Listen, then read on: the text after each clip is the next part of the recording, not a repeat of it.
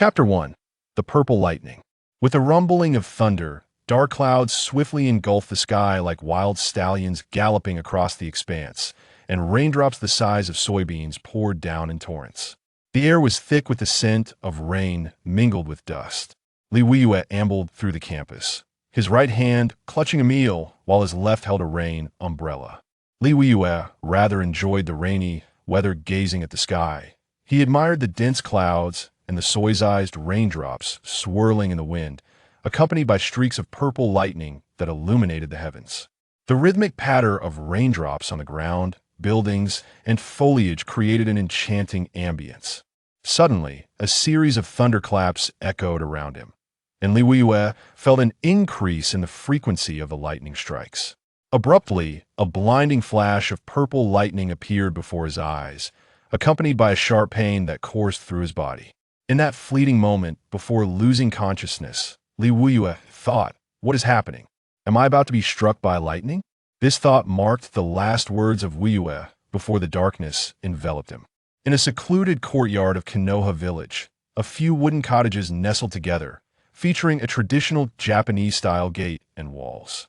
The pale brown wooden materials, paper windows set in wooden frames, and several swaying wind chimes hanging from the eaves of the main house exuded a serene charm.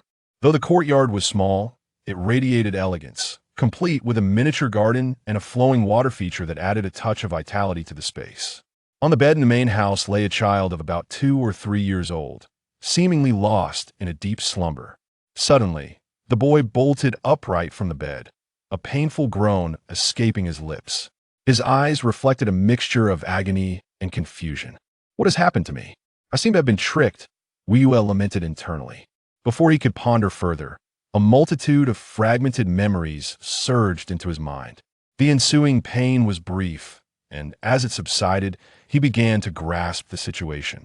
Could it be that the melodramatic plot from a novel has unfolded in my life? I must find an opportunity to verify this, Li Weiyue mused. As he lay in bed, he continued to reflect on the fleeting memories that had flashed through his mind, realizing that he had traversed into the Uchiha clan. His parents had perished while on a mission, and his grandfather had long since passed. Now, he lived with his elder sister, who was 2 years his senior, and their elderly grandmother. By a twist of fate, the boy he had become was also named Uchiha Weiyue. Is this mere coincidence? Li Weiyue pondered silently. In the days that followed, Li Weiyue accompanied his grandmother and sister on strolls around the village, confirming that he had indeed entered the world of Naruto. He observed the bustling shinobi rushing through the streets, the grand and magnificent Hokage Rock, and the streets that felt both familiar and foreign. The Hokage Rock before me only dates back to the 4th Hokage. It seems Konoha has endured the chaos of the 9 Tails, and the 4th Hokage has already met his demise.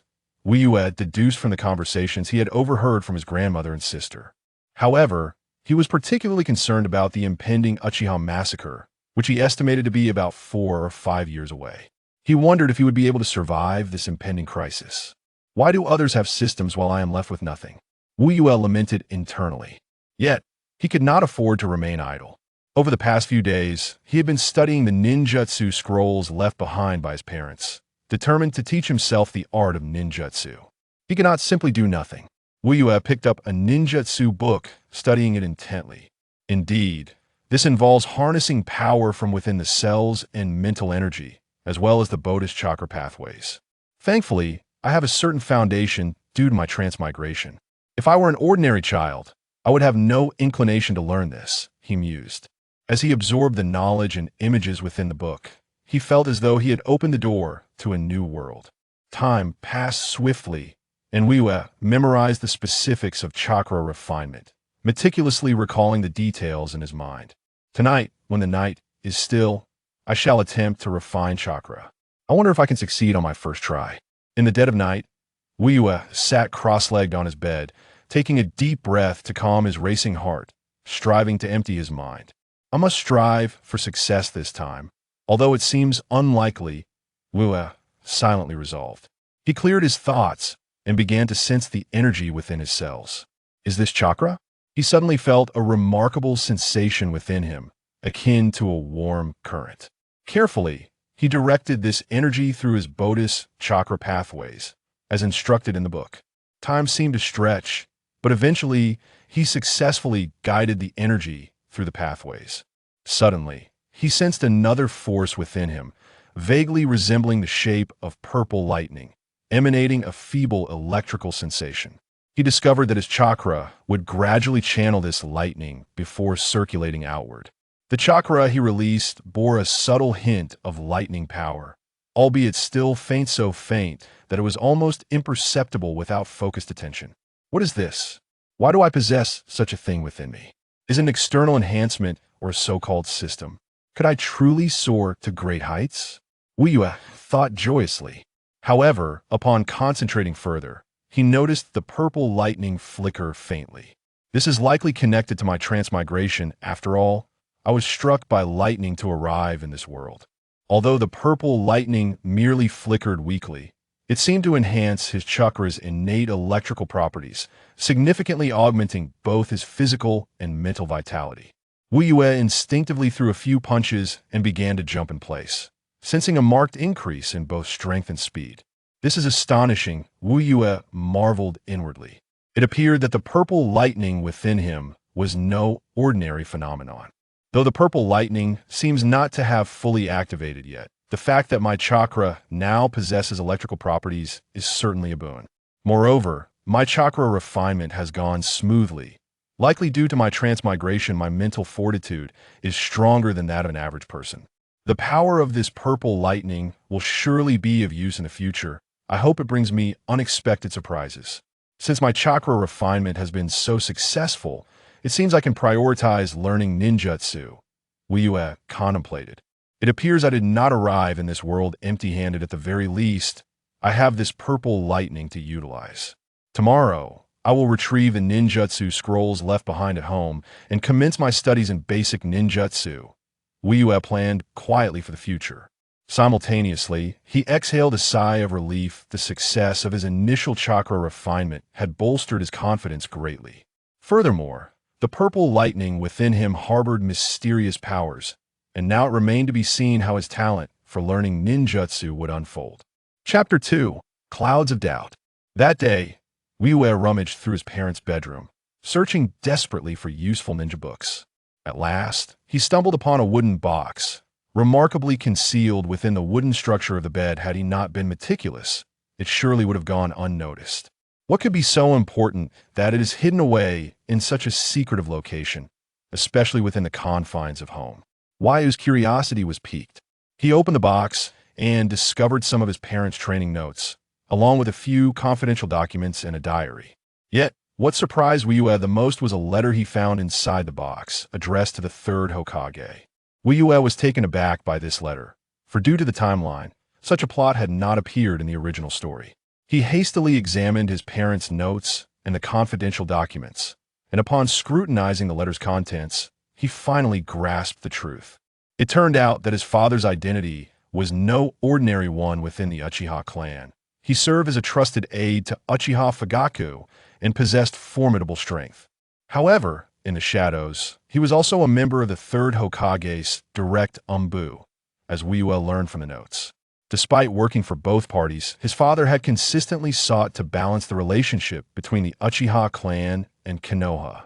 His father had always hoped that their clan could live peacefully in Konoha, and Fugaku was aware of his father's affiliation with the third Hokage Sambu. Yet, he never imposed on his father. Rather, he subtly advised him to refrain from actions that could harm the Uchiha clan. But after reading the letter's content, Wuyue detected a troubling pattern. The letter not only informed the third Hokage of recent events concerning the Uchiha clan, but it also mentioned that his father had been ambushed by umbu operatives upon returning to the village after completing a mission. This revelation shocked Wuyue. It was only after using the Sharingan's Genjutsu to interrogate the assailants that his father discovered they were umbu from the root. Root? Isn't that under Danzo's command? Wuyue sensed the gravity of the situation. The letter concluded with a promise from his father to investigate the matter discreetly, and the notes recorded this incident as well. However, after that point, there was no further correspondence between his father's notes and the third Hokage's letters, It seems highly likely that my father has met with an unfortunate accident, Wiyue conjectured at that moment. This incident must undoubtedly be linked to Danzo, a person with such a dark heart and extreme paranoia and never considers the consequences of their actions, focusing solely on the outcomes. From this perspective, should I survive the day of the Uchiha massacre, it will certainly attract Danzo's attention, Wiyue thought, feeling a considerable headache. The most pressing matter at hand remains my training, and more training. Only by possessing formidable strength can one hope to survive in this world. Wiyue was not overly anxious about his training. Instead, he dedicated some time to carefully rejuvenate his body. Simultaneously, he perused his father's previous training insights, which contained notes on various ninjutsu techniques. He also discovered that he could amass a significant sum of gold coins. Furthermore, his father had left behind a treasure trove of training notes and diaries, filled with numerous ninjutsu techniques, predominantly those favored by the Uchiha clan. Among them were some fire and wind techniques, along with a manual on swordsmanship. I never imagined my father practiced swordsmanship, Wiyue mused, intrigued by the newfound discovery. He realized that this swordsmanship manual held considerable value. Though the techniques within were basic, they were highly practical, and the methods and essentials for training were detailed comprehensively. At the conclusion of the manual, there were 3 lethal moves and a partial treasure map. What on earth is this treasure map? Why is it only half? Wiyue felt a pang of regret. Had he possessed the other half, he could have sought an opportunity to amass a fortune. Alas, it seemed he would have to set that thought aside for now. Aside from his training, he would occasionally accompany his grandmother to work. Due to family circumstances, although Konoha had provided a death benefit, Wiyue's grandmother sought to ensure a better future for him. She worked at a Japanese barbecue restaurant, primarily responsible for chopping vegetables and handling the cash register. Wiyue would occasionally assist with serving dishes and washing dishes. The restaurant's owner was quite kind despite Wiyue being just a child. He was compensated fairly for his efforts. What particularly piqued Wiyue's interest was that working at the restaurant allowed him to interact more closely with Konoha's ninjas, inadvertently gleaning snippets of mission information. This experience also revealed to him that the Uchiha clan was indeed not well liked in Konoha after all. The very existence of the Konoha police force was often met with disdain, compounded by the Uchiha clan's inherent personality traits. I cannot overlook the Uchiha clan's massacre. No other major clans stirred any waves at that time, Wiyue silently pondered. As time flowed by, 3 years swiftly passed. These 3 years felt neither excessively long nor alarmingly short. Throughout this period, Wiyue remained steadfast in his training, and as his chakra increased, he successfully activated the purple lightning within him. However, he did not grow complacent. He diligently persevered in his training.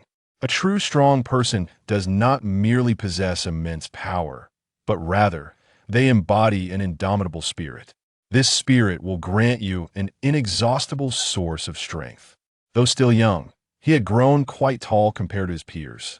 In terms of ninjutsu, although Wiyue had never attended a ninja academy, his advantage as a traveler granted him remarkable self-learning capabilities.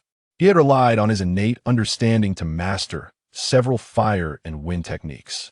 He also self-studied the Chidori and Chidori stream while not yet perfected. They represented advanced techniques within his current repertoire. He had initially intended to practice swordsmanship, but he sorrowfully discovered that he lacked the funds to purchase a sword. Even in Konoha, acquiring a decent blade required a considerable amount of money, and when accounting for his and his grandmother's daily expenses, his remaining funds were woefully meager. He felt too embarrassed to ask his grandmother for money, leaving him in a state of financial deprivation. Just as he was fretting over his finances, a turn of events occurred. One day, while he was training in the courtyard, a sudden knock echoed at the door. Wiyue's home was situated in a rather secluded corner of the Uchiha clan. It was uncommon for visitors to approach them. In the years he had lived there, he had never seen anyone from the clan come to visit his home. However, the arrival of someone now piqued his curiosity. His grandmother approached the door and casually opened it. Standing at the entrance was a figure clad in a ninja outfit, who wasted no words. He glanced at Wiyue and his grandmother in the courtyard, sneering dismissively. The clan's competition begins in 3 days. Don't forget to participate, he remarked before turning to leave.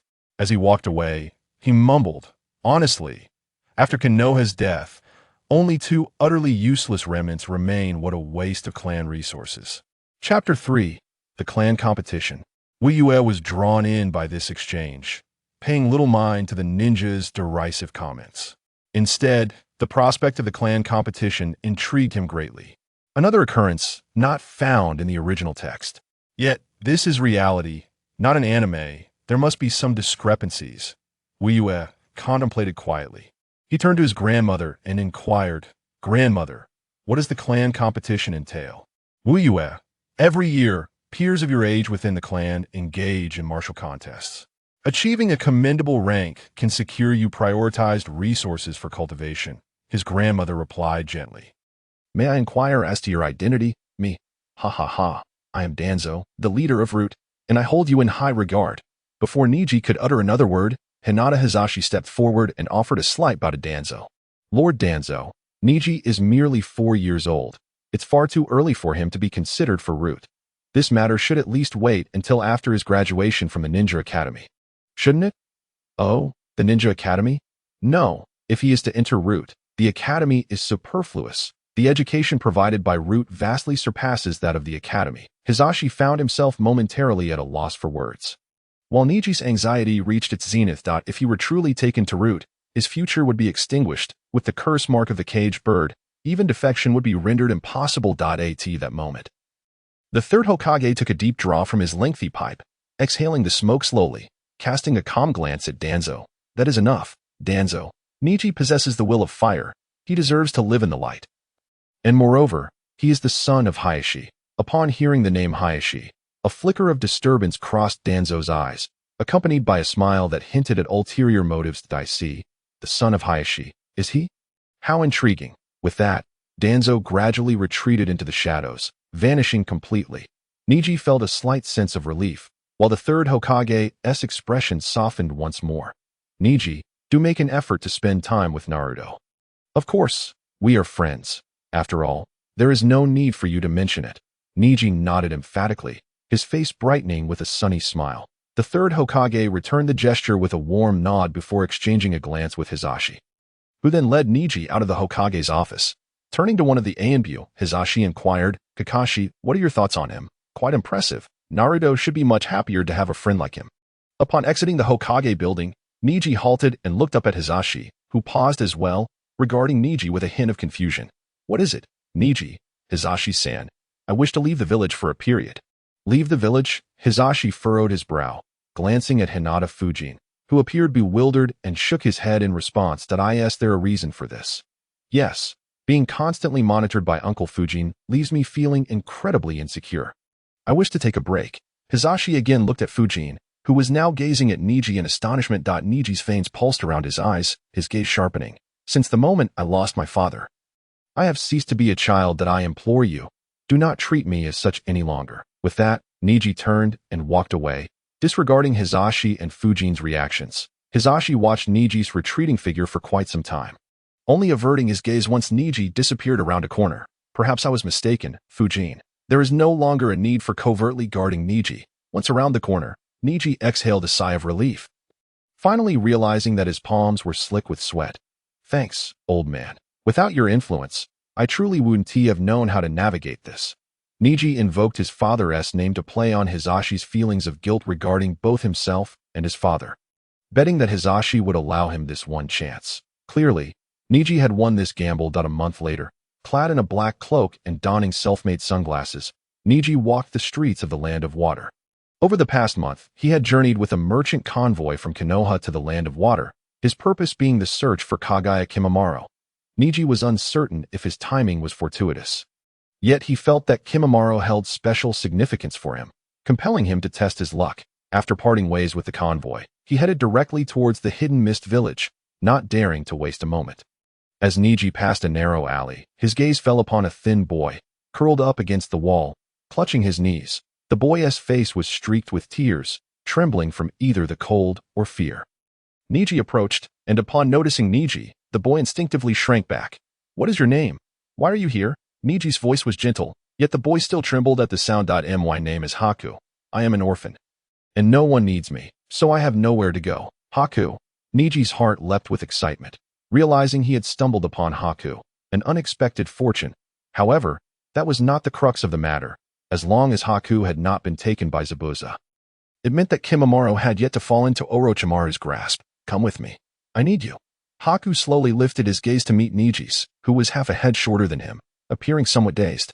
Just then, a low voice emerged from behind Neji. Humph, here you are. Come and become my weapon, little brat.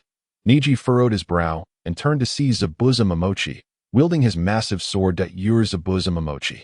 The demon of the mist, aren't you? I'm afraid Haku is already mine. As he spoke, Neji removed his sunglasses, his eyes veins bulging as he fixed his intense gaze on Zabuza, his right hand forming a stance with 2 fingers pinched around a card. Ready for battle. Zabuza paused, then placed his hand on the hilt of his sword. A mere child knows of me. Those eyes must be the Byakugan. Do you understand what it means to utter such words? I want to let you off just because you're a child. Zabuza suddenly drew his sword, but in that instant, Neji hurled the card toward him. Fire style. Great fireball technique. The card transformed into a massive fireball, filling the width of the alley. Zabuza's expression shifted as he backpedaled, forming hand signs in midair, and upon landing, a dense fog enveloped the area. Ninjutsu. Hidden mist technique. You've provoked me, little brat. Zabuza's voice echoed from all directions. Haku looked around anxiously, yet Neji could effortlessly pinpoint Zabuza's position with his Byakugan. Found you. Fire style. Great fireball technique. Neji gathered chakra into another card and hurled it towards Zabuza's location. The brilliant flames illuminating Zabuza amidst the fog. Water style. Water dragon bullet technique.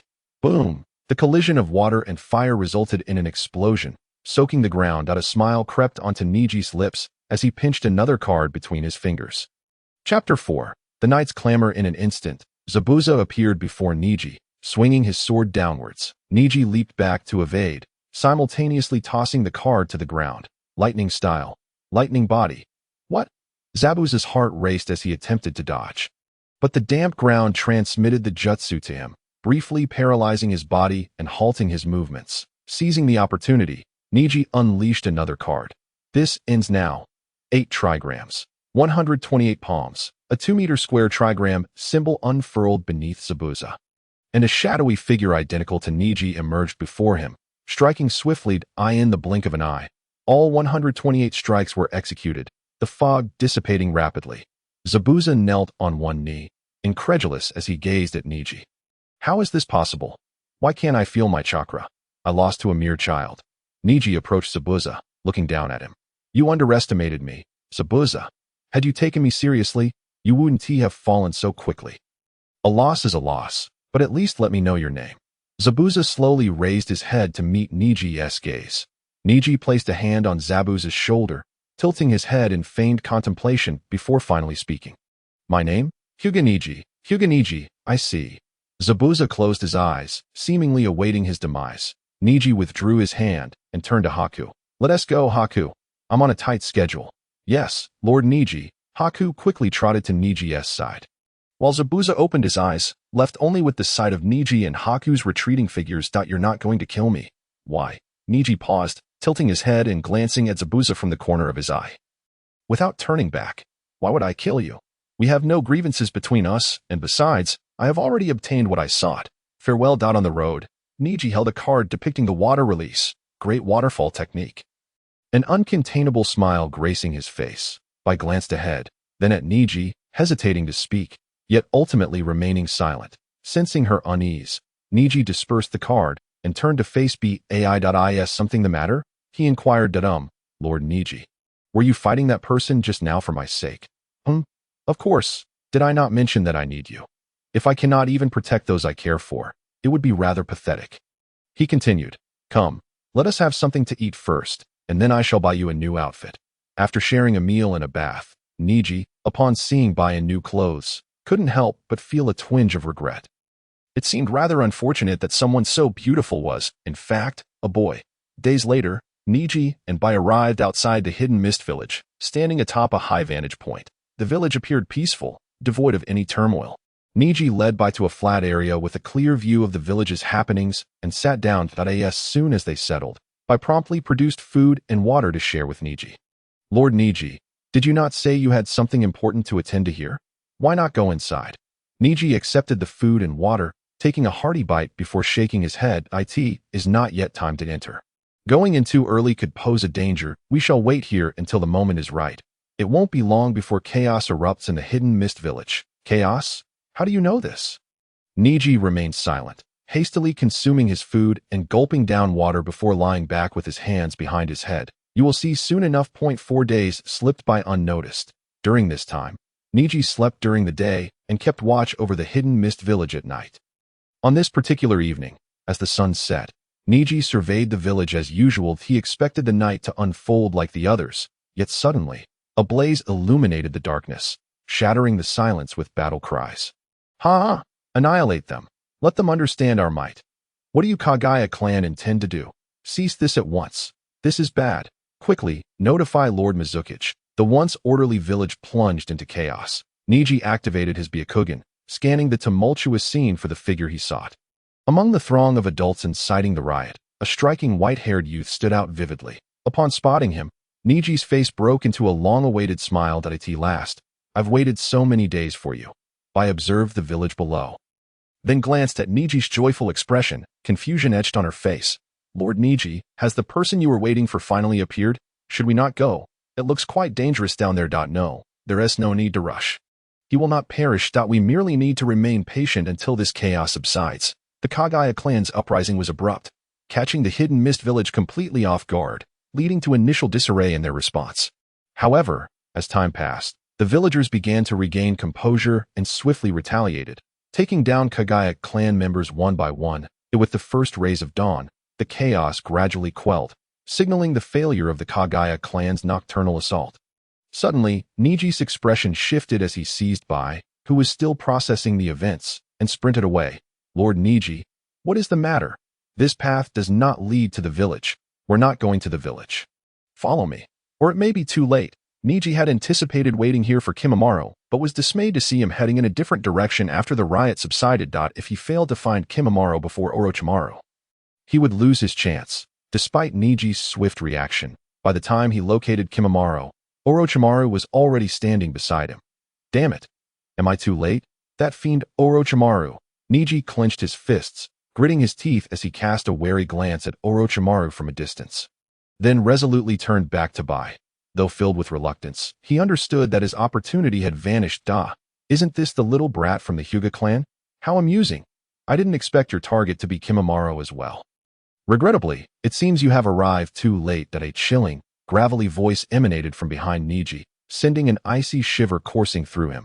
Chapter 5. Confrontation with Orochimaru. Upon turning, Neji beheld Orochimaru's cold gaze fixed upon him. A sinister smile playing upon his lips. In Neji, Bai's complexion drained of color as she trembled at Orochimaru's proximity. Neji positioned Bai behind him, forcing a facade of calm as he met Orochimaru's gaze. Cold Lord Orochimaru, you have frightened my companion. You can maintain such composure in my presence. Truly impressive for one who has defeated the 7 ninja swordsmen. The Hyuga clan has indeed produced a remarkable genius. Neji's pupils contracted sharply, the veins around his eyes swelling as his breathing became noticeably labored. You were there at that time? Orochimaru grinned, extending his long tongue to lick around his lips before retracting it. Indeed, I have a particular interest in your silent ninjutsu. If you are keen on Kimimaro, why not join me? Orochimaru's voice seemed to weave a hypnotic spell, momentarily causing Neji to waver, though he quickly regained clarity. What if I refuse? Refuse? Then we'll see if you possess the capability to do so. Instantly, a chilling intent radiated from Orochimaru. Neji swiftly grasped Bai's collar, exerting all his strength to hurl her behind him. As he turned to confront Orochimaru, unleashing a card, fire release, great fireball technique, the card transformed into a colossal fireball, nearly 5 meters in diameter, engulfing Orochimaru's position. Yet, with his Byakugan activated, Neji could clearly discern that Orochimaru had vanished the moment the fireball made contact. Above, Neji's gaze shot upwards, where Orochimaru was already forming hand signs in midair. Wind release. Great breakthrough. Boom. The once dissipating fireball reignited under the force of the wind, hurtling back towards Neji. Startled, Neji swiftly cast another card. Water Release. Great Waterfall Technique. A massive waterfall, nearly 8 meters high and 10 meters wide, materialized before Neji, dousing the flames and inundating the ground, leaving it submerged under 5 centimeters of water. Haha, you truly are becoming more fascinating. That card must be the secret to your silent ninjutsu. Yes? How did you acquire it? Hidden Shadow Snake Hands. Orochimaru's arm transformed into 5 intertwining snakes, lunging at Neji with blinding speed, leaving him no time to evade. 8 trigrams Empty Palm. Neji unleashed another card, a transparent shockwave obliterating the snakes, showering blood and flesh across the air. Meanwhile, Orochimaru landed, slamming his hands onto the ground. Earth Release. Earth Spear. A sharp, earthen spear erupted from beneath Neji's feet. Anticipating Orochimaru's earth technique, Neji had remained vigilant of his surroundings, and as soon as he detected a chakra fluctuation beneath him, he leaped, the spear missing him entirely. Truly impressive, Byakugan. You continue to surprise me. Orochimaru's excitement only grew as he swiftly darted behind Neji, his mouth agape, aiming for the back of Neji's neck. Without turning, Neji bent down, kicking backwards toward Orochimaru's chin. Orochimaru narrowly avoided the strike, opting to retreat his head. Neji performed 3 somersaults on the ground, creating distance between them, though his breathing became erratic. How disgusting. Do you think this is a child's play? Biting me and injecting me with all that natural chakra. What do you intend to do? Orochimaru, his smile fading, adopted a serious demeanor to achieve such a feat. What is your name? Hyuga Neji. Then, Neji-kun, I shall now engage you earnestly. Orochimaru's arm quivered, and in an instant, it transformed into several serpents that lunged towards Neji. The snakes opened their gaping mouths in midair, each revealing a sharp, elongated sword within. Neji remained unfazed, swiftly tossing another card. Fire Style. Great Fireball Technique. The colossal fireball immediately engulfed the snakes, reducing them to charred remains amidst the inferno. However, Neji did not revel in this victory. Instead, he leaped away just as the ground where he had stood erupted, a massive serpent's head bursting forth. Orochimaru emerged from the serpent's mouth, his body slick with mucus. Charging at Neji. Despite Neji's mental preparation, the sight churned his stomach. The insight granted by the Byakugan was indeed enviable, but as long as my speed surpasses your body's reaction time, your perception becomes irrelevant. As he spoke, Orochimaru closed in on Neji with astonishing speed, leaving no room for a response. Yet, just as Orochimaru opened his mouth to bite down on Neji, a flash of lightning crackled around Neji.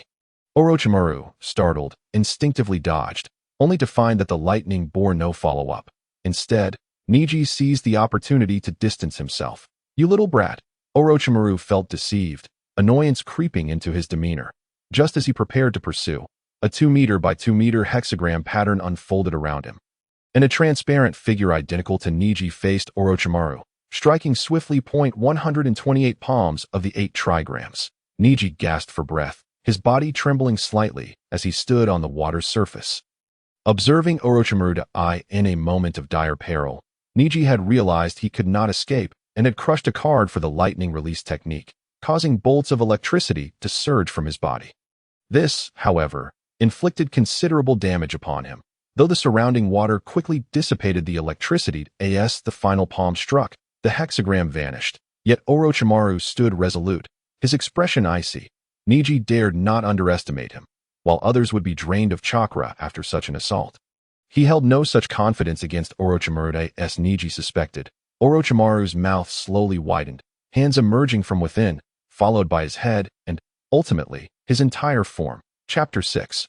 A deal struck that I never anticipated being driven to such a state by a mere child. Neji-kun, you truly continue to astonish me. Orochimaru's voice had taken on a raspy quality. Neji brought his right index and middle fingers together, revealing a card depicting the tailed beast ball between them. Tailed beast ball. Neji cast the card into the air, which twisted and shattered, forming a fist-sized black-tailed beast ball that radiated a menacing chakra. Orochimaru's expression shifted, and he bit into the skin of his thumbs, rapidly forming seals before slamming his hands to the ground. Triple summoning. Rashomon. 3 colossal Rashomon gates, red, green, and blue, erupted between Neji and Orochimaru. In the next moment, the tailed beast ball collided with the red gate. Boom! A deafening explosion consumed everything in its vicinity, followed by a shockwave rivaling the recent wind release breakthrough. Spreading outward, the accumulated water evaporated instantly, and the earth was hurled skyward, transforming into dust. The cataclysmic blast startled even Neji, providing him with a vivid realization of the tailed beast ball's might. The dust settled. The once imposing triple Rashomon gates had vanished, leaving Orochimaru disheveled and panting, his eyes filled with wariness. Neji clenched his hand in the air. Blue orbs of light swiftly converging to form another tailed beast ball card. That a sensation of utter depletion washed over him, as if his chakra had been entirely siphoned away. Truly, it is no wonder that Orochimaru, one of the legendary three Sannin, could summon 3 gates from the depths of hell simultaneously. However, such a feat must have exacted a considerable toll on you. I wonder if you can summon them again. I have another shot ready. With that, Neji flipped the card to reveal its front to Orochimaru, who broke into a cold sweat, his apprehension deepening. Neji smiled faintly and released his grip, letting the card dissolve. I propose a truce. After all, we harbor no deep-seated grievances and need not engage in a life-or-death struggle, do we? Moreover, I sense potential for collaboration between us. What do you think? Collaboration? An intriguing proposition. Do elaborate on your thoughts. A smile graced Neji's face as he glanced toward the distant Kimimaro, who appeared utterly bewildered by the recent fierce battle, standing rooted in place. If I am not mistaken, Kimimaro possesses a rare bloodline anomaly, a condition resulting from the Kagaya clan's genetic lineage. Individuals afflicted by such anomalies seldom live past 25 years. Given that Kimimaro is a remarkable talent, if left unchecked, he may not reach even 20. However, I possess a method to cure his ailment. Orochimaru narrowed his eyes, scrutinizing Neji as if attempting to see through him entirely. After a moment, a smile broke across Orochimaru's face. And what must I offer in return? I do not perceive you as a benevolent soul. Neji-kun. Quite simple. Assist me in looking after Haku, or rather, help me nurture his abilities. Do you refer to that child? Orochimaru turned to gaze in Haku's direction, who appeared even worse off than Kimimaro, having collapsed to the ground. Neji nodded, beckoning Haku over. Indeed, that is him. He is the last survivor of the Yuki clan, endowed with the Ice Shield bloodline, that I hope you can aid in developing his abilities. Of course, I would prefer you refrain from using your vile fangs on him. What do you think of this arrangement? The Ice Shield bloodline, you say? Sounds quite promising. Very well, I accept this deal. However, I am far more intrigued by your true nature. Neji-kun, what secrets lie hidden within your youthful form? Truly captivating. As he spoke, Orochimaru excitedly licked his lips, sending a chill down Neji's spine and causing him to involuntarily twitch to Neji-sama. At that moment, Haku's voice chimed in. He had been approaching Neji while he gestured for him to come over and had heard the entirety of the conversation between Neji and Orochimaru. Neji nodded at Haku, placing a hand on his shoulder and offering a gentle smile. Haku, you are not yet ready to contribute. You must grow stronger. Though Orochimaru is a repugnant individual, he possesses commendable skills in teaching. Be diligent in your studies. Haku bit his lip, his eyes glistening with unshed tears. Yet he resolutely nodded. Yes, Haku will strive to become useful. Good luck. Neji smiled and tousled Haku's hair before turning his attention back to Orochimaru. Then, I entrust Haku to you. That if possible, I hope you can teach him some medical techniques. As Kimimaro can only be treated once his bloodline anomaly manifests, Orochimaru opened his mouth, slowly expelling a scroll that he offered to Neji. With this scroll, you can contact me, should any issues arise. I can also reach you through it. Neji hesitated, eyeing the scroll with distaste before reluctantly taking it into his hands. I hope this doesn't bear your saliva. How revolting. Until we meet again. Neji-kun. Orochimaru bent down and lifted Bai into his arms, swiftly vanishing beside Junmaru in a similar motion, only to disappear in an instant. Neji shrugged, secretly relieved. That was quite a close call, truly. He was one of the legendary 3 ninjas, entirely different from Zabuza. However, Neji gradually clenched his hand, blue light coalescing within it, swiftly transforming into a card, bloodline card, Ice Shield. Once shattered, it is permanently consumed, bestowing the user or another with the Ice Shield bloodline limit. Indeed, the card on Bai's person was the Ice Shield. Since he possessed no ninjutsu, he was guaranteed to acquire the bloodline limit. Regrettably, there was no opportunity to approach Junro. Neji shook his head, dispersing the card in his hand. and hastily departed. A riot had just erupted in the hidden mist village, and with the commotion caused by Orochimaru, the village's ninjas would surely arrive shortly. Thus, Neji needed to leave post-haste. Chapter 7. The Uzumaki Shrine. After distancing himself from the hidden mist village, Neji casually sought out a lodging to rest for an entire day. The following day, he set forth on his journey homeward, though he did not retrace his steps directly, but chose to take a detour to the Land of Whirlpools. The Land of Whirlpools had been obliterated many years prior. Logically, there should be little of worth to seek there. Yet, Neji recalled from the original narrative that Orochimaru had acquired the demon mask within a shrine in the Land of Whirlpools, subsequently donning it to lift the Shinigami's seal.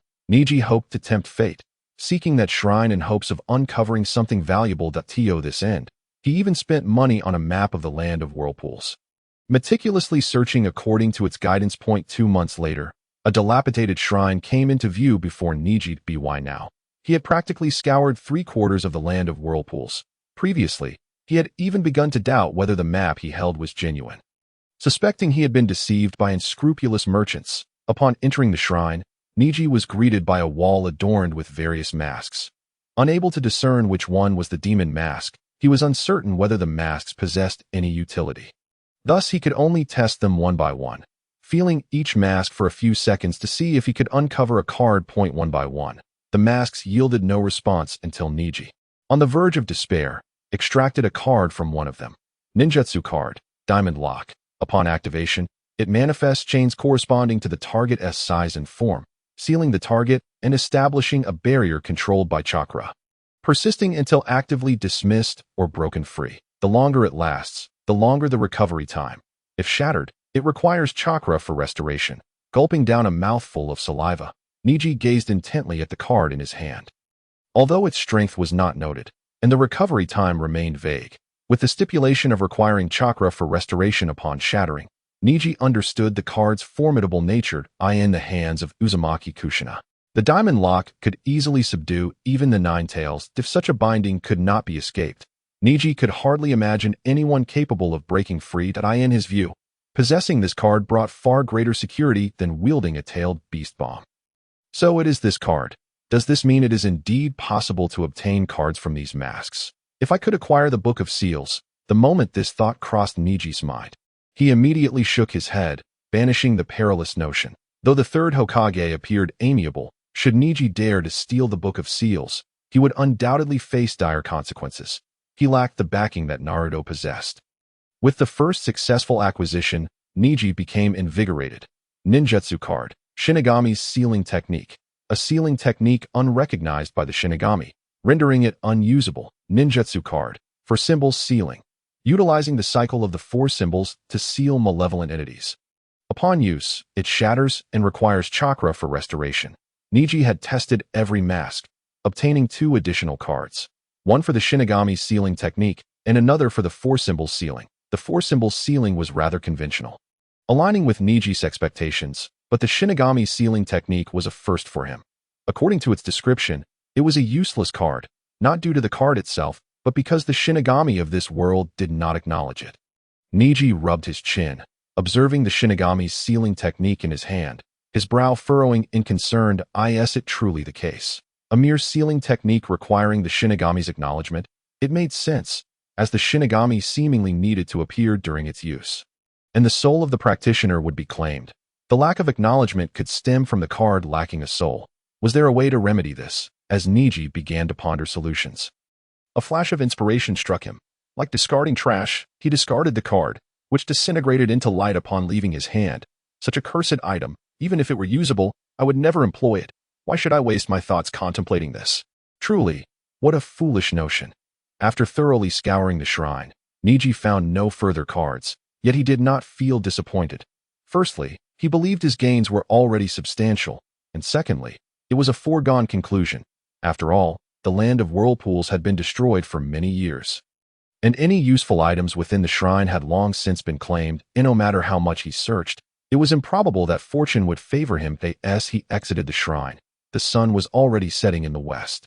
Neji raised his head, shielding his eyes with his hand, peering through the gaps between his fingers at the sun's descent. Should I return now, or wait a while longer? Initially, Neji's plan was to leave the village to find Jumro, then return immediately. Even this detour to the land of whirlpools had been a last-minute decision. Yet now, he had changed his mind. After the battle with Orochimaru, Neji had gained a profound understanding of his shortcomings. Firstly, his chakra was insufficient. Secondly, his body's reaction speed was too slow. Even when his Byakugan detected an enemy's movements, his body could not keep pace. Any one of these deficiencies could prove fatal in combat. Within the village, Neji constantly felt the weight of surveillance. Thus, aside from refining his chakra before sleep, he had scarcely trained.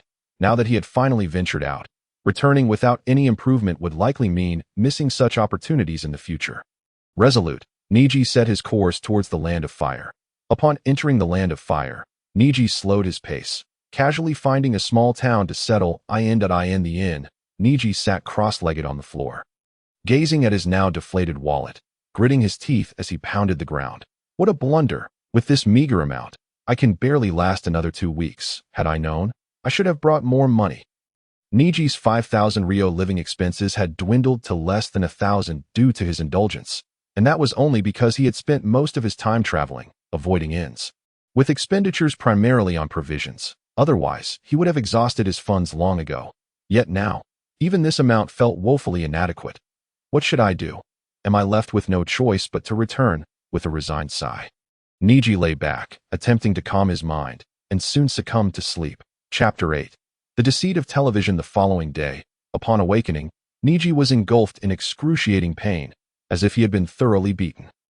Hiss! Neji grimaced, gasping as he struggled to sit up. Was it the result of yesterday's exertions? How could the after-effects be so intense? Why does it hurt so much?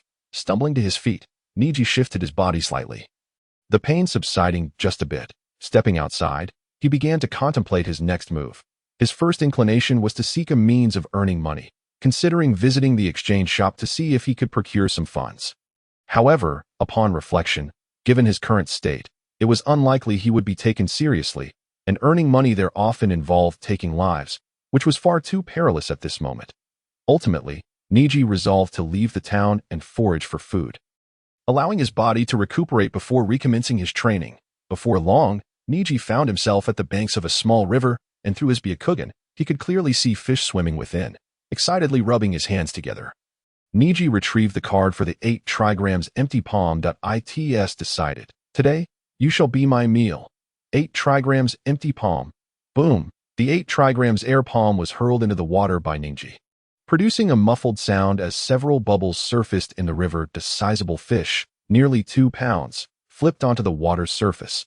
Neji promptly retrieved it, igniting a fire using the Great Fireball technique, and began to roast the fish by the riverbank. Half an hour later, unable to contain his anticipation, Neji took a hearty bite of the roasted fish, only to freeze momentarily, discarding it with a forceful throw, while the fish had emitted an enticing aroma during roasting.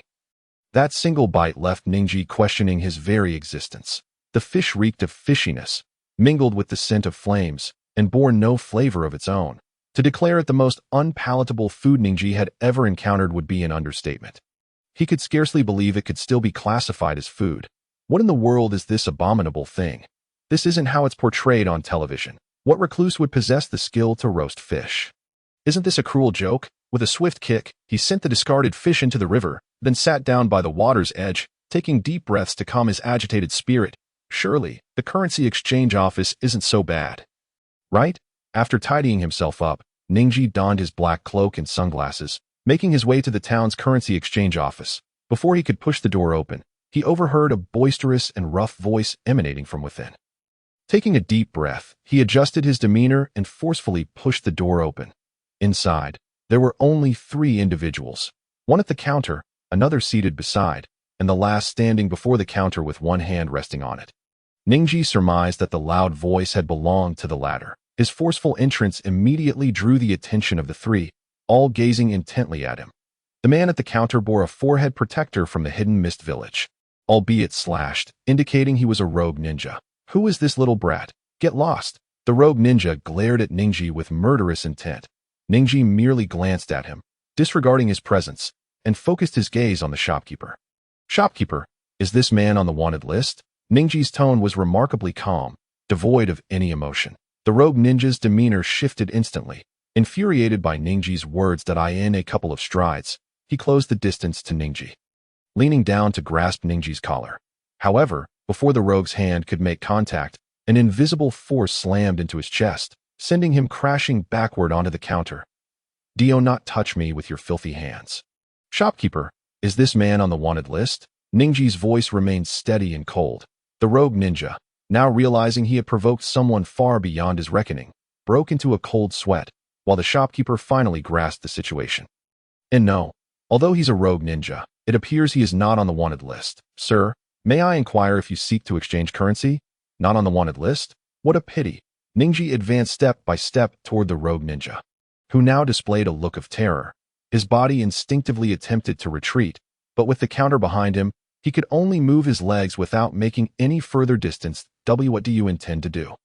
Neji placed his hand upon the rogue's head, uttering no words. The rogue ninja, tense, dared not even breathe. After several seconds, as Neji retracted his hand, a card materialized in his grasp. Ninjutsu card. Wind release. Great breakthrough. Upon activation, the card transforms into a whirlwind that strikes the target. Recovery time, 10 minutes. Can be replenished with chakra. Wind release. Quite impressive. By the way, it seemed you were about to make a move against me. The rogue stammered, unable to articulate a response. Veins protruded around Ninji's eyes, accentuated by his sunglasses, giving him an intimidating presence. "If you wish to live, then bring forth the money. Money? How much do you desire? How much do you believe your life is worth?" The rogue's pupils dilated in fear as he swiftly produced a small pouch from his robes, extending it toward Neji with trembling hands. "This contains 12,000 ryo. It is all I possess. I beg you, spare me."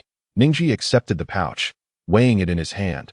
"Begone, and do not let me see you again. Yes." The rogue scrambled to his feet and hastily made his way toward the exit. However, as he brushed past Neji, he began to form hand seals rapidly. A smirk crept onto Ninji's lips. Wind release. Great breakthrough. Wind release. Great breakthrough. The rogue unleashed his technique against Neji, who simultaneously hurled the newly acquired card. Boom! The two wind techniques collided within the currency exchange office, sending chairs flying and the door crashing down. "You little brat, die!"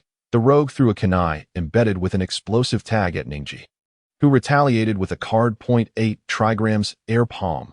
Boom! The invisible shockwave of the 8 trigrams air palm met the kunai, igniting the explosive tag and resulting in a devastating explosion that shattered the already scattered chairs.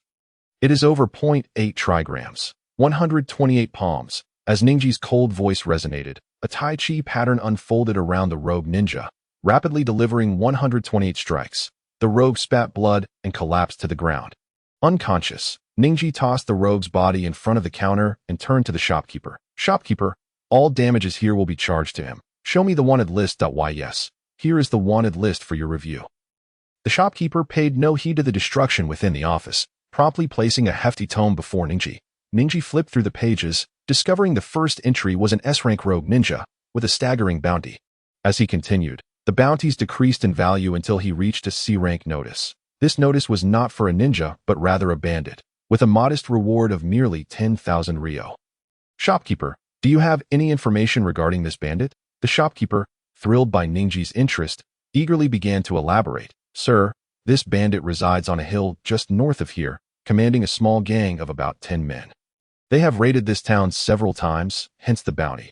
Though they are notorious, their low rank means the reward is modest. Generally, ninjas overlook such low-level targets, resulting in no one taking on this bounty."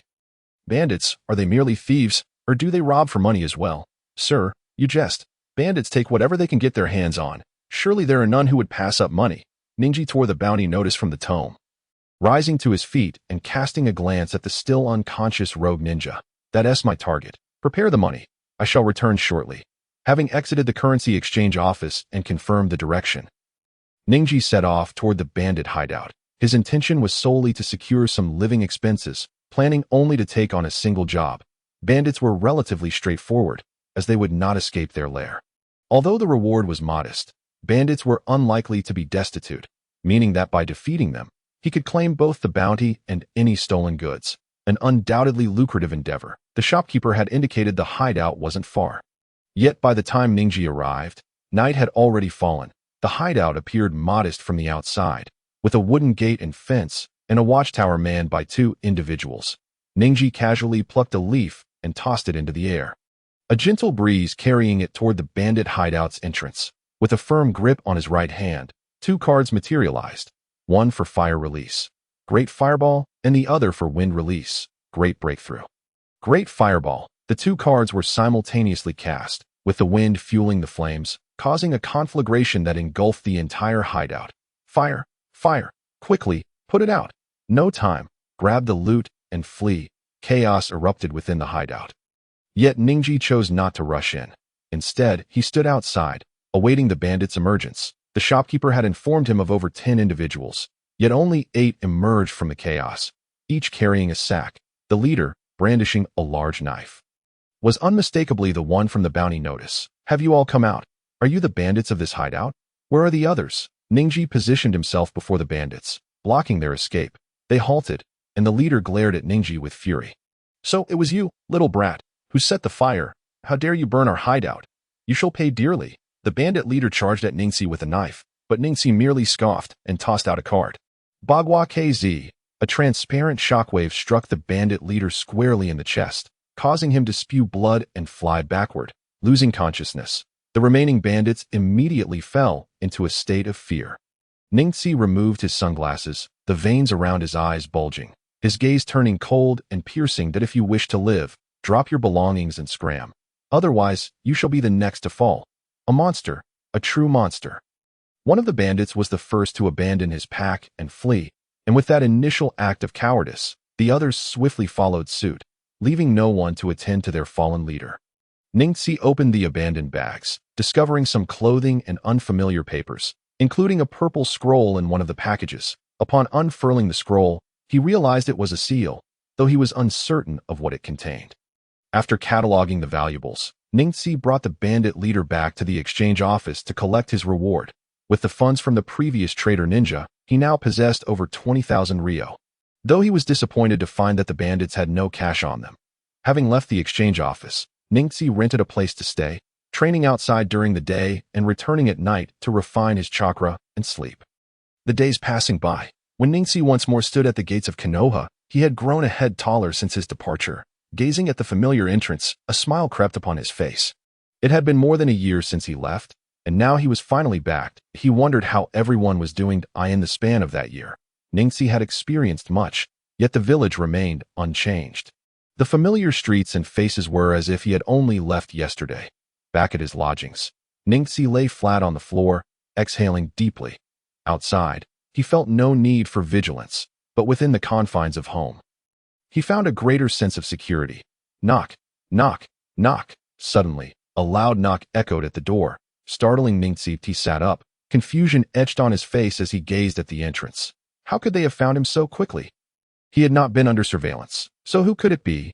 Puzzled, he opened the door to reveal Tian, bent over with her hands on her knees, panting and sweating profusely, clearly having run over in haste.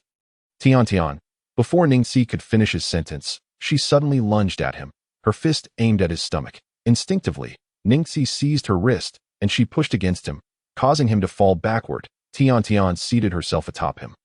Her other hand clenched into a fist, poised to strike his face. Ningxi, feeling a twinge of fear, shut his eyes, but after a prolonged wait for the punch that never came, he opened them to find Tian's eyes swollen and tears streaming down her cheeks. Wait, Tian. What is wrong? Speak to me. You jerk. Tian suddenly punched Ningxi squarely on the nose. Though the blow lacked great force, it stung, and tears welled up from the irritation. Ouch. What are you doing? I just got back. And you're already hitting me. Why not hit somewhere else instead of my nose? You have the audacity to say that. You claimed you would be gone only for a few days. Yet you were gone for so long. Well. Chapter 10. The caged bird and the beast. Ningxi felt a wave of guilt wash over him.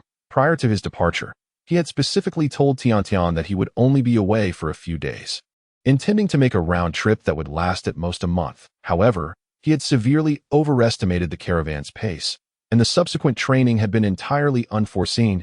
He had almost forgotten about this matter until Tian's words reminded him.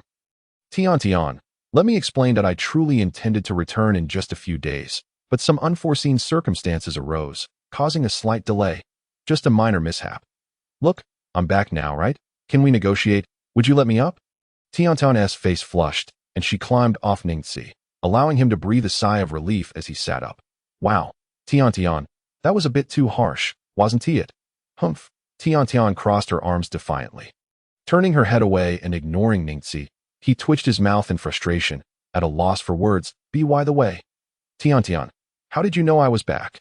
I just stepped inside, and you showed up right after. That's impressive.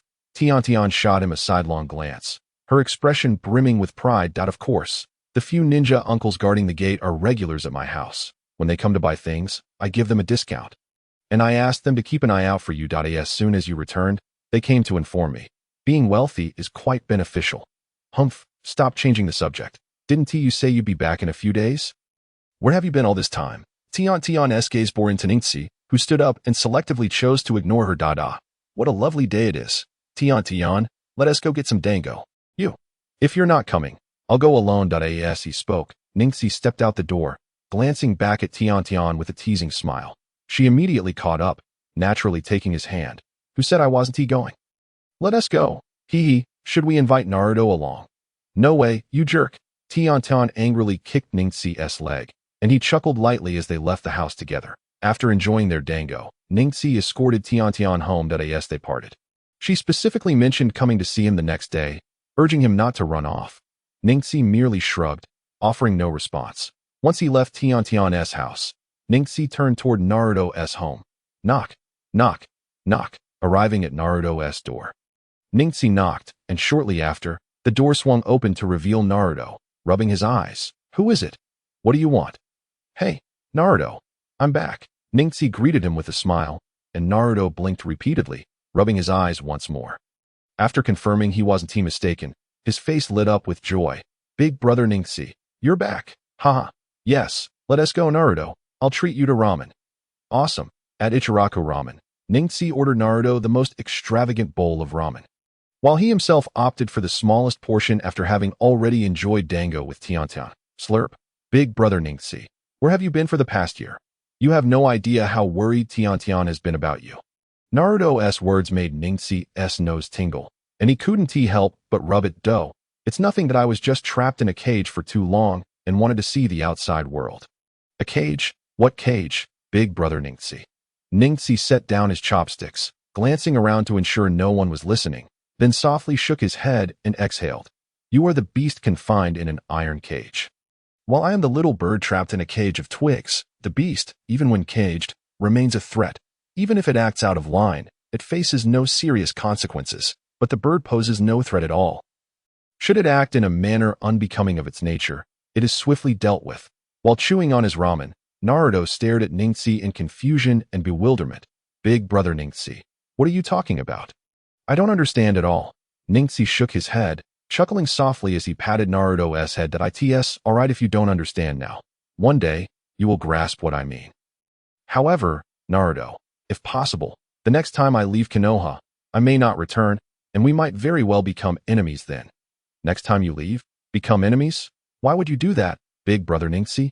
Ningxi took a deep breath, shaking his head again, leaning closer to Naruto to speak in a hushed tone. Naruto, I hope you can promise me that what I tell you today remains a secret after I'm gone. You can tell Tiantian what I just said, alright? Naruto's chewing slowed as he still struggled to comprehend Ningxi's words, but he nodded nonetheless. That I understand. But don't worry, big brother Ningxi. I won't become your enemy. I promise I won't. Haha. Yes, I believe you. After finishing their ramen, Ningxi and Naruto strolled around the village before heading home. Lying on his bed, Ningxi retrieved the scroll he had taken from the bandits, staring at it for a long while before shaking his head and putting it away. TSK. After suffering a blow to his nose, he astonishingly forgot about the incident, undoubtedly due to the excruciating pain of that very punch. Originally, Ningxi intended to present this scroll to Tiantian, who, as an avid enthusiast of scrolls, would certainly grasp its contents with greater ease than he could, even though Tiantian was still young and lacked the ability to decipher it. She could at least take it home to show her parents. However, upon returning home, Ningxi was met with a punch to the nose from Tiantian, causing him to completely forget the matter, only to recall it now as he lay down. Knock, Knock, knock. Another round of knocking echoed, and Ningxi, feeling somewhat impatient, rose from his bed. Who is it?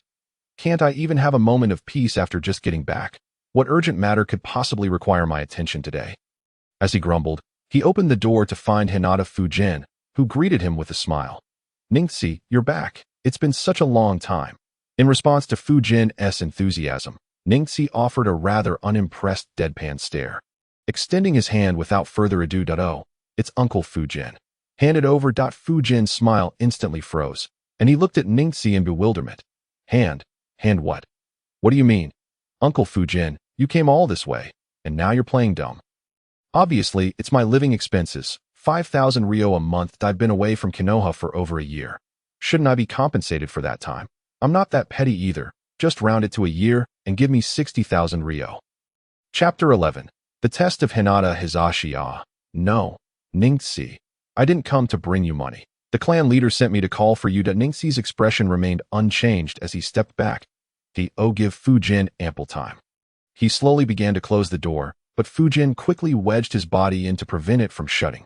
Wait, Ningxi. I'll give it to you. I'll give it. Don't close the door yet.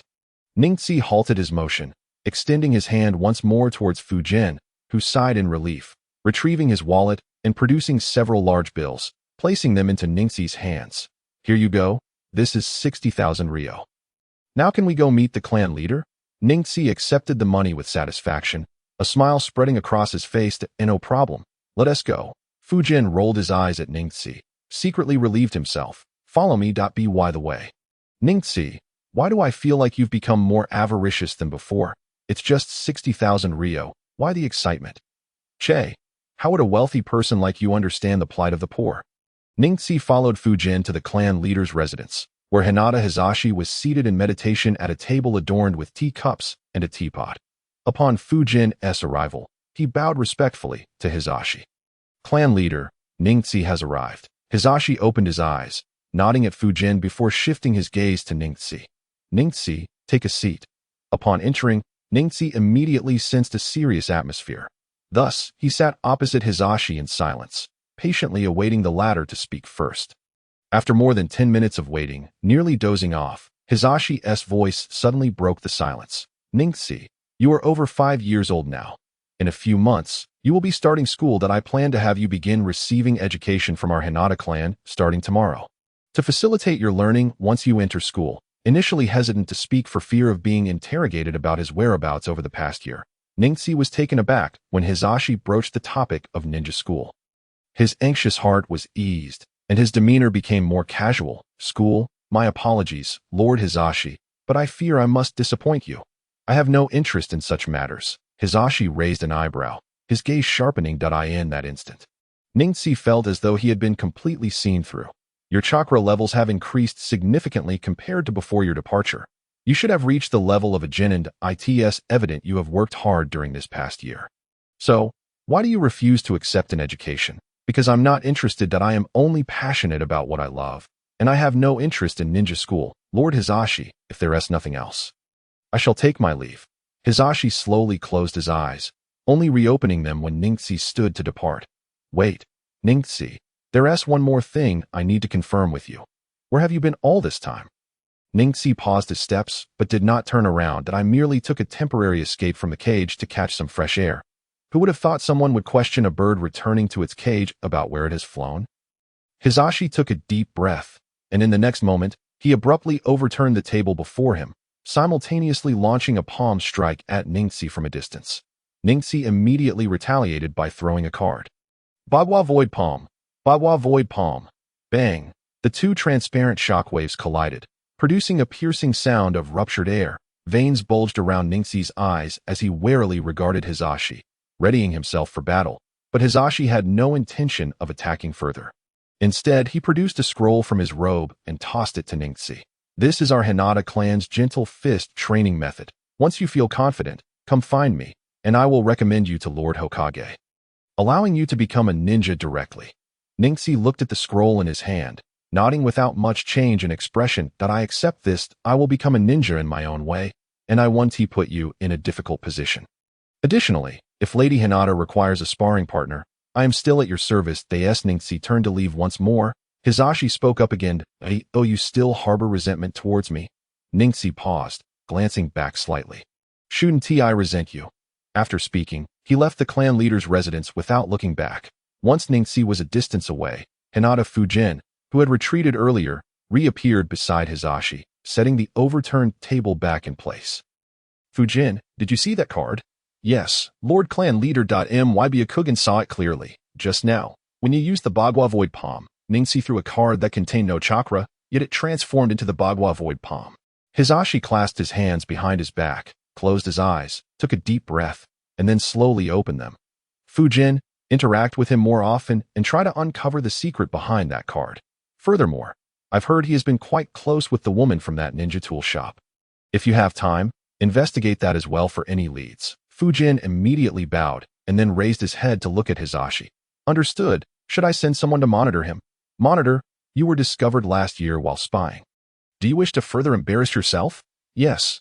Fujin responded and was about to leave when he suddenly recalled something, halting his steps. Lord Clan Leader, there's one thing I forgot to mention. Ningxi seems to have a strong desire for money, which may be related to that peculiar card. Money, you say? I see.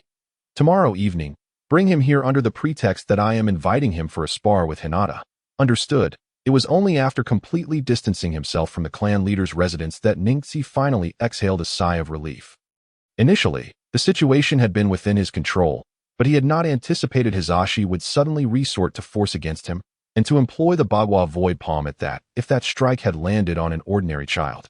It would have been catastrophic. In the heat of the moment, Ningxi's response of using the Bagua Void Palm was not the most optimal solution. Evasion would have been the better choice. However, Ningxi did not dwell on this point too much. His combat relied on cards, so regardless of how well he concealed it, this matter would inevitably come to light, since it was destined to be revealed. It was better to let it happen sooner rather than later, thus sparing him the exhaustion of continued concealment. Moreover, after battling Orochimaru, Ningxi had developed a degree of confidence in his current combat abilities. As long as he did not completely sever ties, he believed he would manage without issue. That a slight revelation might even instill caution in others, granting him greater leverage. Chapter 12. Inspiration for Tian upon returning home. Ningxi eagerly clutched the scroll, waiting to see what card he could extract from it. However, after a full minute of waiting, he still had not procured any card. What is going on? Is this thing a fake? Ningxi, with a hint of disbelief, unfurled the scroll before him. The scroll detailed the techniques of Bagua Kong Zhang, ranging from Bagua Air Zhang to Bagua Lu Shi Zhang, including Bagua Zhang Hui Tian, Bagua Kong Pai Zhang, and various methods for practicing soft boxing. Ningxi did not assume that the scroll contained erroneous practices. After all, he was a member of the Hyuga clan, and in terms of bloodline, he was the nephew of Hyuga Hizashi. Moreover, his father had died in place of Hizashi, making it implausible from any perspective that Hizashi would deceive him with false training methods. Why was it so? Why could one obtain cards from the mask, yet not from this scroll? Damn it, my golden finger doesn't even come with an instruction manual. It's utterly frustrating. With a look of disappointment, Ningxi carefully stored the scroll away and laid down on his bed that he felt no interest in the training methods inscribed upon it. He would rather refine his chakra further, increasing its quantity, which would be more beneficial in battle when he could utilize an additional card. The next day, while Ningxi was still immersed in slumber, he suddenly felt a bright light before his eyes. He opened them a crack, only to be blinded by the glaring sunlight, causing him to instinctively shut them once more. Get up, Ningxi. The voice of Tian rang in his ears, ignoring her. He turned over, presenting his back to her, and pulling the blanket higher to cover his head. Beside him, Tian's expression darkened as she grasped a corner of the blanket and yanked it upward with force. Get up? It's so bright. My eyes are going to be blinded, Ningxi exclaimed, shielding his eyes with his hands, writhing painfully on the bed, only to receive an eye roll from Tian in response. Enough already. The sun has been up for a while, and you're still in bed. Ningxi ceased his charade, sitting up with a fatigued expression directed at Tian. Tian, aren't you the one with the problem? You barged in here this early in the morning and yanked my blanket. That's practically trespassing. Don't even start. I told you yesterday that I would come to find you. Ningxi rolled his eyes and casually handed her the chair from the other side of the bed. Even if you said you'd come, you didn't have to arrive at such an early hour.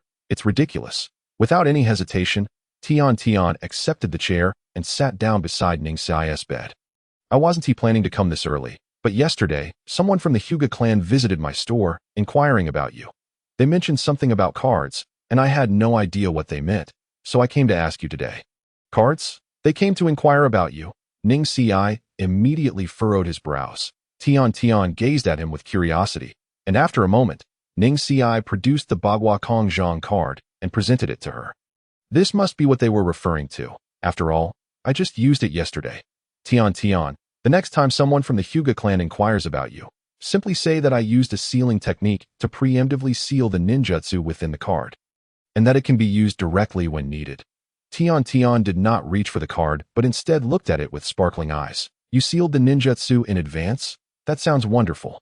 Ning Xi, tell me, if I were to seal the ninjutsu tools within a scroll, could I not then retrieve multiple tools when needed? Tian, you wouldn't. Huh. Ning Xi, you're a genius.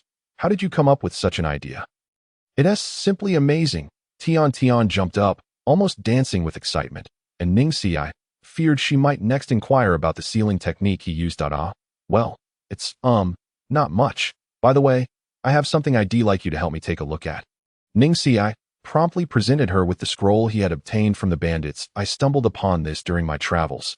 It appears to be a seal, but I have no idea what it contains. Tian took the scroll, opened it, and after fiddling with it for a while, she shook her head, "Oh good, I can't make heads or tails of this. Ning Xi, aren't you able to seal ninjutsu onto cards? Shouldn't you be quite proficient in sealing techniques? Why are you asking me about this?"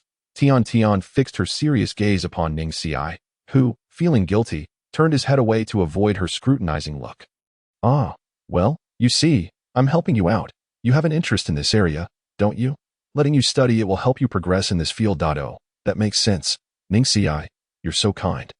At that moment, Ning Xi felt a wave of heat wash over him, his cheeks and ears flushing slightly, making him even less inclined to meet Tian's gaze. It's all right. You can research it. I'll just take a nap. Ning Xi grabbed the blanket that Tian had tossed aside and lay back down, while Tian excitedly clutched the scroll and left, plunging the room back into silence. Ning Xi slept soundly until noon, only awakening when his stomach protested, prompting him to get up and eat. At the clan leader's residence, Hyuga Hizashi stood with his hands clasped behind his back, facing away as he listened to a report from Hyuga Fumian that To seal ninjutsu in advance using a sealing technique. I see. However, to achieve such a level of sealing requires mastery of a very powerful sealing technique, along with high proficiency in chakra control. Can Ning Xi, at just 5 years old, truly attain such proficiency? After finishing his meal, Ning Xi ventured outside for a stroll in hopes of acquiring a few more cards from passersby. Currently, he was particularly interested in wind release and water release. Wind release could be combined with Great Fireball, while water release could complement Earth Walk, although Ning Xi already possessed the Great Waterfall technique. It was rather too loud when used. Ning Xi wandered the streets for the entire afternoon, employing the strategy of approaching any ninja he spotted eating to join them, all the while subtly leaning in or posing questions. Yet, even with this approach, he only managed to obtain a single card throughout the day. Ninjutsu card. Earth Release. Earthly Return. When activated, it turns the ground it touches into a large stone to block physical attacks, with a recovery time of 10 minutes, which can be replenished with chakra. This card appeared to be decent, offering a defensive ninjutsu, which was something Ning Xi currently lacked, yet he recalled that it was merely a C-rank ninjutsu, and the stone it summoned was quite small and thin, likely only capable of withstanding a single fire release attack. In truth, it seemed of little practical use. With that effort, Ning Xi could have simply evaded the attack himself. In summary, it was akin to a useless card, flavorless to consume and regrettable to discard. Chapter 13. Uchiha Itachi Burp. Ning Xi rubbed his round belly and let out a satisfied belch. This method had revealed a feasible point to him. Yet he simply could not eat anymore. The sight of food now made him feel nauseous. Ning Xi, the clan leader has asked me to summon you to spar with Lady Hinata. Hyuga Fumian's voice suddenly echoed behind Ning Xi, startling him, causing a jolt in his stomach that he quickly covered his mouth with his hand to prevent himself from vomiting. Uncle Fumian. Do we have to go now? Could you not wait a moment for me to digest a bit? I'm sure you wouldn't want to see me vomit all over Lady Hinata, would you? Hyuga Fumian scrutinized Ningxiai, eventually fixating on his round belly, unable to suppress a twitch at the corner of his mouth. Ningxia, you're not just in need of money for food, are you? Well, that's part of it. Let us head over first. If you need to rest, you can do so at the clan leader's place. Ningxiai followed Hyuga Fumian to the clan leader's residence. Hyuga Hizashi was still seated in the same spot as yesterday. But today, besides Hizashi, Hinata was also present. Clan leader, I have brought Ningxiai. Hyuga Hizashi nodded silently, and as if receiving a command, Hyuga Fumian bowed and exited the residence. Ningxiai stood in place, awaiting Hizashi's words. After a short while, Hyuga Hizashi rose and took Hinata's hand. Ningxiai, I appreciate your assistance today. Yes, Lord Hizashi. Hyuga Hizashi led Ningxiai and Hinata into the training room, where Hinata promptly activated her Byakugan and assumed a fighting stance. Ningxiai too activated his Byakugan, mirroring her stance. Ningxiai, I'm coming, she shouted, charging at Ningxiai with a flurry of strikes. Rather than dodging or counterattacking, Ningxiai merely defended himself with his hands. Even though Hinata shouted loudly with each strike, Ningxiai could sense that she was deliberately avoiding his vital points and controlling her strength, not exerting her full power. An hour later, panting heavily, Hinata stood in place, her clothes damp with sweat, while Ningxiai also bore beads of sweat, yet his breathing remained steady. Lady Hinata, your movements seem to have become somewhat disordered. If you don't continue your assault, I will retaliate. As he spoke, Neji charged towards Hinata, his hand poised to strike down upon her. Instinctively, Hinata shut her eyes, yet Neji's hand did not descend upon her head. Rather, it halted just shy of 2 centimeters from her brow, ultimately opting to gently caress her hair instead. Hinata opened her eyes, gazing at Neji with a look of astonishment. Neji smiled, shrugged, and turned his attention to Hyuga Hayashi, who regarded Hinata with a hint of disappointment. You should take a break now, Hinata. Yes, father. Hinata dashed out of the training room, while Neji plopped down to rest. Thank you, Neji. Your gratitude won't diminish my disdain for you, but rest assured, I won't direct my animosity towards the innocent. Hinata truly is ill-suited to be a ninja. Hayashi furrowed his brow, unable to resist glancing towards the doorway. You believe Hinata lacks talent. On the contrary, Hinata possesses exceptional potential, yet her kindness is her greatest weakness. Such individuals tend to perish first on the battlefield. Kindness? Hayashi lowered his head, lost in thought, prompting Neji to break into a grin at the sight of him. However, I do have a means to change her. With sufficient hatred, she can transform. For instance, if I were to eliminate you. Neji did not conceal his murderous intent. Hayashi lifted his gaze to meet Neji's, choosing silence as he turned to exit the training hall. Neji shrugged, rising to dust off his clothes before following suit. Initially, Neji had anticipated Hayashi would be angered, yet he was surprised by Hayashi's restraint. Once outside the clan's estate, a card appeared in Neji's hand. Bloodline card. Hyuga clan, shattered to permanently consume, granting the user or another the Hyuga bloodline. This card held little utility for Neji, yet he felt a surge of joy at possessing it, as it could still be used by others. Today is a splendid day. In high spirits, Neji hummed a tune as he made his way home. However, before he could enter, he caught a fleeting glimpse of a figure at the edge of his Byakugan's vision. Instantly, he entered his house and activated his Byakugan. Under its scrutiny, Neji discerned at least 3 distinct chakra signatures lingering near his residence. What is going on? Hyuga clan members, Umbu, or perhaps Root? Neji meticulously analyzed all potential observers, ultimately concluding that Root was the most likely source of the surveillance. The Hyuga clan had likely already gleaned the information they sought, and if they desired further details, Hayashi would have simply inquired directly, negating the need for spies. While the Hokage's Umbu also bore suspicion, their involvement seemed unlikely. Given the Hyuga clan's long-standing alignment with the Hokage, any matters would typically be addressed directly with Hayashi, rendering covert surveillance unnecessary for a mere child. Thus, it was most probable that the culprit was Danzo's Root, a conclusion Neji desperately wished to avoid. Damn, when did I attract Root's attention? Was it the sealing technique? Neji suddenly realized his oversight, a bead of cold sweat forming on his brow. How careless of me to overlook Root. Pretending to be oblivious, Neji lay on his bed, yet his Byakugan remained vigilant, monitoring the movements of the chakra signatures.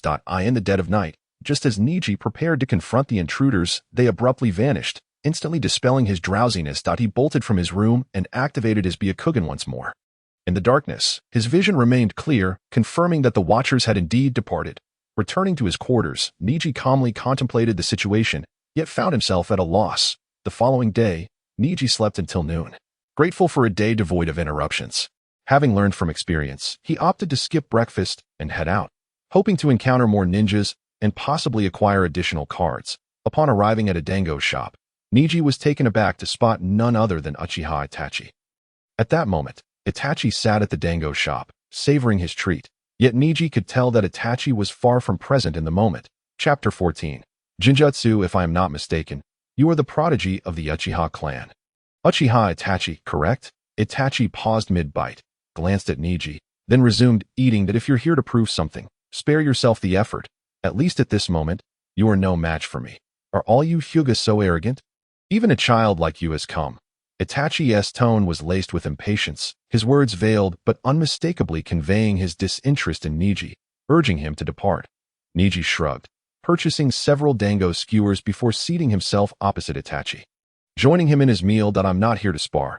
I merely wish to meet the famed Uchiha genius. I am Uchiha Itachi. What is your name? Hyuga Neji. Just as Itachi placed the last piece of dango into his mouth, he stood and exited the shop. Well, we've met now. Is there anything else? Hey, don't be in such a hurry to leave. Neji hurried after Itachi, but Itachi showed no signs of slowing down. I promised Sasuke I would return early to keep him company. Unless there's anything else, please refrain from following me. What the hell? You cold-hearted brother, you're treating me like this just to go back and spend time with your little brother? Fine, then let us duel. Itachi halted, his Sharingan flaring to life as he regarded Neji. I've told you. I have no interest in you. Stop talking nonsense. 8 trigrams air palm. Without hesitation, Neji unleashed an 8 trigrams air palm towards Itachi. However, Itachi did not evade. In an instant, his form exploded into a flock of crows that took to the sky. Neji wasted no time, drawing a kunai and driving it into his thigh, the excruciating pain snapping him out of the Jinjutsu just as Itachi's hand reached for him. Neji leapt away, sprinting into the nearby forest. Itachi, surprised, pursued him closely. Once in the secluded area, Neji swiftly turned and hurled a card at the approaching Itachi. Fire style. Great fireball technique. The card transformed mid-flight into a colossal fireball hurtling towards Itachi. In response, Itachi formed hand seals and unleashed a similarly sized fireball from his mouth. Boom! The two fireballs collided, sparks flying everywhere. Yet Itachi continued forming hand seals, completing them to unleash several basketball-sized fireballs that rained down upon Neji from various angles. Fire style. Phoenix fire technique. Earth style. Earth grasp. Neji tossed a card in front of himself, summoning a massive stone slab nearly 3 meters high and half a meter thick to shield him from the barrage of fireballs. Itachi landed atop the stone slab, and Neji instinctively looked up, only to quickly avert his gaze upon locking eyes with Itachi's Sharingan. How could he fight if he couldn't even meet his opponent's gaze? Itachi's voice resonated from behind Neji. Without turning, Neji swiftly tossed another card to where he had just stood. Lightning style. Ground walk. Visible arcs of electricity spread rapidly across the ground, causing Itachi, who had intended to attack, to leap back. My Byakugan grants me nearly a 360-degree field of vision. Why take the risk of meeting your Sharingan's gaze? It seems you have done your homework. But if you think that's enough to secure victory, you are sorely mistaken. Fire style. Great fireball technique. Itachi formed seals midair, unleashing a fireball towards Neji, who promptly threw 2 cards in response. The first card generated a transparent shockwave that dispersed the fireball, while the second card emitted a brilliant light as it approached Itachi, unfurling into a complex pattern that enveloped him. 0.8 trigrams 128 palms. A translucent apparition, identical to Neji, swiftly struck at Uchiha Itachi before vanishing, causing Itachi to stagger and fall to the ground. Neji felt a surge of joy. However, just as he believed victory was within his grasp, Itachi's form abruptly transformed into a flock of crows, and he sensed a chilling sensation at his neck. The next moment, the scene before Neji began to distort, and he realized he had inexplicably returned to the stone slab created by Suji. Uchiha Itachi had already placed a kunai against Neji's throat. An icy dread washed over Neji, a feeling he had never experienced even during his battle with Orochimaru. Jinjutsu? When did this happen? The instant you instinctively looked up and met my gaze. You exhibited remarkable strength. Had we been of the same age, you would undoubtedly have defeated me with ease. Alas, you are still too young. Uchiha Itachi retracted the kunai, his demeanor softening, and although Neji had known from the outset that Itachi would not take his life, his heart continued to race. Truly, Uchiha Itachi was the foremost genius of the Uchiha clan, excelling in both ninjutsu and jinjutsu. Itachi let out a wry smile, as if mocking himself. It's surprising that the Uchiha clan employs fire release. Conversely, you, as a member of the Hyuga clan renowned for taijutsu, astonishingly wield fire, earth, and lightning release. And throughout our encounter, I have yet to see you perform hand signs. Despite utilizing so many ninjutsu, your already limited chakra has diminished by less than a tenth. Itachi's words seemed to praise Neji, yet with each utterance, Neji grew increasingly wary of him. Are you exaggerating? How could you notice so many details in such a brief skirmish? You can't be that old. Can you? Me? I'm 10 years old this year. You? I wasn't inquiring about your age, and I already know you are 10, Neji muttered under his breath, but Itachi seemed to mishear him and leaned in closer. What did you say? Nothing, nothing. Please, don't come so close all of a sudden. It frightens me. Uchiha Itachi tilted his head in confusion. Why? Afraid of me? Did you not assert at the outset that you wished to challenge me? Itachi's words ignited Neji's temper. How dare you say that? I initially stated I wanted to be friends, yet you responded with such icy indifference, as if I owed you a fortune, had I not proposed a duel. You would likely have already returned home. Chapter 15. Transcription Sealing Rite. I promised to return early today to play with Sasuke. I must take my leave. Oh no. In his urgency, Neji instinctively slapped his thigh, only to strike the very spot where he had wounded himself with the kunai, causing him to gasp in pain. Uchiha Itachi glanced at Neji's thigh and retrieved a small vial from his pouch, offering it to Neji. Here, this is a medicine for your wound. It works wonders. You have a bit of conscience after all. Neji snatched the medicine from Itachi's hand and sat on the ground, rolling up his pant leg. However, as he examined his wound and the medicine in hand, he hesitated for quite some time before sheepishly looking at Itachi. How do I use this? I don't know how. Sigh. Uchiha Itachi sighed lightly, withdrew a roll of bandages from his pack, and squatted next to Neji to begin dressing his wound. Initially appearing somewhat impatient, Itachi's movements were meticulous and careful as he bandaged Neji's injury. A few minutes later, once the bandaging was complete, Itachi placed the medicine in Neji's hand and tucked the bandages away. It's all set. Keep that vial for later. I'm off now. With that, Itachi promptly turned and left in haste, seemingly anxious to avoid being called back by Neji. This time, Neji did not call out to Itachi. Instead, he rubbed his hands together in excitement, extending his palms as a flickering blue light began to gather and gradually formed into a card. Gulp. Neji could not help but swallow hard, holding his breath as he stared intently at the card. However, when the card fully materialized before him, his expression soured as if he had tasted something foul. Special card, Transcription Sealing. This card allows one to seal another card in advance and establish conditions. When the conditions are met, the sealed card is activated automatically and cannot be destroyed by external forces. Once activated, the card shatters, with a recovery time of 3 months, and cannot be expedited with chakra. What is this rubbish? Transcription Sealing. He is only 10 and already knows this. Damn it. Neji felt a tightness in his chest. Unable to exhale or swallow it, he recalled Itachi using transcription sealing twice in the original story. Once to seal Shirsue's eyes, activating the Kodoeme Tsukumi when Naruto glimpsed his Manjiki Sharingan, allowing Itachi to escape the control of Edo Tensei. The second time was during his climactic battle with Sasuke, sealing Amaterasu in Sasuke's eyes, to be triggered when Sasuke looked into Obito's eyes, nearly resulting in Obito's demise. This was undoubtedly a formidable jutsu. Yet for Neji, it was utterly useless. His cards already possessed a semblance of transcription sealing properties. He could discard them at will without needing to seal one into another. It was akin to pulling down one's pants to fart. Moreover, the recovery time for this card was an outrageous 3 months, and one could not use chakra to hasten it. Oh heavens! Why must you treat me this way? With so many Jinjutsu at your disposal, why not grant me just one? If not, a fire release would suffice. What use is this item to me? The more Neji stared at the card, the angrier he became, and he threw it to the ground. Yet after a moment, he retrieved it with his right hand. Well, at least I can use it to fool others. It aligns with my previous claim of using a sealing technique for cards. This should help me maintain my ruse. Neji consoled himself, but suddenly recalled something and summoned the card for the four symbols sealing technique into his left hand. His mouth twitched as he tossed the transcription sealing card away once more. I already possess sealing techniques. Isn't the four symbols sealing superior to this junk? Neji dragged his exhausted body home and collapsed onto his bed, staring blankly at the ceiling, feeling as though everything had lost its significance. Itachi, were you simply bored and looking for trouble? Why learn transcription sealing now when it serves no purpose? Where on earth did you acquire such knowledge? I'm so frustrated. Ugh, Neji pounded his chest in exasperation on the bed, inadvertently jarring his wound, the sharp pain causing him to grit his teeth and gasp again.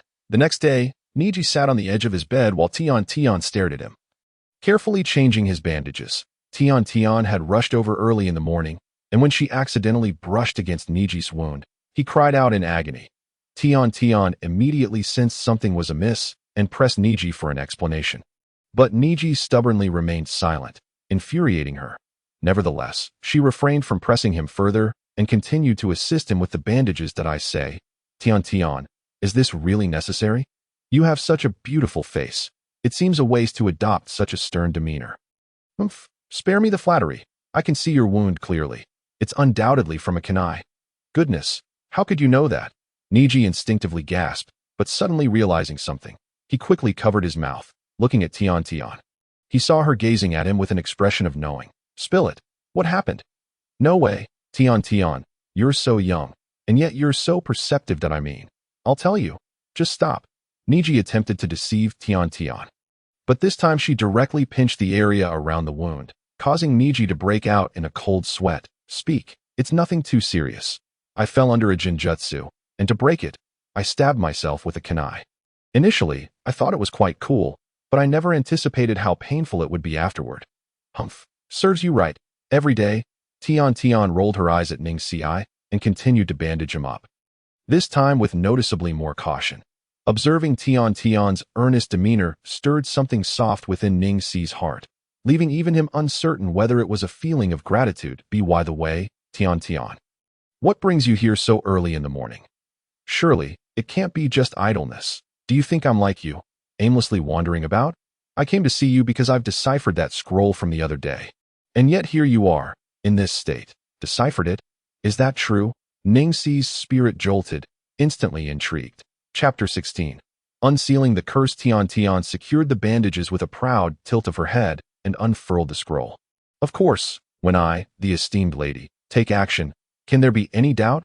Watch closely. With deft hands, she formed two seals and pressed her palms against the scroll's seal. Unseal. Boom! As Tian shouted, a cloud of smoke erupted from the scroll, revealing a black iron rod, about a meter long. The moment the rod appeared, Ningxi sensed a distinct chakra surge from all around, converging towards the rod. Byakugan.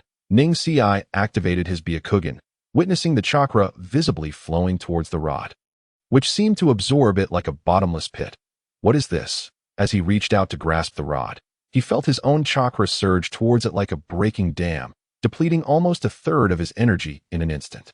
Startled, he quickly withdrew his hand, and Tian immediately formed seals to press her hands back onto the scroll. Seal. Boom. The rod was confined back into the scroll, and the swirling chakra finally subsided. Ningxi, do you know what this is? Ningxi shook his head, still somewhat shaken. I don't know. I stumbled upon this by chance. However, I can ascertain that it must be something valuable, since you've unsealed it.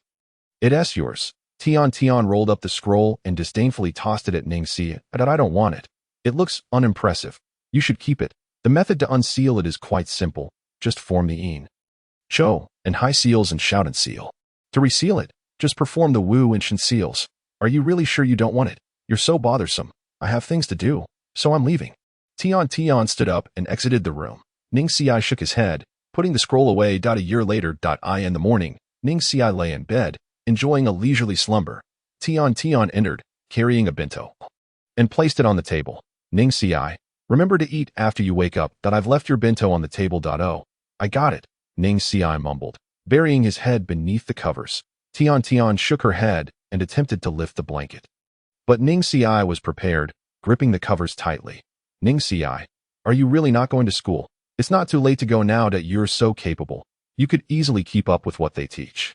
I've told you countless times, I have no desire to attend that wretched school. Tian, if you don't leave soon, you'll be late. I must go. Tian shrieked, dashing out the door. Ning Xiai pulled the covers off his head, glanced at the bento on the table, smacked his lips, yawned, and got up. After finishing his meal, Ning Xiai stepped outside but chose not to head to the streets. Instead, he turned into a narrow path that led to a forest. At the edge of the forest, Itachi leaned against a tree, eyes closed in contemplation. As soon as Ning Xiai arrived, Itachi opened his eyes. You're quite late. Didn't we agree you'd come here this morning? Ning Xiai, unfazed by Itachi's complaint, feigned surprise as he looked up at the sky. Has it turned noon already? You, I hear, are determined not to attend the ninja academy? Ning Xiai shrugged and sat on a stone beside Itachi. What can they teach me in a place like that? What is so appealing about it? But you, a busy member of the Umbu, have summoned me today. Surely it's not to persuade me to attend school. Itachi shook his head, a flicker of melancholy in his eyes as he crouched beside Ning Xiai. I wanted to ask you something. Which do you think is more important, family or village? Huh? What kind of question is that? Can I choose neither? But since you've asked, let me guess what is happening. You've now joined the Umbu, and your Uchiha clan is rather restless. If I'm not mistaken, you're preparing for something significant, aren't you? Itachi's expression shifted slightly as he nodded without answering. Ning Xiai crossed his arms behind his head, leaning against the tree trunk, a smirk playing on his lips. This village appears magnificent on the surface, yet beneath lies a nauseating darkness. Itachi, there are some things you cannot change. With his eyes closed, Itachi fell into deep thought. When he opened them again, they had transformed into the Sharingan. Perhaps I have discerned what I must do. Ning Xiai, I may not have much spare time to spar with you in the future. Ning Xiai stood, shrugged, and turned his back to Itachi, waving his hand that you're not a pretty girl. So if you don't have time, then so be it. If there's nothing else, I'll head back to bed. Farewell. Since Ning Xiai first encountered Itachi during their sparring, he had taken to seeking him out for practice. Over time, Itachi began to approach Ning Xiai to test new jutsu, and their friendship solidified through countless battles. Ning Xi's strength became apparent to the village, leading them to largely overlook him, even as he reached the age for schooling. Typically, Ning Xiai spent most of his time refining chakra, occasionally venturing out to see if he could obtain cards. Damn you, Sasuke. Today, I will definitely defeat you. Humph, with your skill, it would take you 100 years to win against me. As Ning Xiai strolled past a clearing, the sounds of two arguing voices reached his ears. Turning his head, he saw Naruto and Sasuke in a standoff, tension palpable as if they were about to clash at any moment. Ning Xiai approached slowly, and upon seeing him, both Naruto and Sasuke immediately turned their attention to him. Ning Xiai, big brother, please help me teach this dead fish face a lesson. You're the dead fish face, Sasuke retorted. Ning Xiai, brother, help me deal with this little yellow hair. Ning Xiai sighed, rubbing his forehead in exasperation. Shaking his head, he stepped between Naruto and Sasuke, placing a hand on each of their heads. What are you two arguing about now? You'll both be attending school next year, and you might even end up in the same class. It's not good to fight like this. Naruto was the first to explode, shrugging off Ning Xi's hand. Humph, who wants to be classmates with this dead fish face? Sasuke, too, shrugged off Ning Xi's hand. Glaring at Naruto, that I certainly don't want to be classmates with this little yellow hair. Ning Xiai was utterly taken aback by the animosity between Naruto and Sasuke, while Naruto was somewhat manageable. Sasuke was wholly unyielding, refusing to heed any advice. Chapter 17. Bridging the gap. Ning Xiai's acquaintance with Sasuke stemmed from a time when Itachi had brought Sasuke along to test new jutsu with Ning Xiai. Observing Ning Xiai's equal footing with Itachi left Sasuke in awe of his abilities. Given that Ning Xiai and Sasuke were only a year apart, Itachi was keen to see them become friends. With the term little yellow hair being coined by Ning Xiai himself, I say, you two, enough already. Come on, I'll treat you both to ramen. Humph, dead fish face, I'm only letting you off because of Ning Xiai. Big brother, little yellow hair, today, Ning Si, brother, is advocating for you. But next time, you won't be so lucky. Even as they followed Ning Si to the ramen shop, Naruto and Sasuke continued their verbal sparring. Ning Si quietly shook his head, choosing not to engage further as he enjoyed his meal. After finishing, Ning Si first escorted Naruto home before taking Sasuke back. Upon entering the Uchiha compound, a group of people nearby began to whisper and point, and Ning Si could clearly hear their comments. Hey, isn't that someone from the Hyuga clan? What is he doing in our Uchiha compound? Shoo, keep your voice down. I've heard that person is a genius from the Hyuga clan. Despite his young age, he can hold his own against the clan leader's son, Itachi. What did you say? That can't be true, can it? That individual appears to have only just entered the ninja academy. Does he not? How could he possibly be compared to the prodigies of the Uchiha clan? Sasuke, holding Neji's hand, listened to the surrounding murmurs with a hint of trepidation, glancing up at Neji, who remained unperturbed. As if he had not heard a word. Before long, Neji and Sasuke arrived at the entrance of the clan leader's residence. Well then, Sasuke, we have arrived home. You may enter by yourself. I shall not accompany you. All right. Thank you, brother Neji. Farewell. Sasuke waved at Neji before dashing inside. Neji smiled and prepared to turn away, but just then, a voice more commanding than Hayashi Hyuga's resonated behind him. Is that you, Neji? Now that you've arrived. Won't you come in for a moment? Neji halted, turning back to find Uchiha Fugaku standing at the doorway, a smile adorning his face. Neji promptly bowed slightly in respect. Lord Fugaku, as a member of the Hyuga clan. It is already quite presumptuous of me to visit the Uchiha stronghold. I truly cannot impose further. Haha, come inside. I have often heard Itachi speak highly of you, the genius of the Hyuga clan. Then I shall intrude. Neji followed Uchiha Fugaku inside, and as soon as he sat down, Uchiha Mikoto emerged with tea, placing it on the table. Once they entered, Fugaku ceased to speak, and Neji was unperturbed, lifting his cup to sip at his leisure, showing no hesitation. After about 10 minutes, as Neji began to feel the urge to relieve himself, Fugaku finally broke the silence. Neji, Itachi mentioned that you are a very dependable individual. Oh, is that so? Itachi is quite reliable himself. Such words are not easily spoken by just anyone. Haha. Fugaku chuckled lightly, taking a sip of tea, but then his expression grew serious. Neji, I've heard that you are reluctant to attend the ninja academy. Might I inquire why? Do you not desire to become a ninja of Konoha? On the surface, Fugaku's words seemed to express concern for Neji, but in an instant, Neji discerned the underlying implications, his veins protruding around his eyes as his countenance turned equally grave. Lord Fugaku, surely your eyes have perceived the darkness that shrouds this village. Those eyes of yours, even more potent than Itachi's. The Fugaku's pupils constricted sharply, his eyes transforming into the three-tomo Sharingan of the Manjiki. Indeed, as expected of the Byakugan, to perceive so swiftly. This is the Manjiki Sharingan, far more formidable than the common Sharingan, a power awakened only through true suffering. Rather than be intimidated by Fugaku's Manjiki Sharingan, Neji became even more composed than before. If I am not mistaken, you wish to win me over, do you not? To lay your cards on the table so openly, your sincerity is quite remarkable. Yet, I cannot help but wonder, do you truly need to go to such lengths for someone as insignificant as me? Itachi holds you in very high regard. Is that so? I would like to know. If I were to decline, would I still be able to leave here safely? Having learned from numerous battles, Neji deliberately avoided Fugaku's gaze, and a hint of a smile appeared on Fugaku's otherwise serious face. Of course, even if you refuse me, I trust you will not betray the village, for your heart does not reside within it. Truly, you are a clan leader. I appreciate your kindness. However, I must apologize, for I am merely friends with Itachi. If you desire my assistance, you should make good use of Itachi. With that, Neji rose to his feet, and Fugaku's eyes returned to normal as he stood as well, calling into the room, Sasuke, Neji is leaving. See him off? Yes, father, Sasuke responded, hurrying out. Neji offered a slight smile to Sasuke. Thank you, Sasuke. To Neji and I. Won't you stay for a meal? Mother has prepared something delicious. Ha! Is that so? What a pity, but I have matters to attend to. So I fear I cannot stay for dinner. Sasuke escorted Neji to the door, and perhaps at Fugaku's behest.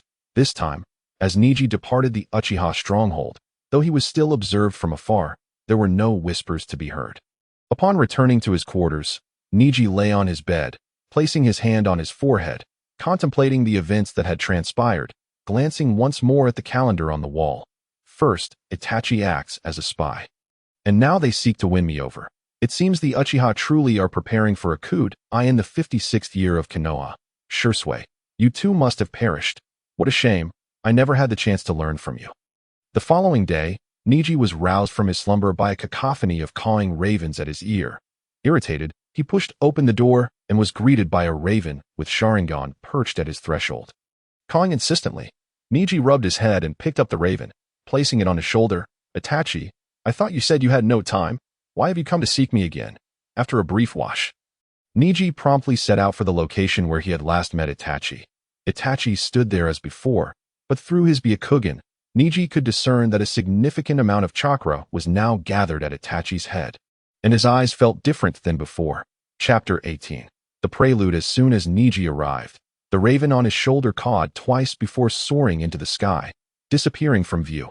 Itachi turned to face Neji, his expression serene, yet his eyes concealed profound sorrow. You have come. Yes, I have. You appear to be in great distress. Has something happened?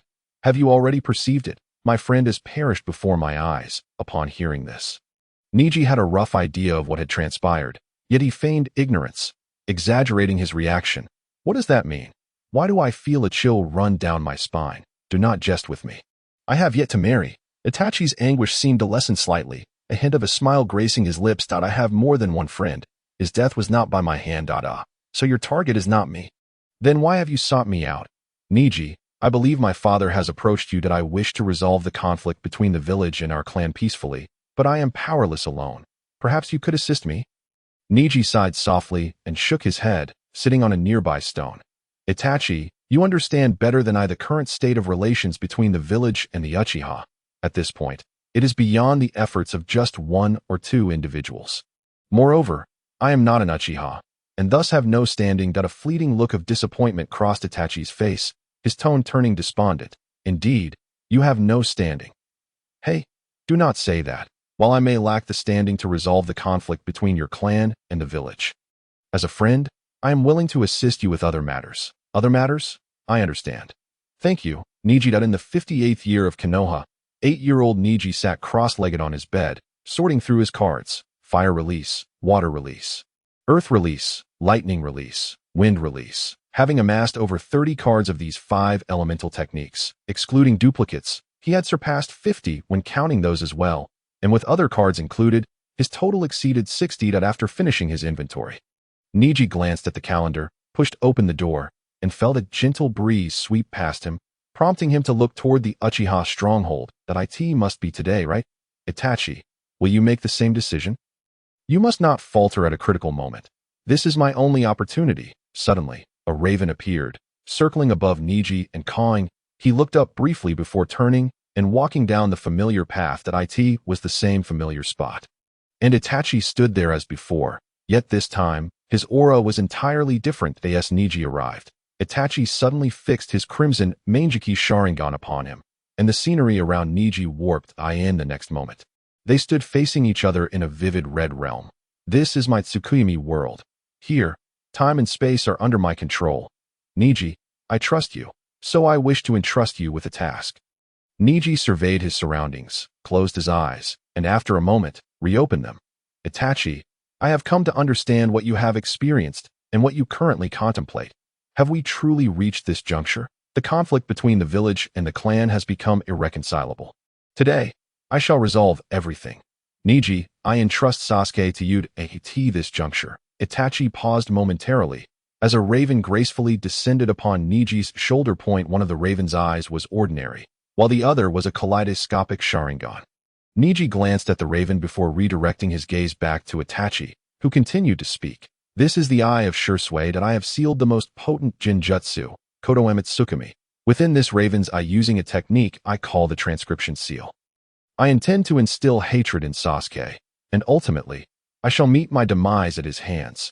This, you will find useful in the future. The subtle smile graced Neji's lips as he shrugged lightly. causing the raven perched on his shoulder to take flight into the sky. It appears you have been preparing for quite some time. Itachi. You have even planned for what comes after death. Have you ultimately chosen to stand with the village? Indeed, I shall thwart the Uchiha coup in my own way. Itachi suddenly clenched his fists, his eyes radiating an ominous crimson hue. Neji inhaled deeply and slowly shook his head. Itachi, are you certain? Are you prepared to eliminate all your kin? Among them are your parents and loved ones. Itachi shut his eyes, yet tears still cascaded down his cheeks. I shall bear all the sins. All these transgressions will belong to me and not to the Uchiha. The Uchiha remains a noble clan. Since you are so resolute, I shall not dissuade you. However, I regret to inform you that I cannot assist in caring for Sasuke. Instead, I have a request. Itachi, let me accompany you. Itachi momentarily froze, gazing at Neji in disbelief. What did you say?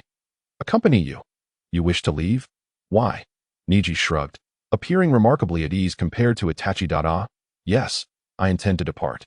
Or rather, I have long desired to do so. As he spoke, Neji removed the bandage from his forehead, revealing the caged bird mark. This is the tragedy of our branch family. With this mark, I do not even have the opportunity to defect. Itachi, regardless of your reasons, once you take action, you may very well have to live as a rogue ninja henceforth. Therefore, before your defection, capturing a child from the branch family seems almost negligible in comparison to annihilating your clan. Doesn't it? But the place I intend to go is Akatsuki, right?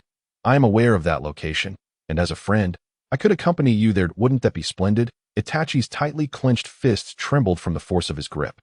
And at that moment, his emotions erupted uncontrollably, tears streaming down his face. For someone like me, is it worth it? Is it worth it, Neji? Ah, are we not friends? Since you have not declined, I shall take it as your agreement. Is there anything else? Please, let me go. The surrounding environment warped once more as Neji extricated himself from Tsukuyami. Despite Itachi's emotional breakdown in the illusion, his face in reality bore no trace of tears. Then, I shall see you tonight. With that, Neji waved goodbye to Itachi and turned to leave. Upon reaching his humble abode, Neji found Hyuga Fumio anxiously waiting at his door. Neji, where have you been? The clan leader has issued an order. All clan members must remain indoors tonight and are prohibited from venturing out. The clan leader specifically instructed me to inform you.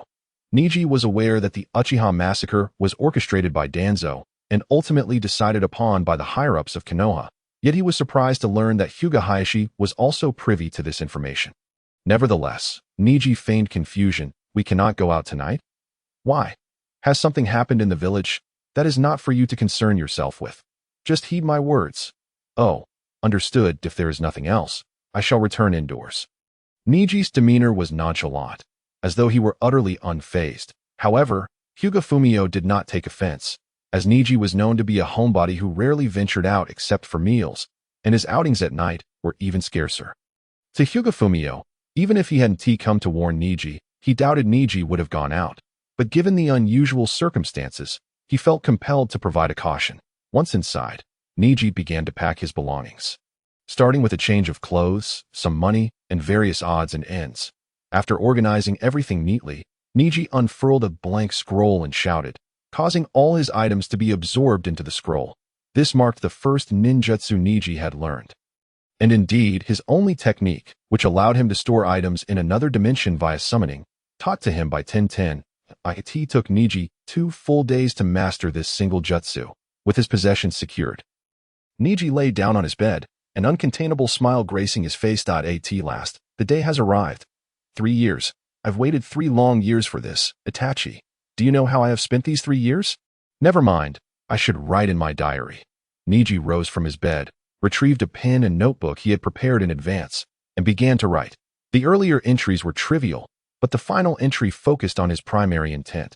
Today, I met with Itachi, this busy individual, but his demeanor was somewhat peculiar that he wouldn't divulge anything, only stating that significant events would unfold tomorrow and advised against wandering aimlessly. That I realized Itachi must be up to something. And I must uncover the truth, and no matter what. I must seek him out tomorrow. After completing the entry, Neji recorded the date as yesterday. Having accomplished all this, Neji waited quietly for time to pass. That night, he donned a black stealth outfit and set out, heading directly for the Uchiha compound. Even before arriving, he caught a whiff of a metallic scent of blood. Neji frowned slightly, activating his Byakugan to scan the lifeless body strewn on the ground. Any corpse exhibiting signs of chakra flow drew his attention. Fire style, fireball jutsu, jinjutsu, binding technique, jinjutsu. Here is not Uchiha bloodline. From these nearly lifeless bodies, Neji collected a substantial number of cards, aside from a few duplicates of fire jutsu and jinjutsu. His most significant acquisition was 3 Uchiha bloodline cards. After scouring the vicinity, Neji made his way to the rooftop of the clan leader's residence, quietly observing the entrance. Before long, Sasuke stumbled out of the house, only to collapse after a short distance, with Itachi following closely behind. No, don't kill me. Please, don't kill me. Sasuke's tear-streaked face was etched with terror as he pleaded with Itachi, who remained unmoved. Steadily advancing towards him, Neji realized it was his moment to intervene, leaping down from the rooftop to position himself between Sasuke and Itachi, facing Itachi with righteous anger. Itachi, did you do all of this? What have you done? Itachi tilted his head and let out a derisive chuckle. Ha! Neji, is it you, a Hyuga, dare to meddle in Uchiha affairs? What is that expression on your face? Should you be so enraged that I am killing my own kin? I am merely testing my strength. Oh, you see my eyes? This is the might of the Uchiha. Enough with the jest. You have lost your mind. Itachi, he is your brother. Are you truly prepared to kill him? Brother? How laughable. I had no intention of harming you. But since you have come here today, I might as well deal with you while I'm at it. Itachi's Mangeki Sharingan began to whirl ominously. And having played his part, Neji rolled his eyes back and collapsed to the ground. That Itachi's gaze returned to Sasuke, who was now pale and lacked the strength to rise. Neji. No, Neji. Itachi hoisted the fallen Neji onto his shoulder, coldly regarding Sasuke. That I cannot fathom why Neji would protect someone like you, who isn't even worth killing. My foolish little brother. If you wish to slay me, then harbor hatred towards me, loathe me, and live your life in wretchedness. Overwhelmed by despair, Sasuke struggled to his feet and stumbled away, while Itachi did not pursue him, his chilling words echoing in Sasuke's ears. Run with all your might. Cling to life with all your strength. As Sasuke fled for his life, he finally escaped the confines of the compound, but suddenly he stumbled over a stone, nearly falling, yet he was caught by someone, none other than the third Hokage. Alongside the third Hokage were several Ambu, appearing formidable and resolute. Sasuke. Is it? Fire, Lord Hokage. Itachi, he has killed everyone, even Neji, brother. What did you say, Neji? The third Hokage immediately turned to the Ambu behind him, and 2 of them vanished without a trace. Shortly after, they returned before the third. Lord Hokage, we did not find Neji at the Uchiha compound. Lord Hokage, Neji is also not in his house, but I found this in Neji's room. Please take a look. The Ambu handed a small notebook to the third Hokage. Upon receiving it and flipping to the first page, his brow furrowed. Is this a diary? Initially, the third Hokage remained calm while reading the inconsequential entries, but his expression drastically changed when he reached the final entry. What? Neji, Sasuke, did Neji really come here? Sasuke, wiping his tears, nodded. Yes, Neji brother fell before Itachi to protect me, and then he was taken away by Itachi. The unfolding of events had surpassed the third Hokage's expectations. Even he, who was aware of everything, now found himself in a state of panic. Chapter 20. I want to join Akatsuki at that moment. Hyuga Hayashi arrived with several members of the Hyuga clan before the third Hokage. Lord Hokage, I heard that Itachi has defected and taken Neji.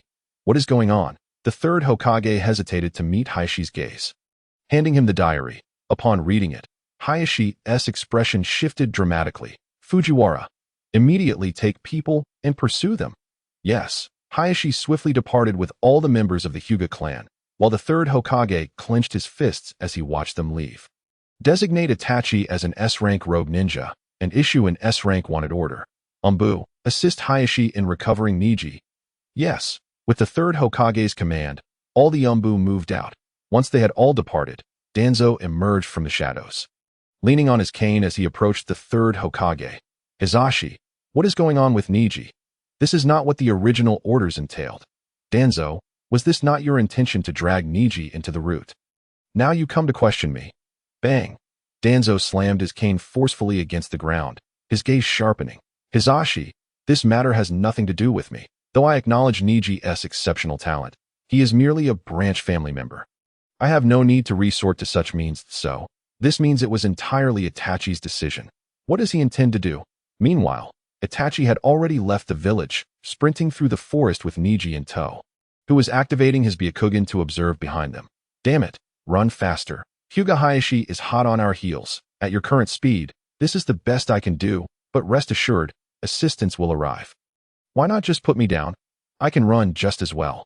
With Neji's Byakugan, he could clearly see Hayashi and his group closing in rapidly that if this continued, they would be caught before Itachi could escape the land of fire. Although Neji had left as a victim, being recaptured was utterly unacceptable after waiting 3 years to leave Konoha. Itachi glanced back with his Sharingan, shook his head, and increased his speed slightly. If you can see Hayashi, then he can see us as well. If I set you down, you would no longer be a victim. Damn it. Where's your backup? Here they come. Itachi suddenly looked beside him, causing Neji to instinctively follow his gaze. The previously empty air warped, and a figure wearing a vortex mask slowly emerged from the distortion toe. You brought a captive too. Itachi, you are quite resourceful. Now, hand over this captive to me. We'll regroup at the base. Obito, he is my companion, not a captive. Do not act recklessly. Itachi's eyes transformed into his Manjiki Sharingan, fixating intensely on Obito, whose Sharingan emerged from beneath his black mask. Companion, this is not what we agreed upon. Akatsuki is not a place for just anyone to join. What use is a brat like him? That is not for you to decide. Help me fend off the pursuers. Honestly, giving orders before even joining. Fine, I'm already here. The space warped again, and Obito's body twisted before completely vanishing, as though he had never existed. Moments later, Neji saw Hyuga Hayashi's advance come to a sudden halt, the distance rapidly widening. And soon they disappeared from view. Itachi, we are now out of Byakugan's range. You can set me down. Itachi nodded and gently tossed Neji into the air, who flipped and landed gracefully on a branch. Keeping pace with Itachi. Where is this base you spoke of? In a cave in the land of rivers. I know the exact location. You don't need to worry about that. But once we arrive, you must be cautious. The members of Akatsuki are all ruthless individuals. Haha, rest assured, I have confidence in my abilities. Days later, as the first rays of sunlight broke through, Neji finally reached the forest's edge, beyond which lay a desolate yellow earth expanse devoid of life. We have left the land of fire. Follow me this way. Upon stepping into the wasteland, Itachi altered their course, kicking up dust that made Neji instinctively cover his mouth and nose. Approaching midday, Itachi brought Neji to a vast cave entrance. Even before entering, Neji sensed a tremendous amount of chakra accumulating inside. That we have arrived. Follow me. Itachi led the way, and Neji followed closely behind as they entered the cave, where 7 individuals stood waiting, seemingly having anticipated their arrival. Neji recognized 6 of them, having previously met Orochimaru, while the others were Pain, Konan, Zetsu, Kyu, Haiden, and Deidara. Finally here, Itachi. Looks like things went smoothly. Pain regarded Itachi with his Rinnegan, while the others turned their attention towards him. However, Orochimaru's gaze fixated on Neji, a gleeful smile spreading across his face as he couldn't help but lick his lips. So, who is he? Pain directed his gaze towards Neji, who was prepared for this moment and stepped forward confidently, locking eyes with Pain. I am Hyuga Neji. I wish to join Akatsuki, which is why I came along. Pain's cold expression shifted slightly as he scrutinized Neji, seemingly attempting to see through him. Deidara stepped forward, glaring menacingly at Neji. Akatsuki is no child's play. A brat like you thinks he can join? Ridiculous. Indeed, how could such a child possibly join Akatsuki? But since you are here, I might as well have you as a sacrifice for my heart. Kakuzu chimed in, his murderous intent unabashed. Neji narrowed his eyes, a cold smile gracing his lips. Faced with the other members, Neji felt uncertain. But against Kakuzu, who excelled in elemental ninjutsu and combined techniques, he felt quite confident. The atmosphere in the cave grew tense with the confrontational remarks from Deidara and Kakuzu, and it seemed a fight could break out at any moment. Just then, Orochimaru's chilling voice echoed through the cave. Since Neji wishes to join, I give my consent. Chapter 21. Fierce battle with Orochimaru's voice doused the cave's tension like cold water, drawing everyone's attention to him, including Pain. Hey, you vile snake. This isn't a time for jokes. What is your reasoning? Kakuzu's response was the most aggressive, immediately questioning Orochimaru. However, Orochimaru did not even cast a glance at Kakuzu, his gaze remaining fixed on Neji-kun. It has been a long time. 3 years since that battle. You nearly took my life. That I wonder how much you have improved in these 3 years. It seems that what appeared to be merely a casual greeting instantly altered the expressions of everyone present, including Itachi, though Neji remained unfazed, merely shrugging his shoulders. Orochimaru, you are far too modest. To eliminate someone like you would be no less challenging than dismantling a great nation. However, I have made considerable progress over the past 3 years. And should we engage once more, I might very well emerge victorious. Let me test your abilities, you little brat. Suddenly, Kakuzu launched an attack. An amassed Doton creature erupted from beneath Kakuzu's coat, charging towards Neji. Neji promptly retreated from the cave, with Kakuzu hot on his heels, while the others followed suit to observe the battle. Fire release. Great fireball technique. The Doton creature opened its mouth and unleashed flames that rapidly spread upon contact with the ground, transforming the area into a sea of fire. Water release. Waterfall technique. Neji threw a card into the inferno, conjuring a massive waterfall that doused the flames, leaving only a pool of water. He doesn't even need hand signs. Kakuzu's expression shifted to one of seriousness upon witnessing Neji's ability to execute such a large-scale jutsu without the need for hand seals. He removed his Akatsuki cloak, and 3 more Doton creatures soared forth from Kaku, charging at Neji. The remaining Akatsuki members watching were astonished at Neji's non-hand seal ninjutsu. Itachi maintained his calm demeanor, while Orochimaru appeared exhilarated. Lightning release. False darkness. One Doton creature unleashed a tremendous bolt of lightning towards Neji, who immediately flipped a card. Fire release. Great fireball technique. Boom. The clash of lightning and fire resulted in a colossal explosion, the shockwave palpable even to Neji on the ground. Wind release. Great breakthrough. The Doton creature exhaled a fierce gust, propelling the explosive flames towards Neji, rekindling the fire that had nearly extinguished. Neji quickly tossed a card onto the ground before him. Earth release. Earth returning to the land. A massive stone slab rose from the ground, shielding Neji from the flames. Just then, a Doton creature had circled around to Neji's back, its black tendrils lunging towards him as if intent on piercing his body directly. Without turning around, Neji threw a card backward. Upon contact with the tendril, the card erupted into lightning, coursing through the Doton creature's entire form. 0.8 trigrams, 128 palms, seizing the opportunity while the Doton creature was immobilized.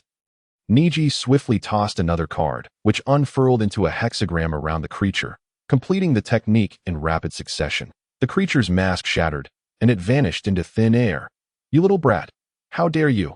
Kakuzu's eyes reddened with fury upon witnessing the demise of his Doton creature, and he quickly formed hand signs. Combined ninjutsu. Flame wind chaotic waves. One Doton creature exhaled fire release.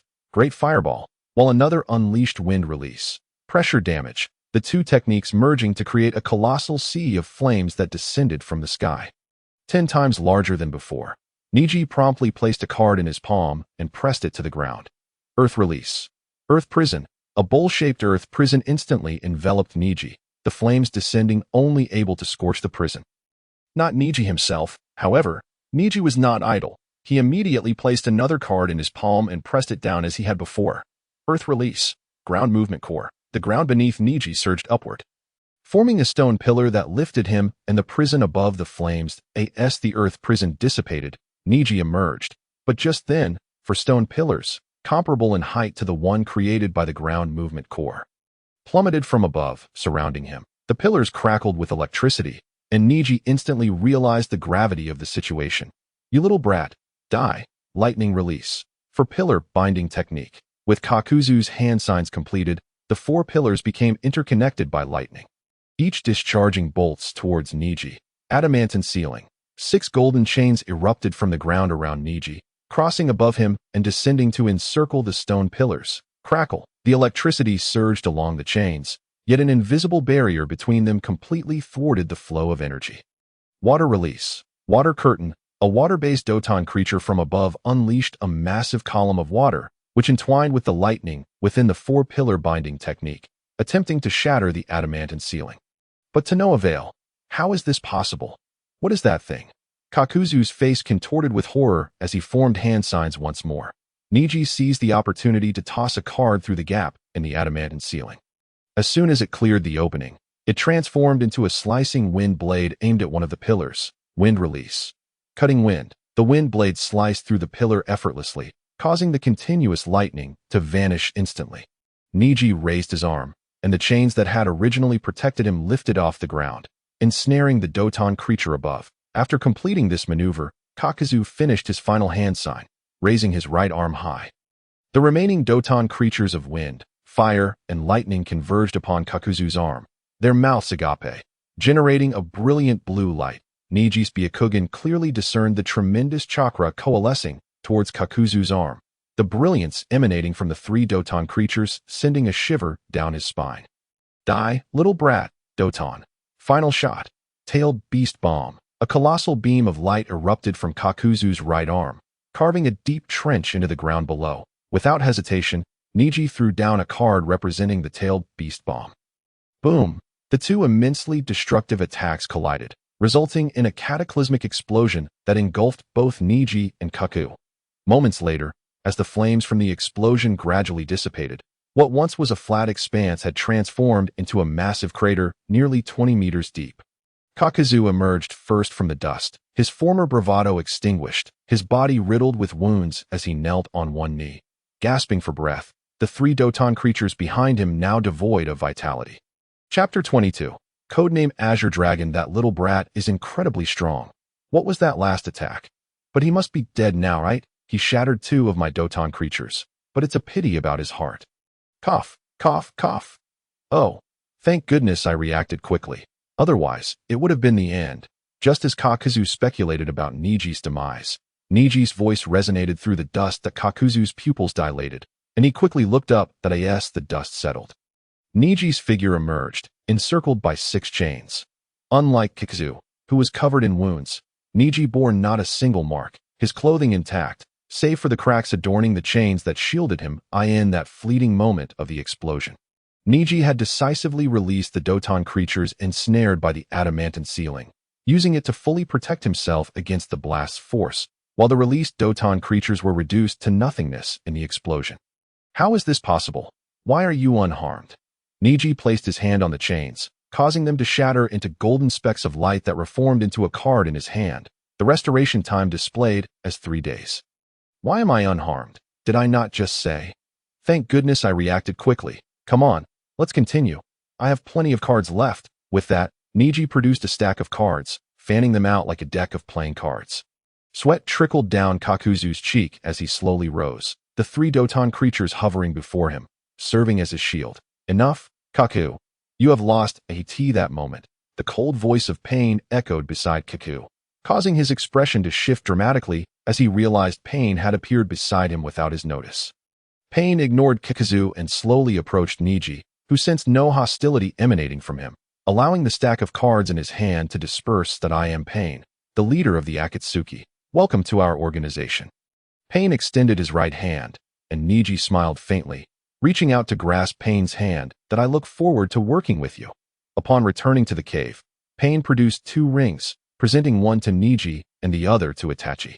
Neji, Itachi, from this moment forth, you are official members of the Akatsuki. These rings signify your identity. Neji's codename will be Azure Dragon, while Itachi's will be Vermilion Bird. Here are the organization's garments. After handing the rings to Neji and Itachi, Pain draped an Akatsuki outfit, characterized by a black base adorned with red clouds, over Itachi's shoulders, then turned his gaze towards Kaku. Kakuzu, there are currently no garments that fit Neji. This matter falls to you. Humph. I am aware.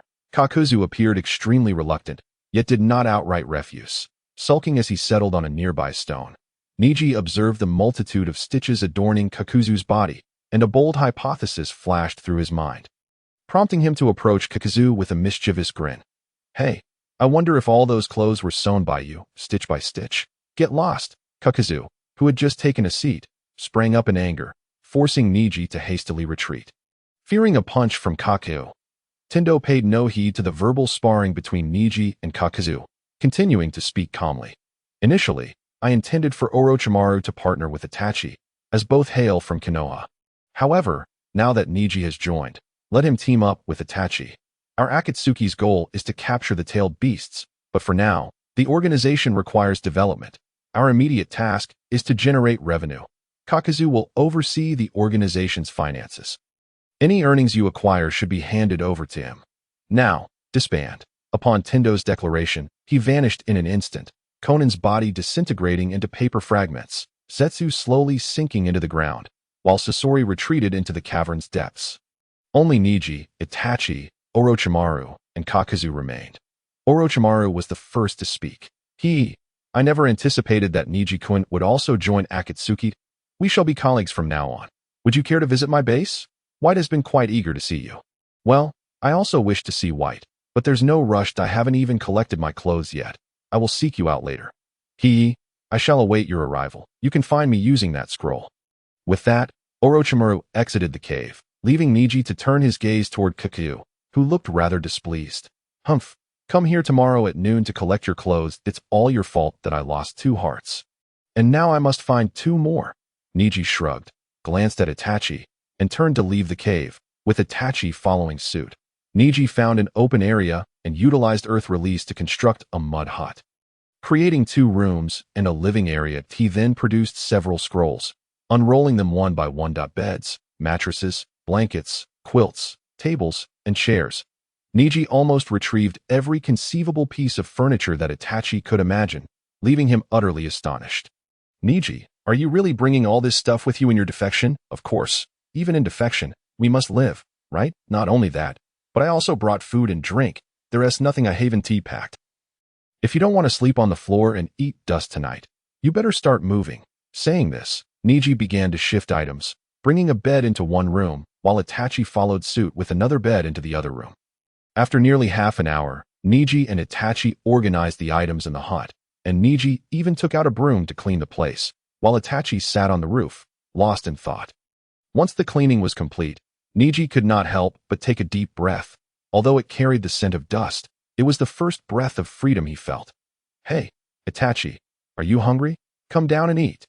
Itachi, having been interrupted from his reverie, nodded and jumped down from the roof, as Neji produced another scroll, unfurling it to reveal a heap of skewered meat and a simple stove. Eat quickly. This meat was purchased a few days ago, and will spoil if we don't consume it soon. As Neji spoke, he busied himself with setting up the grill and placing the meat upon it.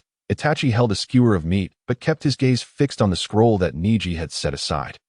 Noticing Itachi's interest, Neji tossed the scroll to him. That if you want to see it, just look and no need to be so shy. Itachi caught the scroll and opened it, only to find it entirely blank. Empty? Why is that? Is that really so hard to understand? The items were all taken out, so of course the scroll is empty. What do you think? This ninjutsu is quite convenient. I assent it. The person who invented it is nothing short of a genius.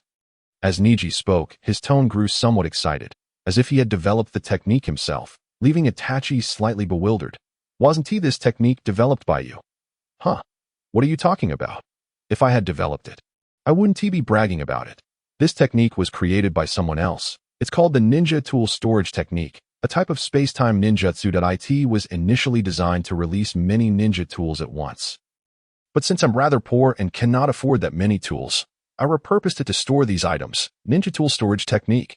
Isn't that just an ordinary sealing technique? Itachi looked at the blank scroll in his hand.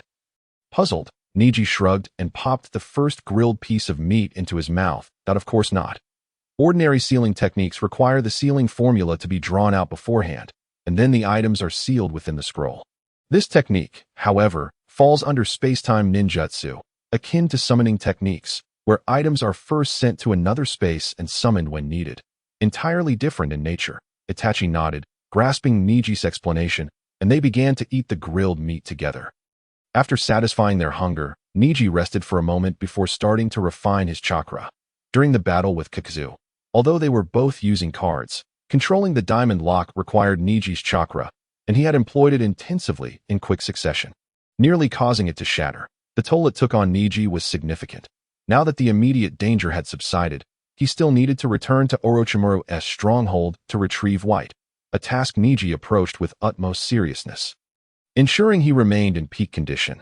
That night, once Neji had fully restored his chakra, He lay on the roof gazing at the full moon, gradually drifting off to sleep that it wasn't until the next day. As the sun rose and the first rays of light struck his eyes, that Neji awoke, feeling a discomfort in his back. Ugh, how did I fall asleep here? This is killing me. Neji groaned as he sat up, stretching and cracking his joints, just as Itachi emerged from the hut.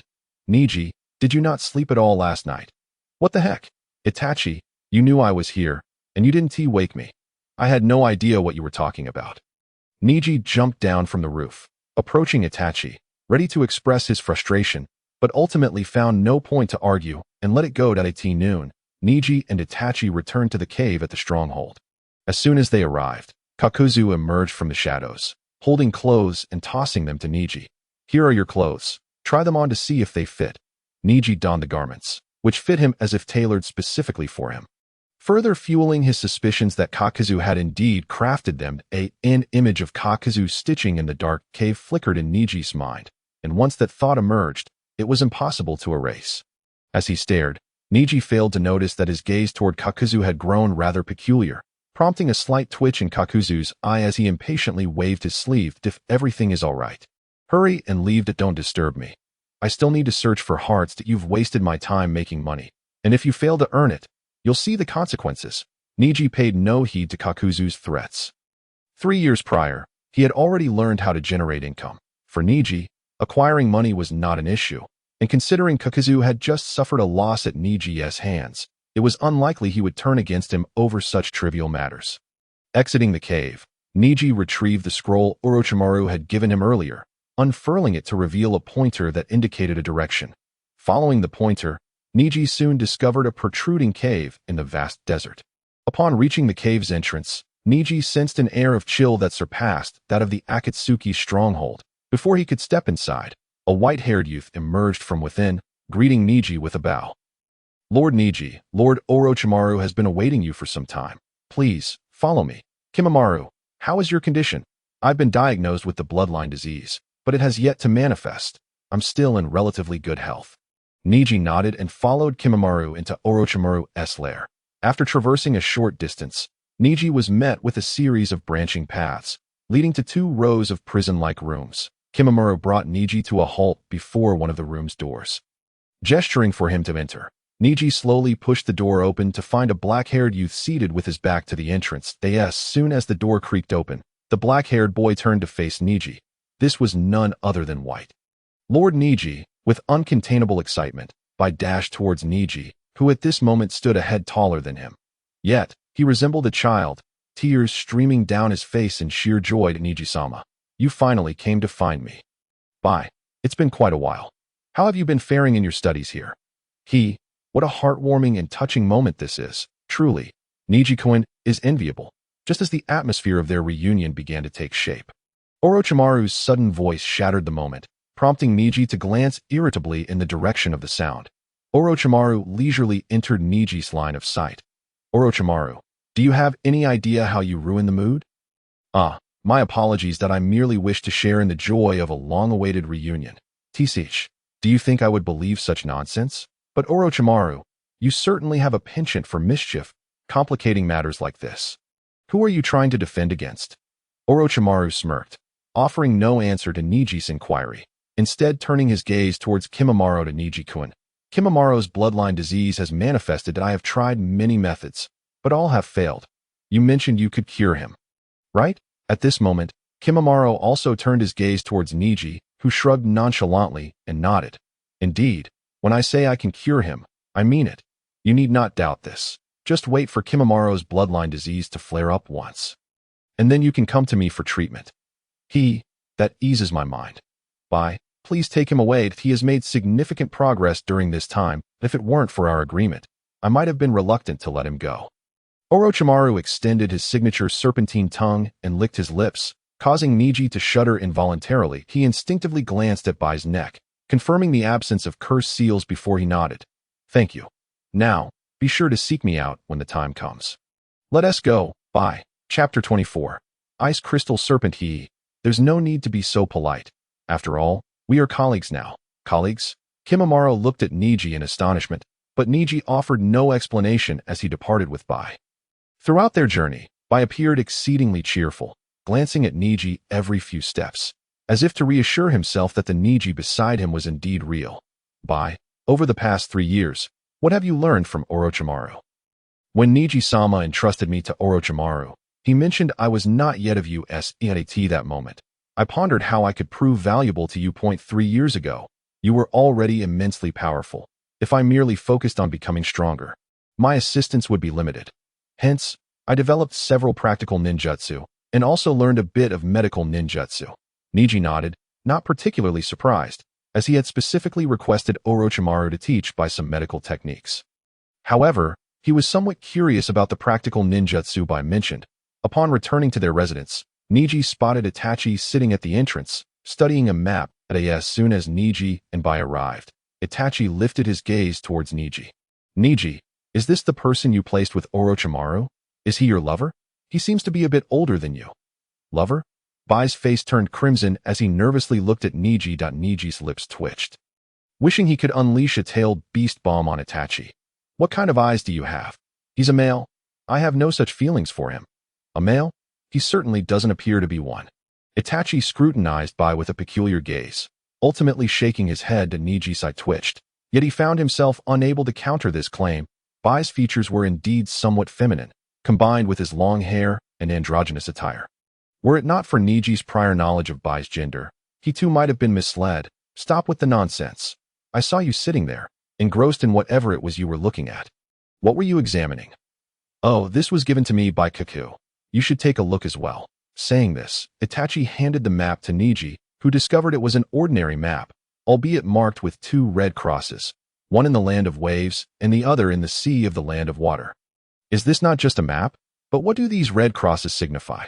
These red crosses indicate places Kakazu intended to visit. In the land of waves, there is a tyrant who has a high bounty on his head and is quite wealthy. In the sea of the land of water, there exists a massive turtle reputed to have ties to the 3 tails. Kakazu suffered the loss of 2 hearts in his previous battle with you. Thus he passed this task on to us. Neji scratched his head, gazing at the map with some perplexity. Traveling to these 2 locations was not an issue. However, the route was rather awkward to get from the land of rivers to the land of waves. The fastest route would require traversing the land of fire. Otherwise, they would have to travel south via waterways or embark on a lengthy detour to the north, having just departed the land of fire. Neji now faced the prospect of crossing it once more. While other matters could be managed, Neji was concerned that news of his and Itachi's movements might reach Konoha. Furthermore, clad in Akatsuki attire, he risked being mistaken for a rogue ninja by the village. Unlike Itachi, who had severed ties, Neji still bore the weight of the caged bird. Should he be labeled a rogue ninja, the consequences could be dire. Observing Neji's troubled expression as he examined the map, Bai suddenly spoke up. Neji-sama, if we take the waterways, I possess a technique that could expedite our journey significantly. Neji looked at Bai in surprise, who nodded with utmost certainty. Neji also nodded, stowing the map away. In that case, we shall take the waterways. Bai, we shall rely on you. Yes. Neji swiftly stored the entire stone house into a scroll, and along with Itachi and Bai, they traveled southward for an entire day and night until they finally reached the seaside. This moment, the trio stood atop a cliff by the sea, with a drop of over 10 meters between the cliff and the ocean. Numerous towering rocks jutted above the waves near the shore, and the relentless crashing of the surf against the cliff face created an aura of danger. Without a moment's hesitation, Bai began forming hand seals with astonishing speed, producing over a dozen seals in the blink of an eye before striking the ground with his right hand. Ice shield. Ice crystal serpent. Instantly, a portion of the sea froze, and a colossal ice serpent, measuring over 4 meters in diameter, with a head exceeding 5 meters and a length of over 20 meters, emerged from the frozen water. The serpent's body rested upon the surface of the ocean, its raised head towering before Neji on the cliff. Itachi's eyes widened in astonishment, while Neji stood agape, utterly entranced by the sight of the gigantic serpent. Wait, Bai, what exactly did you learn from Orochimaru? Neji-sama, this technique was inspired by an instance when I witnessed Orochimaru summoning an enormous snake. Though it may not possess the agility of Orochimaru's summoning jutsu, it is far more docile. Follow me, and you will see. As he spoke, the ice serpent opened its massive jaws, and Bai stepped inside first, with Neji and Itachi following suit. Neji soon discovered that the interior of the serpent's head was hollow, revealing a spacious chamber once they entered through its mouth. The ice serpent closed its jaws and dove into the water, twisting its body as it swiftly advanced, plunging into the depths of the ocean in no time. Bai conjured ice chairs, and as Neji settled onto the chilly seat, he found himself momentarily dazed. Itachi could not help but exclaim, "What a convenient technique! Is this the ice shield bloodline limit? It seems to belong to the land of water." Indeed, I originally hailed from the land of water, and it was Neji-sama who saved me and gave me hope. Itachi closed his eyes, pondering for a moment before reopening them to gaze at Neji. "So, Neji, you visited the land of water 3 years ago. Not only did you rescue Bai, but you also fought Orochimaru. You must have been only 4 years old at that time." Neji nodded, his mind clouded with questions about Bai, leaving him little desire to engage in conversation with Itachi. What is so strange about that? Were you not on the battlefield at the age of 4 as well? More importantly, I am now far more curious about what Bai learned during his time with Orochimaru. This serpent has already exceeded my expectations. The Neji's words resonated in Bai's ears as a form of validation, and a smile blossomed on Bai's face. In addition to some practical techniques and medical ninjutsu, I also learned various combat skills and some fundamental knowledge. Chapter 25. The particularly practical Bai. Upon hearing Bai's words, Neji was immediately enveloped by a sense of shame. Although Bai's tone was light and even carried a hint of joy, it was evident from the very sound of it that Bai had been diligently toiling away for years. In stark contrast, Neji had spent his days indulging in a cycle of eating and sleeping, managing to learn but a single ninjutsu over the course of 3 years. So, Bai, at this pace, how long do you reckon it will take us to reach the land of waves? At this rate, it will require 5 days. However, my chakra may not sustain continuous submersion for that duration. We will need to rest for a day. Furthermore, to ensure a supply of air, the ice serpent will require to surface every 3 hours for a breath, which will slightly impede our progress, necessitating a bit more time. Traveling by boat would take at least 10 days to a fortnight. Your method is indeed quite swift. Bai beamed at Neji's praise, eliciting a shiver from him as he reminded himself that Bai was, in fact, male. 7 days later, at the shores of the land of waves, a colossal ice serpent emerged from the sea, allowing Neji and his companions to disembark onto the land. The week-long journey had left Neji feeling somewhat confined, yet it was vastly more comfortable than the boat ride he had endured 3 years prior with the merchant convoy to the land of water. Apart from the slightly chilly temperature, he felt nearly no discomfort. Is this truly the land of waves? Itachi, where is our target? Did Kakazu provide you with a more detailed map? Follow me. Itachi produced a smaller map and, after confirming their direction, led Neji and Bai into the heart of the land of waves. In the dead of night, they arrived at an expansive estate. Despite the late hour, the interior was brightly lit, and 2 guards stood sentinel at the entrance. Neji and his companions concealed themselves behind a large rock, positioned a good 10 meters from the gate, while Bai, brimming with anticipation, displayed a chilling glint in his eyes. "Lord Neji, shall we eliminate them all?" Cough, cough, cough. Bai's inquiry nearly caused Neji to choke. He recalled that, in the original narrative, Bai was a kind-hearted individual, one who would never suggest taking lives so casually. Coupled with Bai's current demeanor, Neji couldn't help but regret having entrusted Bai's training to Orochimaru. "Bai, our objective is but one individual. Killing others serves no purpose and only squanders our time." "Understood. Allow me to handle it, Lord Neji." With that, Bai began to weave hand signs, and as he completed the final seal, ethereal feathers began to descend from the heavens. These feathers were barely visible in the light and utterly concealed in the darkness. Nirvana technique. The 2 guards, once vigilant, succumbed to slumber as the feathers fell. Without hesitation, Neji and Itachi dashed into the estate. Itachi quickly located their target amidst the chaos, dispatching him in his sleep, while Neji methodically searched each room for valuables. Itachi hoisted the target's body onto his shoulders, donning a conical hat as he headed towards the currency exchange location, while Neji likewise adorned himself with a hat, and Bai put on a white mask with narrowed eye holes. Upon reaching the exchange, they found the vicinity devoid of any presence, shrouded in an eerie silence. Itachi pushed open the door, revealing the proprietor sprawled across the counter in slumber. Without a word, Itachi unceremoniously tossed the corpse onto the counter. "How much can this person fetch?" The proprietor, jolted awake by the sudden commotion, quickly regained his senses upon spotting the lifeless form before him. It's you. You dare to? No time for chatter. We are pressed for time. Why yes. The proprietor promptly stowed the body away and retrieved a hefty bag of currency from beneath the counter, which Itachi accepted without a glance, tossing it into Ninji's arms. Neji opened the bag to confirm its contents were indeed coin before sealing it with a scroll and departing the exchange alongside Itachi. Lord Neji, shall we make haste to the land of water tonight? There's no need to rush. Let us first find a place to rest and procure some supplies tomorrow before continuing our journey.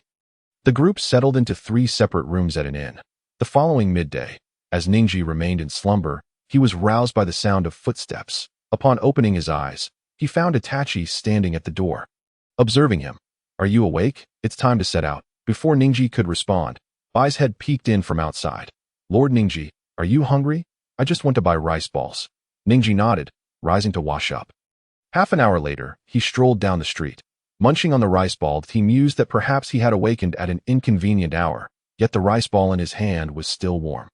"Bai, Itachi, aren't you both hungry?" "Lord Neji, we've already eaten. These rice balls were purchased by Itachi 20 minutes before you awoke. He predicted you would be hungry upon waking."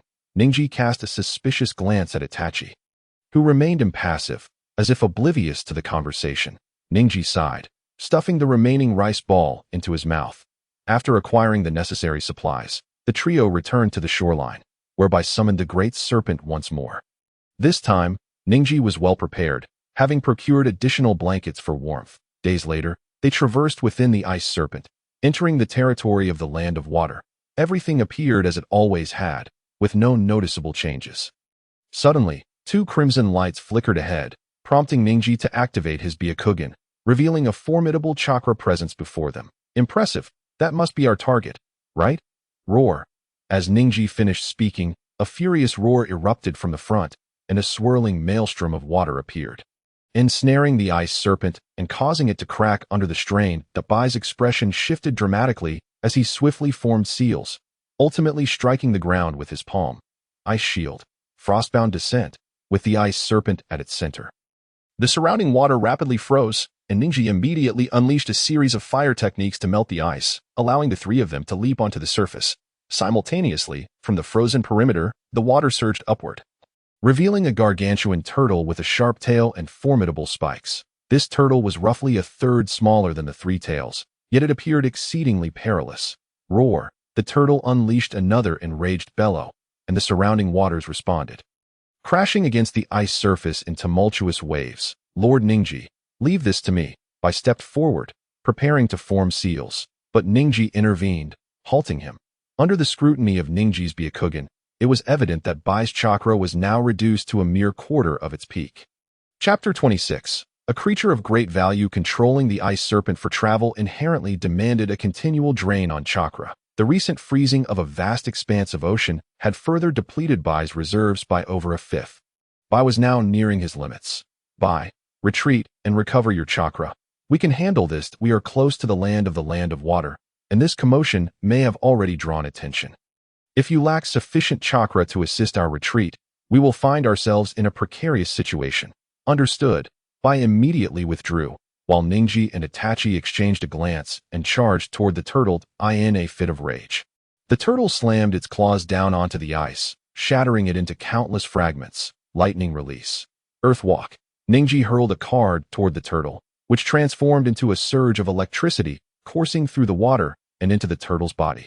Yet such minimal voltage had little effect.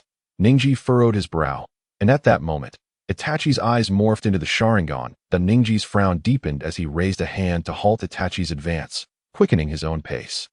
"Itachi, it's not a tailed beast. Your eyes are unnecessary here." Itachi's Mangeki returned to its 3-tomo form as he began to weave hand signs. Fire release. Great fireball technique. A colossal fireball erupted from Itachi's mouth, and Neji seized the moment to toss a card toward the fireball. Wind release. Great breakthrough.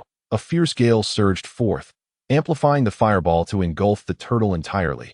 However, instead of inflicting harm, it only served to further incite the creature's fury. With another roar, the turtle summoned a colossal wave, exceeding 10 meters in height. "This won't do. Its shell is too thick, and its chakra is astonishingly abundant. We must devise a strategy, Itachi, that I will immobilize it. You must use Jinjutsu to keep it from retracting into its shell. What is your plan? Itachi was still uncertain of Neji's intentions, prompting a question, yet Neji offered no reply as he advanced swiftly. Casting a card, Vajra Lock.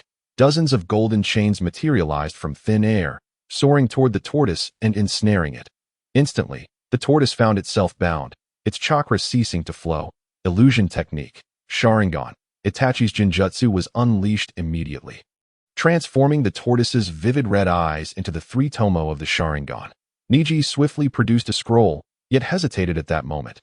What is the matter? Itachi promptly sensed Neji's uncertainty and inquired. Neji shook his head, remaining silent, and formed three hand seals, invoking the scroll with a powerful shout of release. A black rod, approximately 1 meter long, materialized in Neji's hand. Without a moment's delay, Neji hurled the rod into the tortoise's mouth and leapt onto its shell. Through Neji's Byakugan, he could clearly observe the tortoise's previously stagnant chakra being rapidly absorbed by the rod, the speed of absorption astonishing both Itachi and Neji alike. That as time passed, before the rod could completely drain the tortoise's chakra. Neji raised an eyebrow and produced a card, summoning card, Xiangui. Upon activation, the card transformed into the summoning beast Xiangui. Once the summoning was dispelled, it reverted back to card form that if the beast perished, the card would shatter, with a recovery time of 10 days, and could not be restored early using chakra. This was Neji's first encounter with a summoning card, although he was unaware of the probability of obtaining a summoning card from an animal. One thing was certain, this tortoise could indeed be summoned. It was merely that no one had attempted to do so. Roar! The tortoise seemed to sense its life was in jeopardy, still roaring in fury even while trapped in the Jinjutsu. Attempting to expel the rod from its mouth, Neji quickly bound the tortoise's jaws with chains. Last, the tortoise's chakra was exhausted, its once mighty form collapsing, yet due to the chain's restraint, its head remained upright. Neji retrieved the rod from the tortoise's mouth, noticing it continued to siphon his chakra. However, he also observed some changes in the rod. Originally pitch black, it began to shimmer with a blue light after absorbing a substantial amount of the tortoise's chakra, its hue shifting from black to deep blue. Neji dared not linger in his observations, and hastily sealed the rod back within the scroll, retracting the diamond locks. Would its meat be delicious? Neji found it curious that his first thought was about the tortoise's meat, but before he could ponder further, Itachi leaped to his side. Neji, the Mist Village's shinobi are approaching. Move quickly. Realizing he had been dilatory, Neji immediately produced a scroll to store the tortoise's massive corpse. As the tortoise's body vanished, Neji glimpsed a dozen mist ninjas charging toward them. That we should retreat. Itachi quickly assessed the situation, and at that moment, Bai arrived, his intent clear. Should Neji speak, Bai would conjure an ice serpent for their escape. Yet Neji's gaze remained fixed on the figure leading the mist ninjas. What's wrong, Neji? Itachi asked, but Neji replied, that person is quite valuable. Itachi followed Neji's line of sight to the leader. As Neji produced a card, excitement illuminating his face. If I'm not mistaken, that should be the elder of the Mist Village. That he possesses a Byakugan from our Hyuga clan, and is listed on Konoha's bounty pyramid. If we eliminate him, we could earn a significant reward. Regardless of Itachi's willingness, Neji's delay allowed the Mist Village's forces to surround them, with the leader being the very Ao Neji deemed valuable. You are members of Akatsuki. How dare you come to our land of water to capture Xiangui? Hurry and hand over Xiangui. Xiangui, if I'm not mistaken, you must be Ao, right? Perfect. Today, we shall reclaim the Byakugan of our Hyuga clan. With that, Neji's Byakugan focused on Ao, who initially flinched at Neji's imposing aura, but quickly smirked upon realizing Neji was merely a child.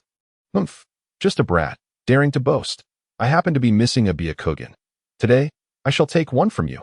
Water release. Water collision wave. Ao initiated the attack, unleashing a torrent of water akin to a waterfall towards Neji and his companions, who swiftly evaded. Bai, mid-leap, rapidly formed seals and slapped his hands onto the water's surface. Ice shield. Frost encapsulation. The sea around Bai froze rapidly, encasing a 1,000-meter radius in ice, depriving the mist ninjas of their aquatic advantage. Well done, Bai. Upon landing, Neji generously praised Bai, who had, unbeknownst to him, summoned a 1-meter-long ice spear. assuming a combat stance that an ice shield. You are from the Snow Clan? As a denizen of the Land of Water, why would you assist outsiders? Ao recognized Bai's identity and immediately interrogated him, but Bai only responded with a disdainful sneer that I was once a citizen of the Land of Water, enduring persecution, ultimately abandoned. Were it not for Lord Neji, I would have perished in the dark, damp alleys of the Land of Water. Me, you are the true outsiders. Rather than questioning Bai, you would do better to address the current situation. Ao, today marks your end.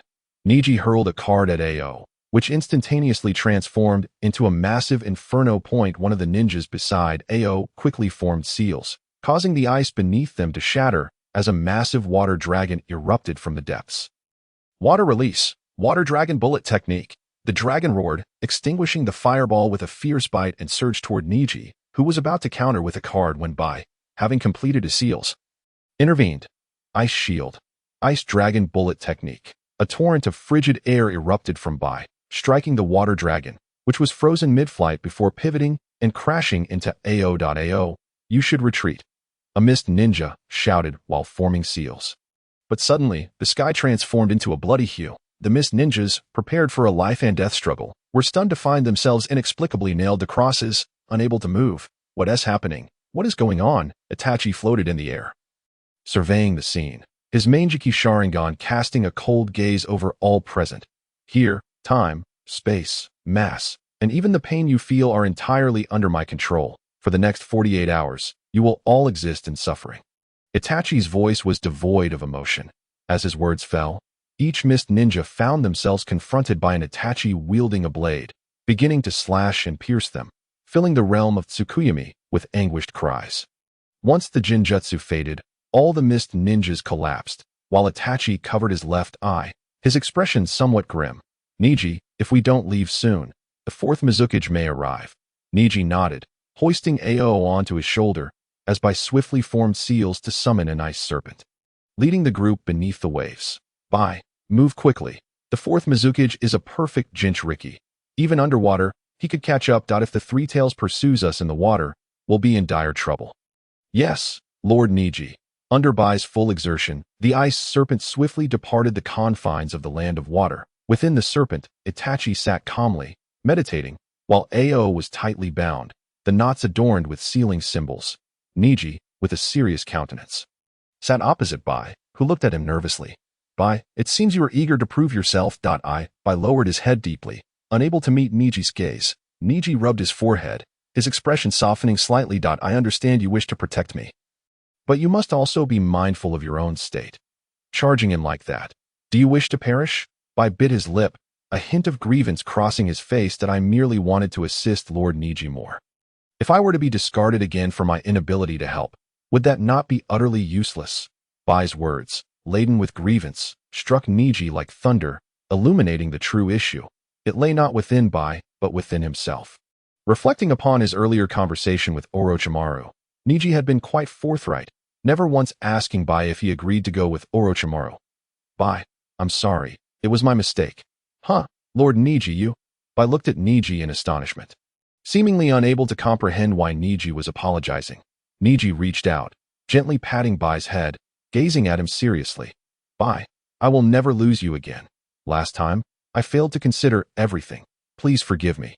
Lord Neji gazed incredulously at Bai, tears cascading down his cheeks as he bit his lip tightly to stifle his cries. Itachi, who had originally been meditating with his eyes closed, opened them briefly to glance at Neji and Bai, a flicker of complexity passing through his gaze before he resumed his contemplation. A day later, Qing awoke from his stupor, initially disoriented, but upon grasping the current situation, he immediately shrieked and struggled to rise.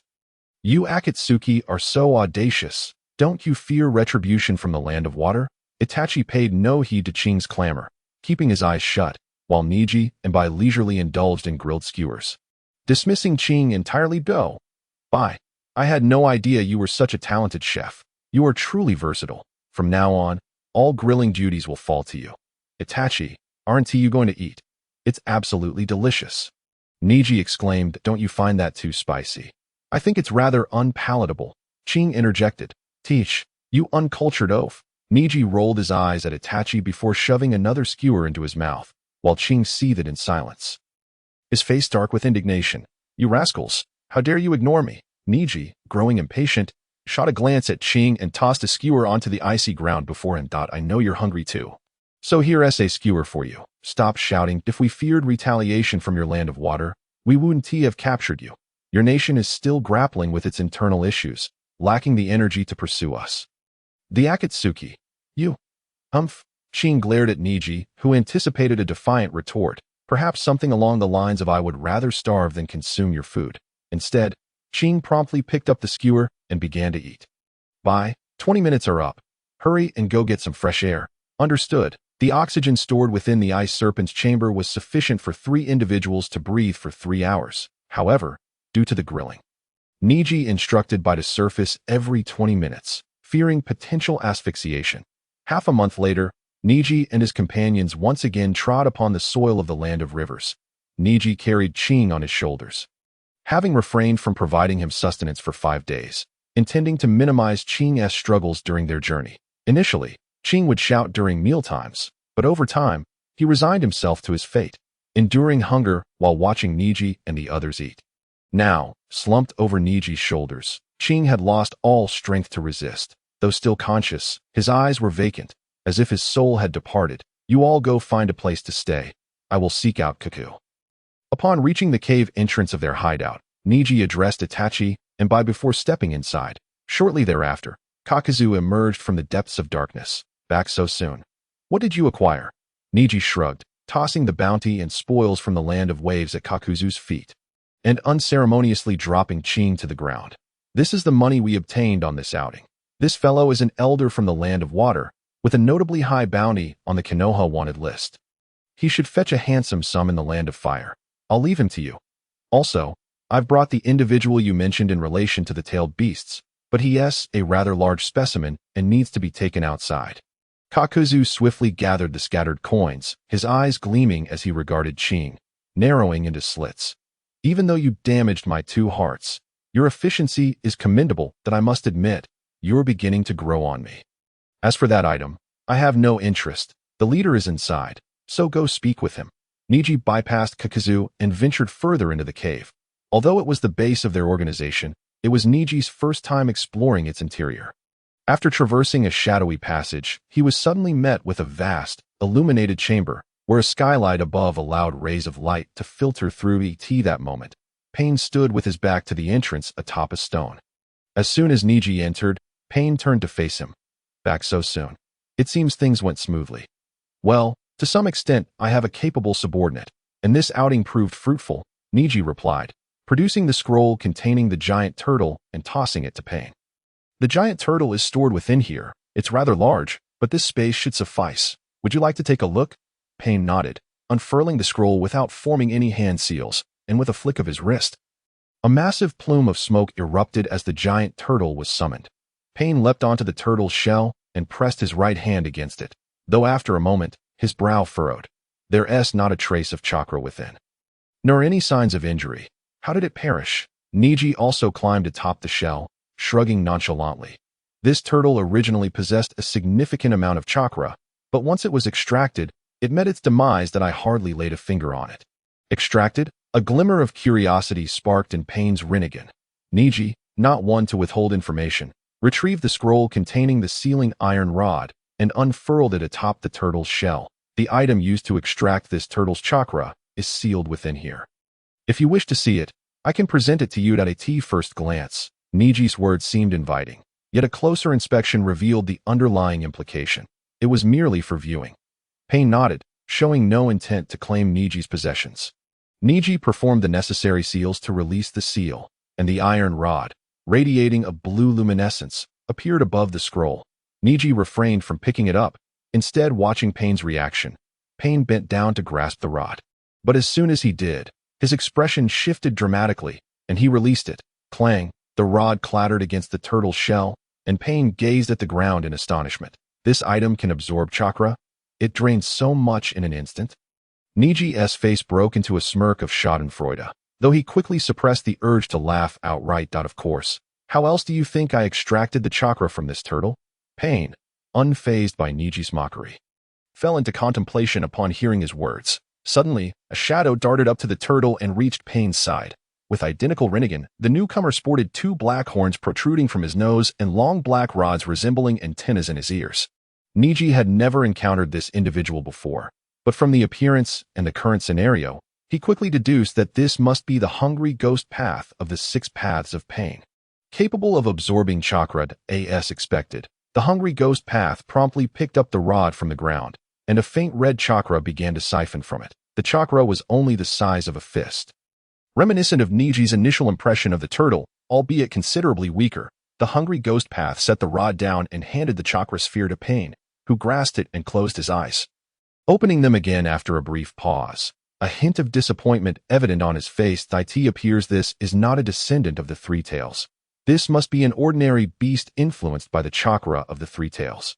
Such chakra cannot replace the original. Neji swiftly sealed the rod, rising to his feet with curiosity as he observed the chakra in Pain's hand, activating his Byakugan. This chakra seems rather unique. May I have a moment to sense it? Pain nodded, lowering the hand that held the chakra sphere. Neji placed his hand atop Pain's, closing his eyes once more. After a similar passage of time, he reopened them and withdrew his hand. This chakra appears exceedingly volatile. Even when the turtle was alive, it exhibited a wild temperament, striking at anyone it encountered, akin to a Jinchuriki, losing control. That seems this turtle was never capable of containing such chakra. Ultimately, it was merely a half-finished product. Oh well, since you have returned, I happen to be preparing for a meeting shortly. There's an intriguing individual from the land of Earth whom I intend to recruit. As Neji was rolling up the scroll, his brow suddenly arched, and he halted his movements. The land of Earth. Are you referring to Deidara, the disciple of the third Tsuchikage?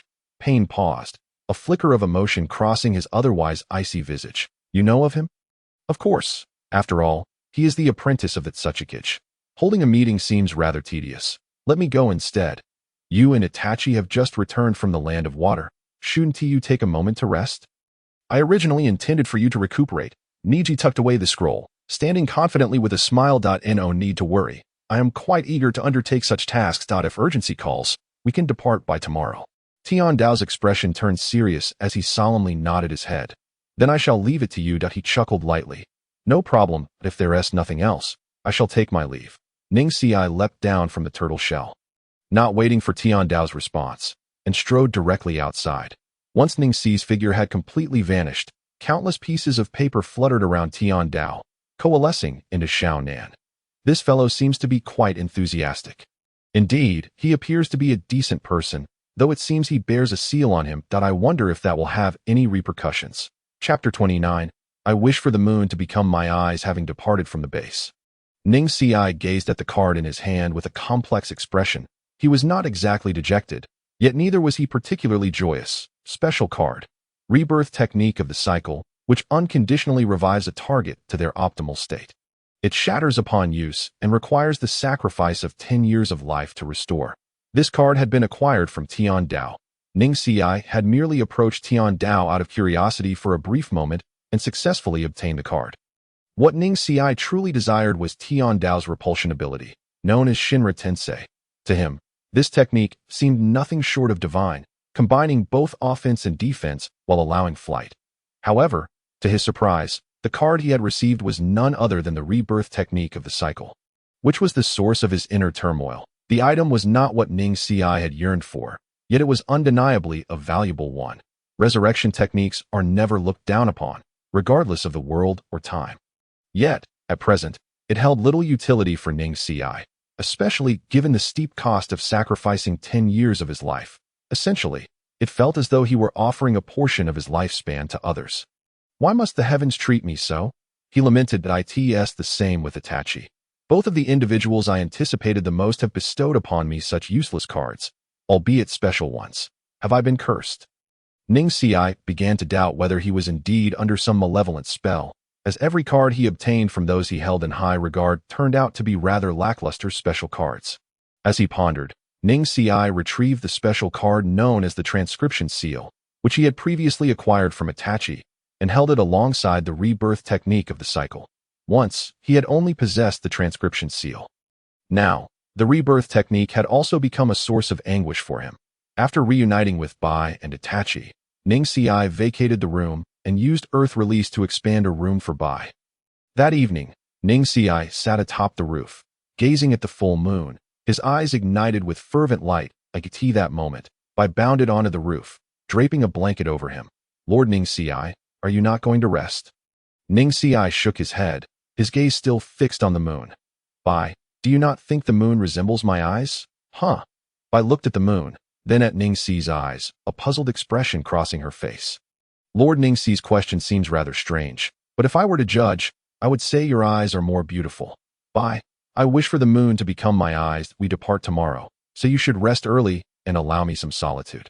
Understood. Bai leapt down from the roof and entered the house, while Ning Si continued to gaze at the moon, his mind swirling with various possibilities. The following day, Bai carried the soundly sleeping Ning Si and Itachi towards the land of Earth.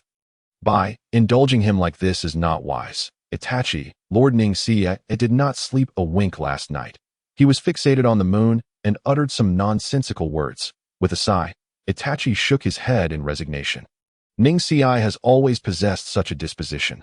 Previously, there was someone in the village who indulged him, and now that we have left the village, you continue to do so. That Itachi's mention of Ning Si's past immediately piqued Bai's curiosity. Itachi, are you saying that someone cared for Lord Ning Si while he was in the village? Ah, yes. It was a girl who seemed to have been with Ning Si for quite some time. I believe her name was Tian Tian.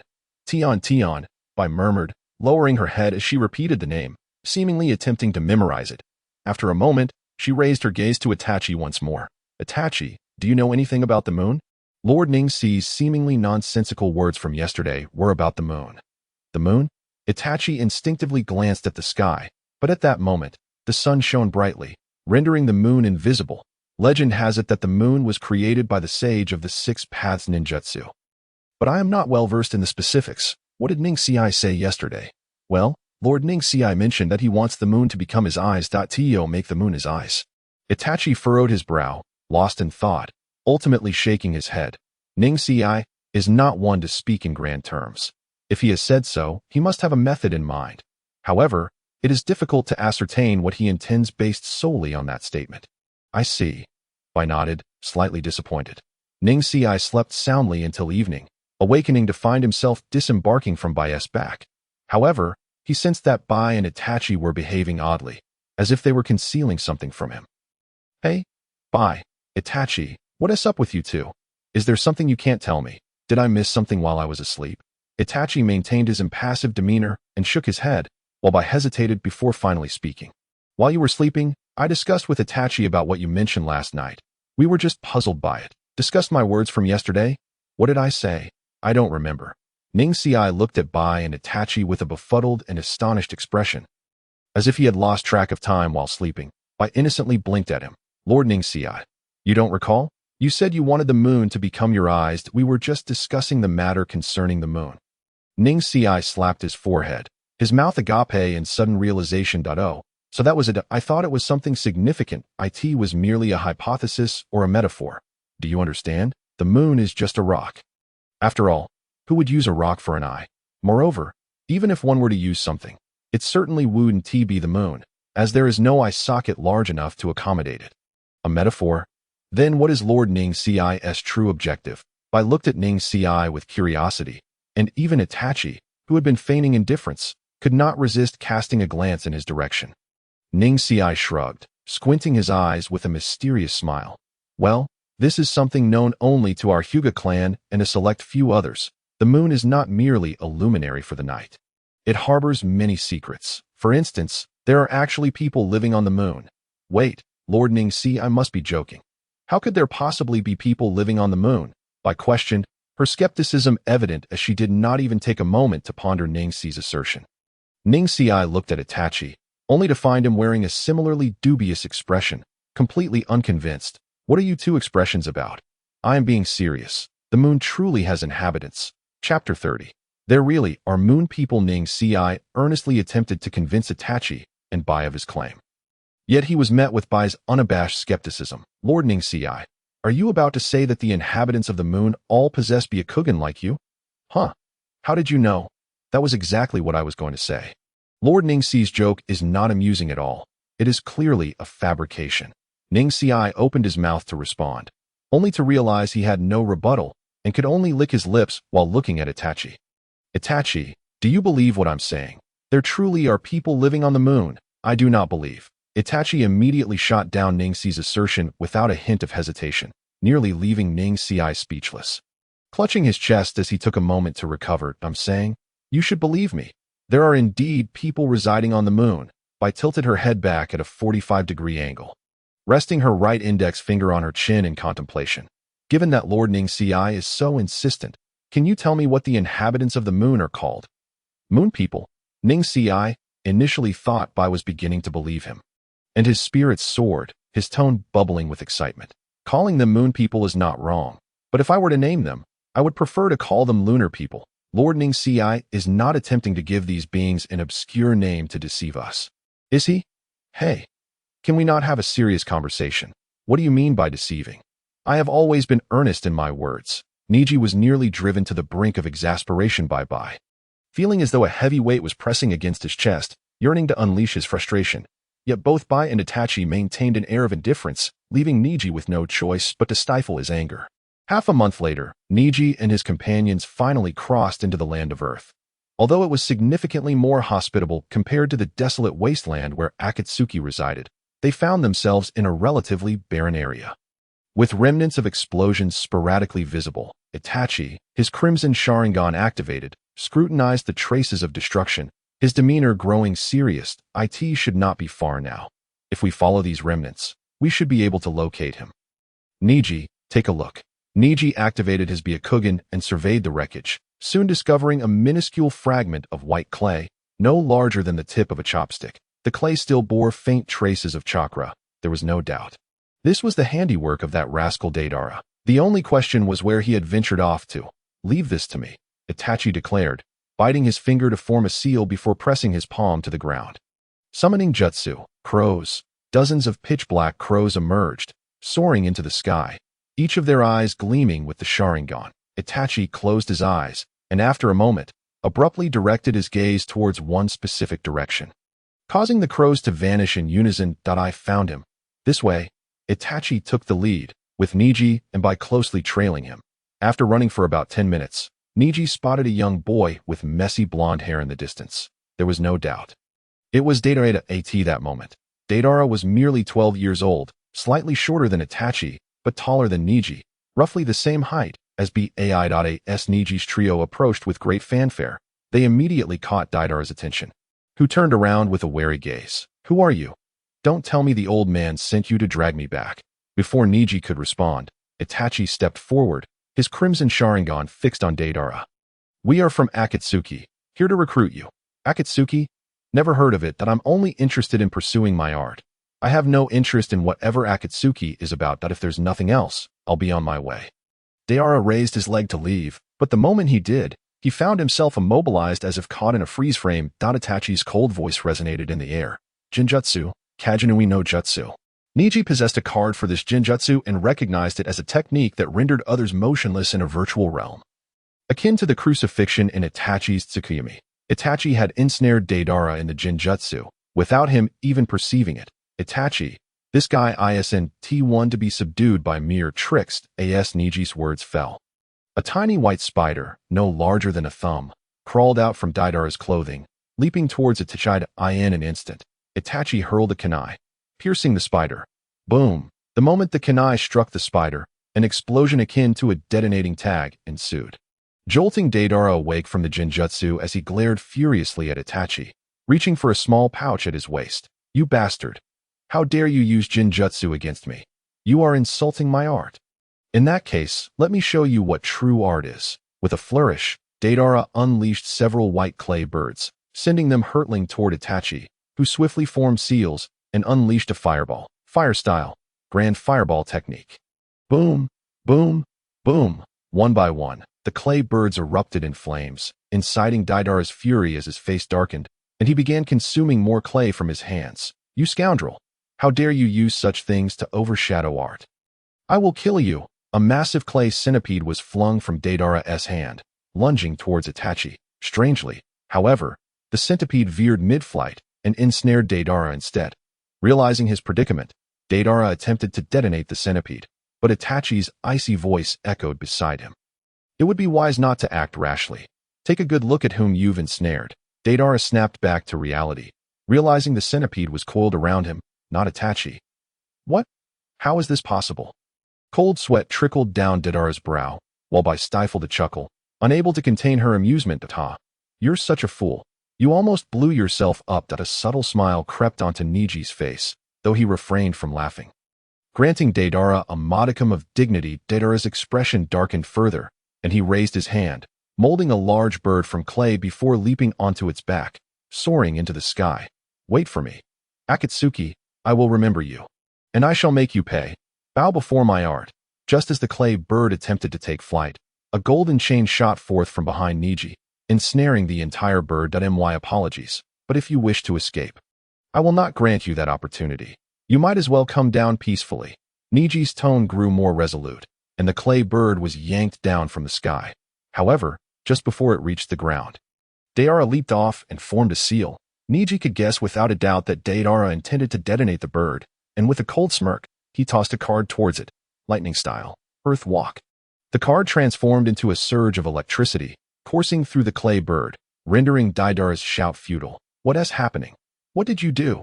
Deidara stared in shock at Neji, who merely shrugged and stepped in front of Itachi. Nothing much, just identified the flaw in your technique that, if I'm not mistaken, all the seals you formed were Earth style, which means your explosive clay is fundamentally based on Earth style. Lightning style counters Earth style. So I decided to test it out, and lo and behold, it worked. It appears your bird will not explode after being electrified. You bastard. Deidara swallowed hard, his mind racing for an escape route. Neji paid him no heed and continued, his voice steady. Deidara, you keep insisting this is your art, but it seems your art has its flaws. I wonder, does flawed art still count as art? Shut up. How could a guy like you possibly understand my art? Art is explosion. Neji interjected. I understand that quite well, and furthermore, my explosions are far more perfect. How about it? Care for a demonstration? Deidara's expression shifted, revealing a flicker of desire in his gaze. Neji's lips curled into a conspiratorial smile as he produced a card representing the tailed beast bomb and tossed it aside. The card twisted in the air, transforming into a fist-sized tailed beast bomb, exuding a chilling aura. Once the tailed beast bomb had vanished into the distance, Neji turned his attention back to Deidara. Behold, this is true art. Boom! The tailed beast bomb detonated at an immeasurable distance. A red, bowl-shaped fireball shooting into the sky, glaringly bright even in daylight. Nearly half a minute later, the shockwave arrived, whipping up the ground as dust and sand, obscuring vision.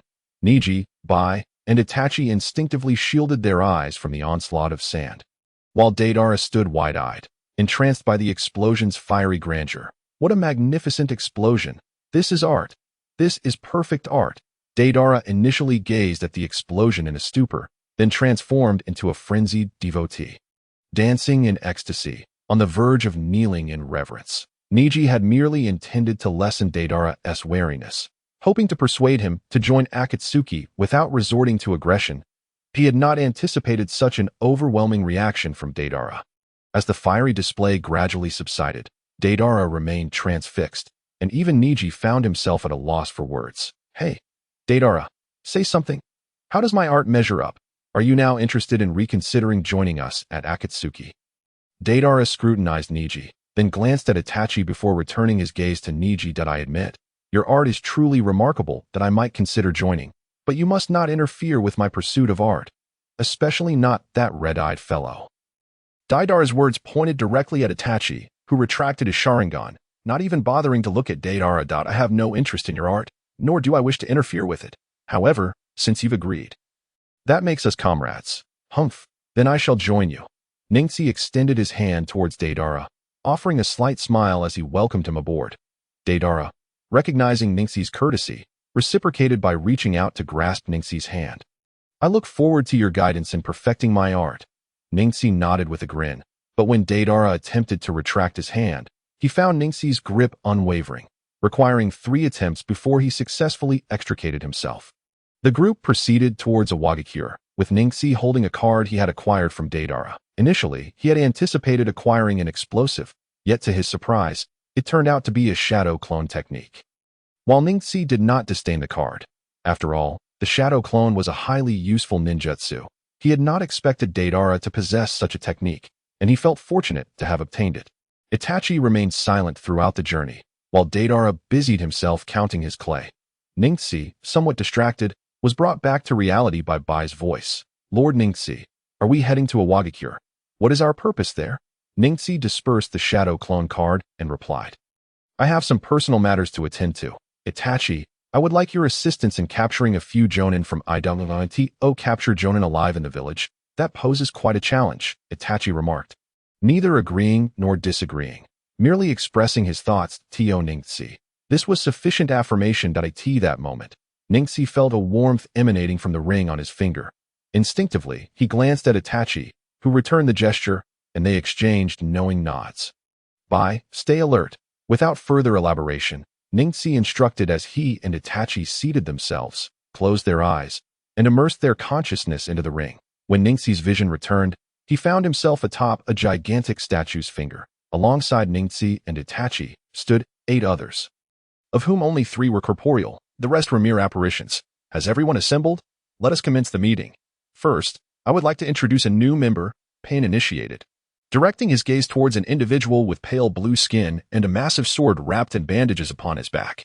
Everyone turned their attention to him, and Ningxi immediately recognized the figure as Kisame Hoshigaki, a member of the legendary 7 ninja swordsmen. This Kisame Hoshigaki, one of the 7 ninja swordsmen, he appears quite formidable. Ningxi remarked. Pain nodded in affirmation. Indeed, this is Kisame Hoshigaki, a rogue ninja from the village hidden in the mist. He has now joined Akatsuki under the codename Nandu, pairing with Haiden. Following this, Pain shifted his gaze towards Itachi. What is the status with Deidara? He has successfully joined our ranks, Itachi replied nonchalantly. As if acquiring a new member was trivial, Pain acknowledged this with a nod. Thank you for your efforts, since the task is complete. Return promptly. I will arrange to pass the ring to Deidara. Itachi offered no reply but turned his attention back to Ningxi, who shrugged, appearing equally indifferent. Leader, does it truly matter when the ring is given? I have heard that the 4 tails and 5 tails are both in the land of Earth. Since we are in the vicinity, I wish to gather intelligence on the tailed beasts, which would facilitate our future endeavors. Is that permissible? Be cautious and avoid conflict with the Awagakure. Zetsu, you should accompany them as well, Pain directed, his gaze shifting to Zetsu, who stood beside Konan. Before Zetsu could respond, Ningxi interjected, Leader, I believe assistance is unnecessary. We are not heading there to engage in battle. If you wish to send someone for support, they should possess considerable combat strength. Although Zetsu lacked fighting prowess, he excelled in intelligence gathering and was proficient in medical ninjutsu. I believe your current strength is sufficient. He insisted. I would prefer to manage the medical aspect myself, and with Deidara, a student of the Tsuchikage, we should have no trouble escaping, even from the Tsuchikage himself. Pain gently closed his eyes, taking a moment before reopening them to nod in agreement. Very well. Exercise caution. Dismissed. As the projections of the members flickered out, Ningxi and Itachi returned to their own bodies. Though the meeting lasted only a few minutes, Ningxi sensed that events had transpired in his absence. First, Deidara had donned the Akatsuki garb, and second, 3 Awagakure ninjas lay unconscious nearby, while Deidara argued with Bai. We've been discovered. If we don't leave now, it will be too late. If the old man finds us, we're done for. No, Lord Ningxi's objectives remain unfulfilled. That we cannot leave just yet. If you wish to go, you may do so alone, Deidara retorted passionately, while Bai remained calm, despite claiming that Deidara could depart. However, Deidara's legs were frozen in place, rendering escape improbable. Ningxi and Itachi's awakening halted their dispute, yet Ningxi focused solely on the 3 unconscious ninjas. Are these 3 genin? Are they still alive? Ningxi's voice was barely audible, akin to a soliloquy, but Bai promptly nodded. Yes, they are in a state akin to death, having been discovered just before you and Lord Itachi regained consciousness. Ningxi acknowledged this, noting the 3 had ice needles embedded in their necks, which he discerned through his Byakugan were obstructing their chakra flow, halting what should have been a natural circulation akin to blood. Ningxi placed his hands atop each of their heads for over 10 seconds, acquiring 3 Earth-style cards: Earth Release, Rock Collapse, Earth Release, Crumbling Earth, and Earth Release. Earthflow/.in Ningxi's estimation. These cards were of little use. The only potentially beneficial one was Earthflow/, which could alter terrain. Rock collapse could cause rocks to crumble, while crumbling earth merely fractured the ground. Both were not particularly practical ninjutsu. Disappointment washed over Ningxi as he scrutinized the three cards. Had he obtained what he sought from these individuals, he would not need to venture into a Wagakure. Observing Ningxi's dejection, Itachi surmised the unfulfilled acquisition. Did you not obtain what you desired? Ningxi dispersed the cards and offered a wry smile, shaking his head. Indeed, what I seek is not among them. Let us proceed to a Wagakure. Deidara, you are aware of which inhabitants can fly. Correct? They are my targets. Although Itachi had never inquired about Ningxi's intentions, he had long since understood the nature of Ningxi's cards. That Ningxi's current demeanor inadvertently revealed his secret to Deidara, yet he was unperturbed. He had anticipated that the secret of the cards could not remain hidden indefinitely, and now required Deidara's assistance, making transparency advantageous. Rising, Ningxi brushed off the dirt from his attire and continued towards a Wagakure. By thawed Deidara's legs, prompting him to hastily catch up. Hey, Ningxi, can you steal other people's ninjutsu? Are you aiming to fly with those who can? My clay birds can fly too. Perhaps we should reconsider our journey. The old man is not to be trifled with. Ningxi cast a sidelong glance at Deidara, smiling as he gazed up at the brilliant sun above. While your clay birds can indeed soar. They are yours, are they not? Furthermore, my goal is to reach the moon.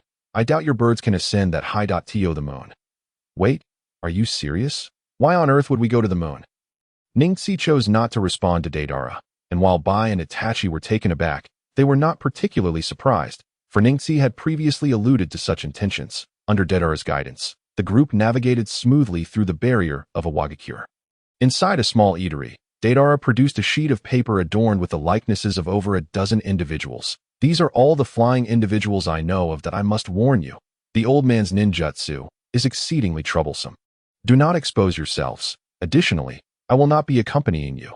If I get caught by the old man, it will be the end for me. Neji picked up the portrait for a brief glance, nodded slightly, and handed it over to Bai. Aren't you quite the arrogant one? Why do you fear that old Kutnoki so much? What do you know? That old man possesses the ability of a bloodline limit. Neji was already well aware of the nature of bloodline limits, and was too disinterested to listen to Deidara's explanations. He interrupted Deidara's speech with a wave of his hand, reclaiming the portrait from Bai and placing it before Deidara. Noki can fly, so be sure to include his likeness as well. Deidara's lips twitched, his fists clenched in frustration, wishing to land a punch on Neji's face. However, upon noticing Itachi observing him with his Sharingan, he took a deep breath and picked up the pen to sketch Naka's portrait. This is your own doing. If you perish, do not blame me for not warning you. Once again glancing at the portrait, a smile crept onto Neji's lips, a flicker of excitement gleaming in his eyes. Chapter 33. The super lightweight rock technique. The targets have been confirmed. Let us commence. With Neji's command, the group instantly vanished from the small eatery, retreating into the shadowy corners of a Wagakure. Under the veil of night, a short and slender ninja hummed a tune as he prepared to return home, when suddenly a shadow darted past him. The ninja felt a momentary blur before focusing his gaze, only to be met with a pair of crimson Sharingan. In the next instant, his consciousness plunged into darkness. The ninja collapsed. Itachi caught him just before he fell, swiftly transporting him into a narrow alley.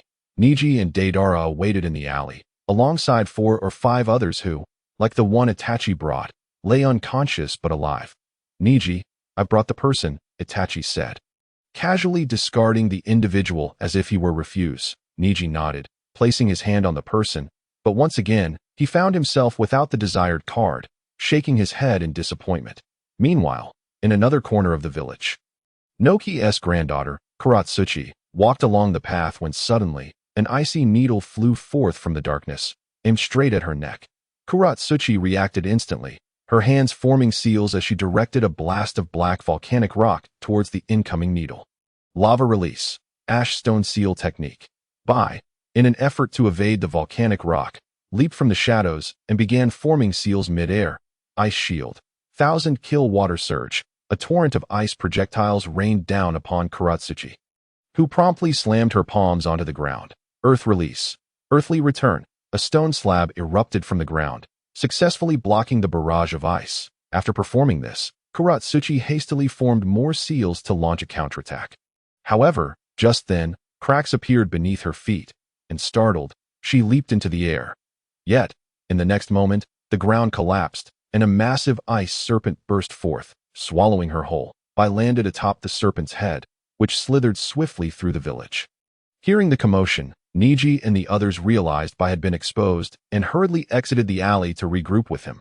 Inside the ice serpent, Kuratsuchi initially attempted several earth release techniques to break through the icy barrier. But to no avail. In a fit of frustration, she began forming seals rapidly. Earth release, heavy rock technique. Upon completing her seals, Kuratsuchi struck the icy surface with her fist, causing cracks to form in the once solid barrier. Surprising Bai, however, Bai merely formed a seal, and the cracks swiftly mended themselves. Kuratsuchi clutched her injured hand in pain, glaring angrily at Bai. "You bastard! Who do you think you are? How dare you cause trouble in a Wagakure? My grandfather will not let you go." Bai remained silent, casting a nonchalant glance at Kuratsuchi. Neji, Itachi, and Deidara soon arrived. Leaping atop the serpent's head, Bai immediately knelt before Neji. "I apologize, Lord Neji. I was careless. Do not blame yourself. Since we included Noki as a target from the start, I anticipated this scenario. Our priority now is to leave Iwagakure swiftly.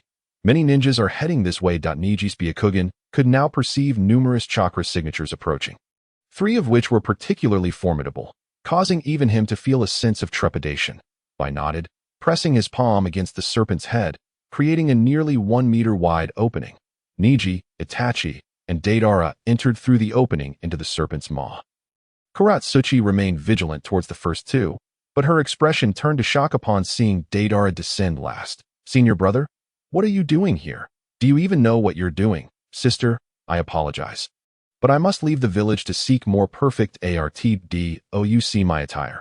I am now a member of Akatsuki. Seek your art, but why are you trying to capture me?" Kuratsuchi exclaimed, her anger causing her to stomp her feet in frustration, yet inwardly, she felt a sense of relief. With her senior brother Deidara present, her life was at least secure. Neji exchanged glances with Itachi, who nodded in understanding. Without further ado, Itachi activated his Sharingan, and Kuratsuchi, offering no resistance, fell unconscious. Neji swiftly approached and placed his hand on Kuratsuchi's forehead. After a brief period, he withdrew his hand, now holding a card. Special card, super lightweight rock technique, significantly reduces the weight of materials. When used on oneself, grants the ability to fly indefinitely, though chakra will be consumed during flight.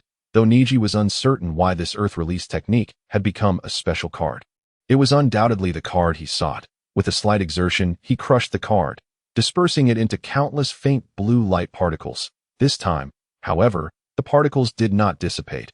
Instead, they surged into Neji's body. A soft blue glow flickered around him before vanishing entirely. Neji sensed a new switch-like presence in his mind, feeling as if he could defy gravity with merely a thought. "It's done. I've acquired what I needed. We can return." A broad smile of joy spread across Neji's face, mirrored by a slight smile from Itachi, while Deidara let out a long sigh of relief. But just then, the ground beneath the ice serpent transformed into a swamp, halting its rapid movement. Simultaneously, dozens of ninjas surrounded them, some flying through the air, others standing firmly on the ground, led by the 3rd Tsuchikage. "Noki. So, you are Akatsuki. How dare you cause trouble in a Wagakure? You are truly courting death. Since you have come, let today mark your burial ground."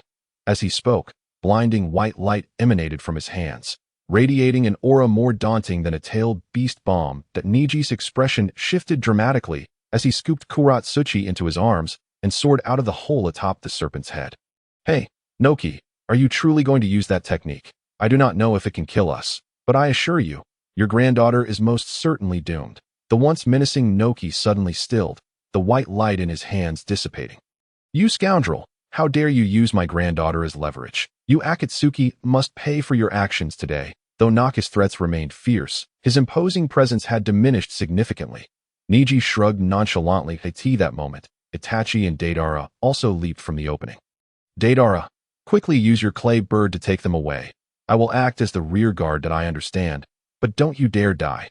That old man is formidable." Chapter 34. angered to the point of injury as he spoke. Deidara crafted a clay bird, and Bai and Itachi climbed aboard. Upon seeing Deidara, Noki was momentarily taken aback, but upon noticing the black and red cloud-patterned attire he wore, his face twisted in fury, his eyes seemingly igniting with flames. Deidara, what are you doing? Old man, I'm off to seek more perfect art that I'm now a member of Akatsuki. Farewell. You brat, stop right there. Noki glared at Deidara, who was ascending higher on the clay bird, his hands gathering white light once more in an attempt to bring Deidara down. But Neji swiftly moved, positioning himself between Noki and the clay bird, carrying Kuratsuchi. Hey, Suchikage, have you forgotten something? Or do you not care for your granddaughter? And this one, in my hands, is your daughter. Are you truly indifferent? As he spoke, Neji shifted his gaze towards the yellow earth hovering beside Inoki. The yellow earth glared at Neji, then cast a worried glance at Inoki. The latter trembled with rage, yet ultimately dissipated the luminescence in his hands that a faint smile graced Neji's lips. Although he appeared composed on the surface, his heart was in turmoil. Neji genuinely feared that Inoki, in a fit of anger, might unleash dust release upon him, a technique capable of annihilating matter at the atomic level, which Neji was not eager to face. Once Deidara's clay bird vanished from sight, Neji swiftly ascended, reaching a sufficient altitude before discarding the black earth. The yellow earth immediately caught it, and Inoki's hands glowed once more. Dust release. Original world separation technique. A column of white light surged towards Neji, who wasted no time in hurling a tailed beast bomb, detonating it upon contact with the dust release. Boom! A colossal explosion illuminated the sky above Awagakure, transforming the night into a brilliance akin to daylight. Yet, the dust release lived up to its fearsome reputation, piercing through the flames of the tailed beast bomb, though it did not strike Neji. Inoki, though abrupt, the primary objective of our mission is to extract Deidara. It would be best to let it go, as no one else has perished. It would be quite unworthy for someone of your age to die of anger. Neji's voice echoed across the skies of Awagakure. Inoki clenched his fists in fury, but suddenly his body stiffened, and he grimaced as he grasped his waist at I've sprained my back. What a scoundrel. I must ensure I never cross paths with him again. Despite Neji's ostentatious departure, a hint of fear lingered within him. After all, apart from Inoki, many others in Awagakure could fly. Should he become entangled, the outcome would be uncertain. Thus, he emphasized that he had not taken a single life, hoping to dissuade the villagers from pursuing them relentlessly. Upon leaving Awagakure, Neji swiftly rendezvoused with Deidara, and the group took refuge in a cave. Deidara, still shaken, patted his chest. That was a close call. I truly encountered the old man. By the way, Neji, you actually dared to hold back. Truly worthy of being my quarry. Deidara unabashedly gave Neji a thumbs up. Neji shrugged, leaning against the stone wall and exhaling deeply. It's all good. I merely gambled that Inoki cared more for his granddaughter. Clearly, my wager was correct. Let us rest for the night and set off for the base tomorrow. Early the next morning, even before fully awakening, Neji felt the warmth emanating from the ring. Upon opening his eyes, he saw Haku standing guard at the cave entrance, while Itachi was gazing down at his own ring. Another meeting? What is Pain up to? Is it not over yet? Neji grumbled, joining Itachi in focusing their minds into the ring. Soon, they arrived at the finger of a stone statue through the multi-headed dragon technique. Being among the early arrivals, only the projections of Nagato and Konan stood upon the finger though. Leader, are you not at the base? Neji inquired naturally, glancing at Nagato's apparition, who nodded, his gaze unwavering. I am in the land of rain. How goes it on your end? We just escaped from Awagakure yesterday. Inoki is quite a formidable opponent. Though we all emerged unscathed. Is that so? I heard that individual possesses bloodline limits, making him quite troublesome. Bring Deidara to the land of rain. I will pass the ring to him. Neji shrugged, opting for silence. One by one, the lamps were lit, and soon the finger was filled with people. Once the gathering reached a sufficient size, Nagato spoke again. Yesterday, Pakura Shizuku was killed. His tone was remarkably flat, as if the death of a mere nobody had occurred. Neji nearly choked upon hearing this, only to realize that Pakura Shizuku was indeed absent. The others exchanged glances, yet no words were spoken. Nagato scanned the room before continuing. Pakura Shizuku and Kisame encountered 3 Jinchuriki in the land of water. Pakura Shizuku perished in battle. Orochimaru, You shall team up with Kisame. Hime? Perfect. I could use some fresh air. Let him come find me. Orochimaru's raspy voice echoed, sending shivers down Neji's spine despite having heard it several times before. Well then, that's all. Dismissed. With that, Nagato extinguished the lamp, and Neji and Itachi regained consciousness. Rising to their feet, it seems our destination has changed. Deidara, we are off to the land of rain. The group mounted Deidara's clay bird. With Neji reclining at the tail, resting his eyes, Deidara looked at him incredulously. Neji, haven't you learned to fly? Why do you still choose to ride my clay bird? Neji crossed his legs, glancing at Deidara with a smirk. Ah, you see, there's a saying in my homeland. If you can sit, do not stand. If you can lie down, do not sit. Since there's a bird to ride, why should I expend chakra flying myself?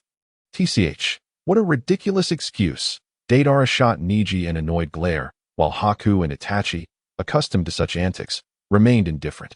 Initially, traveling from the land of earth to the land of river required passing through the land of rain. So even with the change in objective, their path remained unchanged, potentially saving them some travel time. Within the land of rain, relentless downpours greeted them. Upon entering, Deidara donned a conical hat with evident disdain. This incessant wetness is vexing. Such weather disrupts my artistry. Chapter 35. Amage cure enough with the complaints. Let us disembark and allow Haku to take charge. Deidara's clay bird descended, and Haku conjured an ice serpent. The group entered the serpent's mouth, which glided swiftly through the ocean of the land of rain, even faster than Deidara's clay bird. Although Deidara had previously entered the ice serpent once, his focus had been on the black earth. And he had soon encountered Inoki, leaving no time to admire the interior. Now, with some leisure, Deidara could not help but marvel. Wow, what a convenient creation. If only it could fly, that would be even better. Haku rolled her eyes at Deidara, too lazy to respond, while Itachi merely cast a mild glance his way. Neji, however, was lost in thought, contemplating the super light heavy rock technique in his hands. Before long, the ice serpent arrived at Amagakure. The group emerged from its mouth, donned their conical hats, and strode confidently through the village. In this village led by Nagato, the mere attire of Neji and his companions garnered respectful glances from the villagers. Neji found himself in Amagakure for the first time, curiously observing everything around him. Amagakure was significantly smaller than Konoha, with far fewer civilians, yet it boasted a plethora of goods, food, entertainment, and even certain inns. However, after a lengthy observation, he found no shops selling ninja tools. Hey, Neji, where are we headed? Shouldn't we find somewhere to take shelter until the rain ceases? Despite wearing a conical hat, Deidara still detested the rain. Neji merely cast a sidelong glance at him, too lazy to turn his head. The land of rain is aptly named as such due to its perennial downpours. It rains at least 5 days out of 7. Are you certain you wish to wait for the rain to stop? No way. The land of earth isn't like this, and I've heard that the wind country hardly sees rain all year round. Could it be that their rain has all migrated here? Deidara suddenly grew curious, and despite Neji's reluctance to engage, he found himself momentarily agreeing with Deidara's theory. Soon, the group arrived beneath the towering structure of Amagakure, where white paper fragments swirled in the downpour, coalescing into a figure before Neji and his companions. Have you arrived? Since it's your first visit, allow me to guide you. Follow me. Conan's demeanor and tone were remarkably calm, exuding an air of aloofness. Neji and the others trailed after Conan into the tower, ascending the staircase bit by bit. Along the way, Neji noted a multitude of vacant rooms. There seemed to be quite a number of unoccupied rooms here. Could I have one? If you need it, feel free to use it. This tower serves as the Akatsuki's base, and as a member, you are entitled to its facilities. Perfect. That saves me the trouble of finding another place. Neji's face revealed a hint of a smile as Xiaonan glanced at him in silence. Before long, Neji and his companions followed Xiaonan to the pinnacle of the tower, only to be taken aback by the presence of Scorpion alongside Pain. At that moment, Pain and Scorpion stood side by side, gazing down from the tower as if admiring the entirety of Amagakure. Upon their arrival, Pain and Scorpion turned to face them. You have arrived. You must be Deidara? I am Pain, the leader of Akatsuki, and I welcome you to our organization. Pain approached Deidara, extending his hand in a manner reminiscent of his earlier greeting to Neji, who reciprocated the gesture. Let me make it clear. While I have no issue with carrying out tasks, you must not impede my pursuit of perfect art. No problem, Pain replied at as long as there is no betrayal. Akatsuki will not interfere with your freedom. Very well. I shall join. Pain smiled and turned to Neji. Have you gathered any intelligence during your time in Iwagakure? Itachi's gaze flickered subtly towards Neji, yet Neji remained composed. Seemingly anticipating Pain's inquiry, though I nearly faced the wrath of the Tsuchikage, I did manage to acquire information regarding the tailed beasts. Iwagakure possesses the 4 tails and 5 tails, with the 4 tails Jinchuriki being Oinoki and the 5 tails Jinchuriki known as Han, both of whom are formidable Iwagakure ninjas. Pain nodded thoughtfully, while Itachi and Haku gazed at Neji in surprise, and Deidara exclaimed, "Hey, when did you acquire such information?" Even I, a disciple of the Tsuchikage, was unaware of this. Well, you are still a mere disciple. After all, do you think I would lag behind without reason? This intelligence cost me dearly, Neji replied with a slight smile. Deidara's expression shifted, casting a wary glance at Neji as Pain produced a ring and presented it to Deidara. This is your ring. You will be teaming up with Scorpion from now on. With that, Pain turned to Scorpion, who shot Deidara a displeased look before making his way towards the staircase. Kid, do not obstruct me, or I shall kill you. I detest waiting, and you've kept me waiting far too long. Hurry up and follow me. Oh, Scorpion-senpai, are we leaving this place? I'm not particularly fond of it. Let us make haste. Deidara's voice grew fainter as he spoke. Despite it being their first meeting, Neji felt as though Deidara and Scorpion were quite familiar with one another, perhaps even more so than with himself. After watching their figures vanish, Pain shifted his focus back to Neji and Itachi. Neji, Itachi, thank you for your efforts. Do you plan to stay in the land of rain for a while? Itachi remained silent, while Neji nodded and glanced at Haku beside him. Leader, I have some personal matters to attend to and will need to prepare here for a time, but rest assured, I will have Haku complete any lucrative tasks. As long as we can earn money, that is all that matters, right? Pain followed Neji's gaze towards Haku, nodding slightly. The Ice Shield bloodline limit is quite impressive. If you can demonstrate sufficient strength, joining Akatsuki may not be out of the question. Before Neji could respond, Haku bowed his head slightly to Pain and spoke first. That I apologize, but I have never considered obeying anyone's commands outside of Lord Neji. Is that so? That is quite unfortunate. Xiaonan, please make arrangements for Neji, Pain instructed. Xiaonan nodded, casting a glance at Neji before heading toward the staircase. Follow me. Neji exchanged looks with Haku and followed Xiaonan to a room. Chapter 36. Neji's intentions. This new room was situated lower than the previous one. Spacious and adorned with a large window that offered a view of various parts of Amigakure. This room is yours. If you find it unsatisfactory, feel free to seek another, Xiaonan said. No, it is quite fine. Thank you for your assistance, Neji replied as he unfurled a scroll across the floor. Xiaonan showed no interest in Neji's intentions and nodded before leaving the room. Neji proceeded to unpack his bed, furniture, and various items, which would have felt cramped in his room back in Kanahagakure. Yet here, the space still felt somewhat vacant. Once everything was arranged, Neji sat cross-legged on the bed. Suddenly, a knock echoed through the door. Turning to the entrance, he saw Pain pushing the door open and stepping inside. Upon observing the room's swift transformation, a flicker of surprise crossed Pain's eyes. Though he remained composed, they have departed from Amigakure. Now, may I inquire about your intentions? Pain's tone was remarkably neutral, his gaze fixed intently on Neji's forehead. Neji let out a wry smile and removed the bandage from his forehead, revealing the caged bird seal. It seems I have been seen through. Since you are aware of this seal, I wish to lift it. Nothing more did I see. It appears my concerns were unwarranted. You require assistance. Some matters cannot be entrusted to others. They must be undertaken personally, even by someone with your Rinnegan. Is that so? Quite regrettable. Pain turned to leave the room, while Neji resumed his seated posture, closing his eyes to begin refining his chakra. At present, Neji's chakra was merely at the level of a chunin, and attempting to ascend to the moon in such a state would be exceedingly perilous. Thus, he needed to elevate his chakra to that of a jonin before proceeding. As autumn transitioned into winter, the land of grass lay blanketed in white. Haku and Itachi huddled in a tree hollow, kindling a fire while awaiting the snowfall to cease, though the snow fell heavily and the temperatures plummeted. Haku, possessing the Ice Shield bloodline limit, felt little discomfort. Even without the fire, he would remain unharmed. Yet Itachi's condition was far less favorable. Presently, Itachi's complexion was pale, beads of sweat forming on his brow, and even his breathing appeared labored. Cough, cough, cough. Itachi's sudden coughing fit alarmed Haku, who quickly offered a cup of hot water from beside the fire. Itachi accepted the warm beverage, taking a small sip that visibly eased his pallor. Lord Itachi, your health is in dire straits that I can only alleviate your symptoms to a limited extent.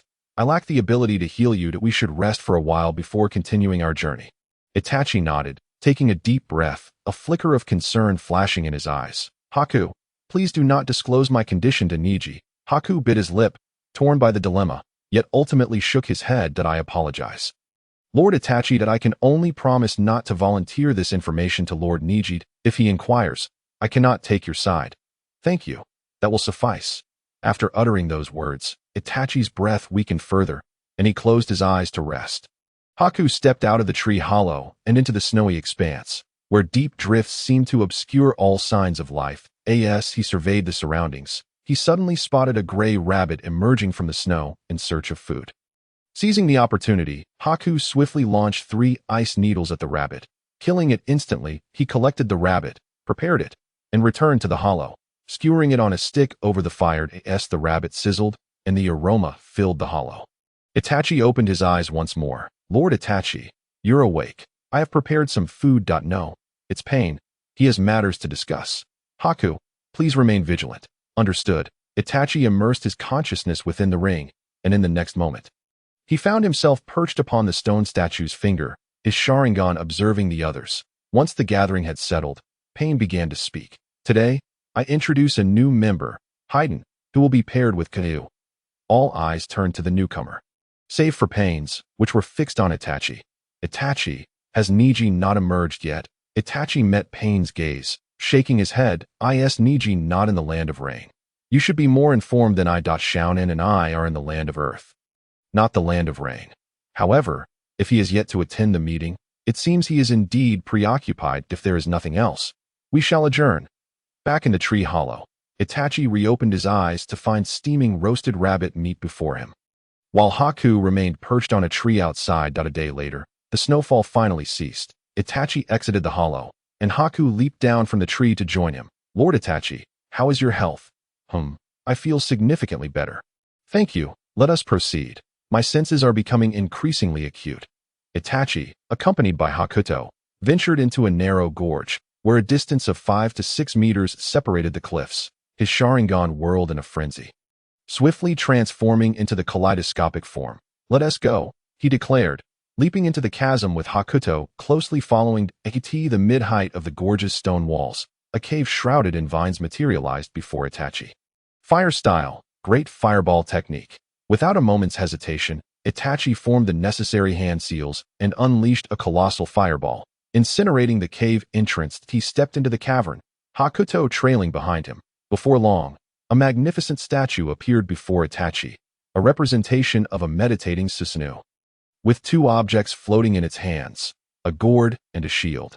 Itachi gazed up at the statue in astonishment, yet at the instant his kaleidoscopic Sharingan met the statue's gaze, the gourd and shield transformed into 2 streaks of orange light, hurtling into Itachi's eyes. A change swept over his expression. He immediately shut his eyes and covered them with his hands, crimson blood streaming forth as if he had just invoked Amaterasu. Lord Itachi, are you all right? Hakuto rushed forward to support Itachi, whose steps had begun to falter.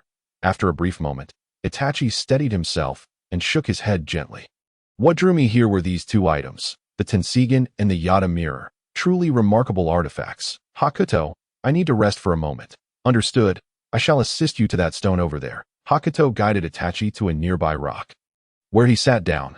Slowly, Itachi's tightly shut eyes began to open, revealing bloodshot orbs that suggested he had not slept for 3 days and nights. While Hakuto patiently awaited Itachi's recovery, he wandered over to the statue. At that moment, he noticed a glimmer emanating from the statue's left. As he focused, he discerned a jade-green Magatama. Chapter 37. An unexpected combination. Hakuto leaped onto the statue and reached out to extract the Magatama from its eye. At first glance, the Magatama appeared unremarkable, yet upon closer inspection, a warm chakra radiated from it. What could this be? Hakuto pondered, feeling the faint chakra it exuded but finding nothing else particularly special about it. 2 hours later, Itachi opened his eyes. Though they remained bloodshot, the intensity had diminished significantly. Hakuto, let us depart. Yes. Together, they exited the cave. As the falling snow buried all traces behind them, in early spring, atop the tower in rain-hidden village. Neji stood with his back to the door, gazing down at the entire village from the window. After some time, he withdrew his gaze and held the card of the rebirth technique in his hand. As Neji focused his thoughts, the card radiated a brilliant green light, the description beneath it gradually fading away. Target set, Hyuga Neji. The card's glow intensified, becoming blinding, yet it was fleeting, dissipating swiftly, and the description beneath it altered. Special card, Rebirth Technique, unconditionally resurrects the individual named Hyuga Neji to optimal condition. Upon use, the card shatters. The description shifted from a target to Neji himself, eliminating any restoration prompts. Once the target for revival was designated, the card had transformed, effectively rendering it used. Even though the card remained in his possession, Neji could still create a new one at the cost of his lifespan, but this card had become one that could only be utilized by him. Neji then retrieved the transcription seal he had acquired from Itachi long ago, which shimmered with a radiant light of pale blue. He released the rebirth card, which soared as a beam of blue light into the transcription seal card, causing its description to similarly vanish under the glow. Activation condition set. Hyuga Neji's death. As Neji's words fell, the light of the transcription seal card immediately receded, and its description transformed. Special card, transcription seal. Impervious to external destruction, activates the rebirth technique upon the death of the individual named Hyuga Neji. Neji took a deep breath, raising his gaze to the sky, a glimmer of madness flashing in his eyes. Since his arrival in this world, he had been gambling, betting that Hayashi Hyuga would show leniency due to Hizashi's legacy, wagering that Itachi would still pursue the annihilation of his clan despite his interventions, and hoping that after being taken by Itachi, he would not be branded a rogue ninja by Konohagakure. Although these bets posed potential threats to Neji's life, death was not a guaranteed outcome. Yet this time, he felt an absence of certainty. During this period, aside from refining his chakra, Neji had been studying his cards to discover which combinations could yield synergistic effects. The fusion of the transcription seal and the rebirth technique was something he had never contemplated before. But now, faced with the dire stakes, he conceived a bold idea that would afford him another chance even in defeat. Knock, knock, knock. A series of knocks interrupted Neji's thoughts. He turned to face the door. Entered as his words echoed. The door creaked open, and Hakuto and Itachi stepped into the room.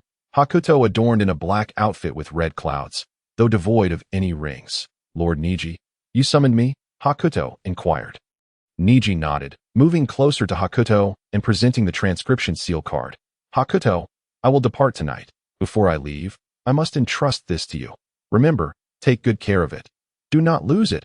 Of course, Hakuto replied earnestly, accepting the card with both hands. However, upon reading the inscription, his expression shifted dramatically. Lord Neji, what does this inscription mean? What are your intentions? Me? Neji chuckled softly, turning away to gaze out the window once more. Did I not already inform you of my goal? I aim to journey to the moon, hence my departure tonight. The moon is not as tranquil as it appears to you. Are you familiar with Otsutsuki village? Hakuto and Itachi exchanged bewildered glances, both shaking their heads in confusion. Neji, not bothering to observe their reactions, paused, and upon receiving no answer, continued. If you are unaware of Otsutsuki village, then you must at least know of the Sage of Six Paths, whose name is Otsutsuki Hagoromo. Otsutsuki village is the domain of his younger brother. After sealing their mother, the sage established the shinobi sect in the ninja world, while Otsutsuki village took residence on the moon, where the direct descendants of Otsutsuki village currently reside. The faces of Hakuto and Itachi paled in unison, their expressions filled with shock, not only at the revelation itself but also at Neji's knowledge of such matters. Neji, where did you learn all this? Itachi could no longer contain his curiosity. Neji activated his Byakugan, turning to face Itachi. Do you recall the tale I shared about the moon people? Did you think I was merely fabricating stories? The Sage of Six Paths possesses the Rinnegan, while Otsutsuki village is the domain of the Byakugan. Both the inhabitants of the moon and our Hyuga clan are descendants of Otsutsuki village. Itachi, already astonished, felt an even greater shock as he realized that both the Uchiha and Hyuga clans were among the oldest families. Yet as the Uchiha clan's young leader, he had been entirely unaware of such truths. Neji slowly removed the bandage from his forehead, revealing the caged bird seal that a glimmer of madness flickered in his eyes. What I seek is a power that surpasses the Byakugan. This is my only opportunity to break free from the cage. So I must venture forth. Even if it costs me my life, failure is not an option. Suddenly, Hakuto knelt on one knee, raising his head to meet Neji's determined gaze. Lord Neji, I have sworn an oath. In this life, I shall be your shield unto death. Please allow me to accompany you, for if you perish, I shall be unable to fulfill my vow. Neji smiled gently, placing a hand on Hakuto's head. If you have indeed made such a vow, then it is all the more reason for you to remain here. Did I not give you a card? The rebirth technique can manipulate life and death. Leaving that card with you allows me to rest easy. It is my final safeguard. Chapter 38. Above the moon, Lord Ningxi, you still wish to say something, but Ningxi interrupted by shaking his head. As evening descended and the moon gradually ascended, Ningxi soared directly from the high tower, heading straight for the moon. Bai and Itachi watched Ningxi's retreating figure from the tower until it completely vanished from sight. Lord Ningxi murmured his name, clutching the card tightly against his chest. Itachi gently patted Bai's shoulder, his gaze tinged with complexity. Bai, have faith in Ningxi. He is a man who fears death above all else. If he did not possess absolute certainty, he would never dare to embark on such a venture. Lord Itachi, Lord Ningxi bears burdens far greater than I had imagined. Can you enlighten me? Ah, certainly, but do not disclose this to Ningxi.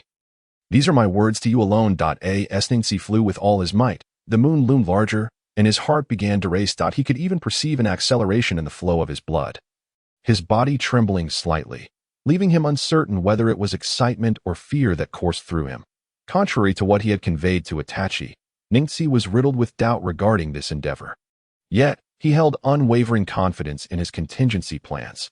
The favorable outcome would see him successfully acquiring the rebirth eye, liberating the caged bird, while the unfavorable result would entail his demise, only to be resurrected through the card.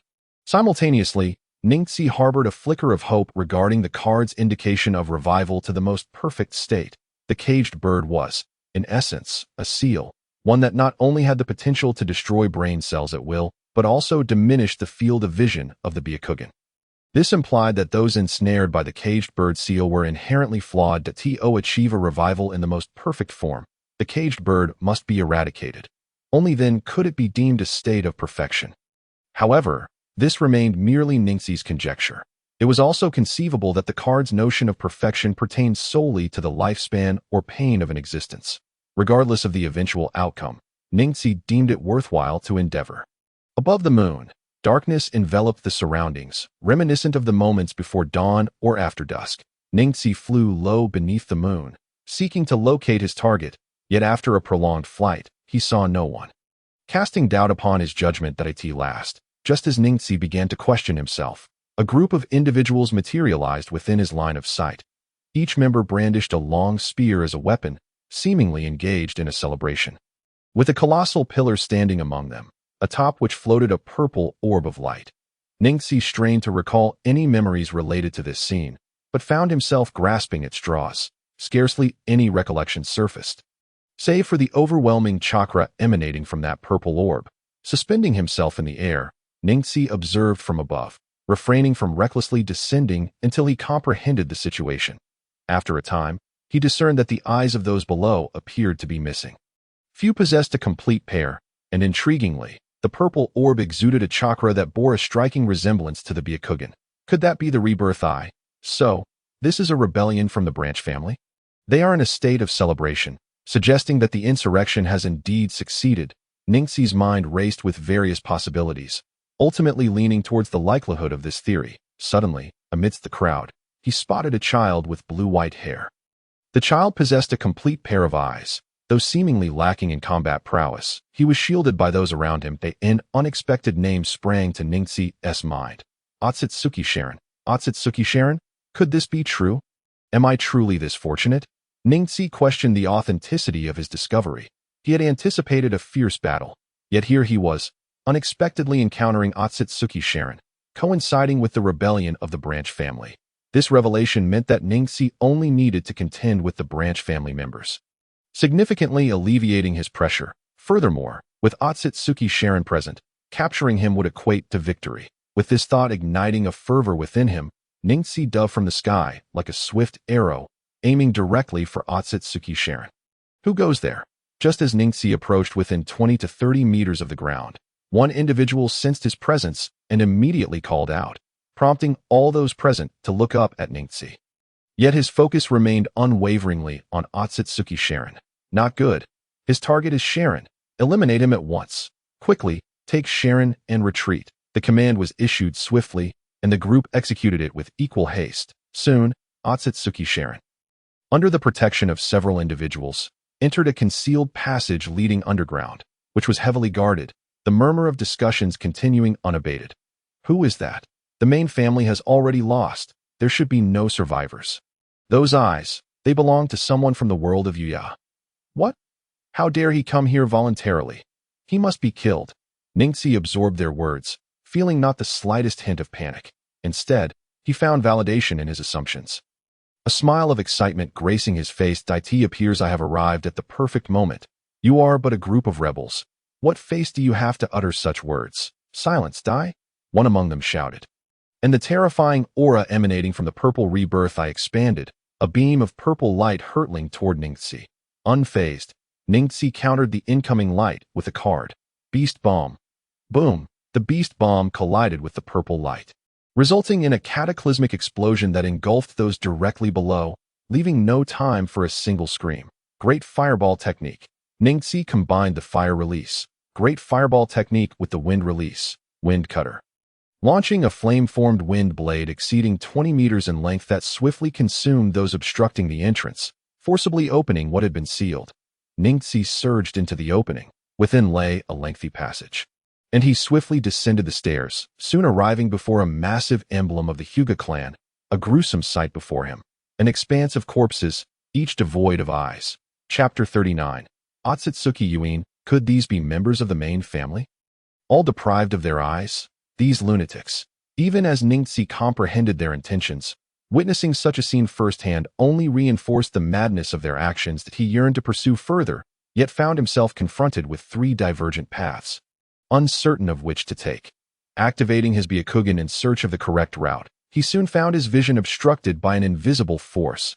He could only perceive a distance of a mere 10 meters ahead, beyond which his sight failed him. Furrowing his brow, Ningxi resolved to select a path at random and pressed onward. The chosen route continued downward, the darkness enveloping him, though faintly glowing orbs illuminated the walls. In his quest to locate individuals, time appeared to slip away. Perhaps it would be more prudent to seek the rebirth eye directly. With the eyes of those people absent, the rebirth eye should have already manifested. Correct? Ningxi had originally intended to capture Otsutsuki Sharon as leverage, ensuring that the others would hesitate to act rashly, thus facilitating his acquisition of the rebirth eye, yet he had never anticipated their cowardice. Before a fight had even begun, they had whisked Otsutsuki Sharon away. As Ningxi pondered whether to seek the rebirth eye directly, the dimness ahead suddenly gave way to a vast, expansive space, albeit still shrouded in darkness. Unbeknownst to him, Ningxi, who had once soared through the air, now found himself standing on the ground.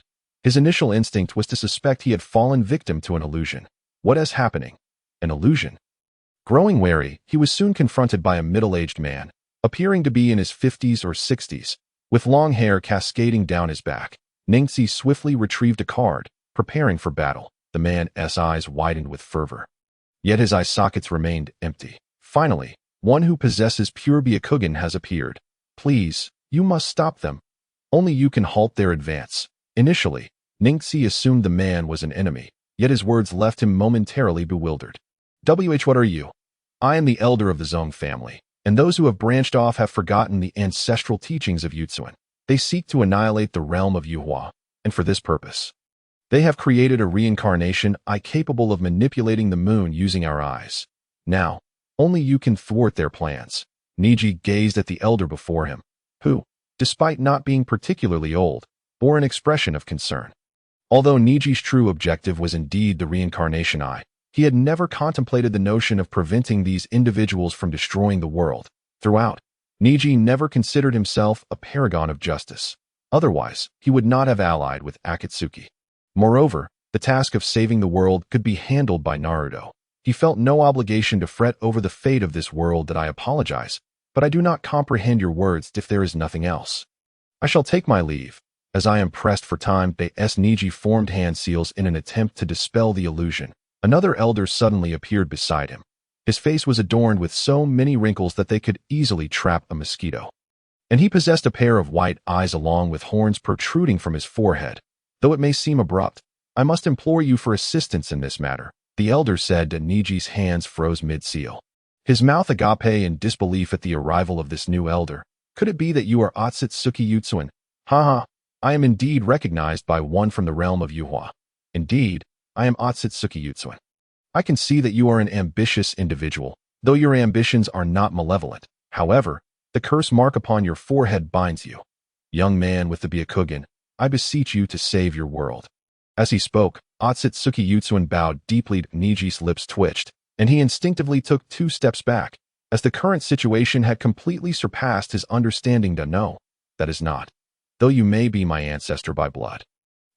Before Neji could finish, Otsutsuki Yutsuin slowly raised his head and extended his right hand, a deep blue light emanating from his palm. In return, I shall lift the curse mark and grant you my purest bloodline. Neji's breath hitched, and he could not suppress a gulp. Despite his reluctance, he had to admit that this offer was indeed difficult to refuse. Setting aside the matter of bloodlines, simply lifting the curse mark was enough to compel Neji to take a risk. For that was precisely why he had come. Very well. Since you, my ancestor, have said so, I shall reluctantly agree.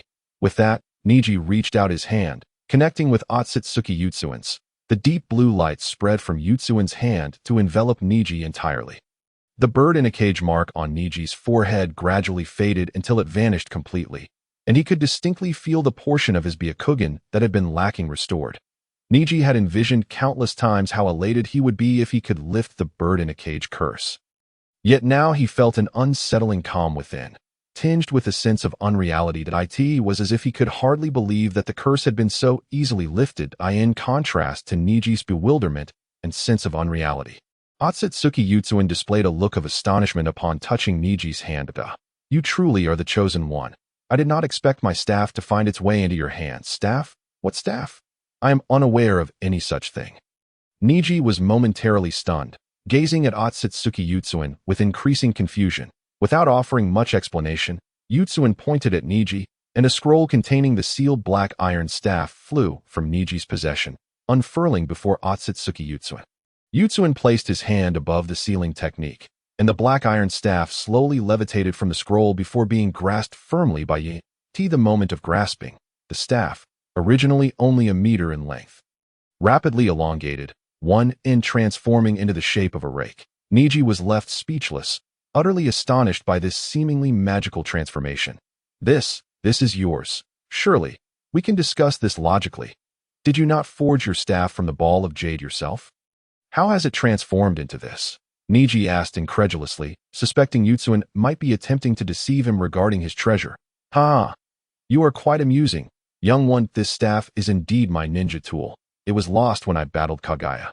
Left behind in my brother's world that I did not seek it out while residing on the moon, and as a spirit now, it serves me no purpose. Since you have found it, I shall gift it to you. Chapter 40. The ninja tool of Yutsuin presented the intact staff to Neji. He found himself feeling somewhat bashful, having just doubted the elder's intentions regarding his treasure. This might not be appropriate. Is that so? If you do not wish to accept it, then, who said I do not want it? I was merely being polite, Neji exclaimed, snatching the staff from Yutsuin's hand, fearful that the elder might change his mind and reclaim it. As soon as the staff was in Neji's grasp, it seemed to melt into a pool of black, viscous substance that coalesced around Neji's wrists, forming a pair of black gauntlets. It seems you were not fond of the staff's appearance. This way, it truly becomes your ninja tool. Neji flexed his wrists, feeling the gauntlets, which appeared quite firm but were surprisingly soft like fabric and not heavy at all. It looks quite impressive. Thank you. Ha ha. I am glad you like it. Speaking of which, it has been many years unnoticed. Recently, the outer path golem was stolen, and my brother's world has likely become quite unstable that a trace of melancholy flickered in Yutsuin's eyes, stirring a similar sensation within Neji, softening his gaze. Indeed, it is quite tumultuous. Your brother is plotting to resurrect Kaguya, and preparations are already underway. It should not be long before he makes his move. Brother? Yutsuin blinked in confusion, unsure of what Neji was referring to. Neji chuckled and shrugged, pulling up his sleeve to cover the gauntlets that would be the child that Kaguya bore after you sealed her. It is understandable that you are unaware. Had you known, you would not have allowed him to roam free. Is that so? I did not realize that my mother had such a backup plan. A hint of worry crept into Yutsuin's gaze as he suddenly fixed his attention on Neji. Neji's lips twitched. He could sense what the elder was about to say without needing to hear it. Do not look at me. I will not intervene in this matter. In fact, I find myself somewhat eager for Kaguya's resurrection, as I have my own reasons for seeking something from her. However, rest assured, the savior has also emerged, the reincarnations of Ashura and Indra. Is that so? If they are involved, there should be no issue. Then, I must take my leave. Young man, please utilize this power wisely. With that, Yutsuin's figure began to fade, ultimately vanishing entirely. As Neji's surroundings shifted, he found himself back on the descending path, only to be met with a cold wall. Bang! Ow! Neji's consciousness remained within the illusion, yet his body continued to advance.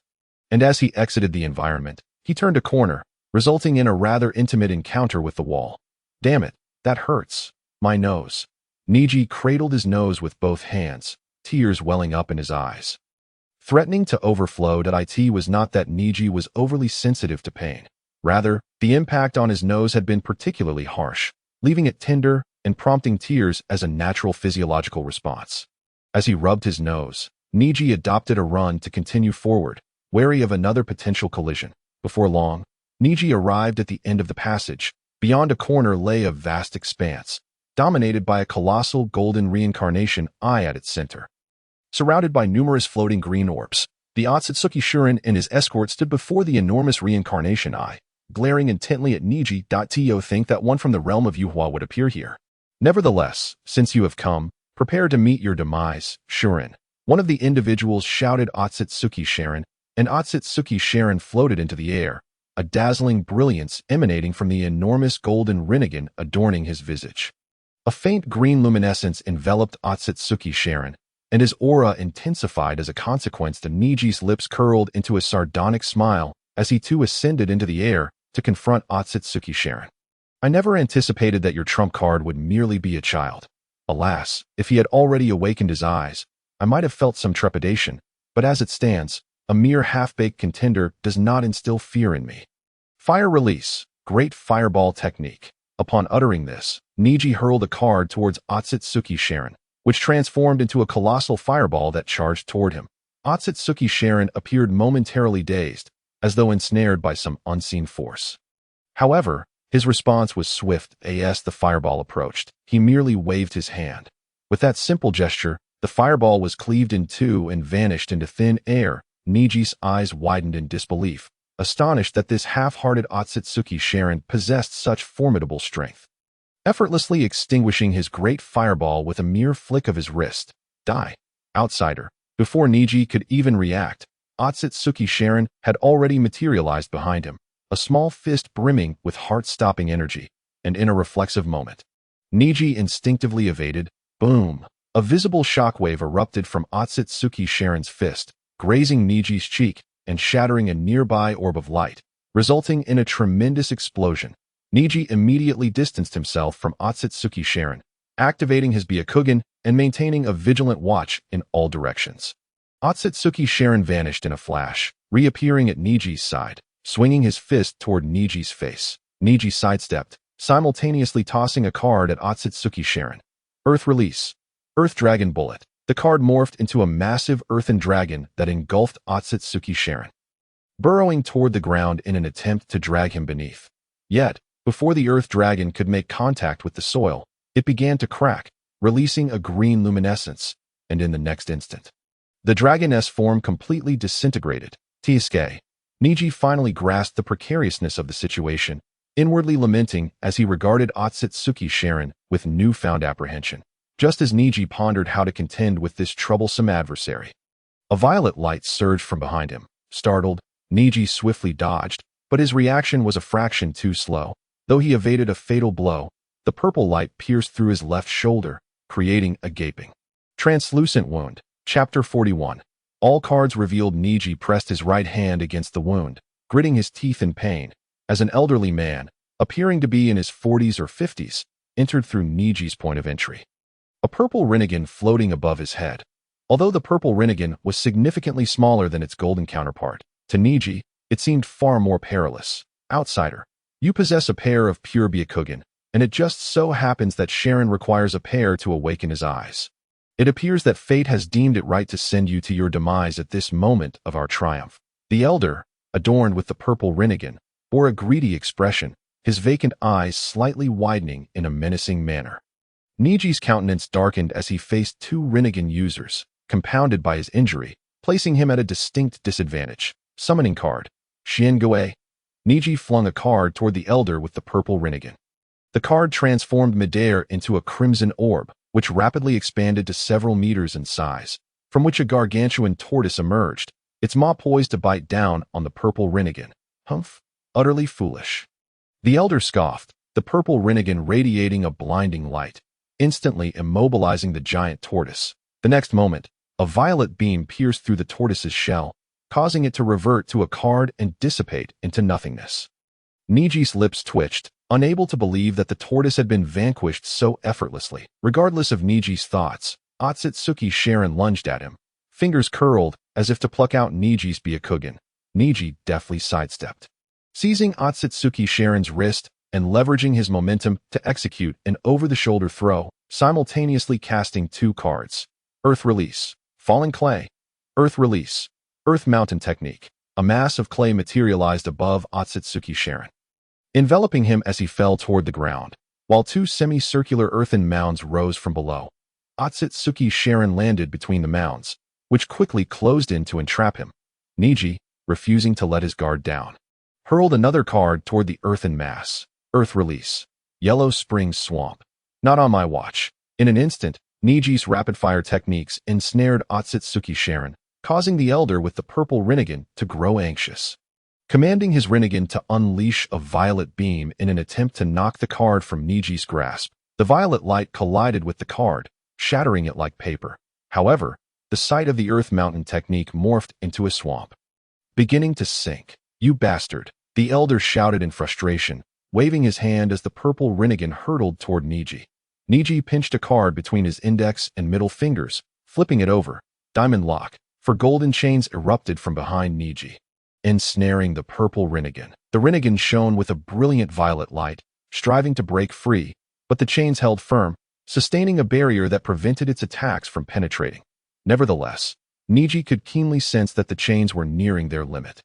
Their capacity to bind the Rinnegan would not last long. In haste, he cast another card. 4 Symbol Seal. The card slipped from his fingers, transforming into a beam of white light that flew a short distance before splitting into 4. The ethereal forms of the azure dragon, vermilion bird, white tiger, and black tortoise materialized from the white light, each taking a position to commence the sealing technique. The once shimmering purple Rinnegan finally calmed, its radiance fading as it transformed into a colossal eyeball. Seemingly devoid of sentience, the connection to the Rinnegan severed. How is this possible? What exactly have you done? Can't you tell? I merely sealed this eye. In my view, this eye is far too dangerous. It's best to keep it sealed. Before Neji could finish his sentence, a fissure suddenly appeared atop the Earth Mountain, and in the next moment, Otsutsuki Sharon burst forth from the mound, the green luminescence surrounding him more resplendent than ever, even illuminating his eyes in a vibrant green hue. This is utterly absurd, and Neji's earlier composure vanished in an instant. He had not anticipated that Otsutsuki Sharon would emerge from the Earth Mountain so swiftly. After all, Neji recalled that in the original narrative, Kuratsuchi had utilized this technique to suppress the Ten Tails. Neji believed that although the earthen mound generated through card techniques was not as powerful as Kuratsuchi's, it should suffice to contain a half-baked Otsutsuki Sharon. Yet reality delivered a resounding slap to Neji's face, as Otsutsuki Sharon had escaped, and in such a brief span of time. Byakugan, I claim it. Otsutsuki Sharon, who had previously been at a distance, had somehow circled behind Neji. The cold voice echoed in Neji's ear, sending a jolt of panic through him, but he quickly regained his composure. Otsutsuki Sharon's hand shot toward Neji's eyes. Neji arched his head back, straining to evade, while simultaneously unleashing an 8-trigram pattern centered around Otsutsuki Sharon, a shadowy figure identical to Neji swiftly striking out at Otsutsuki Sharon. Otsutsuki Sharon immediately abandoned his pursuit of Neji, opting instead to evade the shadow's strikes. The 128 palms were executed in rapid succession, yet not a single strike landed upon Otsutsuki Sharon. This cannot be real. He is extraordinarily strong. Were it not for Neji's contingency plan, he would have fled long ago, disregarding the pleas of the Otsutsuki clan, for he knew that if the moon were to fall, Naruto would be there to shoulder the burden.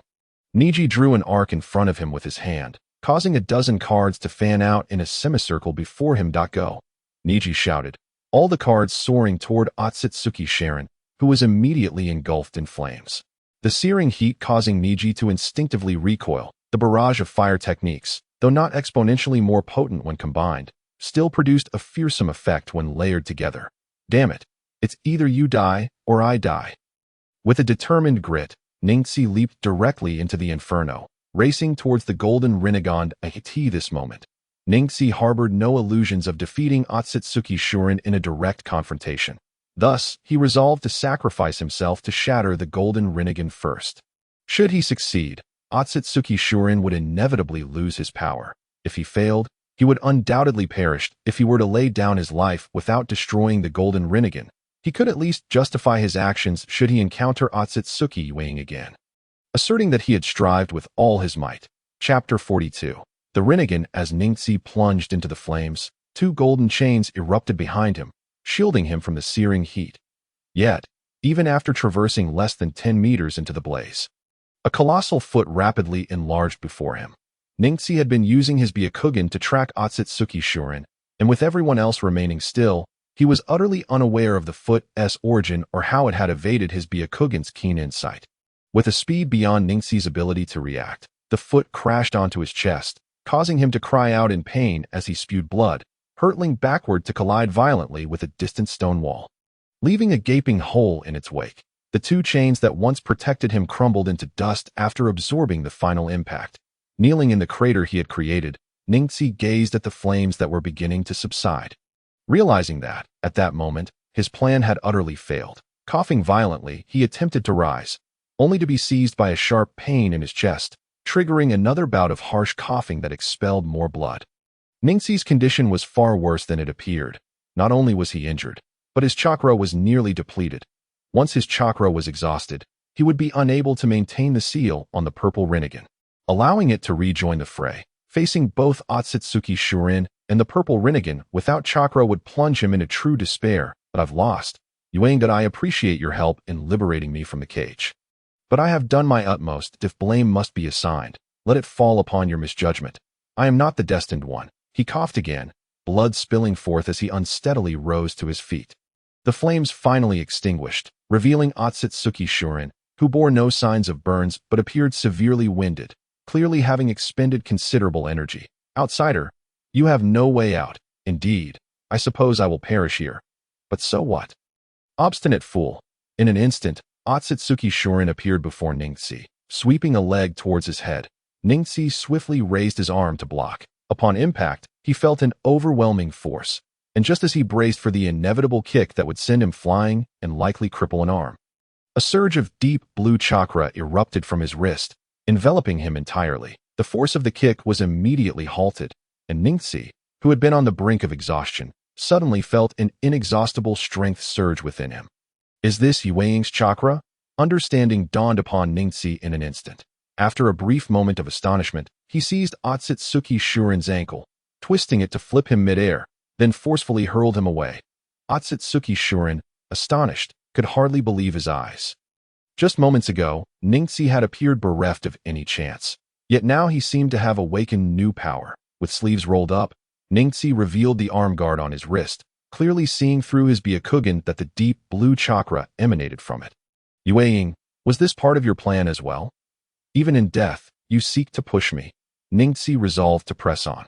Transforming into a streak of deep blue light, he charged at Otsutsuki Shuren, initiating a counterattack against his already fatigued foe. 8 trigrams, 64 palms. This time, Ningxi did not rely on cards but executed the technique with pure skill, landing each palm strike on Otsutsuki Shuren. With each blow, a deep blue handprint marked Shuren's body. As he completed the 64 palm strikes, blood spewed from Otsutsuki Shuren's mouth as he plummeted from the air.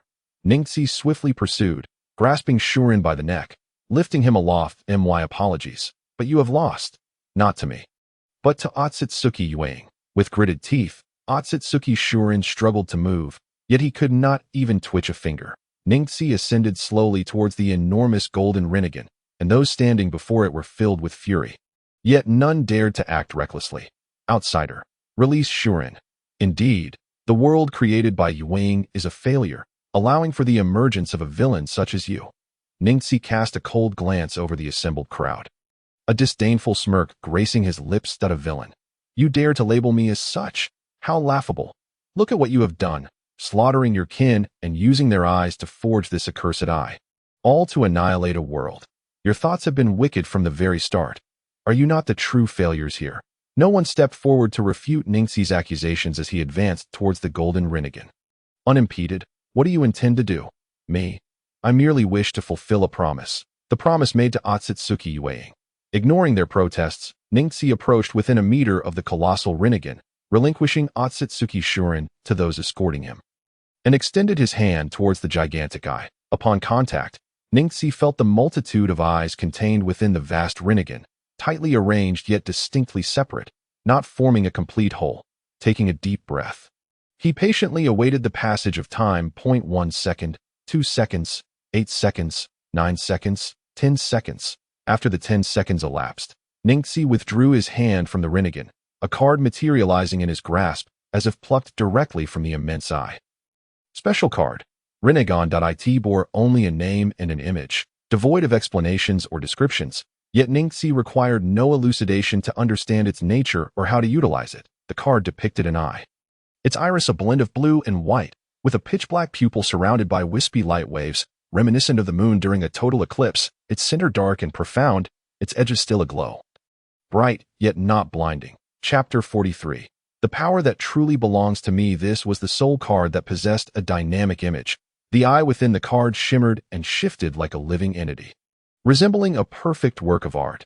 Ningxi slowly closed his eyes, applying slight pressure, causing the card to shatter into countless points of light that surged into his body. In an instant, a unique aura enveloped Ningxi, transforming him into a figure of authority.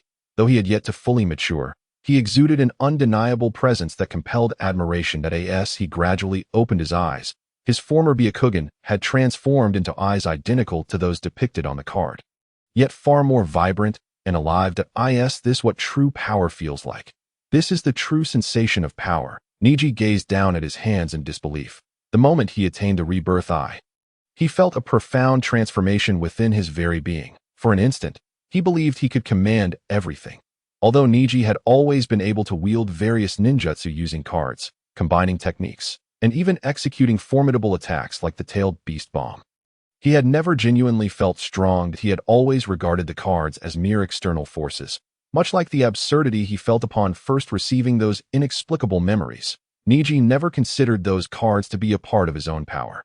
They seemed to have appeared out of nowhere, and he would not have been surprised if he were to lose this power just as mysteriously one day. His lack of complete faith in the cards left him uncertain about his own combat capabilities and the opponents he could defeat. Now, for the first time, Neji experienced strength unbound by cards, a power that was entirely his own. Indeed, this power is the only true strength I can rely upon. Such things were inherently ludicrous. Ha ha ha ha ha. The satisfaction of gaining power caused Neji to erupt into uncontrollable laughter, leaving those present in a state of disbelief. How could this be possible? Why would the divine eye appear in someone from that failed world? This is simply impossible. Neji stifled his laughter and cast a cold gaze over the crowd with his rebirth eye. Though his eyes sparkled like a starry sky, they appeared to these onlookers as terrifying as an abyss. The answer to this question is simple. Because you have failed, it is as straightforward as that. The hope of the Yuki village is to serve as guardians, protecting the world created by the brother they cherish. While you, in your arrogance, wish to destroy it, even going so far as to slaughter so many of your kin. Who do you think has suffered the most? It is not you, who have lost your eyes, nor the world facing peril, but rather Otsutsuki Yuki, our shared ancestor. Could it be that we were truly wrong? The elder escorting Otsutsuki, Shuren mumbled to himself, staring blankly at the sky, as if he had lost all hope in a fleeting moment. Neji's voice resonated again, echoing in their ears, and perhaps even in their hearts. Look closely at the corpses above, at your hollowed eyes. These are the prices you have paid for your misguided beliefs. Thud. The escort of Otsutsuki Shuren fell to his knees, tears streaming from his empty sockets, his lips trembling, yet no words emerged. Neji shook his head and floated slowly to the location where the purple rebirth eye was sealed. With a wave of his arm, he released the seal and extended his hand toward the purple eye, which erupted into countless eyeballs that scattered in all directions. Two of these orbs flew directly into the eye sockets of the escort of Otsutsuki Shuren. With these eyes, behold the sins you have committed, and spend the remainder of your lives atoning for them, so that you may not face Yuki village with shame a century from now. Can we ever be forgiven? Neji did not respond to this question, but flew back to the immense golden rebirth eye, placing his palm upon it once more. In an instant, he sensed a connection with this golden eye. Feeling that with a mere thought, he could draw chakra from it. This eye must have been crafted from the eyes of the clan members, but they are all dead now.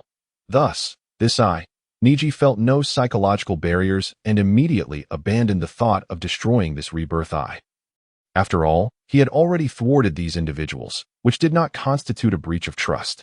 Even if he were to destroy this eye, the eyes within would have nowhere to go and would ultimately be wasted.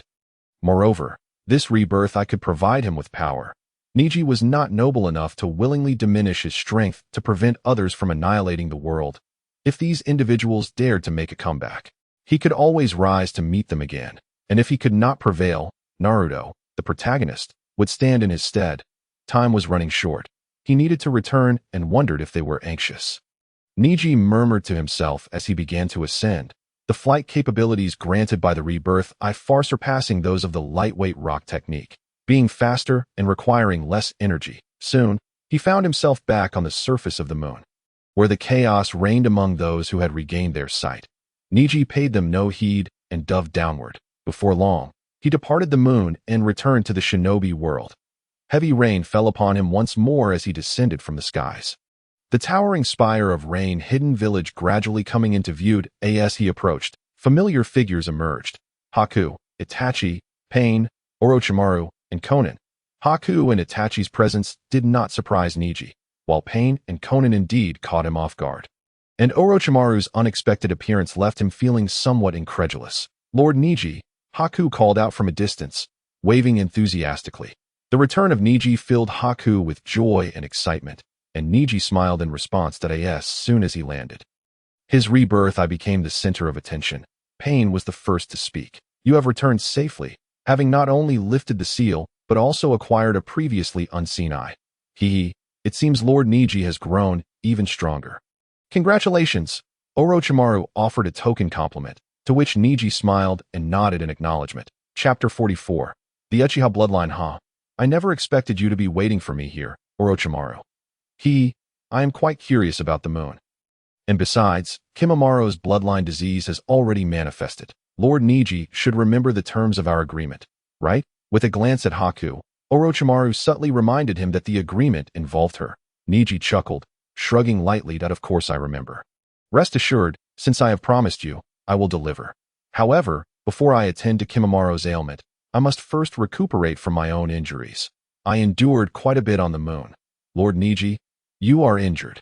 Haku, who had been entirely absorbed in the joy of Neji's return, immediately began to examine him. The examination shocked not only Haku, but also Neji himself. His left shoulder blade was pierced, 3 ribs were broken. He had 15 fractures throughout his body, and his internal organs were damaged. Lord Neji, what on earth have you been doing? Can't you tell? I went to fight. Haku, please help me heal. Quickly, lie down, Haku exclaimed. Unusually commanding. Neji obediently complied, settling onto the bed. He had not anticipated the severity of his injuries. Initially, he had indeed been incapacitated, but after acquiring the rebirth eye, he felt that his movements had not been severely hindered, merely accompanied by a pervasive pain throughout his body. Since Lord Neji needs to recuperate, I shall not intrude further. I will await you in the land of rice. After dropping this line, Orochimaru turned to leave. Pain cast a long look at Neji, said nothing, and departed with Konan. Itachi closed the door and took a seat on a chair beside the bed, leisurely crossing his legs. Haku placed his palm on Neji's abdomen, employing healing techniques to first mend the damage to his internal organs. Neji felt a warm sensation enveloping his stomach, which was quite comforting. By the way, Itachi, how much have you earned recently? You all seem rather idle. Itachi leisurely poured himself a cup of hot tea, took a sip, leaned back, and closed his eyes in utter enjoyment. We Haven Tea made much money. We only completed 3 missions, spending the rest of our time on other matters. What? You're slacking off, and Kakazu isn't causing you any trouble. Itachi opened his eyes and shook his head, then reclined again. While you were away, Kakazu was quite amiable towards us. At least he always smiled when we paid him. Damn it, that guy is definitely targeting me. He certainly didn't have that attitude when I brought him money. Neji recalled Kakuzu's demeanor when he had delivered money, a surge of anger rising within him. But he was held back by Haku. Lord Neji, your condition is still dire. Please do not make things difficult for me. Oh, I beg your pardon. I apologize. Please continue. It seems I became a bit too excited. Neji, feeling somewhat embarrassed, awkwardly scratched his head while Bai focused intently on treating him. After several hours, Bai had successfully bandaged Neji, and the pain throughout his body had dissipated. He only felt a slight itch on his left shoulder, with no other issues to speak of. This inevitably led Neji to reflect on how fortunate he was to have a medical ninja by his side. I'm completely healed now. Thank you. Bai sat at the bedside, nodding with a hint of disappointment. Neji, puzzled by Bai's demeanor, turned to Itachi, who appeared indifferent, sipping his tea as if he were oblivious to the situation. What's wrong, Bai? You've healed me. And yet you seem unhappy? No, my Lord Neji, your injury is healed, and naturally, I am pleased that it's just that during your treatment, I could distinctly sense the terrifying power within you that you've grown stronger. Which means there will be less need for my assistance. Why would you think that? Neji's mind struggled to comprehend Bai's reasoning. Bai hurriedly stood up and bowed deeply to Neji. That I'm so sorry. My Lord Neji, I dared to complain to you. I truly apologize. Neji inhaled deeply, scratching his cheek, and produced a card, presenting it to Bai. Since you desire power, I shall grant it to you. This is the Uchiha bloodline. Possessing this will allow you to awaken the Sharingan, just like Itachi. Buffed. Itachi, who had been leisurely sipping tea, unexpectedly spat it out, staring at Neji. Bai appeared utterly shocked, trembling as he widened his eyes at the card in Neji's hand. The Uchiha bloodline? Does such a thing truly exist? Despite the clear depiction on the card, Bai remained skeptical. Neji shrugged and pushed the card forward. ISNT it right here. Take it. Bai hastily knelt on one knee, not daring to accept the card, instead bowing his head deeply. I'm terribly sorry. I cannot accept something that my Lord Neji has never possessed. It would be akin to betrayal. Huh? What kind of logic is that? Itachi, did you teach by this nonsensical reasoning? Neji scratched the back of his head, bewildered, and turned to Itachi, who was gazing at him with a serious expression. Neji, are you not going to explain what this Uchiha bloodline entails? Well, I found this on the day of the massacre at the Uchiha compound. Who told you to be so clumsy? Although those people ultimately perished, many did not die immediately. A flicker of relief crossed Itachi's eyes as he took a deep breath and sat down again. Neji quietly exhaled and returned his focus to Bai. Bai, take it. I have more than one Uchiha bloodline that I truly hope you will meet my expectations. Bai slowly raised his head, trembling as he accepted the card with both hands. Neji smiled gently, and at the moment Neji released the card, it disintegrated into countless light blue specks that surged into Bai's body. After a moment, Bai blinked at Neji with a dazed expression, seemingly struggling to comprehend what had just occurred. Is had done. My Lord Neji said this is the Uchiha bloodline. Why do I feel nothing? Yes, it is indeed the Uchiha bloodline, but the Uchiha clan must awaken their eyes to harness their true power. For specifics, you should ask Itachi. I'm not well versed in Uchiha matters. Itachi had already been quite concerned about Neji's mention of the Uchiha bloodline, so Neji decided to pass the question to him. allowing himself a moment of peace. Chapter 45. The bounty notice. Bai looked at Itachi, whose eyes transformed into the kaleidoscopic Sharingan. Bai offered no resistance, his eyes rolling back as he collapsed to the ground. Neji, who had just intended to lie down, was startled into sitting upright once more. What the heck? Itachi, what are you doing? Itachi's kaleidoscopic Sharingan slowly rotated in his eyes before reverting to the three-tomo design and then disappearing. I wanted to see if that truly is the Uchiha bloodline. If it is, Itachi left the sentence unfinished, turning his gaze to the sprawled-out Bai. Seconds ticked by, and after about half a minute, Bai suddenly screamed and sat up. Ta-da! As Bai sat up, he tightly covered his eyes with his hands. When he finally removed them, his eyes had transformed into a pair of crimson Sharingan, though only one tomo was visible. It truly is the Uchiha bloodline. Itachi took a deep breath and returned to his seat, looking apologetically at Bai. I apologize, Bai. My methods may have been somewhat crude. Bai shook his head, standing up and blinking adaptively. The single tomo in his eyes began to spin, gradually revealing a second tomo. Thank you, Lord Itachi. You have allowed me to meet Lord Neji's expectations. Saying this, Bai turned to Neji, who smiled and nodded in response. It seems you've already adapted. Very well. Make good use of these eyes. One day, I too will rely on them. Yes, Bai replied, and the two tomo began to rotate once more. The red hue in Bai's eyes gradually faded, returning to their ordinary state. Days later, Neji's injuries had nearly healed. Dressed in casual attire, he set out towards the land of grass with Bai, while Itachi had gone off alone to earn some money. Although he claimed to be working, Neji found Itachi's carefree demeanor hard to believe, especially since Itachi had mentioned completing only 3 commissions in an entire year. But Lord Neji, do you really not need to rest a few more days? Your injury is not fully healed. No need, Bai. We are not going into battle. Besides, even if we were, Orochimaru is no longer my match. Neji's Tensigen shone with brilliance, and his tone was filled with confidence, primarily due to his assurance in his current strength. Soon, Neji and Bai departed the land of rain, where the relentless downpour had finally ceased, and the sun re-emerged overhead. Neji thoroughly relished the warmth of the sunlight on his face. At last, I see the sun again. That dreadful place, the land of rain, is hardly fit for human habitation, so terrifyingly damp that I truly don't understand why Pain chose such a locale as his headquarters, even if he is originally from the land of rain. How do you know Pain is from the land of rain? Oh, just a little piece of gossip. Oh, keep it to yourself. By the way, has anything significant happened during my year-long seclusion? Bai pondered, resting his chin on his finger. Well, if we're talking about significant events, recently, the Akatsuki added a new member, a rather disgusting fellow named Haiden, who is now teamed up with Kakao. Haiden, you say? Neji nodded, contemplating. He neither liked nor disliked Haiden, feeling no particular emotional inclination towards him. However, Bai's description of Haiden as a disgusting individual left Neji somewhat perplexed. Why do you find Haiden disgusting? Because that guy has harassed me and said some utterly nonsensical things. Bai pouted in displeasure, and Neji swiftly caught the underlying implication from Bai's brief statement, a mischievous grin appearing on his face. Could it be that he mistook you for a woman? Speaking of which, you really ought to adjust your fashion sense.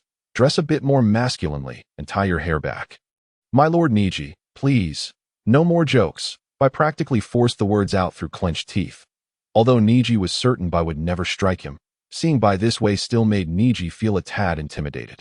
Just kidding, just kidding. Now, let us continue. Besides this matter, is there anything else noteworthy? Well, if we must mention it, my Lord Neji, you have been issued an S-rank bounty by both the Mist Village and the Rock Village. Pfft, what? Why on earth? Neji nearly choked on his own saliva, staring at Bai in shock. Bai rolled his eyes, producing a bounty notice and presenting it to Neji. My Lord Neji has kidnapped Sheen from the Mist Village and, in the Rock Village, captured the Tsuchikige's granddaughter right in front of the Tsuchikige, along with taking his apprentice. If you're not the one being hunted, who else would be? Wait, let us be reasonable here. I was not alone when I did those things. You were all present too. Why am I the only one with a bounty? Ningxi, while expressing his dissatisfaction, gazed at his bounty notice, which boasted a staggering reward of 3 million ryo. The sheer amount made him feel an overwhelming urge to bind himself and exchange his own freedom for gold. It was Ningxi who entrusted Qing to Jiao Du, allowing him to procure money. And it was also Ningxi who, while covering their retreat, threatened the Tsuchikage with his granddaughter. If anyone were to be rewarded, it should certainly be Ningxi. Fine, I can accept that I am wanted by Iwagakure. But why am I also being hunted by Kirigakure? Yes, I did hand Qing over to Jiao Du, but it was Jiao Du who went to exchange her for money. What does that have to do with me? This matter, it seems, would require Ningxi to confront Jiao Du for clarification. Bai, too, maintained an aloof demeanor, seemingly indifferent to the unfolding drama. Ningxi shoved the bounty notice into his pocket, a twinge of discomfort gnawing at him as he recalled Jiao Du's insufferable face. That bastard Jiao Du is surely seeking revenge. Damn it. Jiao Du, mark my words, I will settle this score. Perhaps it wasn't Jiao Du after all. I heard that Qing was intercepted by Kirigakure on her way to Kanahigakure. And now she has returned to their village. Ningxi felt a sharp pain in his chest, instinctively clutching it, his irritation evident as he turned to Bai. Can you refrain from breathing so heavily when you speak? I almost went looking for trouble with Jiao Du yet. Ningxi hadn't initially asked. Had he? Bai, feeling somewhat guilty, averted his gaze. Ningxi sighed, retreating into his thoughts. By the way, Ningxi, another individual donned in a fox mask recently sought out Itachi. Seemingly to inquire about you. Did I recall Itachi mentioning that you were being manipulated and that you were merely a pawn for his disguise? Ningxi's steps halted abruptly, his heart racing, a chill creeping down his spine. Chapter 46, Bai's Dominance. You just mentioned a fox mask. Indeed, Ningxi. What troubles you? Nothing, I'm fine. Ningxi shook his head, trying to regain his composure. If his memory served him correctly, the fox mask belonged to an operative directly under the Hokage, implying that this individual was inquiring about him on behalf of the Hokage. Delving deeper into this thought could reveal numerous possibilities. The most likely scenario is that the higher-ups in Kanahigakure, namely the Hokage and Danzo, are investigating Ningxi. Or perhaps they became unsettled upon seeing the bounty notice and wished to ascertain his situation immediately. Had Itachi's response been different, Kanahigakure might have issued a bounty as well. And Ningxi was uncertain whether Hinata Hizashi had the capability to eliminate him from such a distance using the caged bird technique. Nevertheless, it was clear that Itachi had once again shielded Ningxi. Without Itachi's intervention, Ningxi might have met his demise. Itachi, I owe you more and more. Ningxi raised his gaze, his expression complex. Taking a deep breath, Bai was puzzled by Ningxi's demeanor, yet she understood that this was not the moment for questions. The two shared a tacit understanding and fell into silence, the atmosphere growing increasingly oppressive until Bai could no longer bear it, and spoke up. By the way, Ningxi, have your eyes been replaced? Can they no longer revert to be a Kugen? Ah, no, of course not. Ningxi shook his head, his beautiful Rinnegan gradually fading, reverting his eyes to be a Kugen. Yet soon, the Byakugan receded again, transforming back into Rinnegan. My eyes have not been replaced. I have merely acquired new powers, akin to how the Sharingan can effortlessly switch between the Sharingan and ordinary eyes. The my eyes can also be toggled between Byakugan and Rinnegan, but I prefer the latter. Hence I choose to maintain this form. Is that so? I find your current eyes to be quite beautiful. What are they called? Rinnegan. Half a month later, guided by the scroll previously provided by Orochimaru, Ningxi arrived at the entrance of a village in the land of rice. The village was not particularly large, nor were there many inhabitants, but every person within bore a large purple belt around their waist, which made Ningxi feel distinctly uncomfortable. Hey, who are you? Do you even know where this is? Get lost. As Ningxi and Bai attempted to enter the village, a sound ninja in his 20s obstructed their path. Despite having experienced many trials over the years, Ningxi was momentarily taken aback by this encounter. The sound ninja, noticing Ningxi's hesitance, grew impatient and advanced to grab his collar. Kid, I said, before the sound ninja could make contact. Bai swiftly seized his wrist, an icy chill emanating from her, visible to the naked eye. Even Ningxi, still in shock, felt a jolt from the sudden coldness, and the sound ninja's face paled in response. What do you intend to do? Do you know where this is? This is the village of Sound, home to one of the 3 legendary ninjas. Before the sound ninja could finish, the frigid aura enveloped him, rendering him immobile. Enemy attack! Enemy attack! Another sound ninja, witnessing the scene, immediately shouted, and moments later, several figures dashed out from the village, led by a grotesque being with 6 arms. Who dares to attack our village of Sound? Before he could finish his sentence, he locked eyes with Bai, his words caught in his throat as if someone had suddenly constricted his windpipe. You're Bai? Humph. Gitanmaru, you seem quite arrogant, daring to flaunt your power before me. No, this is a misunderstanding. Please let me explain. Before Gitanmaru could elaborate, an ice spike materialized in Bai's hand, which she effortlessly raised, its tip poised at Gitanmaru's throat. Gitanmaru's body stiffened, a bead of cold sweat trickling down his cheek as he dared not breathe. Fearing that a moment's inattention would lead to his demise at Bai's hands, Ningxi, watching, was utterly astonished. Bai had always been obedient to him, and though she had initially exhibited a strong desire to prove her worth, she had never defied his commands. While she occasionally teased him, she had always been gentle, treating him with the same care Itachi once bestowed upon Sasuke. Yet now, Bai displayed an assertiveness Ningxi had never witnessed before, and it was clear from Gitanmaru's reaction that he held a profound fear of her. Ningxi recalled that Gitanmaru was one of the 5 sound ninja, subservient to Kimimaro, who had subdued them during the formation of the group. Given the current circumstances, it seemed Bai had been formidable even under Orochimaru's tutelage, at least to the extent that she could instill such fear in Gitanmaru. Bai withdrew the ice spike and tossed the frozen sound ninja back to Gitanmaru. Ensure your subordinates keep their eyes open. Next time, luck may not be on your side. Yes. Quickly, get him inside to warm up and give him some hot soup. Otherwise, he may not survive. Gitanmaru immediately ordered his men to assist the frozen sound ninja inside. Ningxi swallowed hard, pondering that if he hadn't been with Bai throughout their journey, he might have suspected that she had been swapped with someone else along the way. The Bai he had known was vastly different from the Bai who had followed Zabuza in the original story. Orochimaru, what exactly have you taught her? Ningxi mused, his curiosity piqued about how Orochimaru had transformed such a kind-hearted person into someone so ruthless that moment. Another figure burst forth from the village. Characterized by white hair and 2 circular markings on his forehead, it was Kimimaro. Lord Ningxi, Lord Orochimaru has been waiting for you. Please follow me to meet him. Upon seeing Ningxi, Kimimaro respectfully bowed, and Ningxi nodded, signaling to Bai, who retracted her icy demeanor and followed him as they traversed the village. Ningxi observed that there were no shops within the village, and its size was significantly smaller than that of the Land of Rain. Yet the proportion of ninjas was astonishingly high, warranting the title of the village with the highest ninja ratio among all shinobi villages. Chapter 47.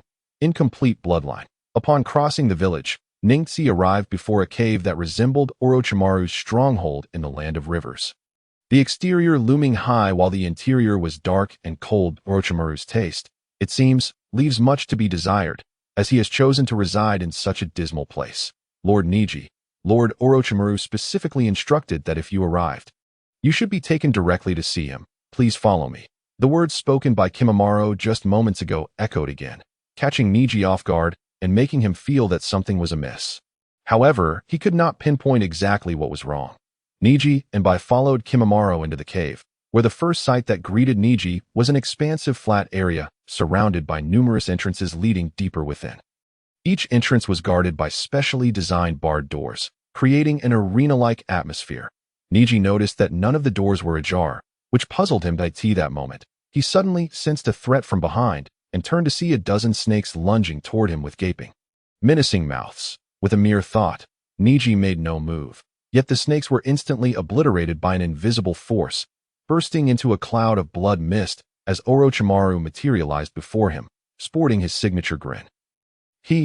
Neji-kun, I didn't expect you to arrive so swiftly, Orochimaru said. Bai stepped forward, ready to attack, but was halted by Neji's hand. With a cold smirk, the glow of his Byakugan intensified, standing out in the dim cave. Orochimaru, what do you mean by this? Are you prepared to turn against me? No, Neji-kun, I merely wish to understand what lies behind those beautiful eyes of yours. Ever since your return from the moon, your aura has transformed. What did you experience up there? Curious to know. Then come and find out for yourself, Neji replied, a hint of challenge in his voice. Orochimaru eagerly licked his lips and swiftly formed hand seals. Summoning technique, Serpent Array.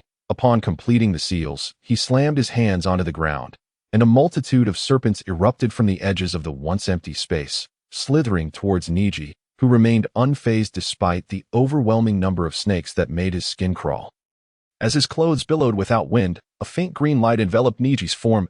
He took a step forward, and a circular transparent shockwave emanated from his foot, instantly sending the surrounding serpents flying. What incredible power! Neji-kun! Orochimaru exclaimed, charging directly at Neji. He opened his mouth, and a long sword shot forth, aimed at Neji's throat. Neji did not flinch or evade, yet as the blade neared within mere centimeters, it was halted by an invisible force.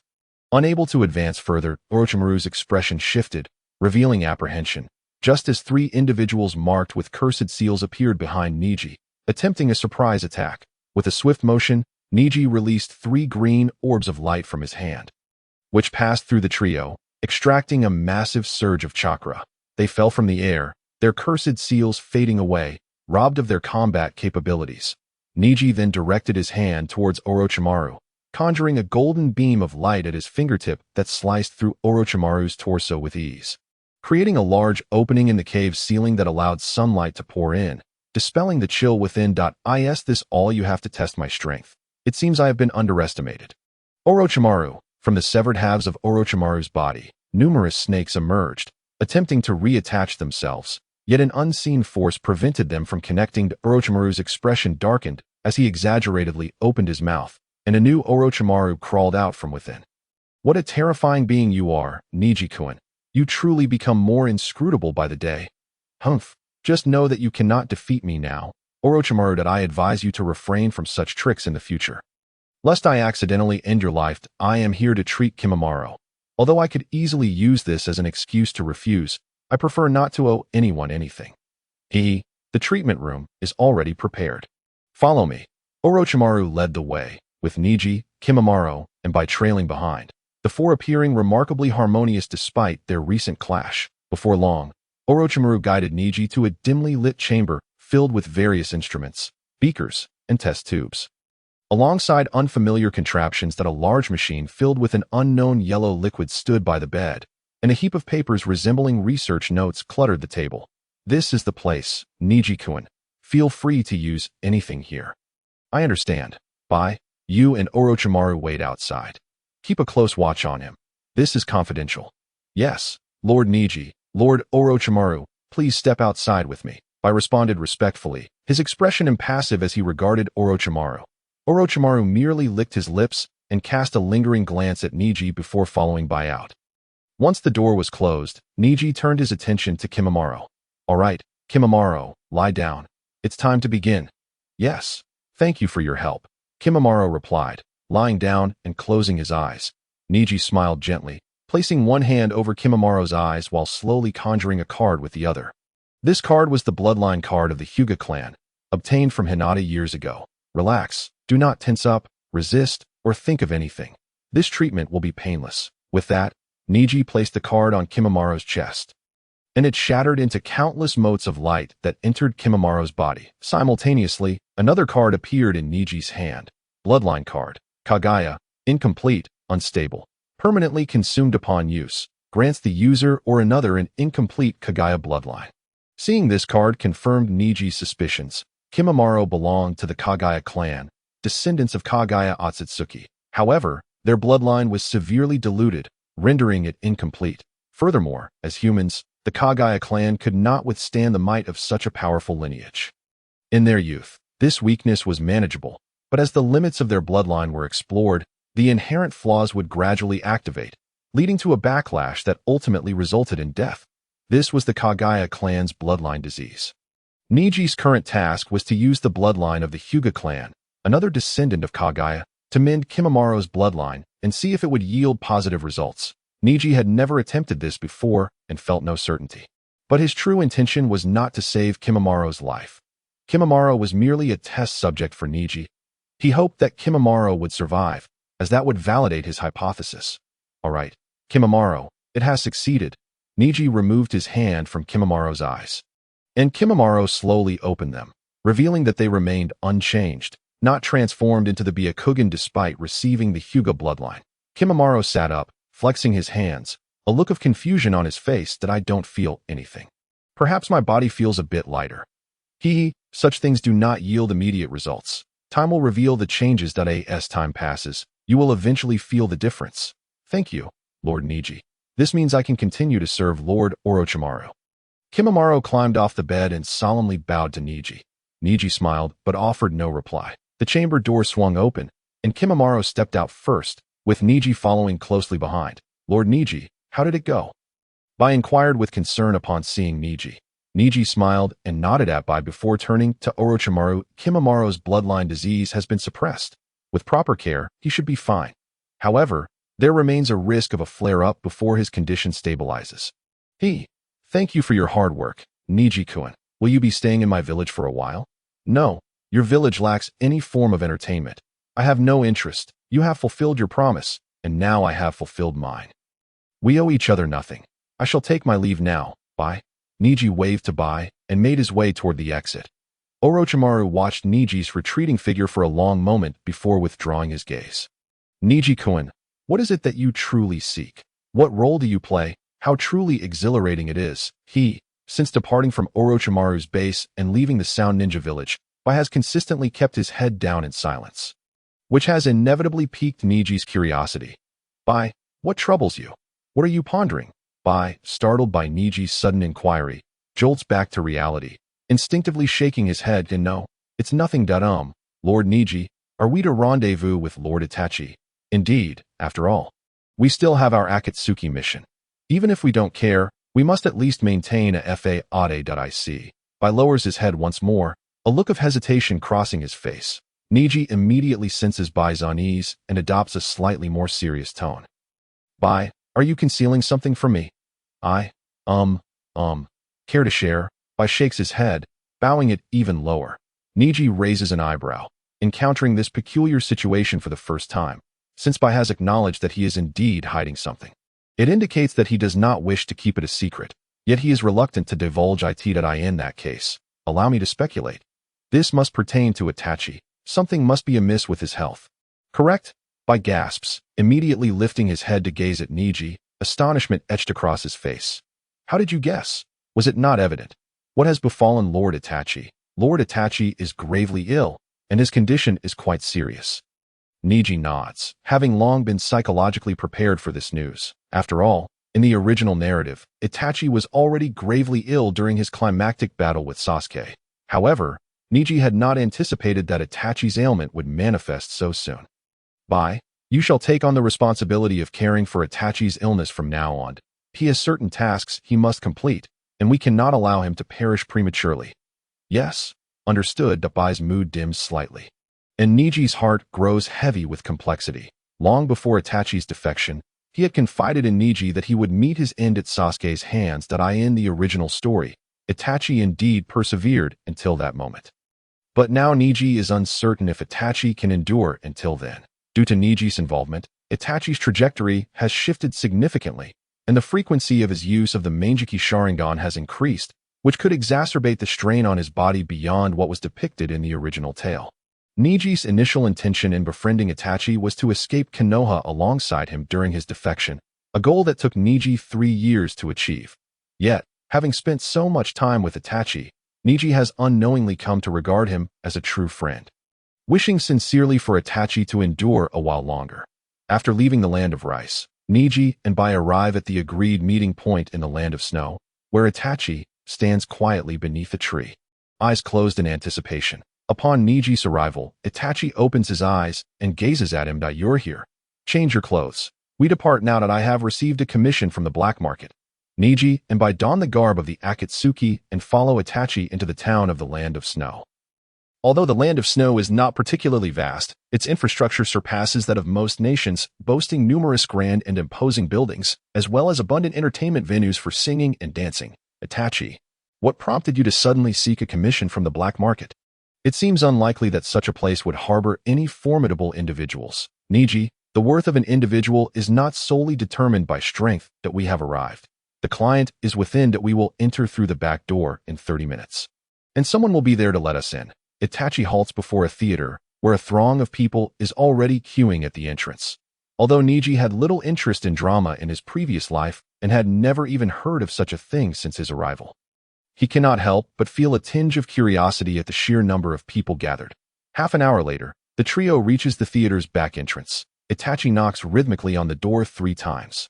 and it creaks open slightly, allowing them to enter. A young man wearing a white bear fur suit, clutching a headpiece, greets them. You must be from the Akatsuki, correct?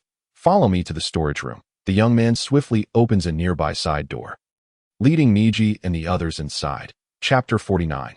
The fake death commission. As the young man indicated, they find themselves in a storage room, although its contents momentarily distract Neji. Within are an array of colorful costumes, some unsharpened weapons, and various leather suits. At the center of the room stands a wooden table, where two individuals dressed in white bear fur suits sit, their faces lighting up at the sight of Neji and his companions. The guiding young man takes a seat beside them, while Neji and his companions sit opposite, forming a neat arrangement of 6 individuals. The first to speak is the young man in the middle. At last, you've arrived. The play begins in an hour. Let me explain the situation. The upcoming stage production tells the tale of a princess who encounters bandits in the snowy plains, only to be rescued by a prince, culminating in the appearance of 3 white bears to take their bows. Your task is to ensure that the actress portraying the princess meets her demise on stage. Neji, Bai, and Itachi exchange bewildered glances, their expressions a mixture of confusion. Their bewilderment does not stem from a lack of understanding of what is required, but rather from the realization that the target is merely an ordinary actress. However, the young man pays no heed to their reactions and continues his explanation that we 3 are responsible for portraying the 3 white bears. It's the crucial moment. You will don our suits and take the stage as the final act. You will have a vantage point from backstage to witness the entirety of the play. That we have tampered with the central spotlight, ensuring that the princess will be directly beneath it at a pivotal moment. All you need to do is make the light fall at that instant. Unable to contain himself, Neji tugs at Itachi's sleeve, leaning in close to whisper in his ear that I say, "What sort of absurd commission have you taken?" It seems utterly unreliable. Itachi's expression mirrors Neji's unease, and he leans closer to Neji to respond. I had no idea either. It seemed like a straightforward assassination commission when I accepted it. Who could have anticipated it would be so complicated? Neji, feeling a headache coming on, rubs his forehead, questioning his very existence. Here he is, a member of the Akatsuki, someone who has traversed the moon and bested Orochimaru, now reduced to the role of a bear in order to kill an ordinary person. Excuse me, I have a question. Is the actress portraying the princess particularly formidable? We are ninjas, and our methods typically involve direct confrontation. Neji's intention was to assert their prowess and emphasize that they need not resort to such convoluted tactics. A direct approach would suffice. However, upon hearing his words, the 3 individuals suddenly adopt serious expressions. Esteemed ninjas, we are aware of your immense strength and the notorious reputation of the Akatsuki. Nevertheless, we kindly request that you adhere to our plan. What we seek is for that woman to perish in front of thousands of spectators due to an unfortunate accident, rather than being assassinated. Neji and Itachi exchange glances, sensing the underlying conspiracy hinted at by the emphasis on an accident witnessed by thousands. Neji once more tugs at Itachi's sleeve, lowering his voice to a whisper. How about we just leave? This endeavor seems rather pointless. Itachi nods in agreement with Neji's sentiment. But just then, the young man in the center produces a stack of silver notes from seemingly nowhere and places them on the table. Gentlemen, we have but 2 requirements.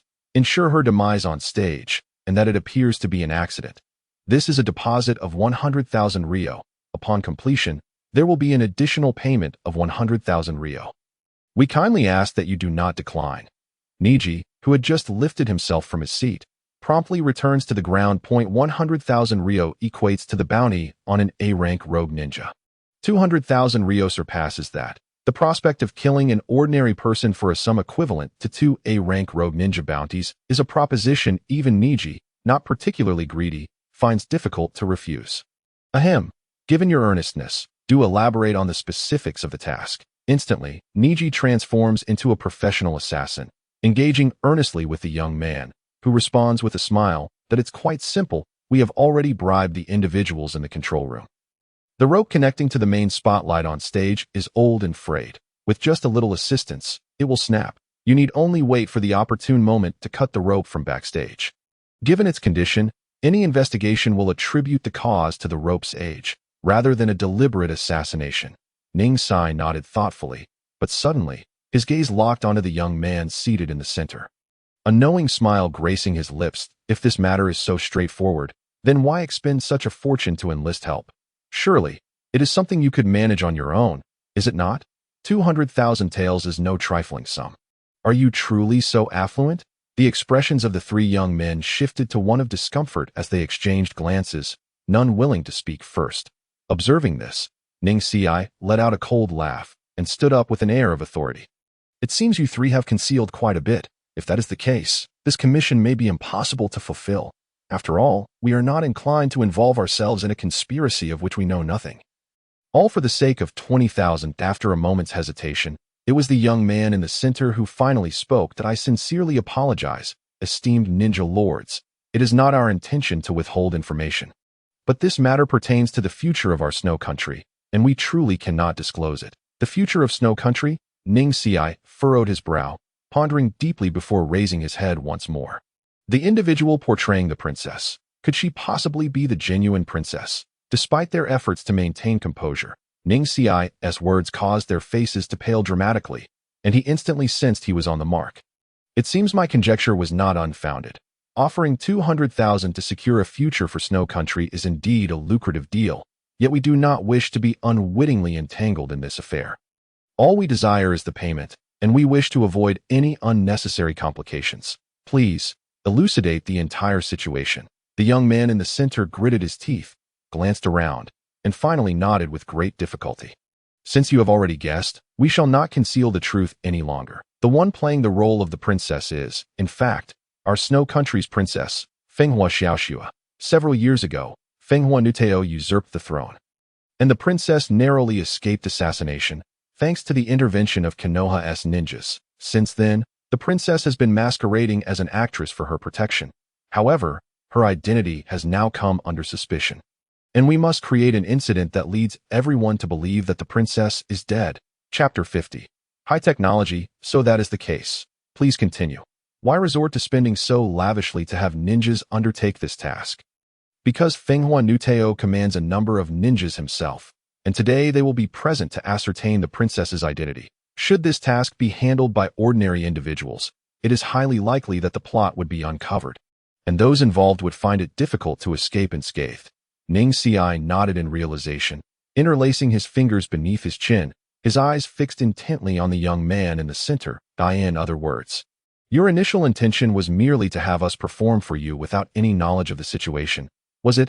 It seems you have indeed put considerable thought into this. No wonder you were reluctant to let us act without hesitation. Indeed, we implore you, for the sake of the payment, to assist us. Ning Xi rose, lifted the money from the table, and gave it a shake, nodding with a smile. Very well, for the sake of the money.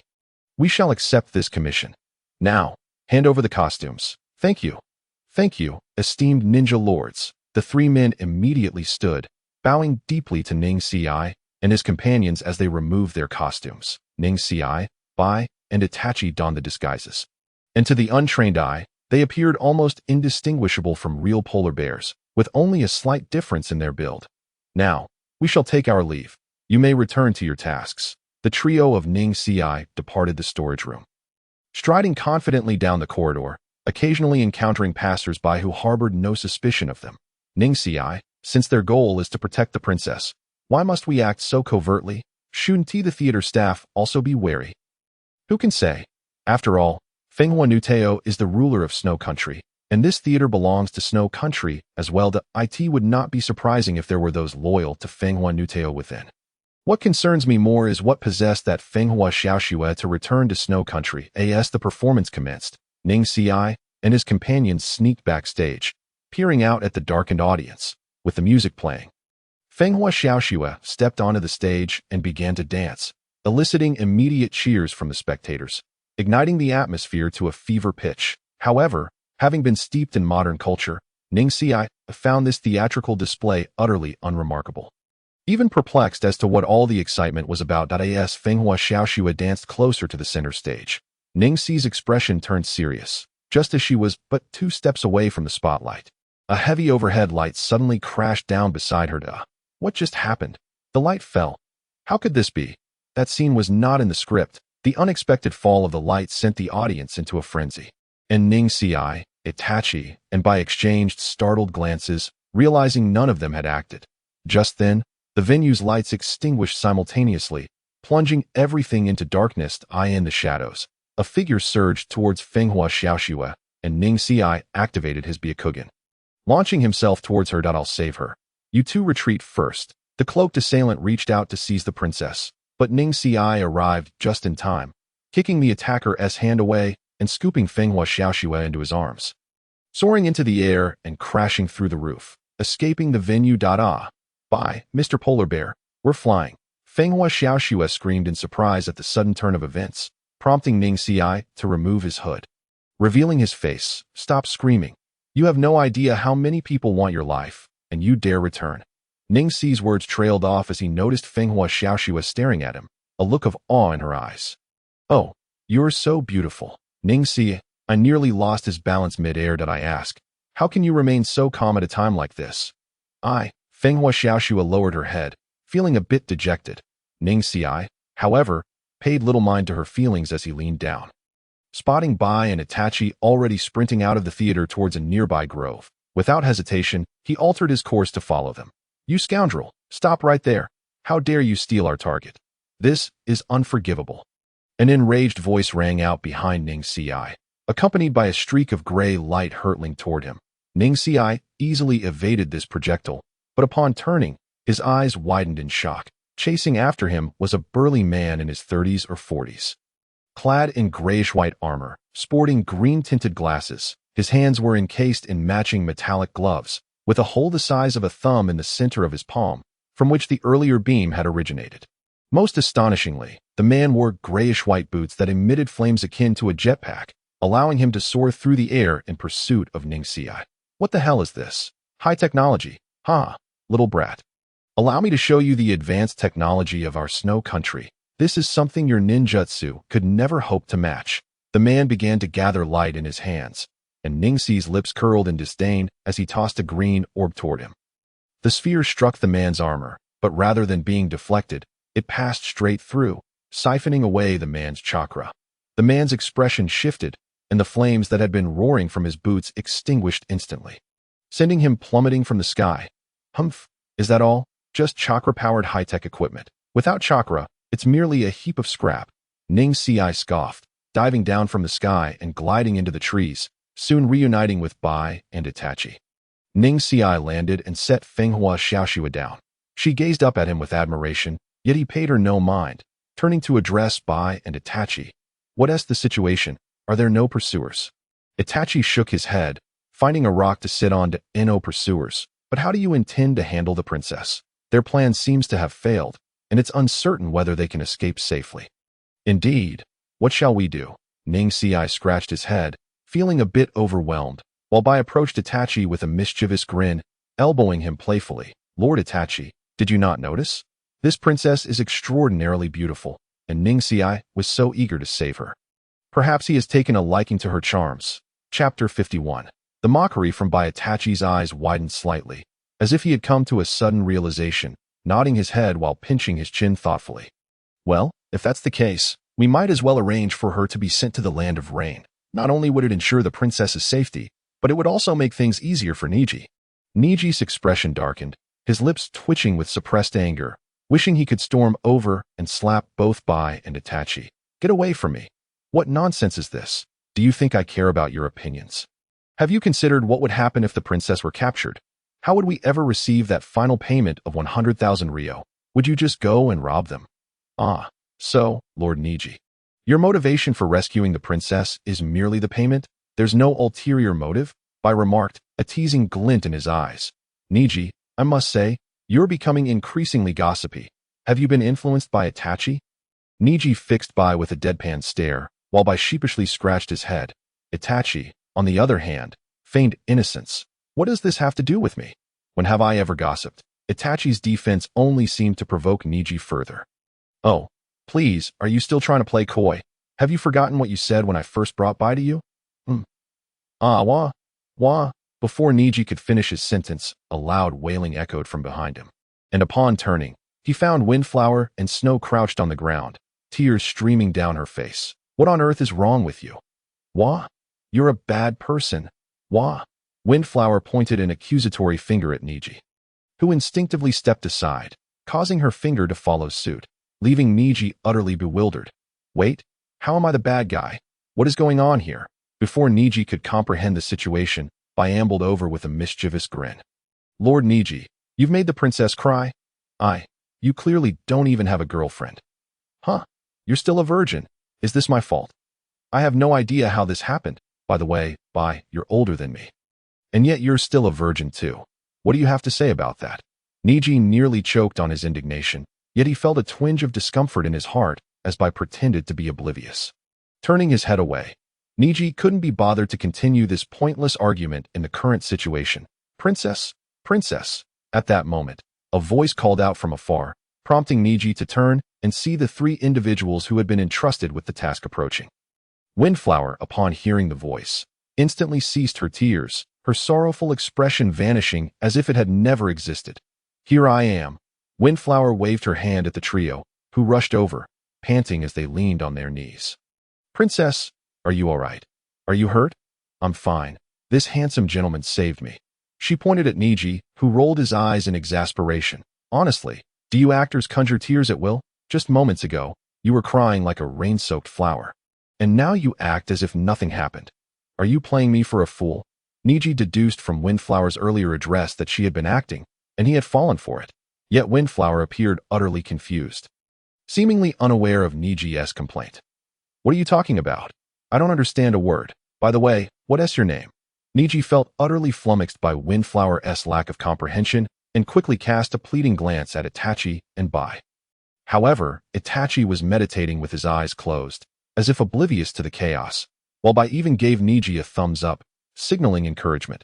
Neji felt a lump of frustration rise in his chest, eager to unleash it, but finding no outlet. My name is Neji, but that's beside the point. Don't say I didn't warn you. Your plan has failed, and the pursuers will likely catch up soon. This place isn't safe. Neji longed to dismiss these individuals quickly, wishing to avoid further entanglement to his surprise, rather than being intimidated by his warning. The man who had previously negotiated with Neji at the theater approached him with a beaming smile. Lord Neji, since you're all here, I would like to hire you to escort us to the Land of Fire. We can negotiate the price. What? The Land of Fire? No interest, I don't want to go. Neji rejected the proposal without a second thought, but the man was undeterred, his smile widening. Please don't be hasty in your refusal. How does 200,000 Rio sound? 200,000? Are you kidding me? How much did you say? 200,000. Indeed, 200,000, and the previous 100,000 can be paid to you as well, as long as you can get us into the borders of the Land of Fire. A radiant smile spread across Neji's face as he grasped the man's hand. Though such a trivial matter is no problem at all. We happen to have business in the Land of Fire. It's on our way. Who cares about the money? By the way, is it a cash payment? Of course, payment is made upon entering the Land of Fire. Excellent. Leave the escorting to us. Neji and the man quickly reached an agreement. And due to concerns about the pursuers, they set off immediately toward the Land of Fire. Throughout the journey, Neji's spirits were remarkably high, while Bai wore a puzzled expression. After a while, he could no longer contain his curiosity. Lord Neji, weren't you the one who initially refused? Why did you agree so readily later? Well, I didn't really want to go to the Land of Fire at first, but the offer was simply too generous. It only takes 2 days to walk there, and opportunities like this are rare. Why do I feel like you and Kakazu are becoming more and more alike? Bai couldn't help but comment on Neji's greedy demeanor. But Neji selectively ignored the remark. 2 days later, the group successfully entered the borders of the Land of Fire. They found a town, settled the payment, and then parted ways. Once Neji received the money, he began spending it lavishly, treating himself to a shopping spree in the town. Suddenly, he halted in his tracks, noticing 2 Leaf Village ninjas seated side by side outside a nearby eatery, seemingly having just completed a mission and engaged in leisurely conversation. Hey, have you heard? That Uchiha orphan seems to be a real genius. Really? I thought that person would become despondent after what happened. You don't know? My brother told me recently that he's the top student in their class. And that Fox Demon is second. Both are exceptionally talented. Chapter 52. Leaf Village Ninjas. The conversation of the 2 ninjas quickly captured Neji's attention, just as he contemplated whether to approach and eavesdrop further. Itachi had already taken a seat beside the 2 without his notice, casually sipping tea. Neji felt somewhat exasperated. Itachi usually appeared indifferent to everything, yet he became particularly invested when it came to Sasuke. Neji joined by at Itachi's side, listening intently to the gossip shared by the two leaf ninjas. While Neji found it unsurprising that they deemed Sasuke a genius, what astonished him was their assertion that Naruto was also a genius. In both the original narrative and Neji's own understanding, Naruto had always been at the bottom of his class, nowhere near the label of genius, after being away from the leaf for just over 2 years.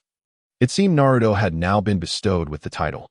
Despite his incredulity, Neji did not question their words, recognizing it was merely their gossip without any intent to deceive. Regardless, I still feel we should be wary of that Uchiha orphan. After all, his brother is a lunatic. Exactly, I feel the same way. He killed all his clan members in a single night and even abducted his own friend. Recently, I heard that guy used Jinjutsu to control his friend. Is that true? That's terrible. By the way, I heard that guy seems to have joined an organization called Akatsuki, and their attire. The two leaf ninjas abruptly fell silent, their expressions darkening as they beheld Neji and his companions. You are Akatsuki. The moment they recognized Neji and his group, they sprang to their feet, drawing kunai and preparing for battle. Yet, what greeted them were the two spinning tomo of Itachi's Sharingan. I swiftly cast Jinjutsu upon the two, who collapsed to the ground without any resistance. Lord Neji, how should we handle these two? Well, let's take them away first. That I believe Itachi would be quite interested in them, wouldn't he? Neji scratched the back of his head, wearing a mischievous grin as he glanced at Itachi.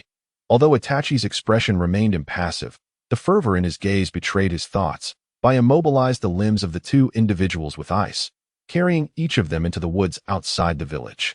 After a while, the two slowly regained consciousness. Initially, they appeared somewhat dazed, seemingly unaware of the events that had transpired.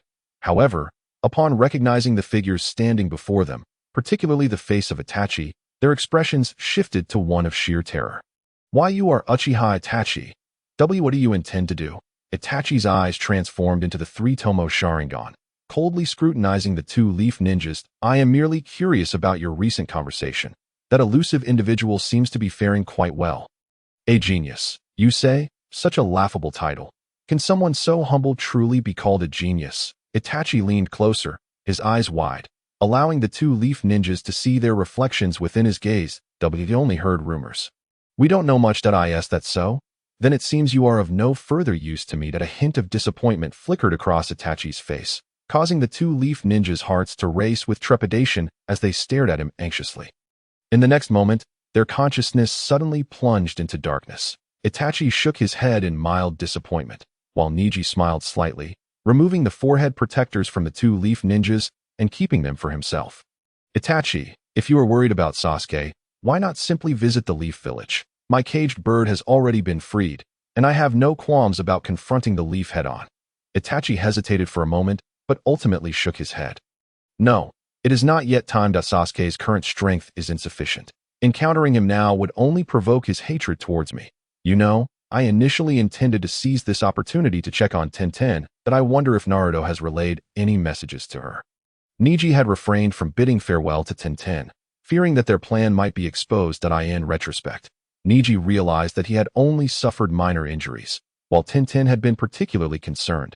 However, he had been captured by Itachi, and now news had spread that he was under Itachi's Jinjutsu. Neji couldn't help but imagine how Tenten would react upon hearing such news. Just then, Neji felt a warmth emanating from his ring. Instinctively glancing at Itachi, who happened to look back at him, they exchanged a knowing glance before sprinting deeper into the forest. In a secluded thicket, Neji and Itachi focused their minds on the ring. The next moment, they found themselves atop a stone statue's finger, where the lamps of the other members flickered to life one by one. As the leader, Pain spoke first after observing the scene. Orochimaru has defected. The brief statement was delivered in Pain's usual calm tone, though this time it carried an icy undertone. Humph, I knew that Orochimaru was unreliable. I've longed to eliminate him. Leader, allow me to handle this. The first to respond was Scorpion, standing alongside Deidara, his voice equally frigid, betraying his desire for Orochimaru's demise. Pain ignored Scorpion and turned to Neji. Neji, you should have encountered Orochimaru a few days ago. Do you have any intelligence? Actually, I do. Orochimaru has a village in the land of rice, called Otogakure. I met him there. Moreover, Since I collaborated with Orochimaru before joining the organization, I possess a scroll that can locate him. Pain nodded, shifting his gaze to Scorpion. Then, Orochimaru is yours to deal with. Scorpion, go meet with Neji and acquire that scroll. Understood. Finally, I can take action against that vile snake. Scorpion's cold tone was tinged with excitement as he turned to Neji. Neji, where are you currently located? I am with Itachi, in the land of fire, near the border with the land of snow. However, we have just stirred the attention of the Leaf Ninjas, so we cannot linger here.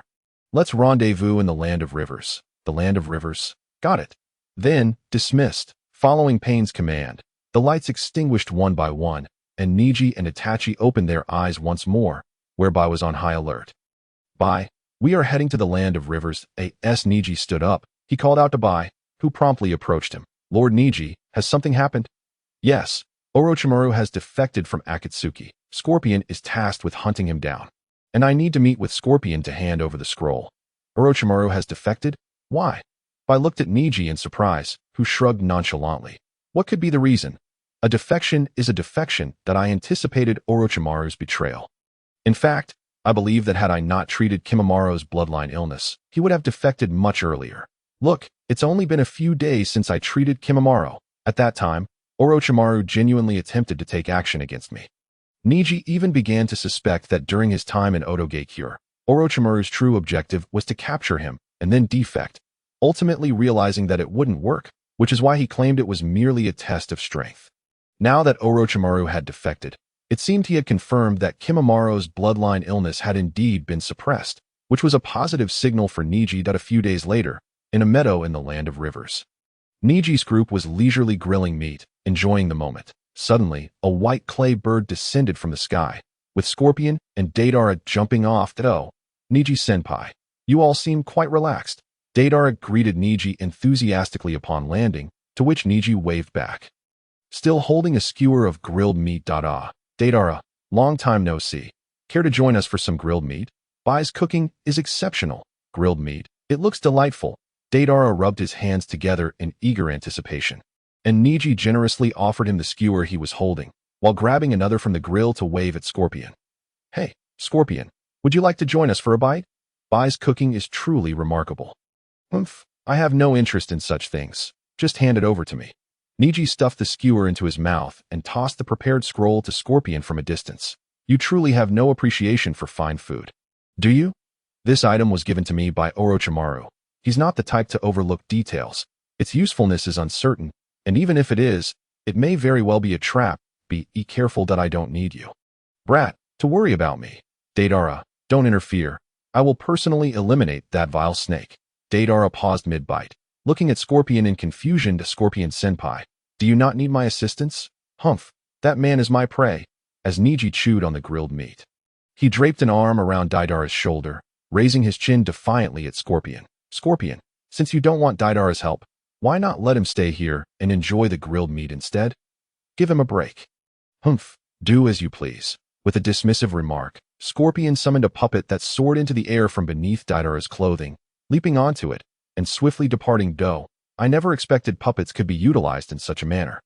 Truly, the ingenious inventor of the Wind Country, Scorpion of the Red Sand. Neji-senpai seems to know a lot about Scorpion-senpai. Though he appears fierce, he is quite kind-hearted. By the way, Miss Bai, could you refrain from adding too much spice? The last batch was a bit too fiery. Deidara devoured the food as if he hadn't eaten in 3 days, continuing to stuff his mouth. Bai listened to Deidara's comments, a vein throbbing on her forehead. Even Itachi, usually stoic, couldn't help but smile, while Neji nearly burst out laughing, managing to cover his mouth just in time. Deidara attempted to grab more grilled meat from the grill, but was abruptly stopped by Bai, who snatched it away. He smacked his lips in disappointment and reached for another skewer, only to have Bai sprinkle a handful of chili flakes on it, causing him to put it back down. Deidara found himself at a loss for words. Neji picked up a skewer laden with chili and smiled at Deidara. Deidara, I believe if you do not apologize, you may never enjoy grilled meat again. Apologize? Neji-senpai, why should I apologize? Did I do something wrong? Though there was nothing inherently wrong in what was done, do you not realize that Bai is a male? La's mouth slightly agape. His eyes wide with disbelief, he gazed at Bai. A male? You are a male? I rolled his eyes at Dida, too lazy to even respond, and turned to hand a skewer to Neji. Neji, this is your favorite spicy flavor denim. Thanks. Neji accepted the skewer and began to chew heartily, prompting Dida to swallow with difficulty as he looked at Bai with a sheepish grin. Bai, that was a misunderstanding earlier. Could you share a skewer with me? Bai cast a sidelong glance at Dida, having clearly heard Neji's earlier words, and decided to give him a concession. This batch of skewers has been spiced quite heavily. Perhaps wait for the next batch.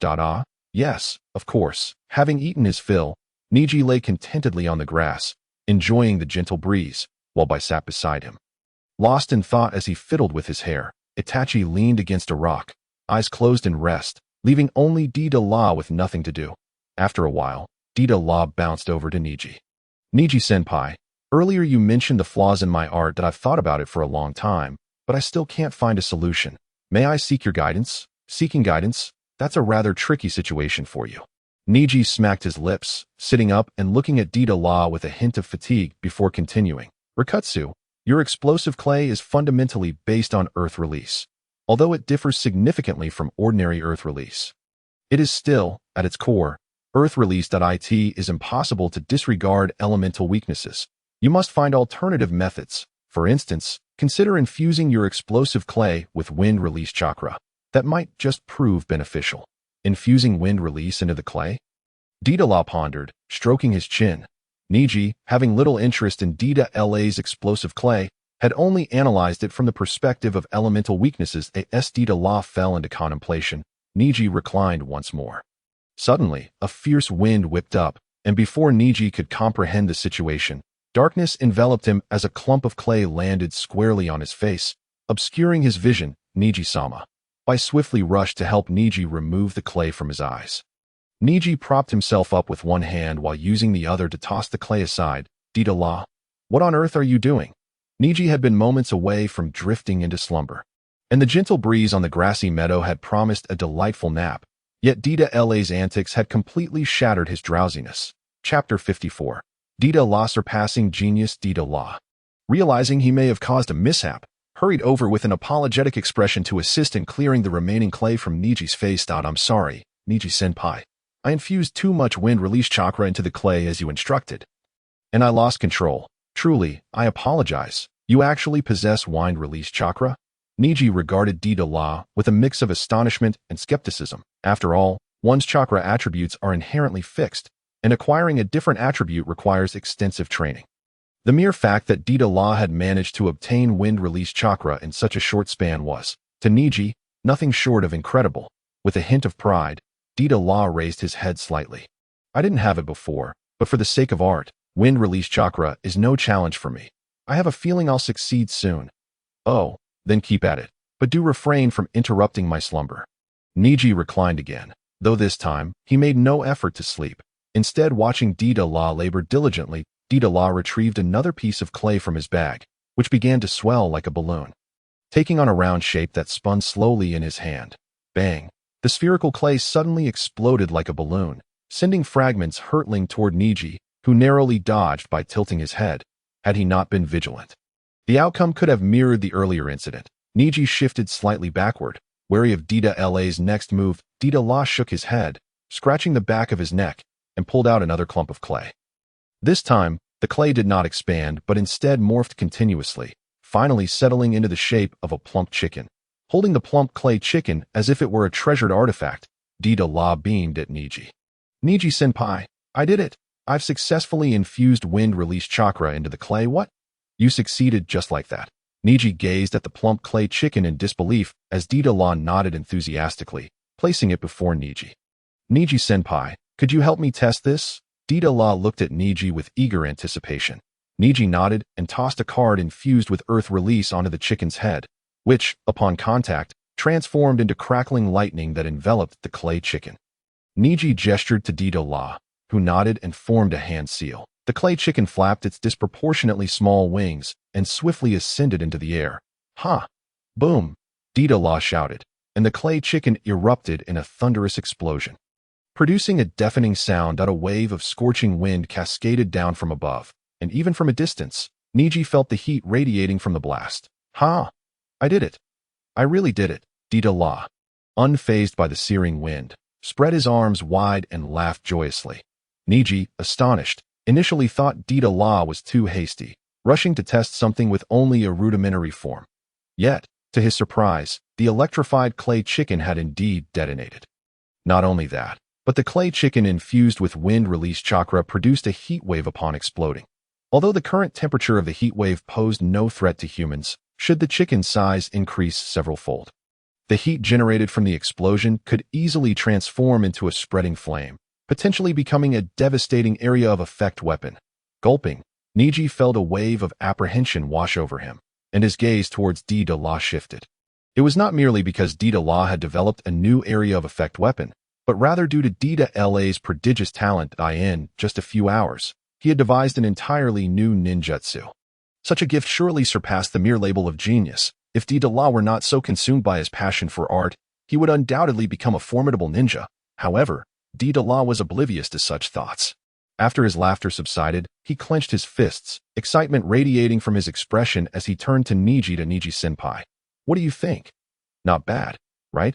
I initially thought it would be quite difficult, but it turned out to be so simple. Indeed, Dida, without a doubt, your art has become even more exquisite. Congratulations, right? I think so too. Neji-senpai, I owe you a great favor this time that if you ever need my assistance, do not hesitate to ask. I will do my utmost. Neji had never anticipated that his casual remark would be taken so seriously by Dida, and that the credit would entirely belong to Dida himself. Leaving Neji with an unearned favor, that's easily said. We're friends, no need for such formality, Neji-senpai. You are truly chivalrous. I have decided to befriend someone like you. Dida was nearly moved to tears, leaving Neji feeling a twinge of guilt, but he maintained a smile on his face. Yes, all is well. Just as they were enjoying their conversation, Itachi, who had been resting with his eyes closed, suddenly stood and approached Neji. Neji immediately sensed a surge of chakra rising from the ground, and his expression turned serious. Before long, Zetsu emerged from the ground before Neji, half of his face black and the other half white. Though it was the white half that spoke Dida, Neji, Itachi, Scorpion has located Orochimaru, and the two are already engaged in battle that it seems they will be at it for quite some time. Would you like to go watch? Neji had not expected Zetsu to come specifically to share such news. However, he had no interest in such matters and shook his head without a second thought. I have little interest in the battles of two non-humans. I would rather lie here and take a nap. Neji crossed his arms behind his head and reclined once more, while Dida shrugged and similarly shook his head. Before leaving, Scorpion-senpai told me not to interfere, so I won't go either. The pale figure beside him revealed a semblance of hesitation, parting his lips yet uttering nothing. Itachi cast a glance at the white figure, his eyes abruptly transforming into the vivid crimson of the Sharingan as they fixed upon Zetsu. Then, take me to see it do. Itachi actually wishes to go. I had thought he would be the least interested. Zetsu exclaimed in surprise and excitement. Itachi, however, ignored Zetsu's exuberance and turned to White. Come with me. Of course, Lord Itachi. Chapter 55. Zetsu's subtle movements joy illuminated the white face, but Itachi remained silent, merely casting a cold glance at Zetsu. Let us go, lead us there. Half of Zetsu's pale visage broke into an excited grin, as another white Zetsu emerged from the ground, bowing slightly to Itachi. Follow me. It's not far. Itachi nodded and departed with White and the white Zetsu. Yet Zetsu seemed preoccupied with something else, lingering quietly as he observed Neji. Neji, indifferent to Zetsu's intentions, simply closed his eyes. Suddenly, Neji sensed something stealthily approaching, instantly rising from the ground, a powerful repulsive force erupting around him, dispersing the air and creating a brief gust of wind. Zetsu, are you seeking death? Neji's Byakugan locked onto Zetsu, his gaze ablaze with murderous intent. Teodadara. It appeared as though Neji had abruptly awakened from slumber. Inexplicably enraged at Zetsu, leaving him utterly bewildered, the white part of Zetsu's form displayed a look of terror in response to Neji's killing intent, while the black segment emitted a somewhat subdued voice. Apologies, I was merely... Before Black Zetsu could finish, Neji swiftly lunged forward, seizing Zetsu by the neck and yanking him from the ground. That I care not for your reasons. If there's a next time, I shall show no mercy to Akatsuki. Do you understand? I understand, Black Zetsu replied, his tone betraying a hint of submission. Neji tossed him aside, and as Zetsu touched the ground, he gradually sank into it, disappearing from sight. Even now, Deidara remained perplexed by the events that had transpired, cautiously approaching Neji. Senpai, what just happened? Why did you suddenly lash out? Neji glanced at the spot where Zetsu had vanished, a disdainful smirk playing on his lips. It's nothing. Zetsu merely attempted to plant spores on me to monitor my movements, and I caught him in the act. Spores? Monitoring? Indeed. Although Black Zetsu is singular, White Zetsu can proliferate like a plant, generating numerous copies, and can spread via spores. Each spore can develop into a complete White Zetsu, with a vitality rivaling that of Orochimaru. Though Neji had felt a flicker of anger earlier, he couldn't help but admire Zetsu's resilience. Perhaps the only flaw was his inherent weakness. Elsewhere, in a dimly lit cave, Obito sat upon a bed, as White Zetsu poked his head out from the stone wall. Tada! Akatsuki, I just failed. Neji detected the spores. And I nearly met my demise. That was close. White Zetsu initially gesticulated dramatically, expressing his excitement, only to wrap his arms around himself in a display of fear that Obito's Sharingan glimmered within the contours of his mask. A flash of insight crossing his face. That guy managed to notice this? The Byakugan? No. This is beyond what the Byakugan can achieve. What has he experienced on the moon? By the way, Akatsuki, upon detection, he directly repelled my spores with a force akin to Pain's abilities. Obito closed his eyes, contemplating for a moment, then reopened them. It seems relying on you for surveillance is no longer feasible. Let it go. That guy is quite diligent in his tasks, and provoking him further may incite dissatisfaction towards the organization. If the opportunity arises, assist him and try to placate him. Understood. By the way, I discovered something intriguing. That boy under Neji, who resembles a girl, seems to possess Uchiha blood. Obito's pupils constricted with surprise as he gazed at White Zetsu. Such a jest is far from amusing. That individual belongs to the Yuki clan, possessing the ice shield. How could he possibly have Uchiha blood? White Zetsu appeared quite displeased with Obito's skepticism, growing animated once more. This is no mistake. Akatsuki, he is currently observing the battle between Scorpion and Orochimaru with Itachi. His eyes are indeed the Sharingan. What did you say? That's impossible. No, I must personally verify this matter.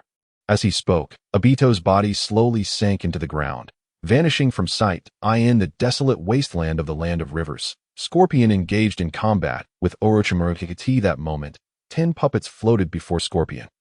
While Orochimaru summoned myriad snakes, their battle fierce and tumultuous. White and Itachi stood a few hundred meters away, utilizing their Sharingan to witness the clash, with White Zetsu mostly submerged in the ground. His head the only part visible. Orochimaru is utterly revolting. He hardly qualifies as human. White Zetsu observed the heated battle with palpable excitement. White, casting a glance at White Zetsu with his double Tomo Sharingan, felt a twinge of dissatisfaction but chose not to voice it that moment. Itachi suddenly sensed something amiss and swiftly turned his gaze behind him, his 3 Tomo Sharingan spinning rapidly, soon transforming into the kaleidoscopic pattern of the Manjiki Sharingan. Before him, Obito approached, animatedly gesticulating, but Itachi's demeanor turned wary. What do you want? His tone was frosty, laced with caution and apprehension, while Obito seemed oblivious, continuing his exuberant display. What a lively scene. Itachi-senpai, don't be like that. I merely wish to observe this splendid battle, nothing more.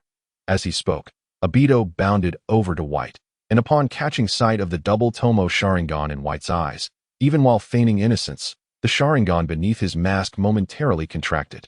Oh, as colleagues, it seems I haven't had the chance to greet this young man. Hello. Though Itachi was aware that all of Obito's actions were a fade, White had never encountered Obito before. His enthusiastic approach left White somewhat flustered. Hello? Who are you? Oh, I am Akatsuki. Like you, a member of the Outer Circle. Is that so? I am White. Pleased to make your acquaintance. Obito circled around White animatedly, finally fixing his gaze on White's Sharingan. White, Uchiha White, is it? White glanced at Itachi beside him and gently shook his head. No, it's simply White, without Uchiha. But if you're not Uchiha, how could you possess the Sharingan? Oh, I almost forgot. Itachi-senpai is the one who exterminated the entire clan. So it's not surprising he has an abundance of Sharingan. Still, Itachi-senpai is rather stingy. If he is going to implant them, he should at least give you a pair of 3 tomo ones. The tomo in White's eyes began to spin rapidly before gradually fading away, returning to their normal state. Chapter 56. Shift and focus. No, these are my eyes. They are not implanted, though. Impressive. I've heard you hail from the Yuki clan. How then do you possess the Sharingan? Could it be that one of your parents is an Uchiha? The individual standing beside you happens to be the one who annihilated the Uchiha clan. Obito's words seemed aimed at sowing discord, yet White felt no trace of wariness within. That you're here to observe, right? If you're here to watch, then watch properly and refrain from uttering unnecessary words. Obito shrugged, spreading his hands in feigned innocence as he turned his gaze back to the battlefield. Ah, how cold. Just like your bloodline limit. Though the battle between Orochimaru and Scorpion was intense, Orochimaru, realizing his chances of victory were slim, chose to escape the battlefield through reverse summoning with the myriad snakes, and despite Scorpion's swift reaction, he could not retain him. It seems it's over. White, let us go. Yes, Lord Itachi. White glanced at Obito before following Itachi toward Neji's location. Once White and Itachi had vanished from Obito's sight, his body slowly sank into the ground. Damn it. What on earth is happening? Upon returning to the cave, Obito struck the wall forcefully, a chill emanating from his Sharingan. As White Zetsu peeked out from the adjacent wall. I didn't deceive you, did I? That person truly possesses Uchiha blood. Humph, Zetsu, this is hardly the moment for you to mock me. Something significant is surely occurring with that individual. In the depths of Obito's narrowed eyes, a flicker of inexplicable light danced briefly, while White Zetsu nonchalantly shrugged his shoulders. However, my spores have been detected, even if I wish to surveil them from the shadows. It would be rendered impossible. Well, at least they are still on our side for the time being. As long as our plans remain unaffected, that suffices. White and Itachi returned to the location where Neji rested, now sound asleep upon the grass. The moment Deidara caught sight of White and Itachi's return, he eagerly approached. Itachi-senpai, you're back so soon. How did the battle unfold? Itachi glanced at the slumbering Neji, then turned his gaze to Deidara, gently shaking his head. Orochimaru managed to escape. What? He got away? Sasori-senpai furious. Deidara scratched the back of his head, a hint of frustration evident at that moment. A dark figure emerged in the distance, gradually revealing Sasori's silhouette. Sasori-senpai, I heard you drove Orochimaru away. Truly. Before Deidara could finish his sentence, a long tail shot out from Sasori's attire, halting perilously close to Deidara's face, less than 5 centimeters away. Deidara, are you here to mock me? No. Humph. This time, I was careless. Next time, I shall not let that foul snake escape. Just you wait. Orochimaru, Sasori's eyes burned with a fierce, crimson fury, unabashedly displaying his anger. The noise roused Neji from his sleep, as he groggily opened his eyes, smacking his lips, and sitting up, stifling a yawn. What's all the racket? Can't a person get some decent sleep? Neji's disregard for the tense atmosphere only served to deepen Sasori's displeasure, but he ultimately refrained from further comment, tossing the scroll Neji had previously lent him into the air. This is the scroll you lent me. It should have little use after one application. Next time, I will definitely eliminate that wretched snake. Let us go, Deidara. Neji caught the scroll, scratching the back of his head. Deidara then crafted a large clay bird. Waving to Neji-senpai, I'm off then. Let us meet again when the opportunity arises. Leaving already? See you later. Neji waved farewell as Deidara and Sasori leaped onto the clay bird, swiftly ascending into the sky. Neji tucked the scroll away nonchalantly, standing up as Itachi approached him, a serious expression adorning his face. Neji, it seems Madara has taken an interest in White. You must exercise caution. Neji grinned, scratching his head with slight exasperation. This was all anticipated. Just moments ago, Zetsu attempted to leave something to monitor me, but I detected it. You needn't worry so much. We have no conflicting interests with them that if they wish to keep an eye on us, so be it. After all, it does not drain our energy to that instant. Neji felt warmth emanating from the ring, exchanging a glance with Itachi before immersing his consciousness within. Lights flickered on one by one atop the stone fingers.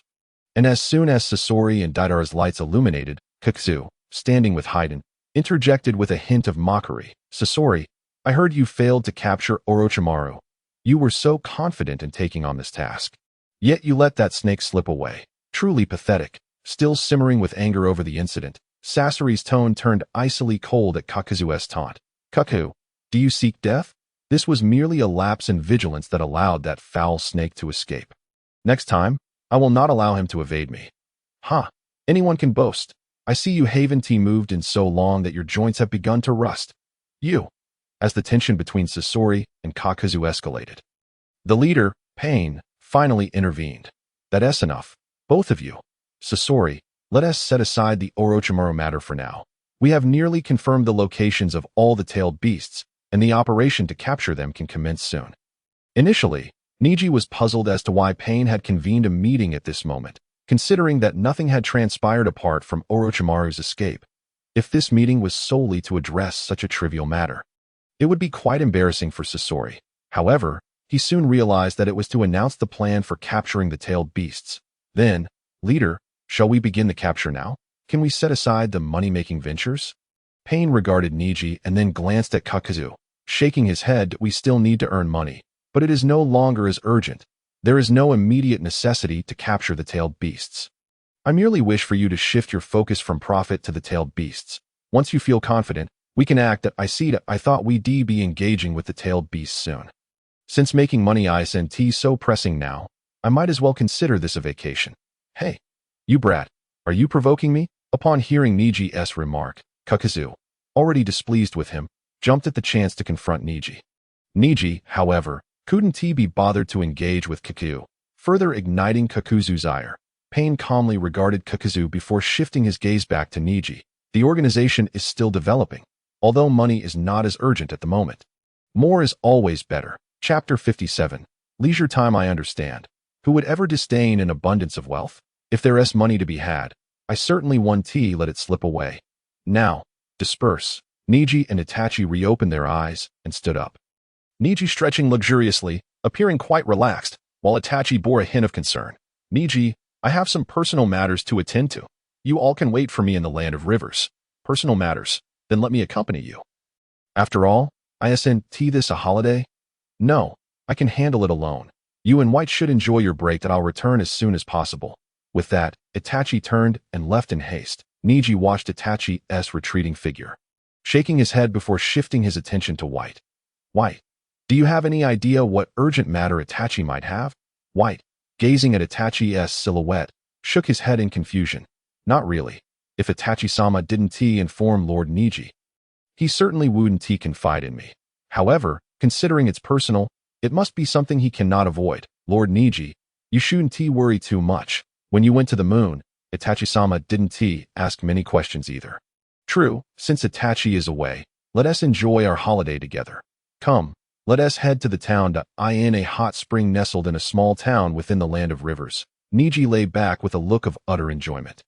A slight blush tinting his cheeks, thoroughly at ease, while White sat beside him, his eyes half closed, equally content. Although Neji seldom indulged in hot springs and was not particularly reliant on them, an occasional soak could dissipate all his fatigue. To Neji, this was the epitome of bliss. This is the essence of life. If only I could venture next door, it would be even better. As Neji reveled in his bliss, he couldn't help but exclaim, prompting White to catch the underlying implication in Neji's words, smirking mischievously. Lord Neji, the next door is the women's bath. I didn't expect you to be so mature at such a young age. I recall there was an inn on the way here. Would you like to visit it? Upon hearing this, Neji splashed about in the water, nearly choking. What the? I can't believe you're like this. White, I was just speaking casually. An inn is out of the question. I'm only 11, still just a child. By the way, what is that around your neck?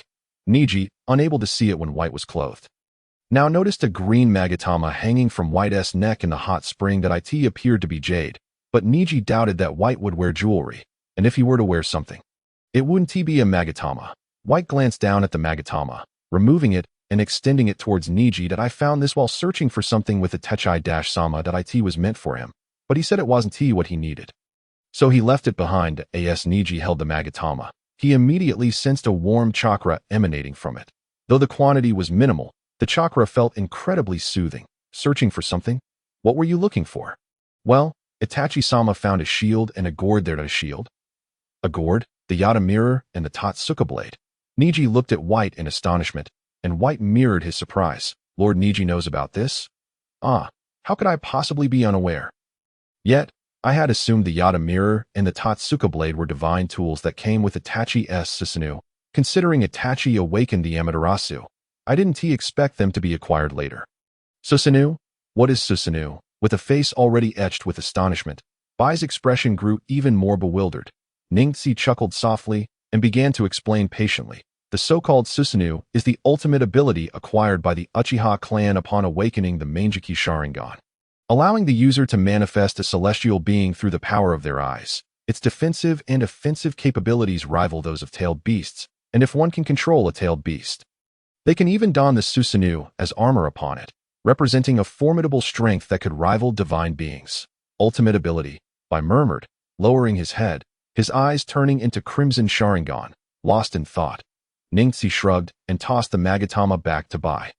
Don't overthink it. Since this item is said to be associated with legendary artifacts, it must be something powerful. It might even bring surprises in the future, so take good care of it. Does Lord Ningxi not want it? What would I do with it? Even if it is a divine artifact, it requires the right person to wield it. I imagine Itachi's refusal was based on similar considerations. After finishing their bath, Ningxi felt invigorated as he walked alongside Bai, who remained distracted by his thoughts. Unbeknownst to them, they arrived at a village just as rain began to fall from the sky. Bai, it's raining. Let us seek shelter in that house, Ningxi suggested, pointing to a solitary wooden dwelling beside a vegetable garden. Although there were other houses nearby, Ningxi was reluctant to trouble anyone else. The lonely abode appeared old and dilapidated. Suggesting no one lived there, they gently pushed open the door. They entered, only to discover a fire still burning within. On the bed lay a figure, causing Ningxi to feel a twinge of embarrassment. Sorry, we thought this place was unoccupied and wanted to take refuge from the rain. That if it's not convenient, we can leave. No need to worry. If we can help you, we would be happy to. A child's voice came from the bed. Ningxi focused his gaze and saw a child with violet hair and red eyes. The child's appearance struck Ningxi as vaguely familiar, yet he couldn't pinpoint where he had seen such a visage before. As Ningxi and Bai sat by the fire, drying their damp clothes, the child lay quietly on the bed, watching them with pure, unblemished eyes. Such immense power, the child suddenly uttered, causing Ningxi to glance at him in surprise. The child, looking somewhat timid, quickly averted his gaze. I apologize. I couldn't help but express what I felt upon seeing you. That I hope you're not upset. No need to apologize. However, could you explain what you meant by seeing? The child hesitated, shaking his head in reluctance, before nodding slightly. I'm not entirely sure. I just saw the powerful force concealed within your body. That Ningxi's expression shifted slightly, and even Bai's demeanor turned serious. Noticing their reaction, the child shrank back into his blanket, appearing frightened. Chapter 58. Lamru. Ningxi, sensing the child's fear, immediately offered a reassuring smile. Don't worry. We won't harm you. By the way, my name is Ningxi. And this is Bai. May I know your name? I'm Lamru.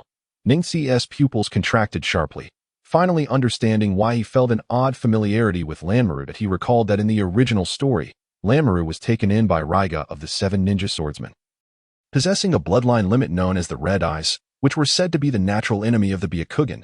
Not only could it see through objects, perceive power, and sense danger, but it could even create illusions to disrupt the Byakugan, making it stronger in chakra observation. You say your name is Lamru. Are you the only one living here? Yes, my parents died several years ago, and I was born with a frail body. That I rely on the villagers to bring me food to survive. Yet, I feel lost, completely unaware of the purpose of my existence. No one needs me, and no one cares. The flicker of loneliness crossed Lamru's eyes. Ningxi felt a pang of emotion and smiled gently at Lamru. Placing his hand softly on the child's head, it seems this is fate's arrangement. Come with me. I need you. Huh? Lamru stared at Ningxi in disbelief. Ningxi returned the gaze with a warm smile before turning to Bai. Bai, Lamru appears quite frail. Please help him regain his strength. We must all take care of each other from now on. Yes, thank you, Lord Ningxi, Bai exclaimed, visibly excited in his gratitude. Ningxi understood Bai's gratitude. Smiling and nodding in acknowledgement, Bai's appreciation stemmed from the stark similarities between Lamru and his own past.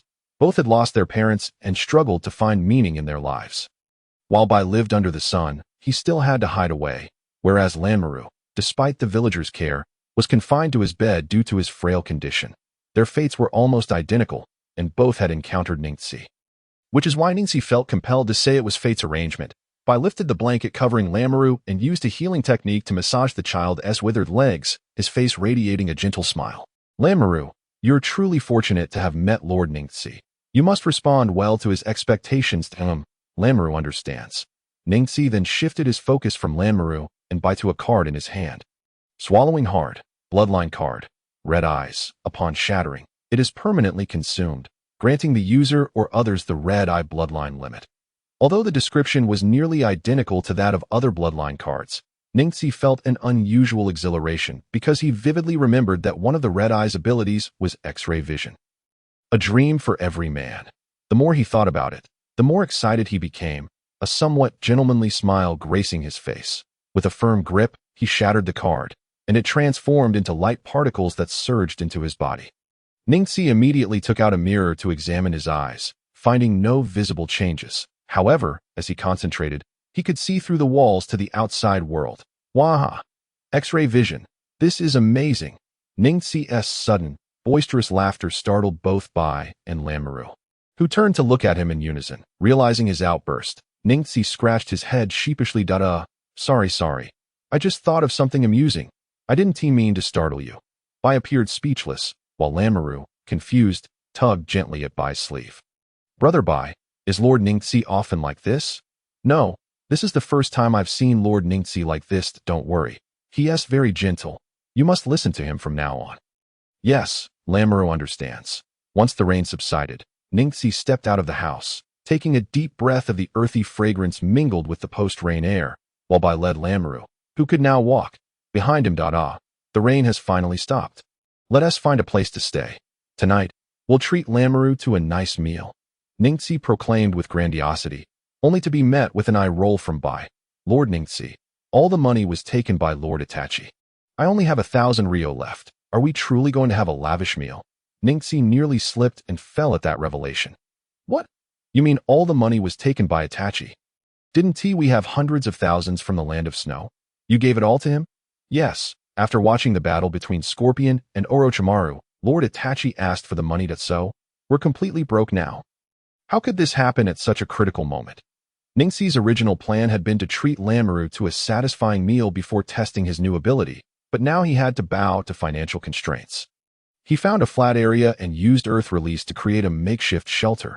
Fortunately, with Itachi absent, Lanmaru could stay in Itachi's room without the need for further construction.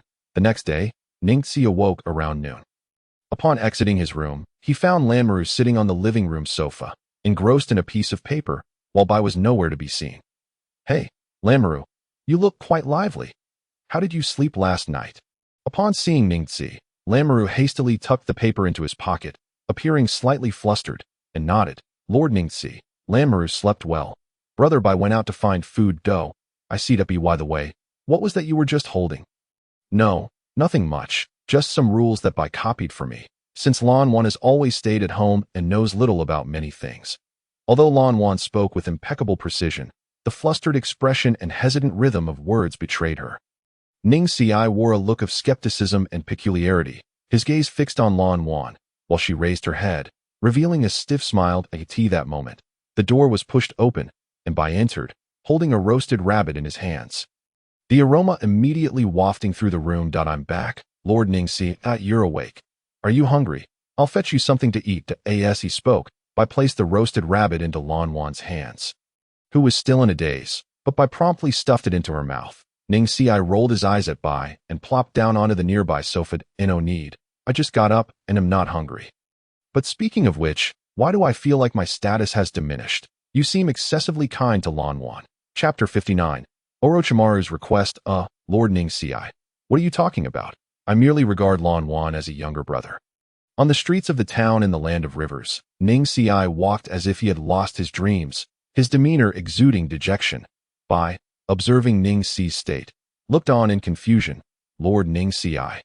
What is wrong? Weren't you quite spirited before we arrived in the town? Why do you seem so defeated? Lan Wan tilted her head in curiosity as she gazed at Ningxi's back. Lord Ningxi was extremely disappointed and disheartened, which was quite puzzling and difficult to comprehend. Please, don't talk to me. I need some time alone. Originally, Ningxi had come to this town with great enthusiasm to test the red eyes. But after the trial, he was utterly disillusioned. When Ningxi attempted to utilize the insight of his red eyes, he either failed to see anything or ended up seeing right through the person. Utterly unable to satisfy his base desires as for the accompanying sensory abilities, such as sensing danger and creating illusions, they were nearly useless to Ningxi, who possessed the rebirth eye. He lacked the ability to perceive others' inner thoughts like Lan Wan could. The only function of the red eyes seemed to be akin to providing Ningxi with a telescope. Bai and Lan Wan exchanged glances, both unable to fathom Ningxi's predicament, and they shook their heads in bewilderment. After leaving the town, Ningxi's emotions slightly rebounded, yet he remained somewhat disappointed. Suddenly, Lan Wan, held by Bai, halted, her eyes shimmering with an enchanting red light as she gazed toward the nearby bushes. Lord Ningxi. There's someone over there. Ningxi stopped and followed Lan Wan's gaze, noticing the previously tranquil bushes quivering slightly as a white-haired youth slowly emerged. Kamaru, what brings you here? The person who appeared before Ningxi was indeed Kamaru. At present, Kamaru appeared to be in good spirits, but Ningxi was somewhat taken aback. Orochimaru had just fled after a clash with Scorpion in the Land of Rivers, and yet, as Orochimaru's subordinate, Kamaru dared to come to the Land of Rivers to seek out a member of Akatsuki. Upon seeing Ningxi, Kamaru respectfully knelt before him, bowing his head. Lord Ningxi, Orochimaru has business with you.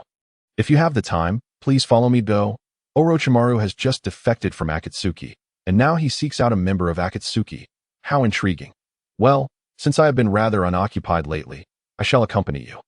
Please follow me this way. Kamaru rose and gestured for Ningxi to proceed, leading the way into the woods. They ventured deep into the forest until they reached the entrance of a large tree hollow, from which Orochimaru slowly emerged from the shadows. Lord Ningxi, I didn't expect you to come. That I thought we were already enemies. Upon seeing Orochimaru, Lan Wan instinctively recoiled, her body involuntarily shrinking behind Bai. Ningxi shrugged and seated himself on a nearby tree stump, crossing his legs as he regarded Orochimaru. So you sent Kamaru to meet me, uncertain if I am an enemy? Truly characteristic of you. Orochimaru glanced at Kamaru, extending his tongue to lick around his lips, revealing his signature smile. Although I am unsure how you accomplished it, I indeed detected the Hyuga bloodline within Kamaru. It is precisely that bloodline that has prevented Kamaru's bloodline disease. Regrettably, Kamaru's bloodline affliction has also hindered him from awakening the Byakugan. However, I surmise that you, Lord Ningxi, are curious about what will transpire with Kamaru next. Thus, I deduce that even if we are enemies, you would not eliminate Kamaru. Ningxi squinted, studying Orochimaru intently, and chuckled softly as he shook his head. Let us discuss your intentions. You take such great risks to seek me out.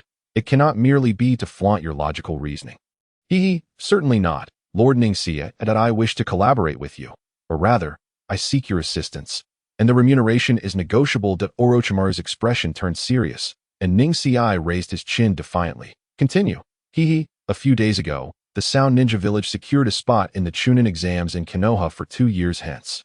I wish to seize this opportunity to bring about the disappearance of Konoha. This is the plan for Konoha's collapse, Lord Ningxi. If we join forces, this plan will be foolproof. The plan for Konoha's collapse?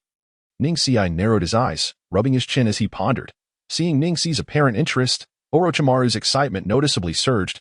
Indeed, this plan is advantageous for you both publicly and privately. Konoha possesses the Nine-Tails Jinchuriki, and should the plan succeed, you could take the Jinchuriki with you. As a branch family member, you must have experienced darkness firsthand, or you would not have sought to join Akatsuki. This is a prime opportunity for revenge. Is it not? Ningxi shrugged, leaning back against the trunk of a fallen tree. I must admit, I find your proposal quite intriguing. However, while I may not harbor strong feelings for Konoha, I do not despise it to the extent of desiring its destruction. My joining Akatsuki was solely in pursuit of my freedom. Now that my cage has been lifted, I feel even less inclined toward Konoha, so I fear it may be difficult for me to agree to assist you in obliterating it. Is that so? What a pity. I had thought you bore a grudge against Konoha. Ningxi shook his head, a meaningful smile gracing his face. Although I shall not assist you, I would be quite willing to attend when the time comes. Not only am I curious to see how you will dismantle Konoha, but as you mentioned, the Nine-Tails Jinchuriki resides there, and I am also quite interested in that technique of yours that technique. Orochimaru regarded Ning-Si with some surprise as Ning-Si's smile gradually faded. Indeed, the technique that can bestow value upon the deceased, Orochimaru's pupils dilated sharply, astonishment evident on his face, while Ning-Si's smile reemerged. I wish to verify something regarding that technique, so I hope to witness it when the time comes. Please remember to inform me when your plan commences. In return, should your plan falter, I shall intervene at a crucial moment to safeguard your life. How does that sound? Such a reliable promise. In that case, I shall await your arrival. With that, Orochimaru tossed a scroll to Ning-Si. Keep this scroll close to you. I will notify you through it when the time comes. Chapter 60. Itachi's Hell. Ning-Si opened the scroll, revealing a plethora of intricate symbols, which he could not comprehend. Nonetheless, he tucked the scroll away. Very well, until we meet again. Let us depart, Komaru. Orochimaru and Komaru vanished in an instant from Ning-Si's sight. Ning-Si shrugged, rising to his feet and looking toward Bai and Lan Wnat that moment. Lan Wan was still hiding behind Bai, only emerging slightly when Ning-Si's gaze swept over her. What is it, Lan Wan? Are you frightened of him? Lan Wan displayed a hesitant expression, shaking her head gently. It's not fear. It's just that he feels too icy. Just a glance sends chills down my spine. And there's a palpable aura of killing intent, as if he has taken many lives. He is indeed Orochimaru. You may very well encounter foes colder than him in the future. If you react like this every time, it will be difficult to face them. You must gradually adapt. Lan Wan bit her lip and nodded slightly, while Bai took hold of her hand again and smiled at her. A few months later, Neji lay in the same meadow where he had parted ways with Itachi, casually crossing his legs and idly gazing at the sky, while Bai and Lan Wan practiced their taijutsu nearby. Lan Wan, your footwork is a bit unsteady. You must maintain a proper breathing rhythm. Otherwise, you'll tire easily. You need to conserve your energy to avoid being overpowered during a physical confrontation with an enemy. I understand, brother Bai. Lan Wan continued to attack, while Bai focused solely on evasion. Over these past few months, Lan Wan had been eating and sleeping well, to the point where even Neji felt Bai was being somewhat partial. Furthermore, Bai had been using medical ninjutsu to help Lan Wan recuperate daily, and now she was completely back to normal. To enhance Lan Wan's physical condition, Bai had been training with her every day for the past 2 weeks. Initially, Lan Wan could only last for a little over 10 minutes, but now she had managed to train with Bai for half an hour. After another 10 minutes, Lan Wan's legs weakened, and she collapsed to the ground. Gasping for breath, sweat streaming down her cheeks, Bai also halted his movements and helped her up. You lasted 5 minutes longer than yesterday. That's impressive, Lan Wan. Lan Wan lifted her head, a smile breaking through her exhausted expression. Really? That's wonderful. Indeed. Now, let's take a break, and once you're rested, I'll accompany you to climb trees. Bai and Lan Wan sat beside Neji, who glanced at Bai with a hint of impatience, smacking his lips. Bai, are you sure Itachi said to meet today? I've been waiting here for an hour. Where is he? Lord Neji, the message from Lord Itachi that I received yesterday stated that we would gather here today. Please be a little more patient. Neji pouted, sitting up from the ground and tossing a handkerchief he retrieved from his pocket to Lan Wan. Why is it that you can stay in contact with Itachi? I don't even have a way to reach him. It's rather strange. I senti it? Well, when I was previously working with Lord Itachi, I was quite concerned about his health, so I established contact with him. Lan Wan wiped her sweat with the handkerchief Neji tossed.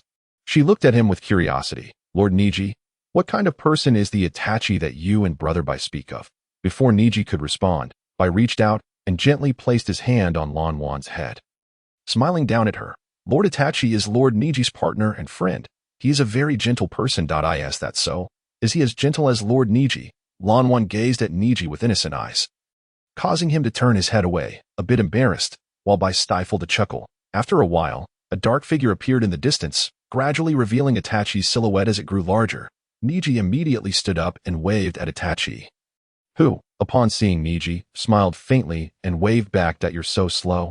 Itachi, what on earth have you been doing these past few months? Apologies. I had to take care of some personal matters, but it's all settled now.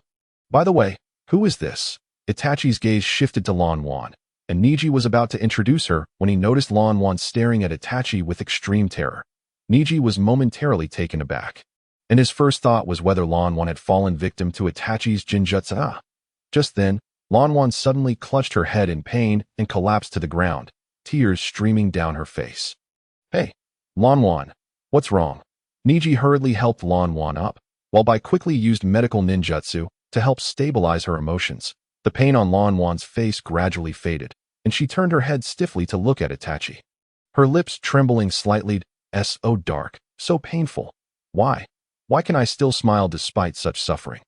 "I senti it strange." A flicker of surprise crossed Itachi's eyes as he turned to Neji, who gently touched Lan Wan's forehead, offering her a warm smile. "Lan Wan, what did you just see?" Lan Wan stiffly shook her head, blinked, lowered her gaze, and avoided looking at Itachi. "I just saw hell, the kind of hell that resides in Lord Itachi's heart. A realm constructed of darkness, despair, and suffering." Neji took a deep breath. Noticing that Itachi was also watching Lan Wan with concern, his expression grew complex.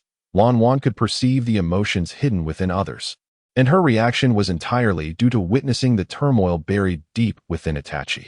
The mere sight of it inflicted upon her a pain akin to being ensnared in a Jinjutsu. Neji could scarcely fathom the depths of Itachi's suffering. Yet, despite such anguish, Itachi still managed to maintain an air of nonchalance. "Bai, take Lan Wan and let her rest well. That I need to have a word with Itachi privately." "Understood," Bai replied, cradling Lan Wan in his arms as he turned to leave.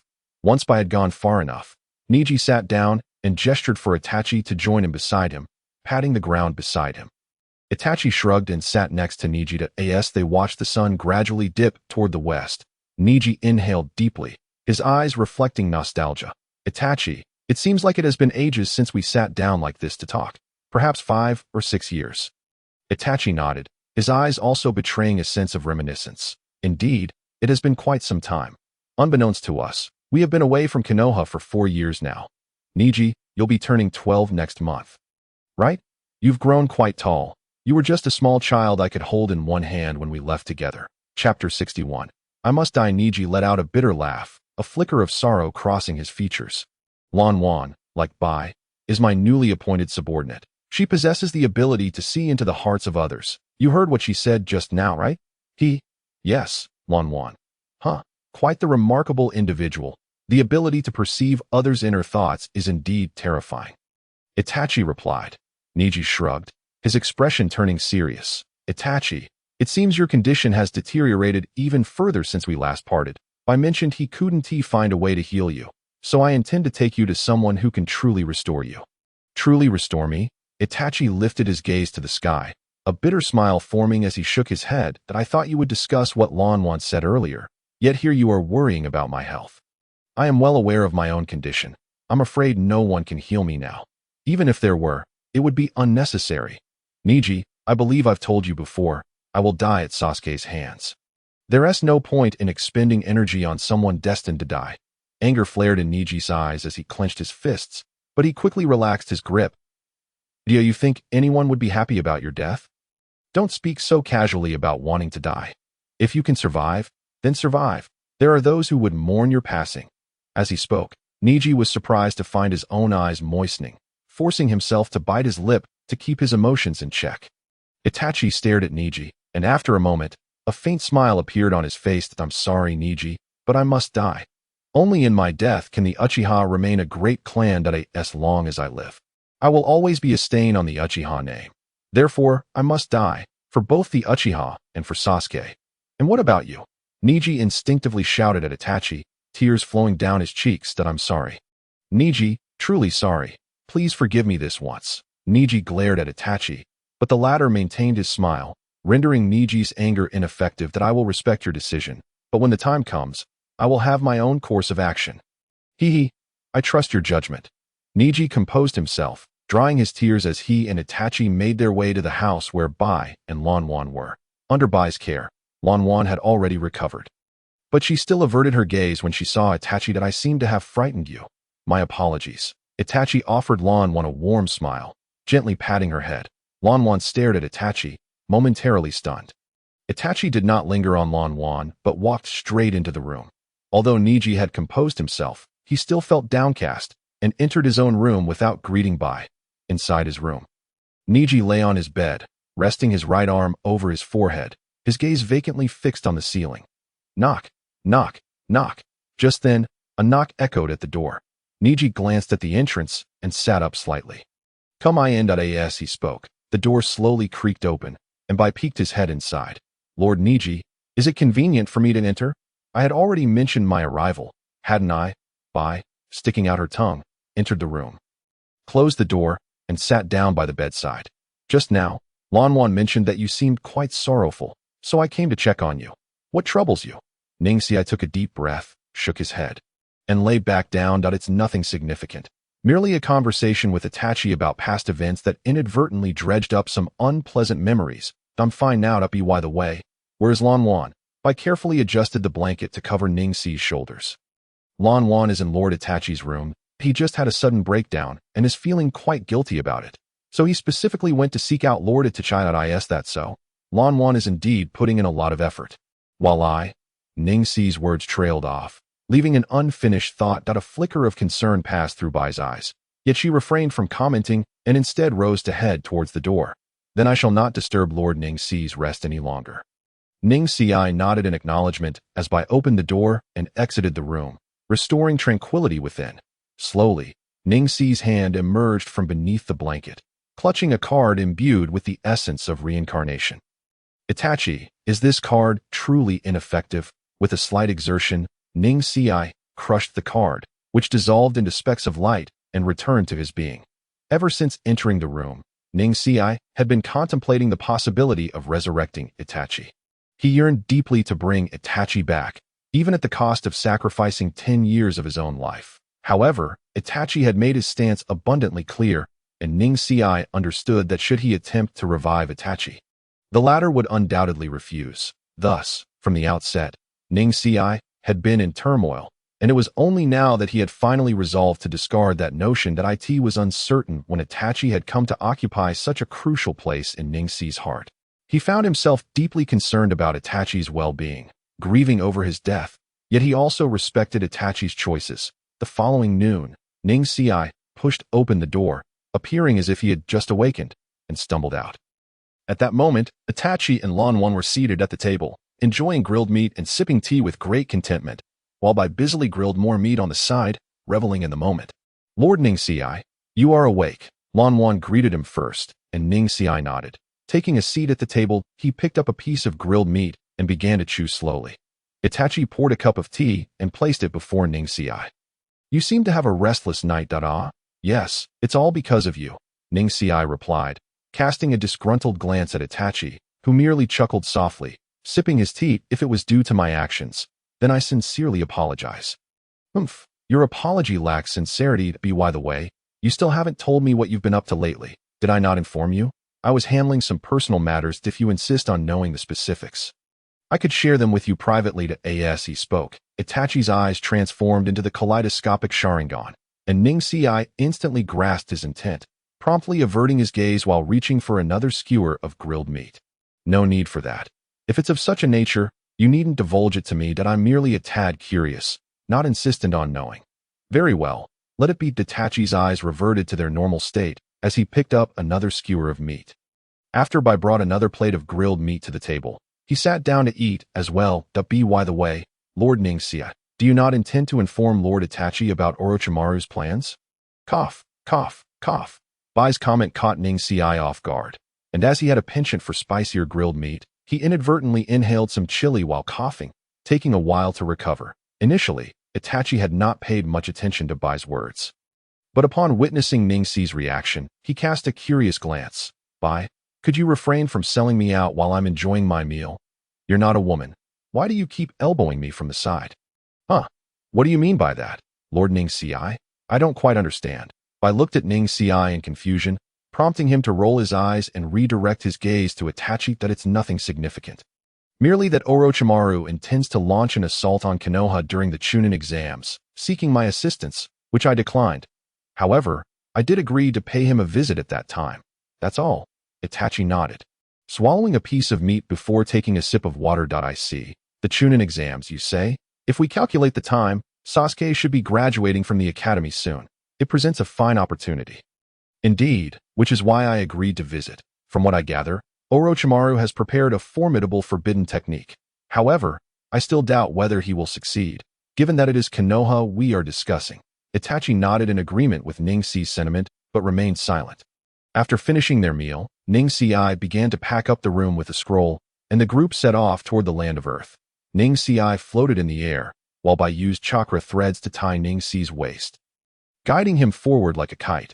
Although they proceeded slowly to accommodate Lan Wan. Lord Ning-Si, what are we doing in the land of Earth?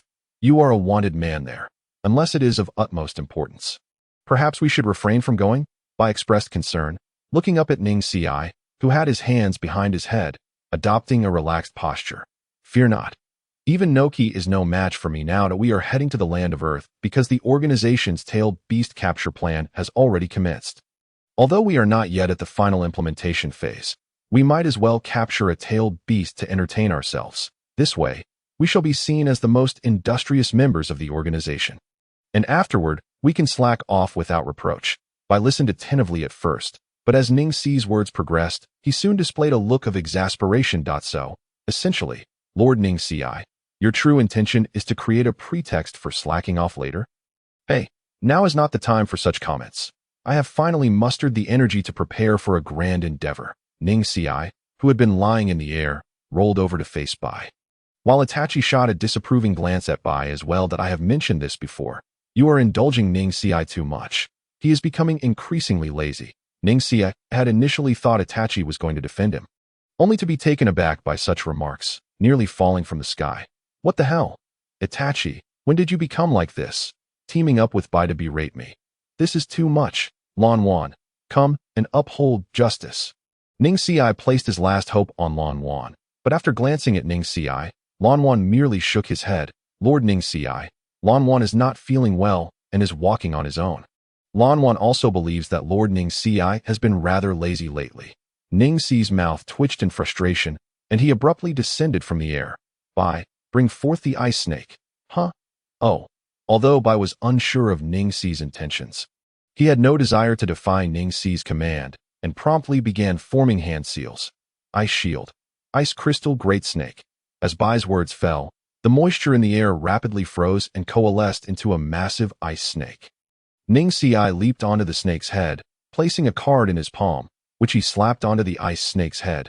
Super light heavy rock technique. After executing this, Ning-Si opened his palm, and a green orb of light flew out, merging into the ice snake and vanishing. The ice snake writhed slightly, then soared into the air, coiling into a circle and lowering its head before It was Lan Wan's first encounter with such a colossal ice snake, leaving him agape and frozen in place, while Bai covered his mouth in astonishment, and even Itachi widened his eyes in disbelief. All right, you all come aboard.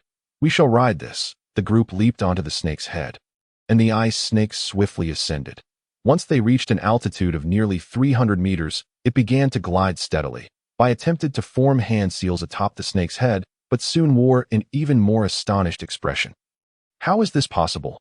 This is clearly my jutsu, yet it has slipped from my control. Lord Ning-Si, how on earth did you achieve this? Finally receiving praise from Bai, Ning-Si puffed up with pride. This is a power of my rebirth eye. Impressive, isn't it? Such a convenient ability. Then why was it not revealed at the outset? Neji, having finally found a moment to boast, was abruptly doused with cold water by Itachi, causing his smug expression to vanish instantaneously. Disinterested in the group, he commanded the ice snake to open its mouth, then deftly maneuvered down its head and into its maw, instructing it to close its jaws. However, Bai merely tapped the top of the ice snake's head lightly, creating an opening through which Bai, Itachi, and Ranmaru entered the creature's body. Neji cast a disgruntled glance at Itachi, while Bai approached him, covering her mouth with a light chuckle. Lord Neji, are you upset? No. How could I be angry over such trivial matters? You underestimate me, Bai. Hee. But Lord Neji, your face tells a different story.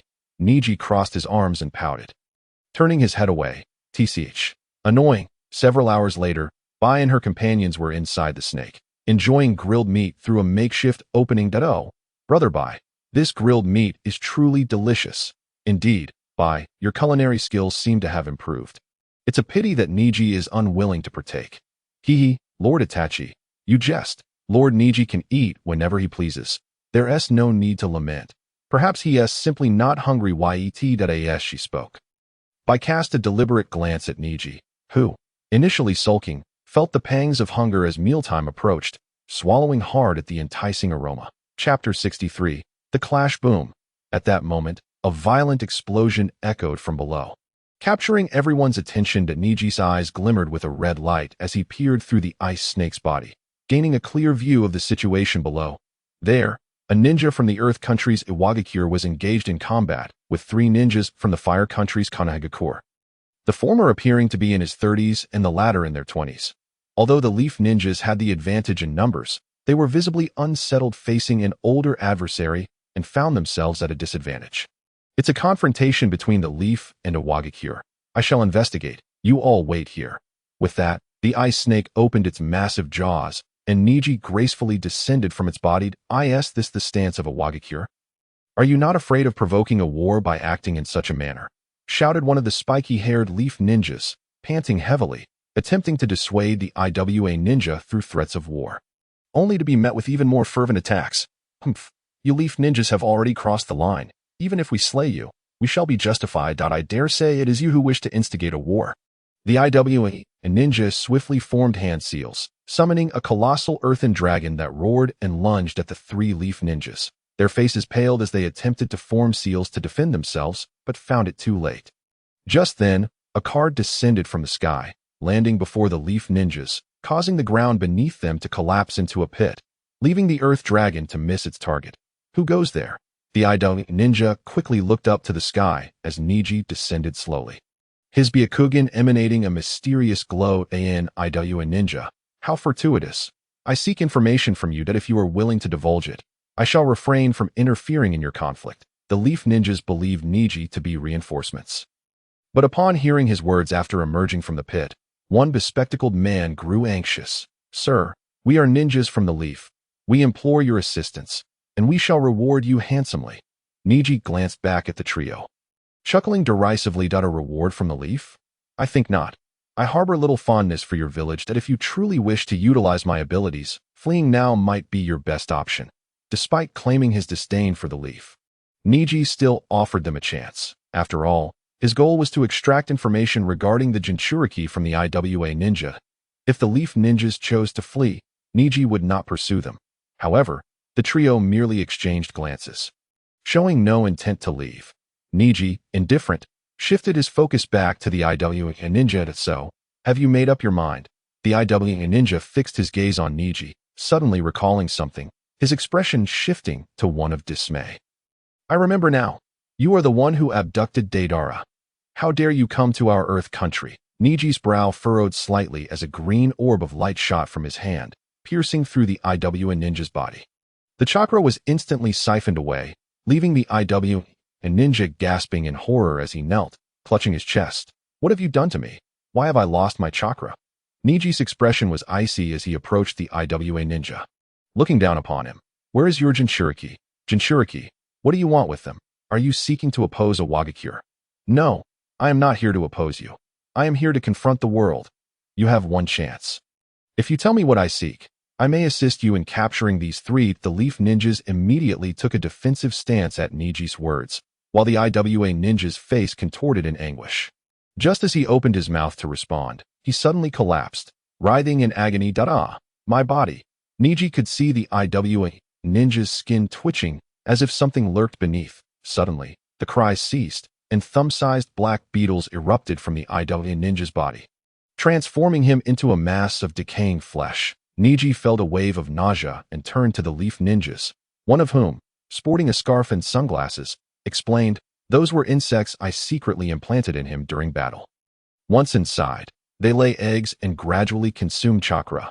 When deprived of sustenance, they become frenzied and devour the flesh. Neji's lips twitched as the swarm of beetles, drawn by chakra, began crawling toward him. An immense repulsive force erupted from Neji, sending all the insects and the IWA ninjas' remains flying. I must say, your Oil Women clan has a peculiar penchant for such macabre creations. Unfortunately, I have failed to retrieve the information I sought.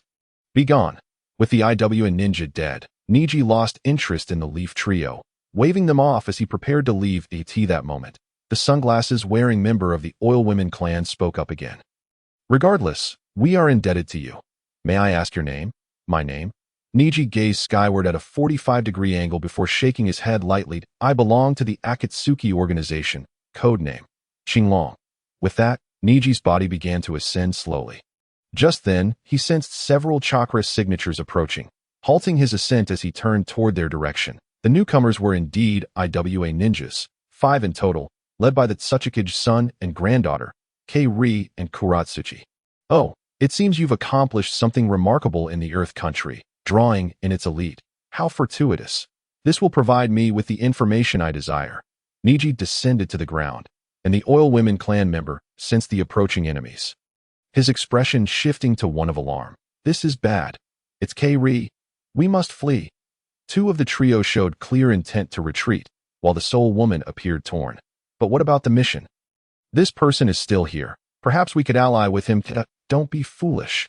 Neji, those from the Akatsuki are no allies, and he has already shown hostility toward us. Chapter 64. The Earth-manipulating ninja regardless of their indecision. Kei-ri and his IWA companions quickly approached. Upon recognizing Neji's face, their expressions shifted dramatically, halting in their tracks. "ITSU. You audacious scoundrel who dared to use my daughter as leverage against Lord Tsuchikage. Leading Deidara astray. Today, I shall end you." Upon their initial encounter, Huang Tu wasted no time in issuing a harsh warning, while he too cast an equally furious glare at Ningxia. Yet, Ningxia merely wore a mocking expression. If memory serves, it has been 2 years, hasn't it? 2 years ago, that Tsuchikage could do little against me. What makes you think you can fare any better now? I have no desire to engage in hostilities with you today. The IWA shinobi you mentioned was not slain by my hand. I merely sought to gather some intelligence, as these 3 from Konoha can attest. With that, Ningxia gestured towards the Konoha trio behind him. Having hesitated, they had missed their chance to flee, and now it was too late. They drew their kunai and assumed a combat stance. Huang Tu surveyed the Konoha trio, then turned his icy gaze back to Ningxia. Intelligence? What intelligence? Ningxia shrugged, palms open, a faint smile gracing his lips. Nothing of great consequence. I merely wish to know the current whereabouts of your Jinchuriki from Awagakure. What did you say? You scoundrel. Doton, Tsuchi Shikushi. Huang Tu slammed his hand onto the ground, prompting Ningxia to leap into the air, but in the next instant, a fist completely encased in stone surged towards him. J. Ryoko Iwa no Jutsu. A rotund figure with a prominent nose appeared before Ningxia, combining the IWA fist technique with the J. Ryoku Iwa no Jutsu, a lethal combination for close combat among Earth shinobi. Kong Fin. Ningxia swiftly executed the Kong Fin, summoning 3 golden chains to shield himself from the impending blow. However, he had underestimated the might of this combination, with a resounding crash. The chains were driven into the ground, leaving a nearly 2-meter-deep crater. Before Ningxia could rise, he felt the earth tremble around him. In the next moment, 2 massive stone slabs began to converge, attempting to crush him within. Ningxia's Byakugan flared with light, and a repulsive force emanated from him, shattering the converging boulders into fragments. As he floated back into the air, he suddenly recognized the assailant. I recall now. You were present at that time. If I am not mistaken, you must be Akatsuchi, the son of the Tsuchikage. A truly illustrious assembly with the Tsuchikage's son, granddaughter, and disciple gathered here. Humph! You insolent brat, your arrogance will be your downfall. Today shall mark your demise. Akatsuchi charged once more at Ningxia. With a flick of his wrist, a green orb of light shot from Ningxia's hand towards Akatsuchi. Instinctively, Akatsuchi dodged, but the orb curved and pierced through his body, extracting a portion of his chakra in the process. Akatsuchi faltered, clutching his chest while casting a wary glance at Ningxia. You can actually siphon chakra? Truly a troublesome adversary. You too. I didn't expect this would only drain 1/3 of your chakra. You certainly embody the Tsuchikage's prowess, though Ningxia's words seemed like praise regarding Akatsuchi's chakra reserves. They only deepened Akatsuchi's apprehension, for it implied that Ningxia could fully gauge his chakra levels. What is your interest in the Jinchuriki?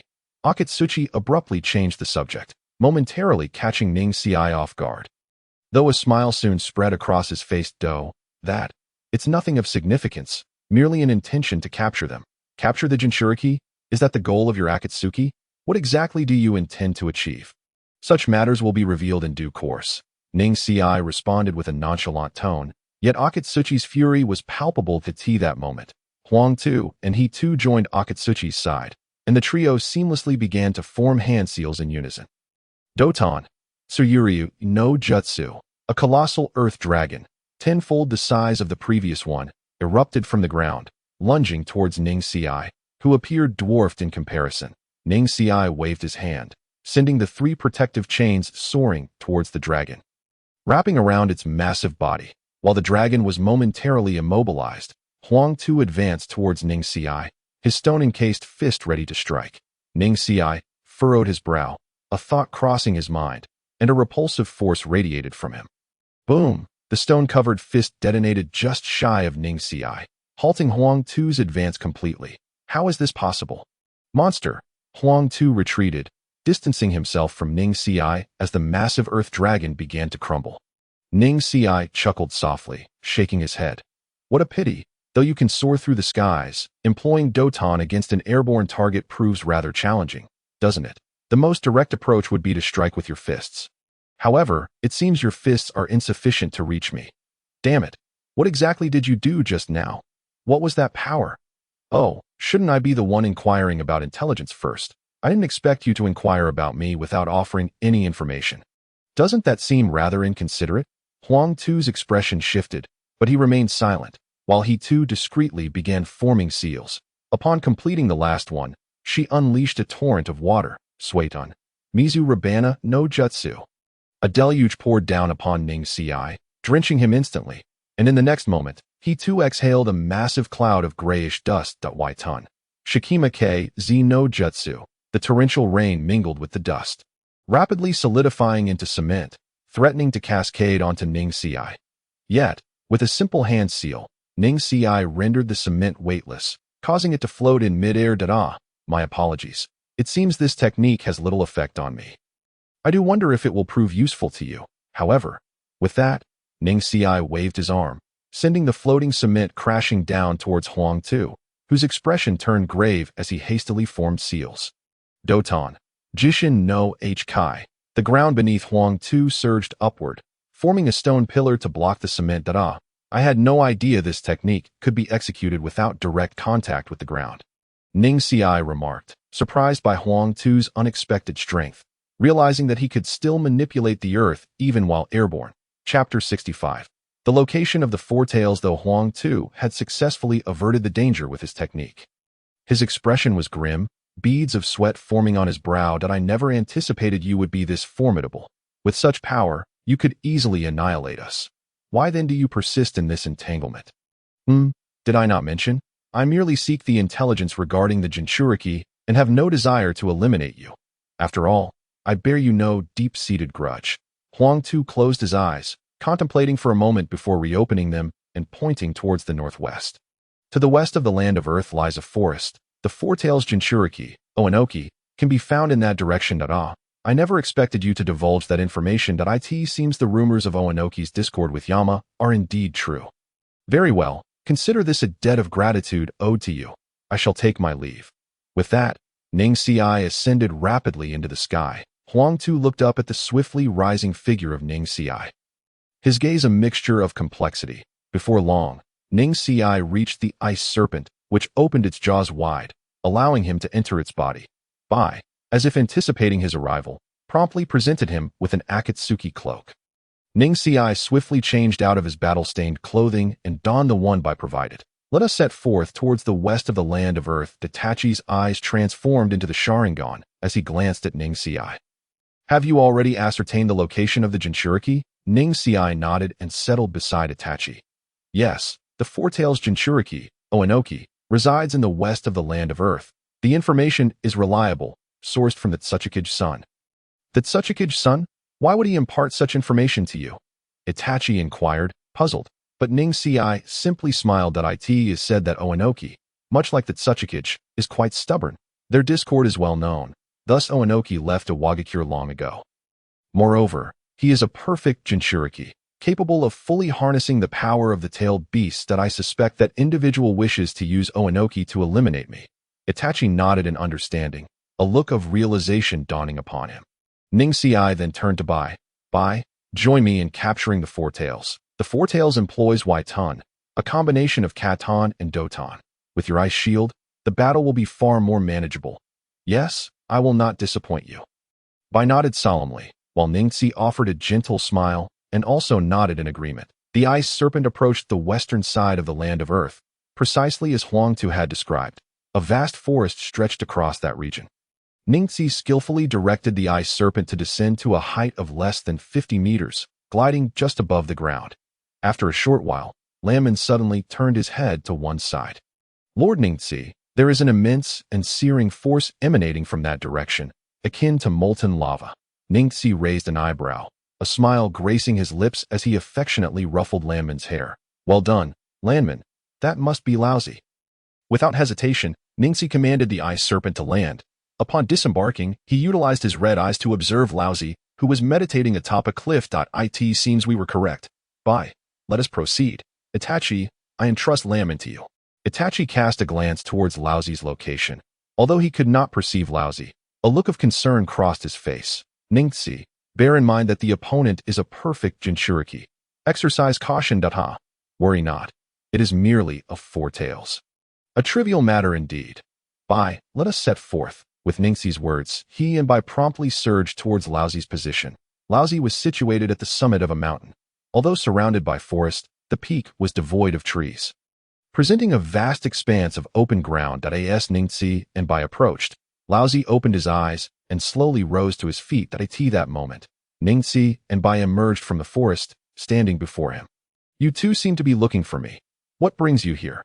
Lousy inquired, his tone surprisingly calm, not perceiving Ningxi and Bai's adversaries. Meanwhile, in the distance, Lanman's eyes glowed red as he gazed towards the cliff.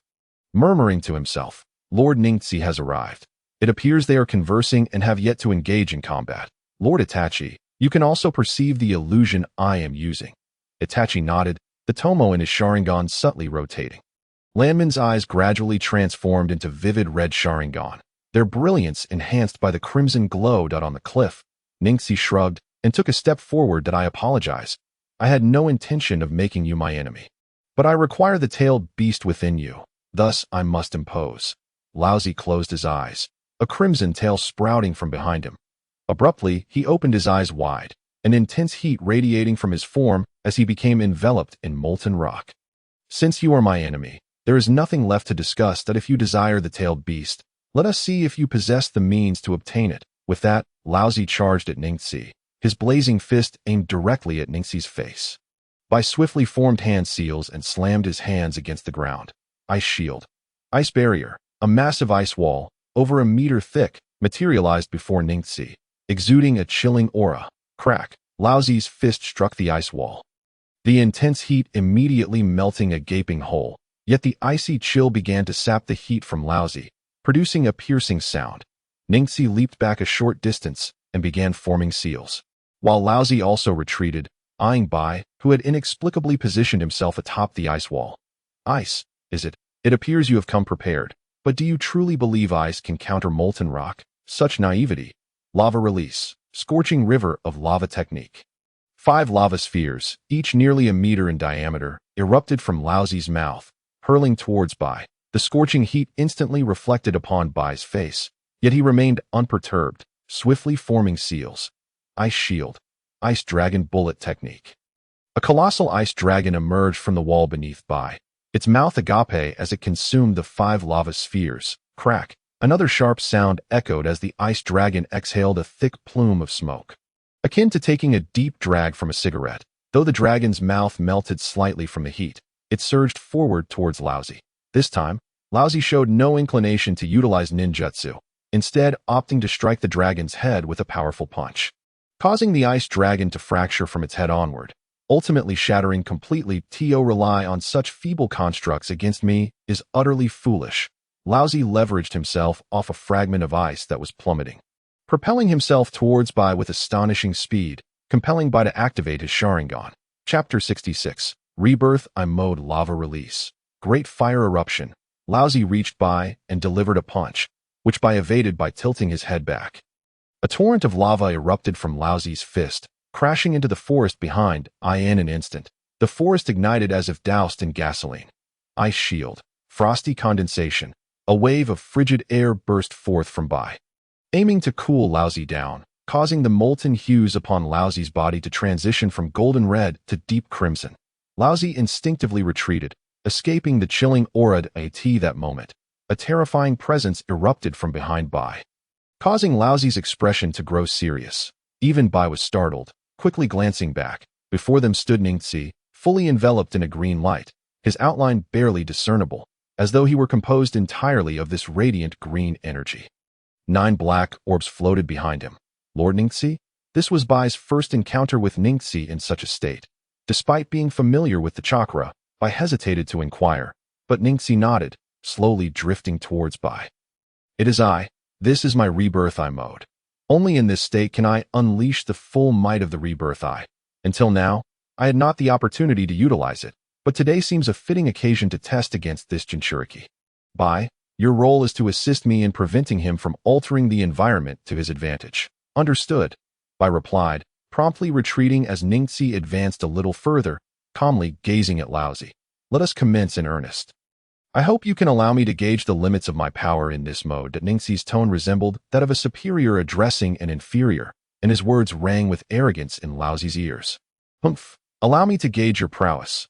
Laozi's molten form intensified, transforming into a brilliant gold, flames of the same hue swirling around him as the ground beneath melted into lava in the blink of an eye. Laozi became a streak of golden light, appearing before Ningxi in an instant, his searing fist aimed at Ningxi's face. Yet, to Ningxi's rebirth eye, this assault seemed to unfold in slow motion.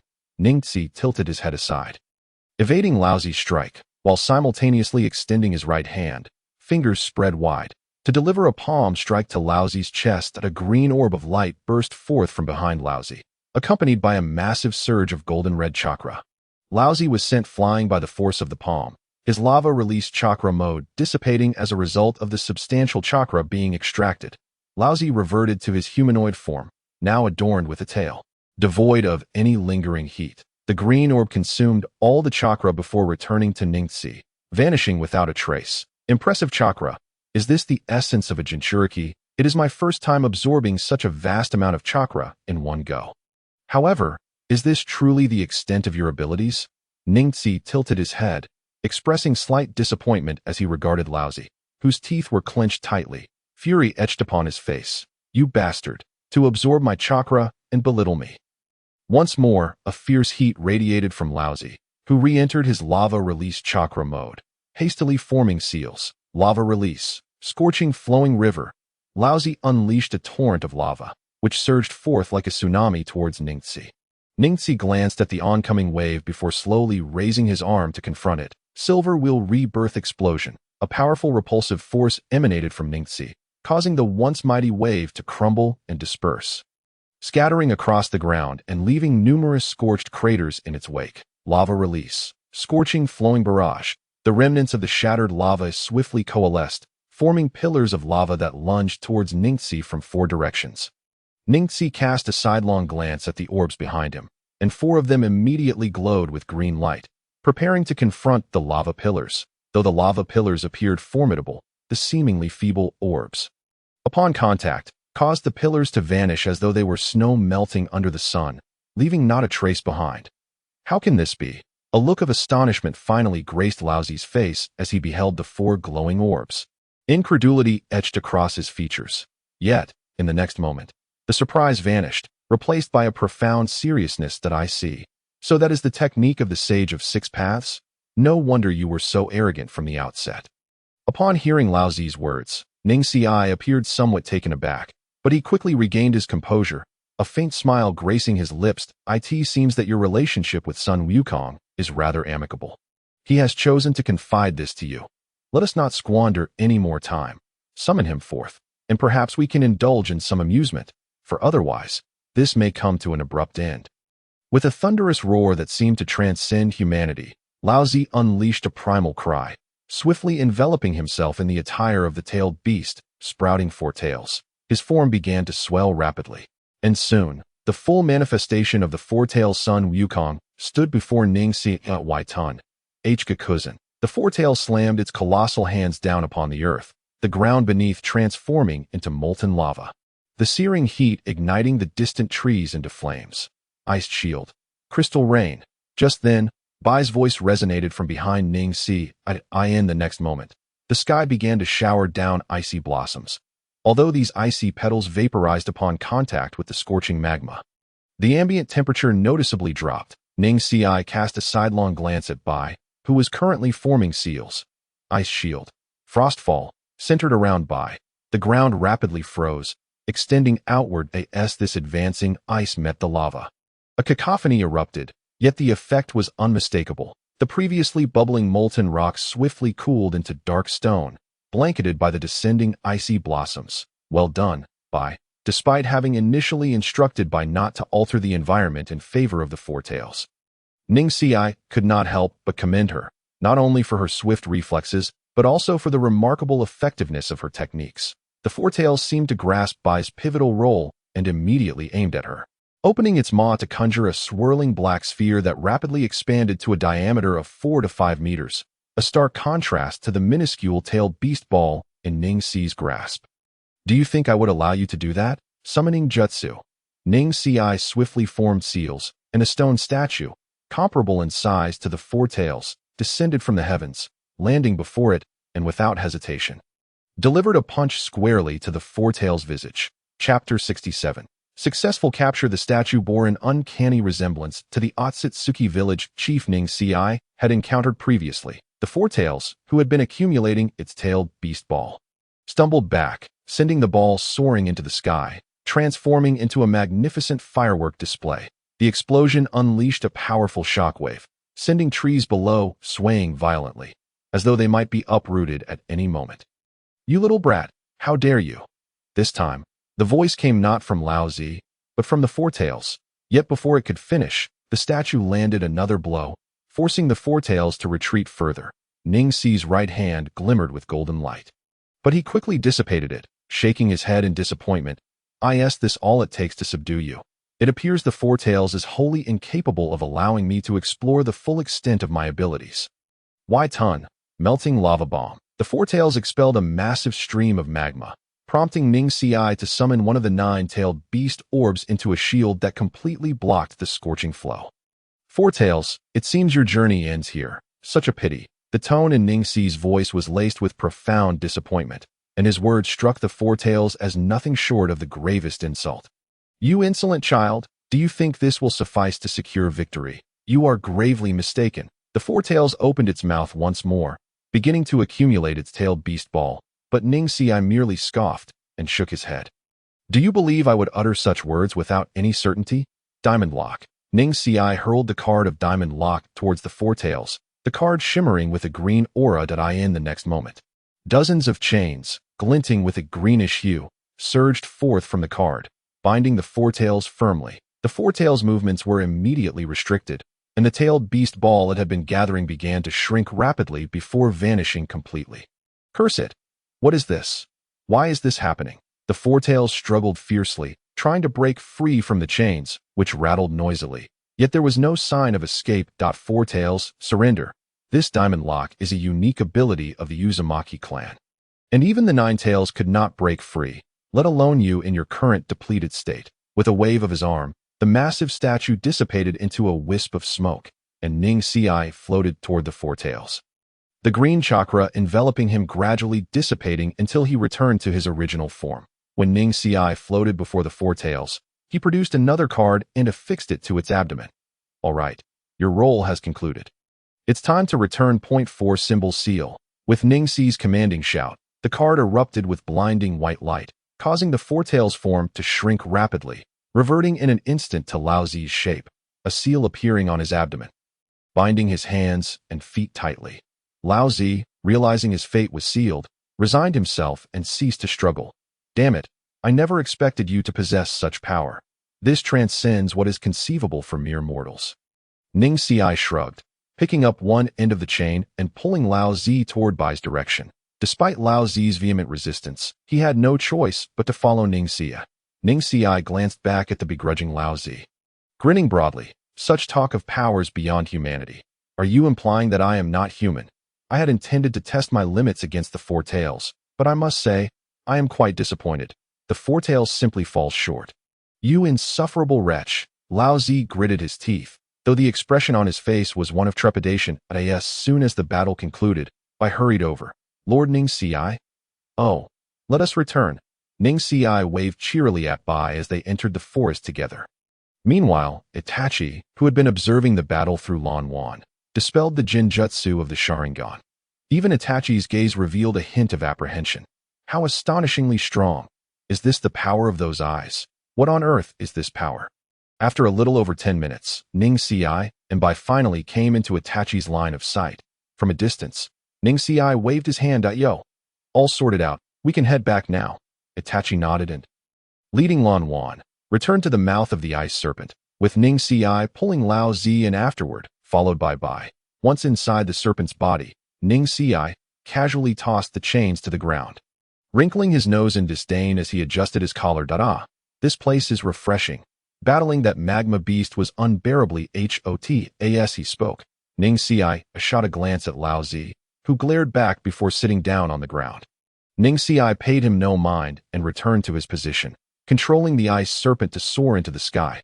Itachi, I'll contact Pain first. Keep an eye on this fellow, don't let his current docility fool you. He was quite ferocious before. Understood. Itachi glanced at Lao Zi before nodding to Ning Xia, who closed his eyes, directing his consciousness into the ringed eye. In the next moment, Ning Xi's apparition appeared on the finger of the statue. After a few minutes, the figure of Pain manifested across from him. Did you summon me for something? Pain observed Ning Xia with his Rinnegan, his tone notably calm. Ning Xia shrugged and offered a slight smile. Oh, nothing of great importance. I merely wish to inquire about your whereabouts. I've captured the Four Tails and am preparing to come find you. Despite Pain's usual demeanor of detachment, as if nothing ever troubled him, he appeared genuinely surprised upon hearing this. You've captured it already? The situation with the other tailed beasts is still unclear, and yet you've succeeded so swiftly? Ah, what do you mean by that? Do you doubt me? I'm hardly so idle as to amuse myself at your expense. Ning Xi's tone conveyed a hint of annoyance, and Pain closed his eyes, shaking his head before reopening them. No, it's not that I don't trust you. I'm just a bit surprised. I'm currently in the land of rain. Let us convene at the base in the land of rivers. Very well, I shall see you shortly. With that, Ning Xi's apparition vanished, and he reopened his eyes. What did you learn? Itachi inquired immediately. Ning Xi glanced at him and nodded. Pain said to gather at the base in the land of rivers. We shall head there. The base in the land of rivers? That seems to be where we joined Akatsuki. It's been quite a while since we visited. I must admit, I feel a twinge of nostalgia. Indeed, it is true that this is where it all began. A fleeting glimmer of nostalgia flickered in Ning Xi's eyes, accompanied by a joyful smile upon his face. Chapter 68. Ning Xi's scheme. Old Z, who was listening to these words, grew increasingly disconcerted. What exactly does Akatsuki intend to do? Despite possessing such formidable power, you are still not the leader? Is the collection of tailed beasts a prelude to war? Itachi cast a glance at Old Z, shook his head, and closed his eyes. That it was not that he was unwilling to engage with Old Z. Rather, he genuinely did not understand Akatsuki's ultimate objective in gathering the tailed beasts. Ning Xi, however, chuckled and shrugged, turning his gaze toward the setting sun. No, the purpose of Akatsuki is not to incite war. Their goal is to create a world devoid of conflict. Of course, this is merely a slogan. A slogan? What do you mean? Old Z looked at Ning Xi with confusion, and even Itachi, who had just closed his eyes, reopened them due to Ning Xi's words. Yet, Ning Xi chose not to elaborate further. Instead, he exchanged a knowing glance with Itachi. Itachi immediately understood Ning Xi's intent, and, using his Sharingan, directed his gaze at Old Z, who promptly fell unconscious. He is now ensnared in my Jinjutsu, and in a state where his chakra is sealed.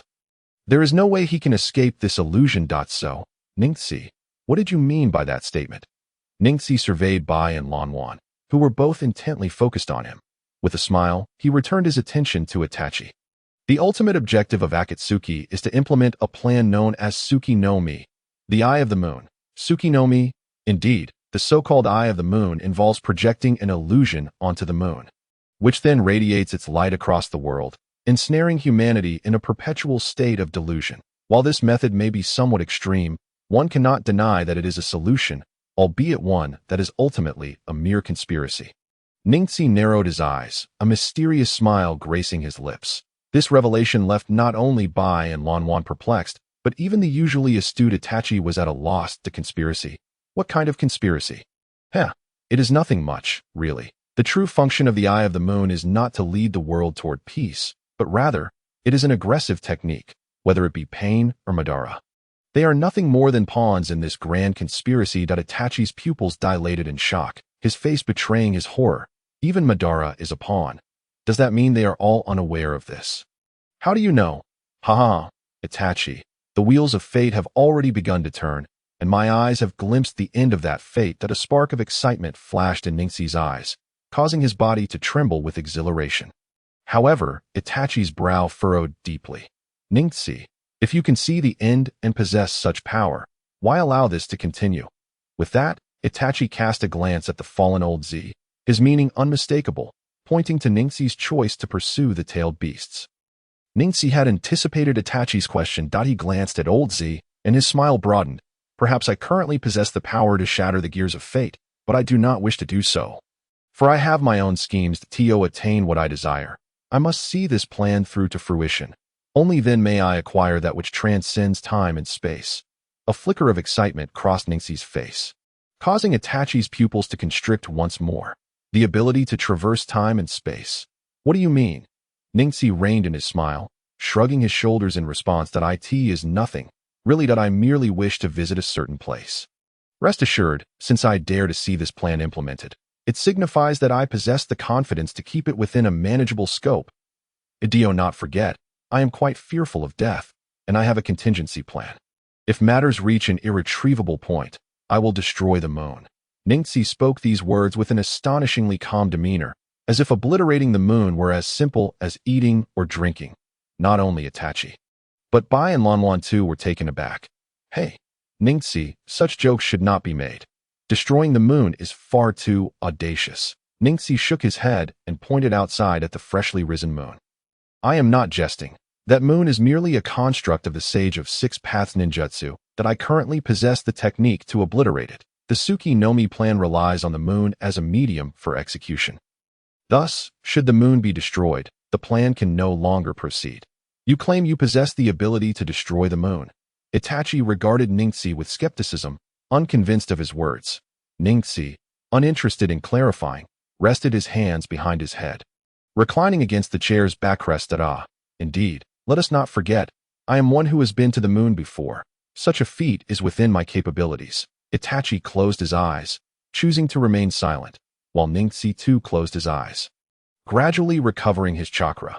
Although the Four Tails had not allowed Ningxi to unleash his full potential, it had nonetheless drained a considerable amount of his chakra, coupled with the need to maintain the flight of the ice serpent and the chains binding old Z.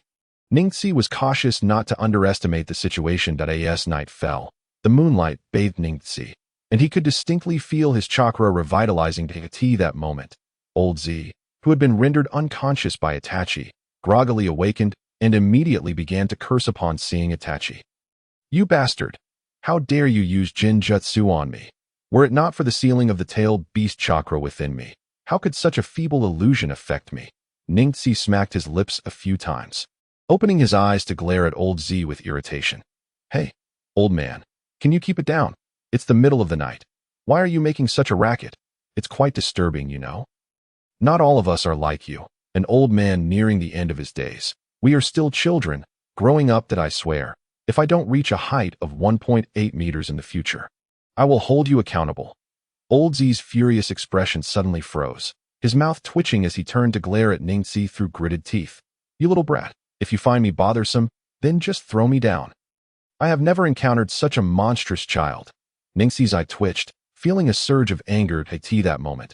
Bai, who had been sleeping on the table, groggily opened her eyes. Lord Ningxi, what is happening? Is there a problem? Seeing that Bai had been awakened, Ningxi glanced at the furious old Z and suddenly wore a mischievous grin. Bye. Create a flat ice stick to pin this old man's tongue down, then stuff your socks in his mouth. Let us see if he dares to make a sound. Chapter 69. The proper way to stuff socks. Upon hearing this, old Z genuinely appeared somewhat intimidated, and even the anger on his face diminished significantly. While Bai looked utterly bewildered. What? Lord Ningxi, why do we need to pin his tongue down? Ningxi lifted his head proudly, a hint of arrogance in his tone as he began to explain. Clearly, you have never abducted anyone. If you simply stuff something into a person's mouth without securing their tongue, no matter how tightly you pack it, they can easily push it out with their tongue. However, if you press their tongue down with an object before stuffing something in, then they cannot expel it from their mouth. Bai's mouth fell agape as she nodded in realization. Oh, so that is how it works? But why use ice? Wouldn't a spoon be more effective? Humph, we are not the kind of people who deny opportunities. Using ice means that once it melts, he can use his tongue again to push the object out. I am merely giving him a chance. Now, go ahead and act. Remember to use the smelliest socks. Understood.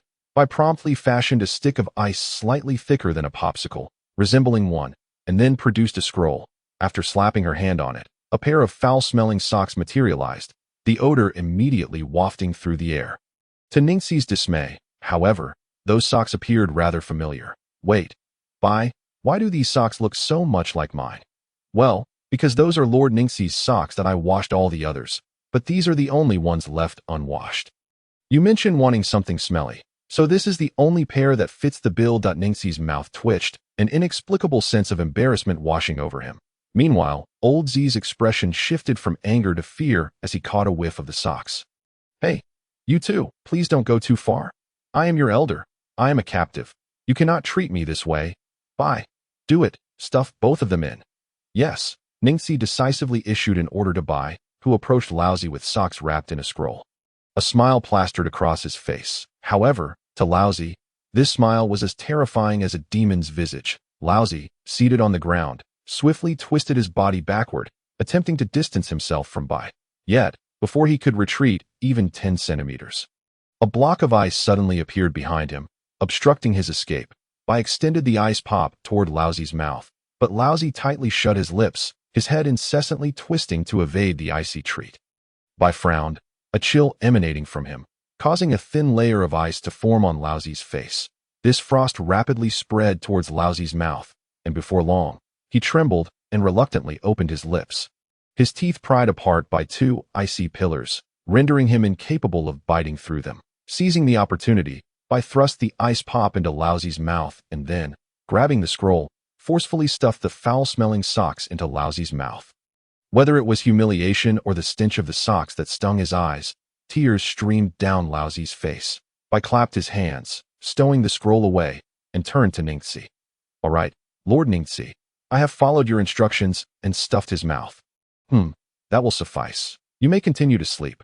We still have a long journey ahead to the land of rivers. Bai returned to his position and resumed his slumber, while Ningxi closed his eyes again. The icy serpent within returning to silence, though the odor of the socks lingered. Although Ningxi did not suffer from athlete's foot, as a ninja, there were times when he would travel for 10 days or even half a month without the opportunity to change his socks. While the smell of Ningxi's socks had not yet reached the point of inducing nausea, the thought of having socks stuffed in his mouth that had been worn for 10 days or more made his stomach churn. Meanwhile, Laozi lay sprawled on the ground, his eyes rolling back, caught in a state between unconsciousness and wakefulness. Approximately 10 minutes later, the foul socks were expelled from Laozi's mouth, and he immediately sat up, retching violently in the corner. Ugh, Laozi, who had been wandering for a while and had not eaten since being captured by Ningxi, found himself unable to expel anything despite his intense vomiting. Old man, must you be so dramatic? Ningxi, unable to endure the sound of Laozi's retching, intervened, only to be met with Laozi's gritted teeth. You brat, one day you will reap what you sowed if I get the chance. I will stuff 3-month-old socks in your mouth. Ningxi, unfazed by Laozi's venomous words, merely shrugged and placed a finger to his lips in a shushing gesture, deliberately lowering his voice. Old man, I advise you not to shout at this hour. I just asked why we aren't using spoons. I trust you heard that. If we use spoons, you would find it quite difficult to expel the socks. You ought to consider that. Laozi was incensed. Yet Ningxi's words had indeed struck a chord, and despite his murderous glare, he fell silent. Ningxi, disinterested and lousy, picked up the foul socks and tossed them from the serpent's mouth before returning to his seat and closing his eyes once more. Thus, the night passed peacefully, with Itachi being the first to awaken. Upon opening his eyes, Itachi rubbed his nose, sensing something was amiss. However, upon glancing around, he found nothing unusual. Only Lousy slumped in the corner, staring vacantly ahead as though devoid of spirit. Ningxi, having spent the night regenerating chakra and not actually sleeping, opened his eyes at Itachi's awakening and greeted him. "Hey, how did you sleep last night?" Itachi nodded, casting a concerned glance at the nearby Lousy. "I slept well, but what is wrong with that guy? He seems deeply traumatized. Did something happen last night?" Not at all. Everything was normal last night. As for that fellow, perhaps he is reminiscing about better days." Knowing his time is short, Ningxi felt embarrassed to admit that Lousy had been reduced to this pitiful state by the stench of his own socks, so he chose to lie to Itachi, who believed him without suspicion. As the sun rose, Bai and Lanwan also awoke, while Ningxi sat in contemplation, holding a card, Ninja Technique card, Lava Release, Flower Fruit Mountain. When activated, it transforms the ground within a 100-meter radius into magma, consuming chakra and requiring a 30-minute recovery time, which can be expedited with chakra. Chapter 70. Order of Operations. Ningxi had personally experienced the effectiveness of the Flower Fruit Mountain technique. Its power was commendable. Yet its primary function was to alter the surrounding environment, facilitating the subsequent use of ninjutsu, much like how water-style ninjas create ample water to gain an advantage in their techniques. However, Ningxi did not possess any other lava release techniques. So if not used in a specific context, this card would be rendered nearly useless, even potentially detrimental. A veritable waste. If only I had that technique that spews magma balls. What purpose does this serve? Four Tails, why are you so weak? Ningxi grumbled as he discarded the card, feeling a profound disappointment in the Four Tails. He had hoped to test his limits with the Four Tails, but its frailty had thwarted his efforts, rendering the card obtained from the Four Tails Jinchuriki useless. Outside the Akatsuki's base in the Land of Rivers, the icy serpent descended from the sky, this time melting entirely without opening its mouth. Ningxi led Lousy forward, with Itachi following behind alongside Bai and Lanwan. Upon entering the cavern of the base, Nagato emerged from the darkness deep within, casting a glance over the group before his gaze settled on Lousy. A flicker of surprise crossing his face. So it truly is the Four Tails Jinchuriki, and he walked in of his own accord. Did he surrender? Even though the words came from Nagato, Ningxi couldn't help but roll his eyes. What are you thinking? How could he have surrendered? If it were you, would you surrender? I nearly exhausted myself to capture this guy. The reason he could walk in is simply that he's an old man. And I didn't strike too hard. Nagato nodded, believing Ningxi's words, but Lousy was nearly infuriated by the implication. You brat, how can you still dare to say such things? Old man, why shouldn't I say that? You must recognize your own status. You are merely a captive on the brink of execution. Really, Pain, this fellow is now in your hands. Please deal with him quickly.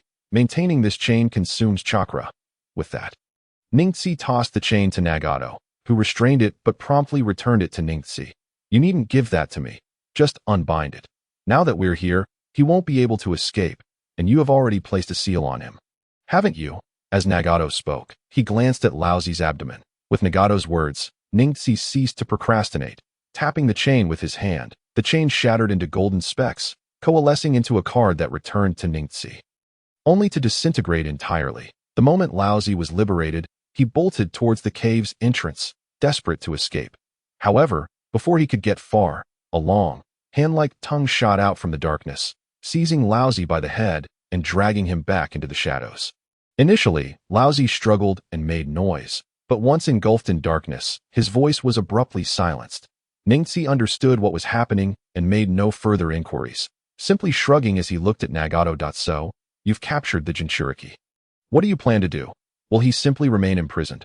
Of course not. Our objective is to extract the tailed beast from the Jinchuriki's body and place it into specially prepared containers. This process requires a substantial amount of chakra, and we will need your assistance. So when do you intend to commence the sealing?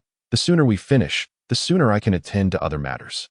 Nagato smiled and shook his head, glancing back at the darkness behind him.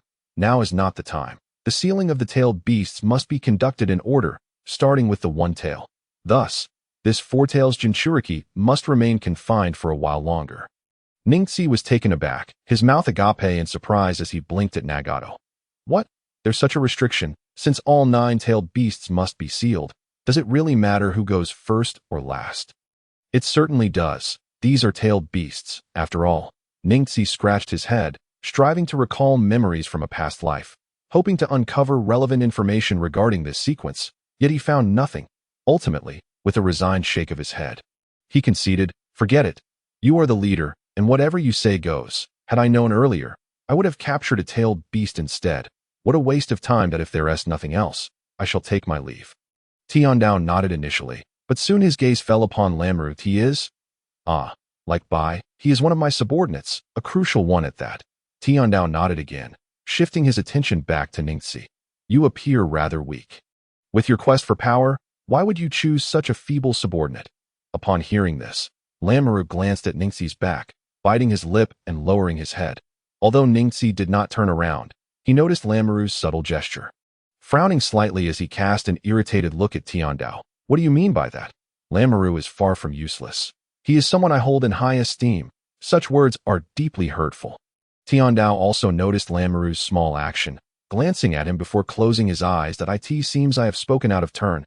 My apologies. Humph. Is that all? Then I shall take my leave. With that, Ningxi turned and departed with the others. Tiandao remained silent, quietly observing Ningxi's retreating figure for a long while before withdrawing his gaze. Countless pieces of paper suddenly materialized, coalescing into Xiaonan beside Tiandao. Tiandao cast a sidelong glance at her and spoke slowly. What did you say? Although the process of capturing the four tails is not of utmost importance, understanding it could be beneficial for future endeavors. Xiaonan shook her head, glancing in the direction Ningxi had taken. Her expression complex. Zhu mentioned that he previously attempted to approach Ningxi, but was immediately detected and warned, and since then, he has not dared to come near Ningxi again, which is why he missed the battle for the four tails. Oh, even Zhu could sense him? Very well then, if you wish to know the details, why not ask him directly? Xiaonan looked at Tiandao in confusion, but Tiandao shook his head that it's better to let it be. Did you not see how I just angered him? Besides, discovering this matter is not difficult for me.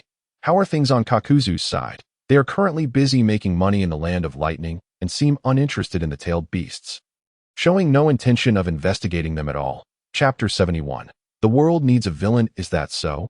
That makes sense, considering it is Kakuzu. Let them be. After leaving the base, Ningxi suggested settling nearby to rest for a while. Yet Itachi had matters to attend to and took Lamru with him. Yes, Ningxi, and Bai walked along the road. Bai looked at Ningxi with concern. Lord Ningxi, where has Lord Itachi gone? I do not know.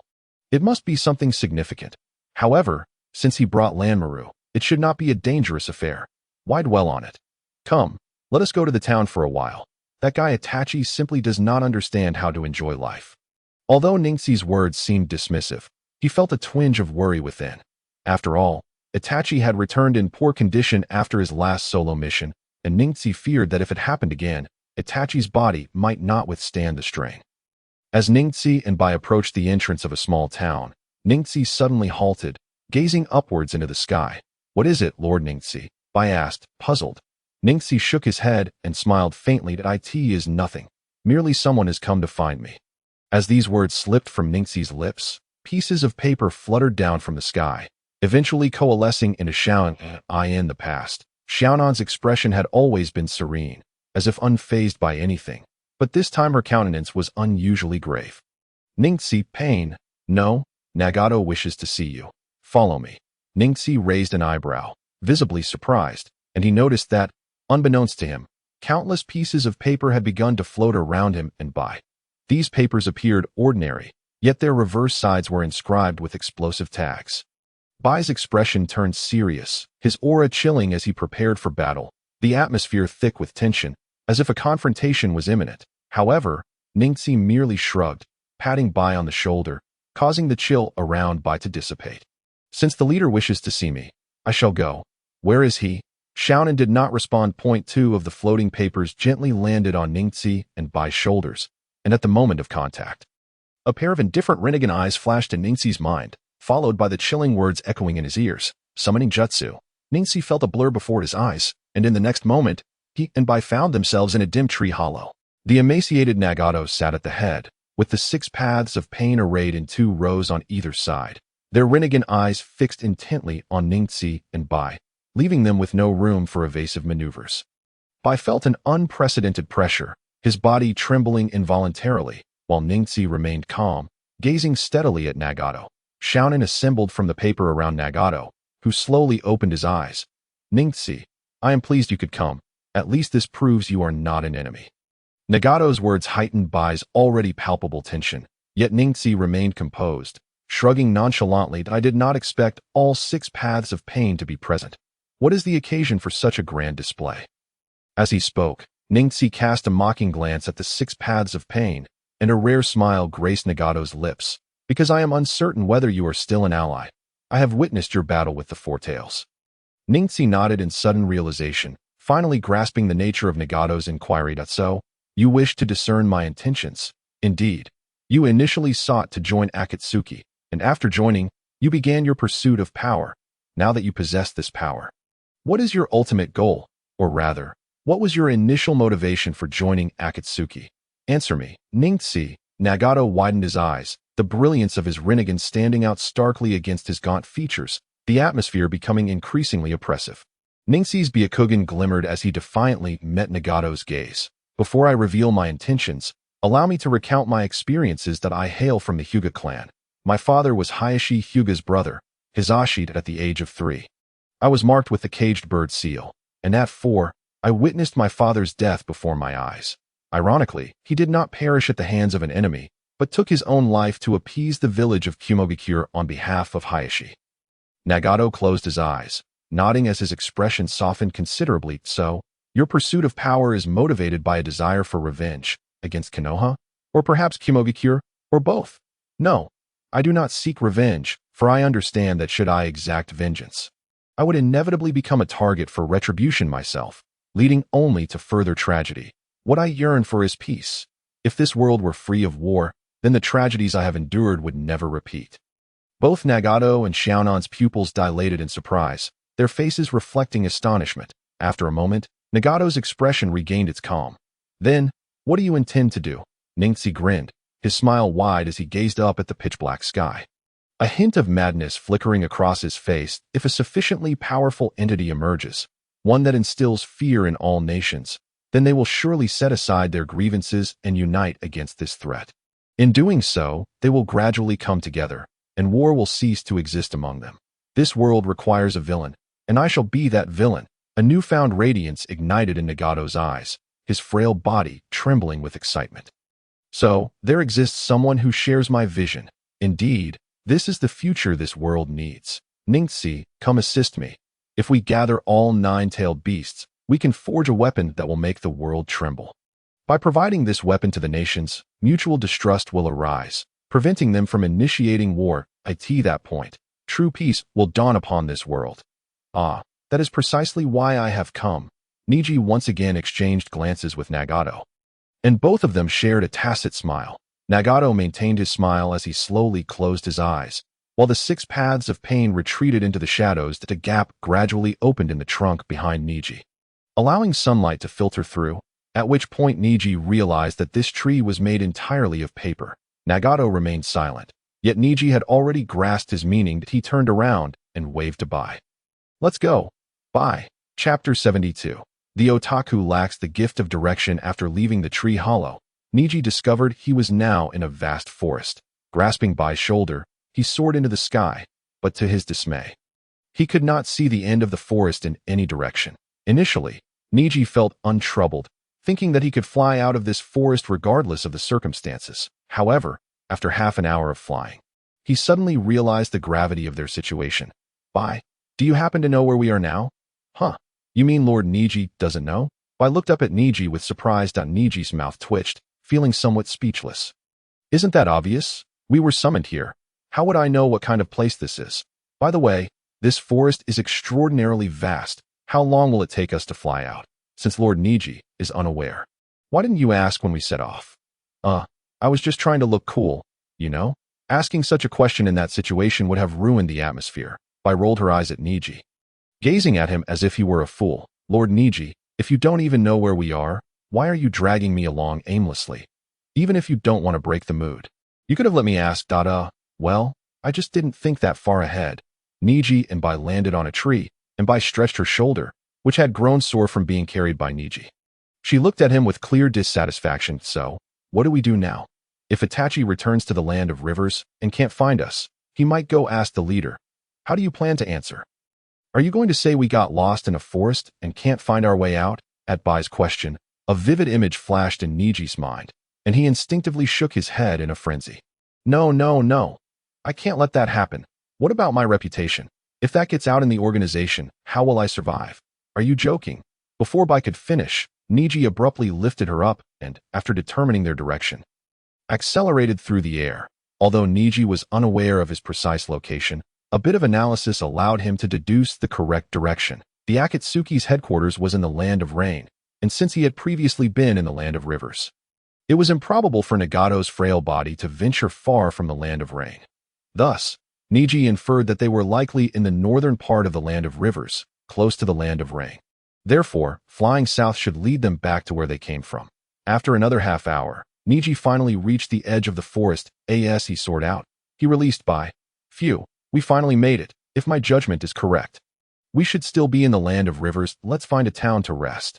Neji let out a long sigh of relief. However, Bai looked at him incredulously. Lord Neji, if I'm not mistaken, we should actually be in the land of fire, not the land of rivers. Neji stumbled slightly, nearly falling over. What did you say? Why? How did we end up in the land of fire? Because you weren't flying directly south from the start. You were headed southeast. The land of fire is to the east of the land of rivers. After flying this far, we might have already crossed into the land of fire. How could this happen? Neji stared at Bai in disbelief, who responded with an exaggerated eye roll. Lord Neji, weren't you quite clever when deceiving the leader? Why can't you even manage something as basic as distinguishing directions? I'm not exactly gifted in that area. Besides, why didn't you remind me earlier? Neji exclaimed, a mix of embarrassment and frustration creeping into his voice, only to receive an even more exasperated look from Bai. Lord Neji, isn't it the most fundamental skill for a ninja to know how to navigate? Stop with the sarcasm. Just lead the way. Neji realized that continuing to argue with Bai would only put him at a disadvantage, so he quickly changed the subject. This time, Bai took the lead, with Neji following behind. They neither used any means of transportation nor ran, but instead walked slowly along the ground. The sun gradually set, darkness enveloping the surroundings, while the moonlight illuminated Neji, causing his Byakugan to shine distinctly. Lord Neji, we should be approaching the land of rivers, but it's dark now. Should we find a place to rest for the night? Sure, there's a river over there. Let's camp by the riverbank. It's been a while since I had grilled fish. Maybe we can catch some tonight. Absolutely. Neji and Bai arrived at the riverbank, where Neji took on the tasks of setting up the tent and starting a fire, while Bai ventured into the water to catch fish. Soon enough, Bai returned with a dozen fish, placing them by the campfire to grill. The delightful aroma wafted through the air, prompting Neji to take a deep breath. Neji intertwined his hands behind his head, reclining and gazing at the starry sky and the bright moon, feeling the gentle evening breeze and the enticing scent beside him. A satisfied smile spreading across his face. This is wonderful. I haven't felt this relaxed in ages. Bai handed Neji the first grilled fish, and as he took a big bite, the savory flavor exploded in his mouth, a taste that was utterly exquisite, far surpassing any fish he had grilled himself. Yum! This is incredible. Bai, you really should consider opening a restaurant. It would be a waste of your talent otherwise. Bai also took a bite of a fish, but having heard Neji's compliments countless times before, she barely acknowledged his words, offering no reply.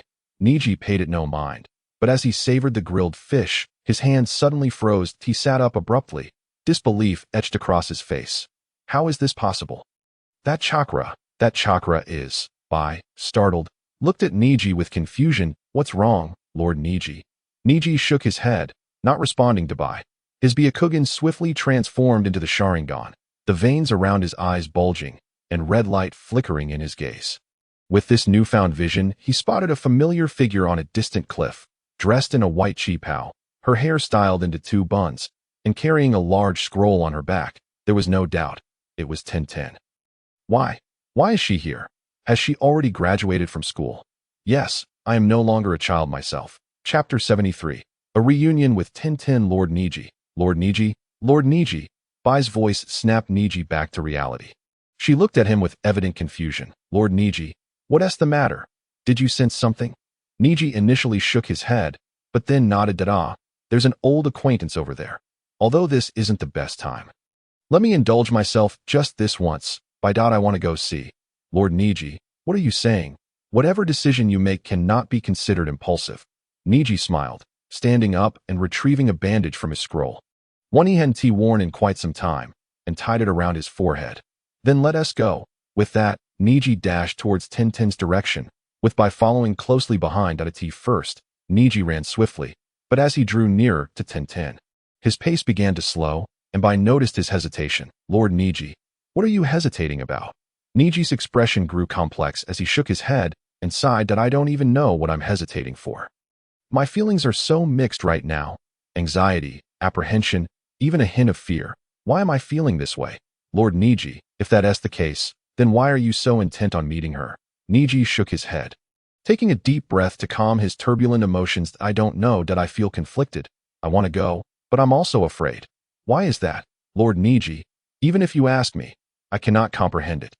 In a swift motion, Ningxi arrived at the foot of the cliff where Tiantian stood. Above the precipice lay a dense forest, now engulfed in flames. Besides the towering blaze, Ningxi could faintly hear the sounds of battle and cries for help. He paused at the base of the cliff, gazing upwards at the inferno, refraining from advancing further. Lord Ningxi, are you not going up? Ningxi clenched his fists, the intensity of his grip causing them to tremble slightly. And ultimately, he shook his head. Let it be. It seems the time is not yet right that we should take our leave. Huh? After coming this far, are we really going to leave? Bai looked at Ningxi in astonishment. Ningxi took a deep breath, choosing not to respond, and turned to depart. Just then, a sharp scream echoed from the cliff above, and a familiar figure plummeted downwards. Ningxi, who had already turned away, vanished in an instant, leaving Bai in a state of confusion. Lord Ningxi? Weren't we leaving? Why? Meanwhile, Tiantian, mid-fall, swiftly drew a chain-linked scythe from her scroll, ready to secure herself. However, as she prepared to throw the scythe, she suddenly felt herself falling into a soft, warm embrace. With flowing black hair, a familiar bandage on his forehead, those pure white eyes, and that face she had dreamt of countless times. Tiantian widened her eyes in disbelief, momentarily forgetting her precarious situation. Is that you, Ningxi? Ningxi looked down at the familiar visage he had not seen in years, a smile gracing his lips. Tiantian, it has been a long time. Hearing that familiar voice, Tiantian instinctively covered her mouth with her hands, tears streaming uncontrollably from her eyes. Is it really you? Where have you been all these years? Just then, a deep, rugged voice resonated from above Ningxi, as a leg descended towards him. Kid, quickly put Tiantian down. Konoha's great whirlwind. Kakashi-sensei, Tiantian cried out in excitement upon seeing Kai's impending attack on Ningxi. Although Ningxi was bewildered by Kai's sudden aggression, he braced himself for the encounter. In that moment, a gust of cold wind swept by Ningxi, and Bai appeared at his side, launching a sweeping kick towards Kai's approaching leg. Crack! The instant their legs collided, Ningxi heard a shattering sound, as Bai's leg fractured like a spider's web, ultimately disintegrating into icy shards. The next moment, Bai wielded a long blade made of ice, aiming it at Kai's back. Fourth gate. Injury gate. Open, Kai shouted, his hair standing on end as visible green chakra erupted from him. He swiftly turned and delivered a powerful kick that sent Bai flying. As Bai spun through the air, he quickly formed hand seals. Ice shield. Ice crystal serpent. The ice that had shattered under Kai's kick coalesced into a mirror, from which a serpent nearly 2 meters in diameter emerged.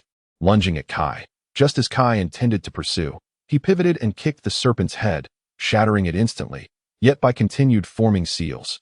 Ice shield. Magic mirror ice crystal. A mirror of ice appeared behind Bai as he flew backward. He entered the mirror, only to emerge from the mirror where the serpent had just appeared, stepping atop its body to land above Kai, ice blade poised to strike down upon him. Just when Bai thought victory was within reach, Kai, with unexpected speed, darted to Bai's side, delivering a sweeping kick towards his head, Konoha's great whirlwind. Bai's pupils dilated in shock as he hastily raised his arm to defend, forming a layer of ice crystals around himself. Thud! Bai was sent crashing to the ground, creating a significant crater. Coughing, Bai struggled to rise from the pit, looking somewhat disheveled but uninjured. Their skirmish had been remarkably brief, lasting only a few seconds, yet Kai had managed to repel Bai in that short span, leaving Ningxi somewhat astonished. Kid, hurry and put Tiantian down. After pushing Bai back, Kai rushed toward Ningxi, and at that moment, Tiantian finally regained her composure. Kakashi-sensei, please stop. Kai halted his kick mere centimeters from Ningxi, his expression one of disbelief as he gazed at Tiantian. Tiantian, why? You fool. Can't you see those striking white eyes? He saved me, and you nearly attacked him. Ningxi chuckled softly, patting Tiantian's shoulder and shaking his head. It's all right, Tiantian. It was an urgent situation. Mistakes can happen. And fortunately, we are all unharmed. As he spoke, Ningxi turned his gaze toward Bai, who had tidied her attire and approached Ningxi, offering a slight bow. My apologies, Lord Ningxi. I underestimated him. Ningxi appraised Kai and gently shook his head. No, even without underestimating him, you would not have prevailed. He is renowned as the Azure Beast of Konoha, an elite jonin. Ningxi's revelation of Kai's identity took him by surprise. At that moment, two more figures leaped down from the cliff. One was Rock Lee, and the other, like Ningxi, possessed a pair of white eyes, although Ningxi did not recognize him. Kakashi-sensei, is Tiantian all right? Lee inquired, rushing to Kai's side, while the Hyuga individual frowned, scrutinizing Ningxi. You are? Ningxi perceived a hint of hostility in the other's gaze, but remained unfazed, smiling as he shrugged. I am Hyuga Ningxi. I wonder if you have heard of me. Ningxi? You are the clan member captured by Uchiha Itachi. They say the clan leader himself could not retrieve you back then. Why are you here now? The individual's tone carried an undercurrent of authority, albeit subtle, which made Ningxi slightly uncomfortable, causing him to frown. Tiantian, sensing the tension, interposed herself between them, hastily introducing Ningxi. Ningxi, these are my companions. This is Lee, and this is Lin, Hugo Lin. Ningxi racked his brain for any recollection of the name, but found none. Lin? I've never heard of you. Tisish, Hugo Lin scoffed, while Ningxi chose to disregard him, redirecting his focus back to Tiantian. Tiantian, I have something to discuss with you. Could you come with me for a moment? Sure. Tiantian nodded without a second thought. Ningxi smiled, wrapping an arm around her shoulder as they turned, giving Bai a glance. Bai, ensure they do not eavesdrop. This is a private conversation. Understood, Lord Ningxi. Bai nodded respectfully, and Ningxi reciprocated with a smile, leading Tiantian toward a large rock. Upon witnessing this, Hugo Lin's expression darkened with anger. Hey, you bastard, you haven't answered my question yet. As Lin attempted to pursue, Bai stepped aside to block him, an aura of frost emanating from her. I'm sorry, but Lord Ningxi has instructed that you must not approach. Please don't make this difficult for me. Otherwise, I won't hesitate, even in front of your teacher. You. Lin seethed, ready to retaliate, but Kai firmly placed a hand on Lin's shoulder, shaking his head seriously. Lin, do not act impulsively. Tiantian and Ningxi are good friends. Nothing will happen. Besides, that person is quite formidable, sensei, but it was Ningxi who saved Tiantian. With that, Kai's attention shifted to Bai. May I ask your name and your relationship with Ningxi? Bai retracted the cold aura enveloping him and smiled, acknowledging Kai with a nod. I am Bai, merely a servant of Lord Neji. I am not someone of significance. Kai was taken aback by Bai's response, for during their brief encounter, he had sensed Bai's formidable strength in Kai's eyes. Bai was even stronger than the Chunin of Konohagakure, yet such a powerful individual considered himself a mere servant. Indeed? Then what of Neji? What status does he possess upon returning here? I apologize. I am but a servant and do not possess much knowledge. If you wish to inquire about Lord Neji, I suggest you ask him directly. I see. I understand. Then let us sit and rest for a moment. Meanwhile, as Neji and Tintin arrived behind the great stone, Tintin could no longer contain her emotions. She threw herself into Neji's embrace, burying her head in his chest and weeping uncontrollably. Will you scoundrel? Why did you leave without a word? Do you have any idea how heartbroken I was, scoundrel? As Tintin sobbed, She pounded her fists against Neji's shoulder. A flicker of tenderness crossed Neji's eyes as he gently held Tintin. I am sorry for making you worry.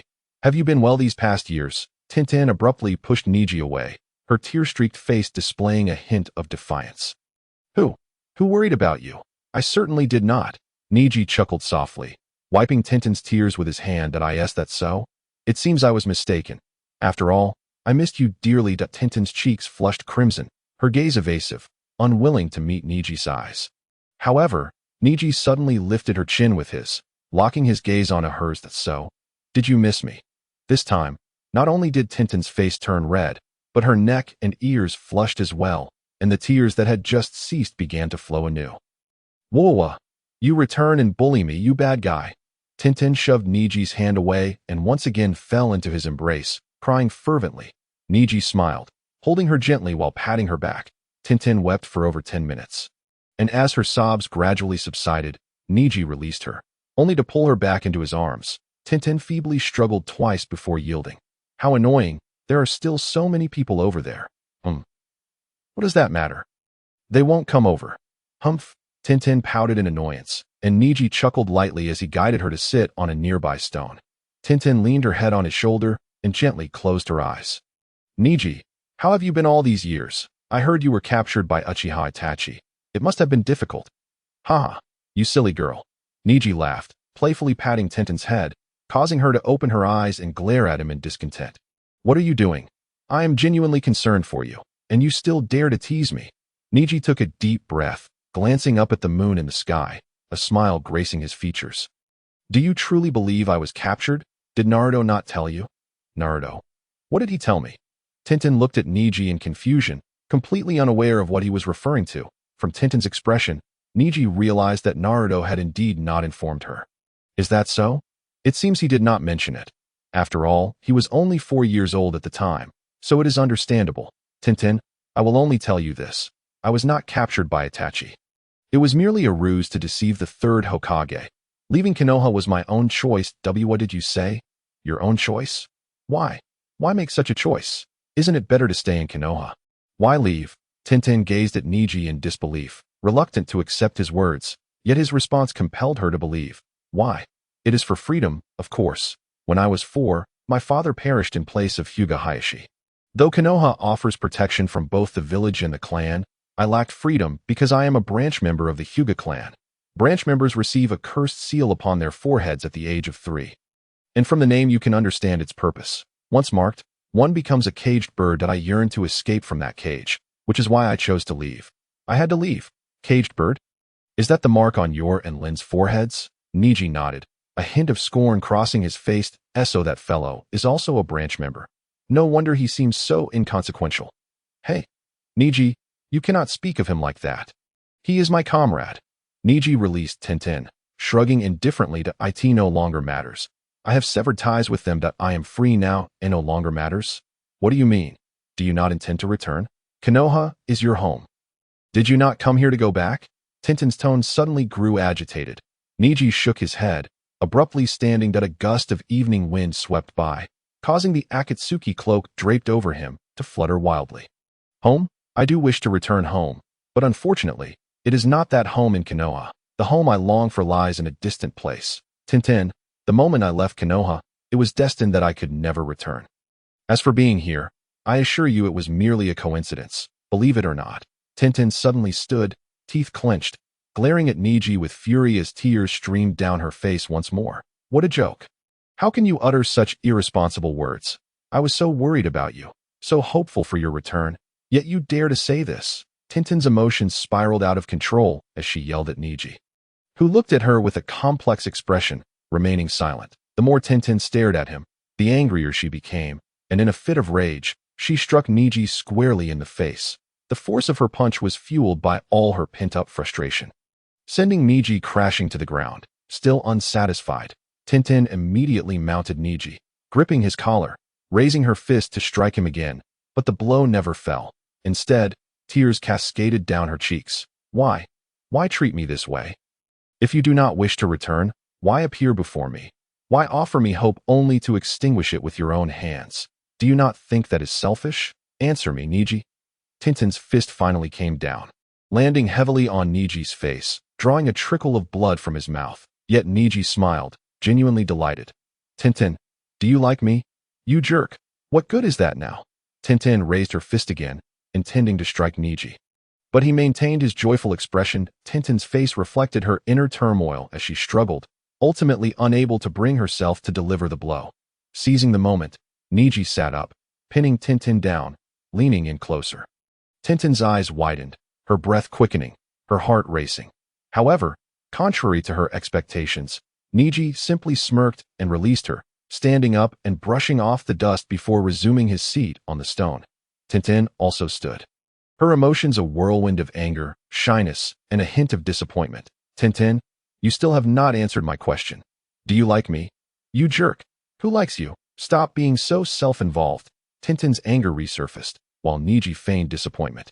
Shrugging his shoulders as he crossed his arms behind his head, reclining against the great stone, that so?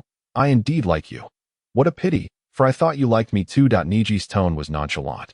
But to Tintin's ears, it struck like thunder, her face turning crimson once more, her heart racing uncontrollably. She pressed her hand against her chest, but it was of no use. Why you? You just said you liked me? Yes, I like you. What of it? Wait. Don't confess so suddenly. I am not ready yet. Just a moment. Let me gather myself. In a moment of urgency, Tian abruptly squatted down, pressing her hands against her face in a flurry of motion, desperately attempting to calm herself. Yet, her efforts proved fruitless. Neji, observing Tian's endearing antics, could not suppress a chuckle. What are you doing? What is there to prepare? I'm merely expressing my innermost thoughts, not expecting a response from you. Besides, didn't you already reply to me? You claimed I was being overly sentimental. Who said that? I like you too. Tian suddenly sprang up, the words tumbling out of her mouth without a second thought. It was only after she had spoken that she realized the implications, hastily covering her mouth and sinking back down, burying her head between her legs. What on earth am I doing? Neji approached her with a mischievous grin, as if he had stumbled upon something amusing. Just now, I could have sworn someone said they liked me. That can't be right, can it? I must have misheard, don't you think? Tian, with a sudden surge of indignation. Tian shot her head up, glaring at Neji in a mix of embarrassment and anger. You jerk. You did that on purpose, just to make fun of me. How mean. Neji maintained his playful smirk, lifting her chin with a finger. Indeed, I did it intentionally. But who instructed you to withhold the truth from the start? Chapter 76. The Promise. Tian found herself at a loss for words. Unsure how to respond, Neji's teasing expression gradually softened as he pulled her closer. When I have the time, I shall come to Konoha to fetch you. Tian's eyes widened in astonishment, a mix of confusion and disbelief washing over her. What do you mean by fetching me? Neji released her and stood up, a confident smile gracing his face. It means exactly what it sounds like. Just as Itachi took me away back in the day, I shall do the same for you. You're going to abduct me from Konoha? Wait. I haven't even agreed to this. At the very least, you should ask for my opinion. Tian exclaimed dramatically. However, Neji's smile only grew more assured as he leaned closer, locking eyes with her. No. In this matter, I will not seek your opinion. If I were to ask, it would force you into a choice between me and the village, which is far too cruel. Thus, I shall make the choice for you. Just wait. You cannot escape. Neji once again grasped her chin, and although Tian pouted in dissatisfaction, she offered no resistance, seeming to tacitly accept his words. Neji released her chin and extended his hand toward her. So, it's settled. Let us go. Introduce me to your companions. Tian glanced at Neji's hand, then at his face, hesitating momentarily before ultimately reaching out to grasp his hand. As they moved away from the large stone, Neji observed that Kai and his companions had already kindled a bonfire. Kai, Hinata Lin, Lee, and Haku were seated around the flames, with Kai animatedly conversing with Haku, who appeared increasingly impatient.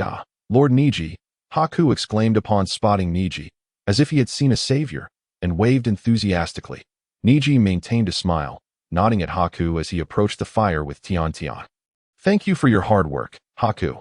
Lord Neji, have you finished your conversation? Nearly. Neji took a seat beside Haku with an air of calm. Haku instinctively shifted to make space for him, while Tian obediently sat beside Neji. Though her demeanor suggested she was deep in thought, the previously lively atmosphere around the bonfire fell silent upon their arrival. Both Kai and Hinata Lin were intently observing Neji, as if they wished to speak but found themselves at a loss for words. Neji shrugged, scanning both of them before finally fixing his gaze on Kai. Well then, do you have any wisdom to impart? Kai's expression shifted to one of seriousness as he took a deep breath.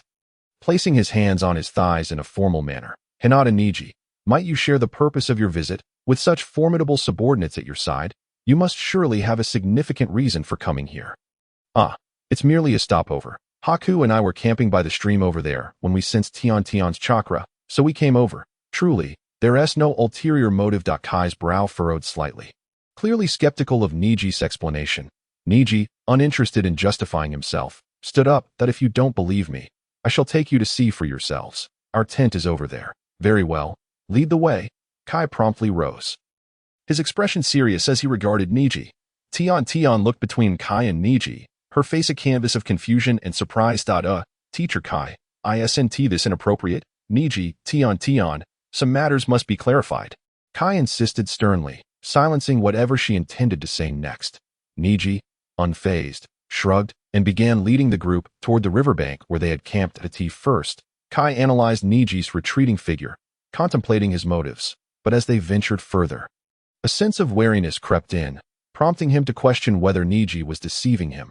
Upon reaching the riverbank and witnessing the tents, bonfire, and grilled fish, Kai was left astonished. However, it was Hinata Lin, sharing Neji's lineage, who was most shocked. How is this possible, to be so far away? Even with Byakugan, this distance should be undetectable. Hinata Lin voiced his disbelief and astonishment, yet Neji merely responded with a dismissive smirk. That merely indicates your Byakugan is insufficient, not that I lack the ability to sense it. What do you mean? Hinata Lin stepped forward, intent on pressing further, but Neji ignored his inquiry, rushing to the fire to pick up a grilled fish. It's a bit overcooked, but thankfully still edible. He took a hearty bite from the fish before offering another to Tian. Here, this is Haku's handiwork. Truly remarkable. Give it a try. Tian hesitated for a moment, eyeing the slightly charred fish before accepting it and taking a delicate bite, her eyes lighting up instantly. Wow, this is delicious, Neji. Haha. Right? I wouldn't deceive you. There's plenty more where that came from, so don't just stand there. Help yourselves if you're hungry. At Neji's invitation, Kai and Li couldn't resist and began devouring the grilled fish, while Hinata Lin remained stationary. Neji approached Hinata Lin with another fish in hand. What's wrong? Aren't you hungry? Eat up. After all, we share the same surname.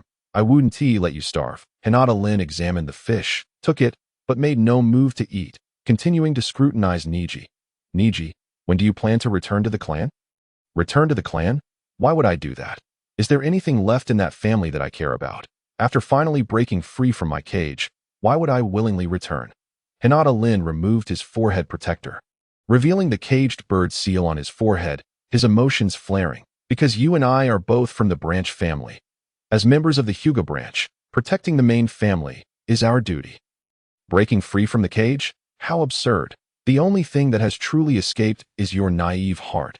Neji regarded the seal on Hinata Lin's forehead, nostalgia washing over him as a smile crept onto his face. He gently patted Hinata Lin's shoulder. Thank you for your well-meaning advice. However, regrettably, this isn't a matter of my Navi desires. It's actually you who are misguided. What do you mean? Hinata Lin pressed further. But Neji offered no reply. Chapter 77. The date Neji turned to retrieve another fish from the fire, but suddenly, he sensed something, pulling out a scroll from his pocket.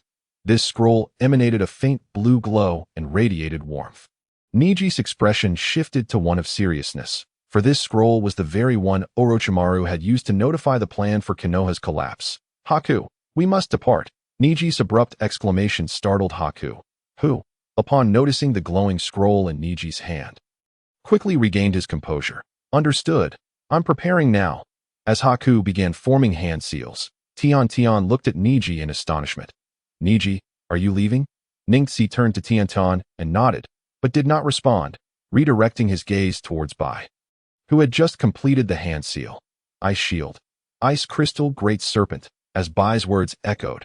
a nearby stream was immediately frozen, and a gigantic ice serpent, over 5 meters in diameter with a head exceeding 6 meters, erupted from the icy surface. Ningxi swiftly tossed the scroll in his hand to Bai, leaping atop the serpent's head, where he pressed a card onto its crown. Super lightweight rock technique. The weight of the serpent was reduced by the card. And under Bai's control, it soared into the sky. Bai jumped onto the serpent's head, and the colossal ice creature ascended rapidly, departing from Kai and his companions. Tian, Shaoli, and Hinata Lin stared in disbelief. While only Kai's expression remained grave, inside the ice serpent, Ningxi wrapped himself in a blanket, lying down and waving at Bai. Bai, the task of traveling is entrusted to you. I'll take a short rest. You can sleep once we arrive. After all, we are meeting Orochimaru. Yes, Lord Ningxi, please rest assured, Dada. Be cautious, you might be fatigued. Slow down, and don't fall from the sky. Ningxi casually remarked something Bai could not comprehend, then turned to find a more comfortable position and closed his eyes. The following day, the ice serpent descended, arriving at a shadowy entrance. Ningxi and Bai emerged from the serpent's mouth. Ningxi, having just awakened, felt refreshed, while Bai, despite the night's travel, bore no signs of fatigue. Bai, you should rest outside. I can manage alone inside. No, Lord Ningxi, you have already assisted Lord Orochimaru before. Although we have re-established cooperation, I do not trust him. Please allow me to accompany you. Bai's face bore an uncommon seriousness, and Ningxi, sensing Bai's resolve, nodded and led him into the cave. The cave was dimly lit. Although Ningxi could see clearly, an ordinary person would face significant obstacles to their vision. Bai's eyes transformed into Sharingan, seeking clarity in the darkness. But as soon as he did, Ningxi blocked his eyes with his hand. Bai, you must not let Orochimaru know about your eyes. Endure for now, and stick close to me.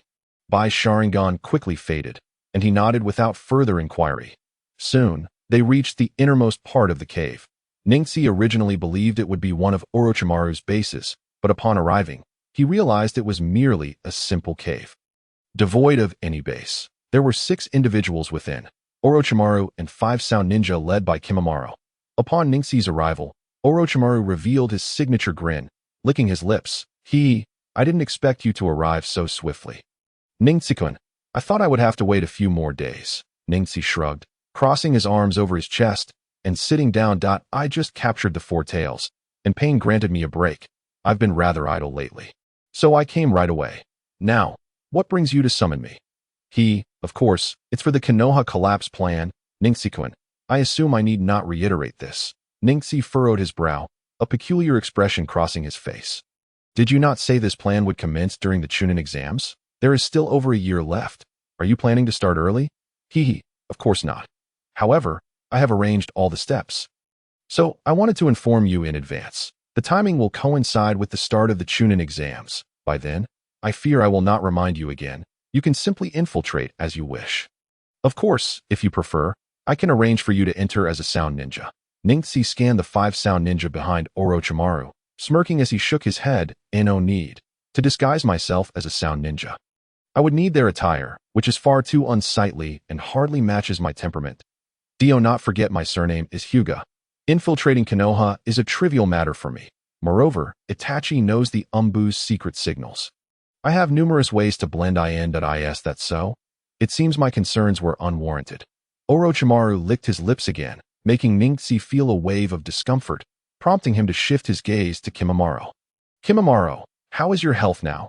You appear to be in good spirits. Kimimaro closed his eyes, slightly bowing to Ningxi before reopening them. Thank you for your concern, Lord Ningxi. My health has improved significantly compared to before. And it seems my eyes have gained greater insight due to the Hyuga bloodline. That is indeed commendable. Your strength must now surpass Bai's by a considerable margin, but I envy Orochimaru. He spoke. Ningxi cast a teasing glance at Orochimaru, who grinned widely, emitting a slightly hoarse voice. Ningxi-kun, I have long wished to ask you how you managed to transplant the Hyuga bloodline so perfectly into Kimimaro. The compatibility between that bloodline and his body is astonishing, as if it were his own. Had I possessed such skills in the past, I might have already become Hokage. Orochimaru's gaze fixated on Ningxi, an unprecedented fervor shining in his eyes. If he were not facing Orochimaru, Ningxi might even suspect the man had an interest in him. Orochimaru, This is my closely guarded secret. You cannot acquire it for free. If you wish to know, you must offer something of equal value in return. Ningxi's words not only did not dishearten Orochimaru, but ignited a glimmer of excitement in his eyes. Though, what does Ningxi-kun desire as compensation? Ah, no rush. You are quite resilient, and we have ample time ahead. For now, focus your energy on your current plans. Hehe, Ningxi-kun, you are becoming increasingly inscrutable. Did you not express interest in my technique? Chapter 78. Arrangements. Orochimaru narrowed his eyes, displaying an expression of anticipation, while Ningxi shrugged and stood up. While I am indeed interested in that, before I can acquire the technique, there is something I need to verify. Until then, my interest remains merely that interest. If there is nothing further, I shall take my leave. As he spoke, Ningxi turned to exit but paused, recalling something and glancing back at Orochimaru. There is a kunoichi named Tiantan in Konoha. She is one of my people. Please ensure she does not get involved. I didn't know you had spies in Konoha. Tiantian, you say? Understood. Ningxi-kun, that I look forward to witnessing what your win will bring to the ninja world. Ningxi chose not to engage further with Orochimaru and stepped out. While Bai hesitated momentarily, offering a slight bow to Orochimaru before hastily following Ningxi. After exiting the cave, Bai looked at Ningxi with some confusion. Lord Ningxi, why did you disclose such matters to Lord Orochimaru? Are you not concerned he might use this to threaten you? Bai had learned of Ningxi's relationship with Tiantian from Itachi long ago, so even though Ningxi had never mentioned Tiantian, Bai remained considerate of her. Ningxi shook his head, a cold smile curling at the corners of his mouth. Do not worry. Orochimaru currently possesses an unprecedented interest in me, and it is highly unlikely he will turn against me. Especially not for a mere lower ninja from Konoha. Lord Ningxi seems to understand Lord Orochimaru very well. Indeed, Orochimaru is quite astute. Months later, in a restaurant in the Land of Rivers, Ningxi and Bai were enjoying rice balls when the door swung open, and Itachi and Lanmaru entered. Itachi appeared significantly healthier than a few months prior, and Lanmaru, carrying a backpack, also seemed full of vigor and energy. At least on the surface, it appeared their recent departure was not for any perilous undertaking, but rather for enjoyment. Hey, you finally made it. Are you too hungry? Would you like to eat something? Ningxi waved at Itachi and Lanmaru, who approached. Lanmaru hopped over to Ningxi's side, while Itachi smiled and nodded at Ningxi. Lord Ningxi, Lanmaru has been working very hard during this time. Would you like to see the results of his efforts? Ningxi smiled, ruffling Lanmaru's hair and shifting his position to create some space on the bench. No need to rush. Sit down and rest first. Speaking of which, what have you two been up to lately? Lanmaru sat beside Ningxi, placing his backpack down and looking at Itachi, who had settled next to Bai. Lanmaru and Lord Itachi went herb gathering, and Lord Itachi has taught Lanmaru many things during this time. Ah, so you were gathering herbs. That explains why Itachi brought you along. But why didn't you clarify that from the start? This inquiry appears to be directed towards Lanmaru, yet Neji's gaze shifts towards Itachi. Itachi lifts the cup of water that Haku poured for him and takes a sip, also looking at Neji. Initially, I was uncertain whether my judgment was accurate, hence I refrained from elaborating. The primary intention of taking Lanmaru was merely to observe his potential. The task of gathering herbs was merely supplementary. Itachi's tone was remarkably nonchalant, as if he were engaged in a trivial matter. Neji had long since grown accustomed to Itachi's haughty demeanor and found no inclination to expose him. Speaking of which, Itachi, in a few months, the Chunin exams will take place in Konoha. Orochimaru intends to annihilate Konoha, and I plan to pay a visit. Do you have any thoughts on this? Itachi initially shook his head, but soon displayed a hint of hesitation. Do you believe Orochimaru will succeed? Neji shrugged and casually picked up a rice ball from the table, taking a bite. While I cannot assert with absolute certainty, I suspect this is merely a transaction between Orochimaru and Danzo. Orochimaru's target appears to be the third Hokage. If he succeeds, it would only be the Hokage's faction that perishes. The notion of destroying Konoha seems to be nothing more than a hollow claim. Given this, why do you still wish to go? Because there are certain matters that weigh on my mind, and I wish to verify them. Additionally, I intend to employ the same method I used back then to bring Tintin out of Konoha. Upon hearing Neji's words, Itachi immediately closed his eyes and fell into contemplation, only reopening them after a while. If the third Hokage were to perish, I would need to make a trip. When I accepted that mission, the third Hokage promised me he would look after Sasuke if he dies. Itachi did not finish his sentence, But Neji understood his implication and nodded. In that case, I shall proceed first if the third Hokage dies. I will notify you, and you can come then. If he survives, so be it. I appreciate your assistance. Who are we to each other? There is no need for such formality, since we have already made a decision. I will seek out Pain first. After all, the Nine Tails is in Konoha, and my reasons for going there are quite substantial. I plan to take Haku with me, and I would appreciate it if you could escort Lanmaru to the Land of Rain. If you decide to come later, it would be safer to leave Lanmaru in the Land of Rain. Itachi nodded subtly, though disappointment flickered across Lanmaru's face upon hearing this. Neji chuckled softly and placed his hand on Lanmaru's head. Lanmaru, the destination I am heading to is destined to become a battlefield, and such a place is far too early for you. But Lord Neji, Lanmaru has made significant progress, and I wish to. Lanmaru looked at Neji with a hint of reluctance, yet ultimately refrained from voicing his stubborn request. Neji maintained his smile, gently tousling Lanmaru's hair. Lanmaru, should anything unfortunate occur, there would be those who would grieve for you. Lanmaru looked up in surprise, nodding in a manner that suggested he grasped the sentiment, albeit vaguely. After finishing their meal, Neji immersed himself in the ring, and his ethereal form manifested on the fingers of a statue. After a brief wait, the silhouette of Devapath appeared. There's something you need. Neji, this time, Devapath's tone was noticeably more gentle than before, no longer as frigid. Neji nodded, casually intertwining his hands behind his head. It's nothing of great importance, merely preparing to visit Konoha to investigate the situation regarding the Nine Tails. And I wanted to inform you in advance. The Nine Tails, you say? Indeed, we have not gathered much intelligence on it previously. Very well, do go ahead.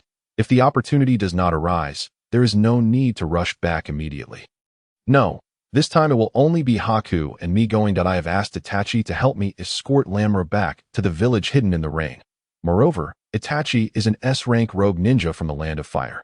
With a bounty exceeding tens of millions, his presence alongside me would draw too much attention. However, if I require Itachi's assistance later, I will summon him. Chapter 79. Farewell to Zabuza. Devapath closed his eyes, contemplating for a moment before reopening them. Is that your judgment? Then let it be so. Lanmaru is that little brat. Am I correct? I will inform Conan. The Land of Rain is quite safe. Thank you very much. With that, Neji's ethereal form vanished from the statue's fingers, and he opened his eyes again, nodding at it. It has been arranged. You simply need to deliver Lanmaru to the village hidden in the rain and hand him over to Conan. I understand. Then we shall take our leave. Do remember to inform me if anything arises. Itachi departed with Lanmaru, while Neji stood and stretched luxuriously. Parting ways so soon after meeting. Lanmaru must be feeling a bit emotional. I suppose? Never mind. Let us go. Haku, we will head to the Land of Waves first. Haku immediately rose to settle the bill, and after paying, the two exited the restaurant. Haku looked at Neji with a puzzled expression. Lord Neji, isn't our destination the Land of Fire? Why are we passing through the Land of Fire to reach the Land of Waves? Because there is still some time before the Chunin exams. And going there now would be futile. Since we have some idle time, we might as well visit the Land of Waves. Perhaps we will even get the chance to meet Itachi's brother early. You must be quite curious about the brother Itachi often speaks of, correct? Although Itachi does not incessantly speak of Sasuke as Neji suggests, he has indeed mentioned Sasuke quite a number of times. Haku's curiosity about Sasuke has lingered for quite some time, and thus she became immediately interested. If that is the case, I truly wish to see him. However, how does Lord Neji know they will be in the Land of Waves? Is it possible that Lord Neji has foresight? Haha, what are you thinking? Who in this world possesses such foresight? I merely received some information. Let us set off. This time we shall take the water route. With ample time on their hands, Neji and Haku did not rush their journey. Several days later, they arrived at the southern coast of the Land of Rivers. Haku quickly fashioned an ice serpent to navigate through the sea. Having traversed the path from the southern Land of Rivers to the Land of Waves before, Haku did not require Neji's concern, and throughout the journey, Neji enjoyed a leisurely experience. Upon reaching the coast of the Land of Waves, as Neji and Haku stepped out of the ice serpent's mouth, their eyes fell upon a grand bridge still under construction. One side connected to the Land of Waves, while the other reached into the distance. Though obscured by thick fog at sea, the far end of the bridge remained unseen. Oh, what a massive bridge, Lord Neji! It seems we did not encounter this bridge during our last visit. Did we? Ah, indeed. But our last visit was several years ago. It is not surprising that we did not see it. Come, let us ascend and wait. They should be arriving shortly. Neji adjusted his attire. He began walking towards the land, with Haku quickly following suit after dissolving the ice serpent. Unlike the fog-laden sea, the land was clear, basking under the bright sun, and the air was quite pleasant. This place is rather nice. It's a pity that the land of waves is either being exploited by one party or another, leaving the locals in dire poverty. Otherwise, it could have been a splendid location. While walking, Neji expressed his thoughts, and Haku remained silent. Yet she understood the situation well. Before long, Neji and Haku entered a narrow path through a grove, which extended into the distance. Suddenly, Neji sensed something, a flash of red light crossing his eyes. And he halted his steps. Hey, now that you are here, why not step out for a brief encounter? After all, it would be a shame not to meet an old acquaintance. Neji's words immediately put Haku on high alert. The grass in the thicket rustled slightly, and a familiar figure emerged. It was Zabuza. I can't believe I was detected. You must be that little brat, Hyuga Neji, from back in the day. I have always remembered you. Zabuza's eyes were laced with blood, and he gripped his large blade tighter. Neji shrugged, seemingly unfazed by Zabuza's expression, directing his gaze toward the blade instead. Have you acquired a new sword? I recall this blade belonged to the infamous akin. I never expected you to have it. Do you think that merely changing swords will enable you to defeat me? A hint of mockery colored Neji's tone, igniting a fierce killing intent within Zabuza's eyes as he charged at Neji. Perhaps that is not the case. As Zabuza reached Neji, the decapitating blade swung down towards his head. Buzz, just as the blade was a mere 10 centimeters from Neji's head. It was halted by an invisible force, causing the weapon to emit a resonant cry due to the overwhelming power. Yet, no matter how hard Zabuza struggled, he could not press the blade down even a fraction. How can this be? What kind of power is this? Zabuza's eyes widened in disbelief as he gazed at Neji, who bore a cold smirk as the Byakugan's radiance slowly pulsed in his eyes. Zabuza, when I defeated you back then, I was merely 4 years old. Oh, you truly believe that after all these years, I have made no progress whatsoever? As Zabuza gazed into Neji's strikingly beautiful yet profound eyes, he noticed the tremor in his pupils, as if he were still struggling to accept the reality before him. That very moment, a chilling breeze swept through, and an icy blade swept toward Zabuza's neck. Instantly, he drew his sword and leaped back, creating distance between himself and Neji while evading the strike. Ice shield. Frozen frost fall. As Zabuza landed, the ground beneath him instantly froze, the hard ice binding his legs to the ground, rendering him immobile. Are you that little brat from back then? Zabuza, equally astonished, looked at Haku, who was now radiating killing intent, brandishing an ice blade as he prepared to charge at Zabuza. However, Neji intervened, raising a hand to stop him. Haku, don't act rashly. I'm not interested in this man's life. Zabuza, you are too weak now. It seems you haven't made any progress over the years. Let him go, Haku. Haku relinquished the ice blade, forming a seal, causing the ice on the ground to melt instantly, freeing Zabuza. Yet, Zabuza remained somewhat shaken, driving his executioner's blade into the ground, kneeling on one knee. I never expected to be so unworthy of engaging with you now. So, why spare my life? Is this the second time you've let me go? Huh? What sort of question is that? Do my features betray a penchant for murder? You really are quite tiresome. I initially called you out to reminisce. Yet you immediately tried to kill me. Even Higurashi Tenzo wouldn't dare do that back in the day. Zabuza's expression shifted through various shades before he finally regained his composure, propping himself up with the executioner's blade. What brings you to the land of waves? With your level of power, you shouldn't be interested in such a barren country. Chapter 80. The wealthy tycoon who won't count to 3. Neji immediately rolled his eyes, displaying a deadpan expression towards Zabuza. Why do you always assume the worst of me? I said I came here for vacation. Do you believe me? How could someone clad in your attire possibly be wandering aimlessly? Zabuza shouted, his agitation evident. It was at this moment that Neji realized he and Haku were still wearing Akatsuki cloaks, leading him to awkwardly scratch the back of his head. Oh, now that you mention it, you have a point. Haku, quickly hand me my casual clothes, and you should change too. Our current outfits are far too conspicuous. Right? Neji and Haku promptly shed their Akatsuki cloaks, donning ordinary attire, completely disregarding Zabuza, who was left seething with suppressed rage, his body trembling. However, aware of the disparity in their strengths, Zabuza refrained from acting out, merely watching Neji with an intense, predatory gaze.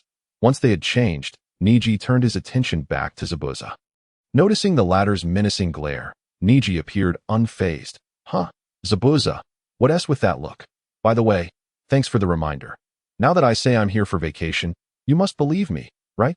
You, Zabuza, infuriated, wobbled dangerously on his feet, but managed to steady himself. You can't be judged by any semblance of common sense. Are you truly just a little brat? Hey, stop calling me a brat. It's rather hurtful. Speaking of which, Haku and I are here on vacation. What about you? Also on holiday, but I remember you as a rogue ninja. Shouldn't you be hunted? Neji sought intelligence on Naruto's group from Zabuza, purposely feigning ignorance about Zabuza's intentions. Zabuza, caught off guard by the question, felt somewhat embarrassed that it's nothing much. Just someone paid me to kill a few people. Someone paid you to kill? Who? Kato. Neji feigned ignorance, blinking, then suddenly had a moment of realization. I see. I think I've heard of a Kato group. Could it be that Kato? That's one of the wealthiest tycoons out there. Huh. Haku's immediate reaction to Neji's words was one of sheer astonishment, the kind that was particularly striking because Haku had always been with Neji, yet had no knowledge of the Kato group, while Neji, the recluse, did. However, Neji paid no heed to Haku's shocked expression, and Zabuza ignored Haku as he nodded at Neji. That's the one. Kato's group is a renowned maritime enterprise that has set its sights on the land of waves.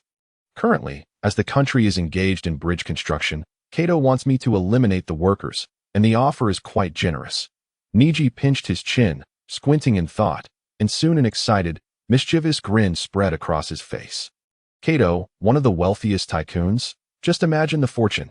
If I don't seize this opportunity, I might as well be struck by lightning. Haku, keep watch for me. I need to contact Kaku. With that, Neji sat cross-legged on the ground. And after about 10 minutes, Kakuzu's projection finally appeared. Hey, little brat, what do you want? If it's not something significant, I'll kill you. Kakuzu's tone remained filled with menace, but Neji was unfazed. Kaku, do you know Kato? Huh, you're asking me about someone. Little brat, hold on. Kato, are you referring to that Kato from the Kato group? Upon hearing that Kakuzu knew, Neji's excitement surged that I knew you would recognize him. I'm currently in the land of waves, and Kato is here too. Reliable sources indicate that Kato might very well meet his demise in the land of waves. That's one of the wealthiest tycoons in the world. What do you think? Care to cash in? Kakuzu's eyes widened, and even though it was merely a projection, Neji could almost see the cold sweat trickling down Kakuzu's face. You mean Kato could die in the land of waves? Where's your source? Are you certain it's trustworthy? Heh, of course it's trustworthy.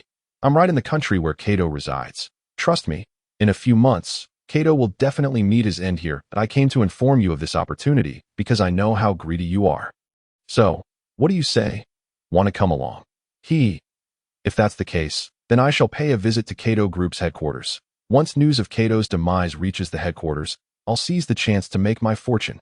Kakuzu's projection vanished amid hearty laughter, and Neji abruptly opened his eyes, his expression darkening as he slammed his fist into the ground. Damn it, that bastard, Lord Neji. What's wrong? Did you argue with Kakuzu? Haku, noticing Neji's demeanor, immediately inquired with concern. Neji took a deep breath, calming himself before shaking his head and rising to no argument. I initially intended to trick Kakuzu into doing some grunt work, but I didn't expect that sly bastard to be so sharp. Not falling for it at all. Truly, a veteran in this game. Though a little displeased that his scheme had failed, Neji brushed it off, surprised that Zabuza was still waiting there. Are you awake now? So, what's your plan? How long do you intend to wait here? Well, as for plans, it's hard to say. Speaking of which, you arrived before me. Do you know if there are any fun spots around here? I haven't found a place to stay yet, since we know each other so well. How about I crash at your place for a few days? Is that all right? Neji leaped up, throwing his arms around Zabuza's neck, his entire body hanging off him. Zabuza tensed immediately, sweat beading on his forehead, though he maintained a calm facade. Don't just spring at me like that. Get off me. Neji released Zabuza, landing back on the ground, shrugging his shoulders in boredom. Then I'll take that as your approval. Lead the way to Zabuza as I twitched again, but he ultimately relented. Follow me. My place isn't a hotel, so don't set your hopes too high. Zabuza led the way into the woods, with Neji and Haku trailing behind. As they traversed the forest, Neji soon spotted a large wooden house looming in the distance. The three-story wooden structure was massive, yet it was shrouded in a thick fog, obscuring its full view. Upon pushing open the large door of the wooden house, several mist ninjas within immediately knelt to Zabuza in respect. Lord Zabuza. Chapter 81. A month of indulgence. Zabuza nodded, disregarding them as he turned back to introduce the house to Neji. This is my base. There are rooms to stay upstairs. Let me show you. Zabuza's words left the others inside astonished, even sparking hushed discussions among them. Who is that guy? Did Lord Zabuza just say he would show them the way? Indeed, one cannot help but perceive him as a mere child. Can they? Why would Zabuza-sama lead such a juvenile?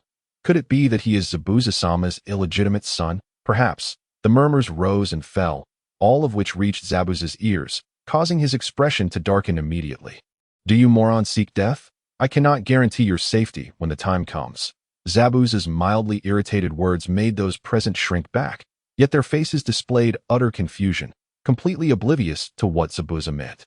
Neji glanced over the crowd and realized that all present were mist ninjas, their chakra significantly inferior to Zabuza's, their strength far below his.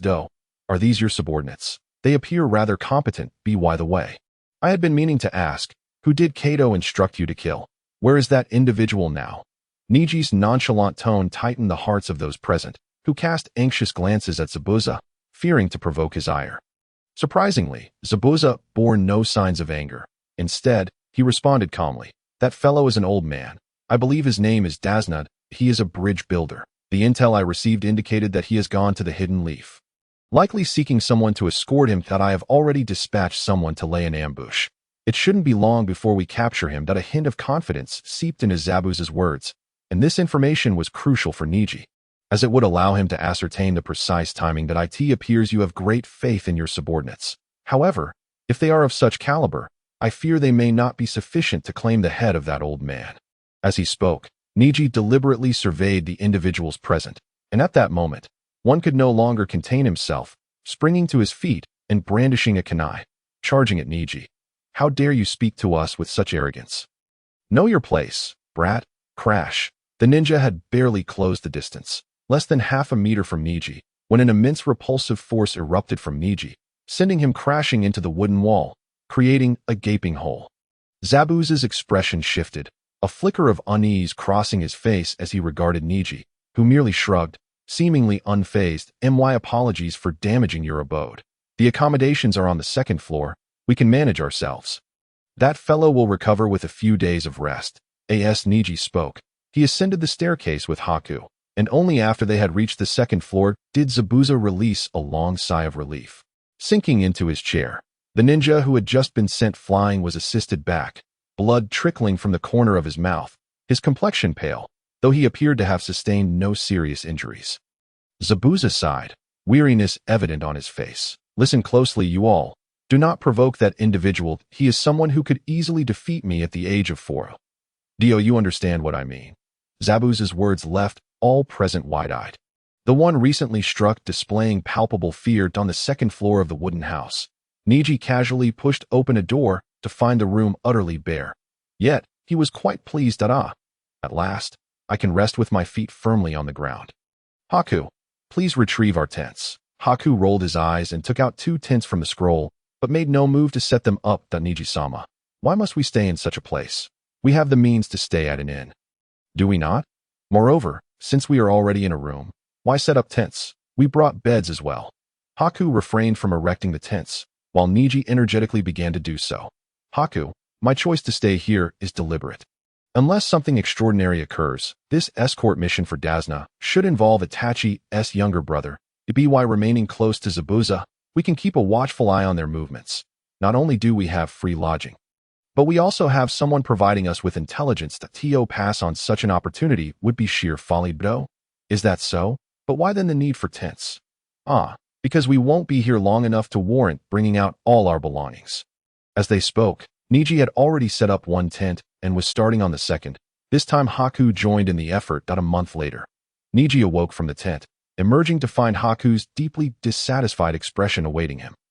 Neji-sama, you mentioned we would only stay for a few days, yet it has now been a month. What do you have to say about that? Ah, good morning, Haku. Neji chuckled awkwardly as he crawled out of the tent. Given Zabuza's earlier statement, Neji and Haku had been quite comfortable over the past month, enjoying abundant food and drink, to the point that Neji felt himself slipping. During this time, Haku had raised the issue of the tents several times. But Neji believed it would be resolved soon, becoming too lazy to organize their belongings. Yet, unbeknownst to him, a month had passed. Knock, knock, knock. Just as Neji pondered what to do next, a knock echoed at the door, and he rushed to open it, eager for salvation.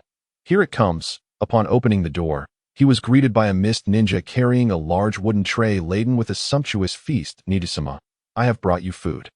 Oh, you arrived at the perfect moment, a true savior. Ahem. I happen to be quite hungry. Neji realized he had become somewhat unrestrained and coughed to regain his composure, accepting the tray from the mist ninja. Haku, standing behind Neji, covered his forehead, exuding a sense of exasperation. Well then, Neji-sama, I shall take my leave. The mist ninja appeared fearful, quickly departing as soon as the tray was relinquished. Neji paid it no mind, placing the tray on the ground and closing the door, beckoning to Haku. Haku, come, it's time to eat. After our meal, we shall pack the tents and prepare to depart. Chapter 82. Contact. Haku joined Neji at the table, taking a rice ball from the tray, nibbling while glancing at the tent. Neji-sama, have you received any intelligence? Why the sudden urgency to leave? No intelligence has arrived, but if we linger any longer, I fear I shall be driven mad by your incessant nagging. Regardless, waiting outside is no different. This way, you 1T have to complain incessantly. Once they finished their meal, they packed up the tent and descended the stairs. That moment, Zabuza sat in a chair on the ground floor, and upon seeing Neji and Haku, he approached them. Are you preparing to leave? Ah, yes, we have intruded upon your hospitality for quite long. I feel somewhat embarrassed. By the way, how is Dasna faring? Did your men succeed? Zabuza shook his head, a flicker of murderous intent flashing in his eyes.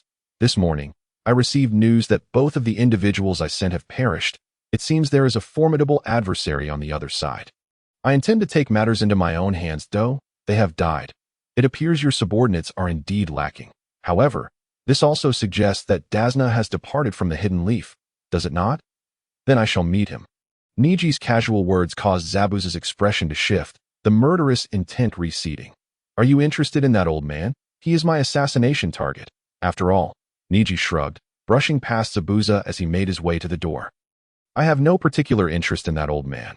Rather, I am interested in the few children escorting him. If you wish to kill that old man, feel free to do so. I shall not impede you. As Neji and Haku exited the house, Zabuza, with his bandaged mouth, revealed a slight smile. Humph, with such words, I no longer need to hold back. A few days later, Neji and Haku concealed themselves behind a tree by the roadside, as Kakashi led Naruto, Sasuke, and Sakura, escorting Dasna towards them. Neji immediately focused his gaze on Kakashi, a smile gracing his lips. Haku, that black-haired boy is Itachi's younger brother, Sasuke, while the blonde-haired boy is the Jinchuriki of the Nine Tails. A Jinchuriki? Haku gasped, his eyes swiftly shifting to Naruto, but soon he shook his head in disappointment. That I sense very little tailed beast chakra. It seems he cannot yet master the power of the beast. Ningxi let out a light chuckle, tapping Bai's shoulder, causing the Sharingan in Bai's eyes to vanish instantly. Bai, unlike the likes of old Z, could not casually wield tailed beast chakra, so one should not harbor excessive expectations of him. Our purpose this time is certainly not to capture the Nine Tails. However, I believe you might find interest in that Itachi's younger brother, wouldn't you? What do you think? Shall we make an approach? But it would be prudent not to expose the Sharingan, especially since Sasuke is present, as your eyes would be rather difficult to explain. As Bai observed the approaching group led by Kakashi, he hesitated for a moment, but ultimately nodded. Ningxi smiled faintly and vanished from sight. Kakashi walked at the forefront of the team, his eyes resembling those of a dead fish, seemingly indifferent to everything around him. Sasuke rested his hands behind his head, appearing equally nonchalant, while Sakura exhibited a slight wariness, though she did not express it overtly.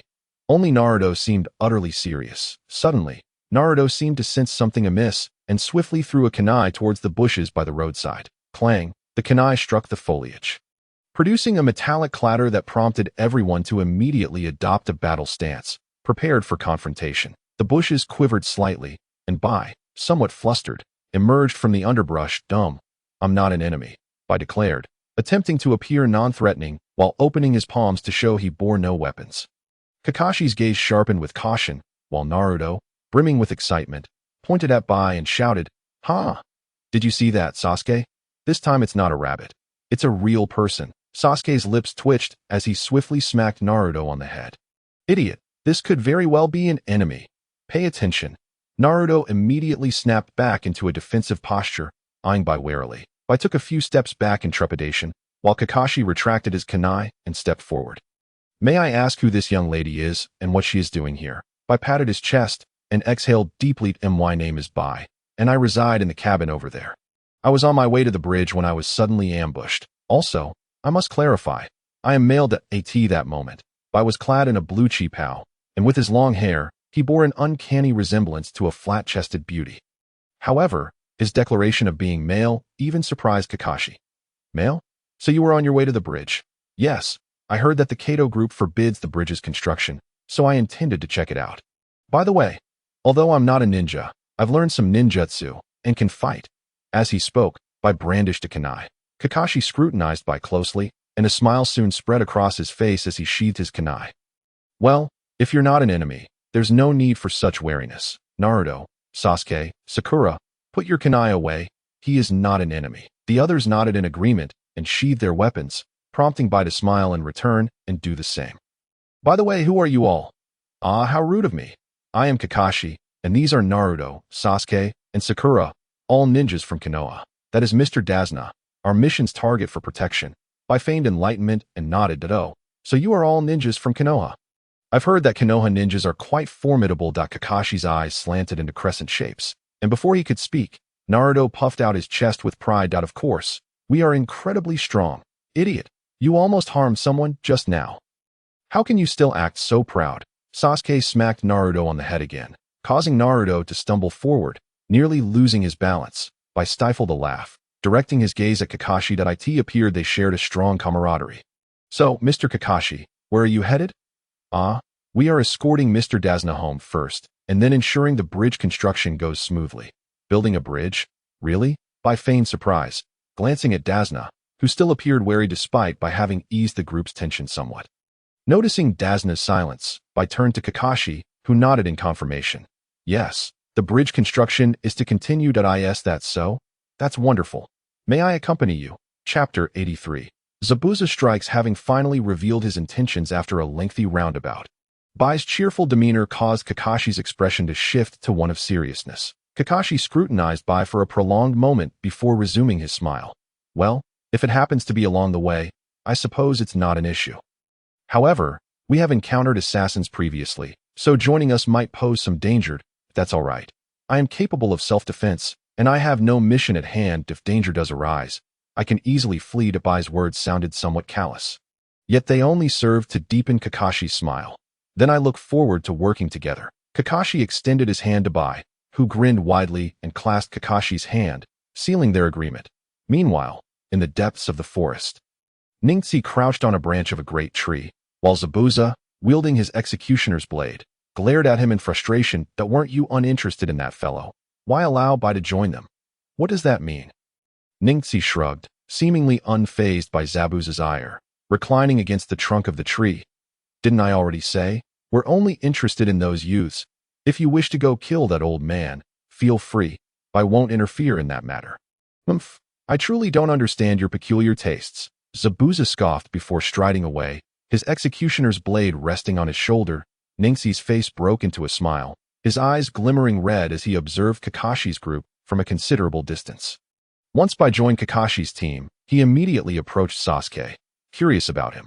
Although Kakashi had readily agreed, Bai could sense that Kakashi occasionally glanced at him, suggesting he had not completely placed his trust in Bai. Nevertheless, Bai was unconcerned. "I remember your name is Sasuke, right? Are you 3 classmates? Among the 3 of you, who is the strongest?" Me. Of course, it's me." Before Sasuke could respond, Naruto eagerly raised his hand, shouting with excitement. Sasuke shot a glance at Naruto, but chose to remain silent. instead regarding Bai with suspicion. Don't do anything foolish. I do not consider you a comrade. That's a strange thing to say. I don't consider you comrades either. Aren't we just traveling the same path? Bai retorted, momentarily forgetting his words before abruptly closing his mouth. At that moment, Zabuza's executioner's blade flew from the trees behind, embedding itself in the trunk of a nearby tree. And Zabuza landed on the blade, arms crossed and back turned to the group. Everyone immediately fell into a combat-ready stance. Upon seeing Zabuza's profile, Kakashi's expression shifted dramatically. You are the demon of the hidden mist. Zabuza? Oh, no wonder the two I sent were defeated. I didn't expect to encounter the legendary copy ninja, Sharingan Kakashi. Now, hand over that old man. Sorry, but that's not possible. Protecting Mr. Dazna is our mission. Kakashi's expression turned grave as Zabuza leaped down, withdrawing his blade from the tree, instantly vanishing amidst a thick fog that obscured their vision. Tension filled the air as Kakashi lifted his forehead protector to reveal his Sharingan. Yet in the next moment, Zabuza appeared before Dazna, his executioner's blade descending mercilessly towards Dazna's head. Humph, you have no say in this.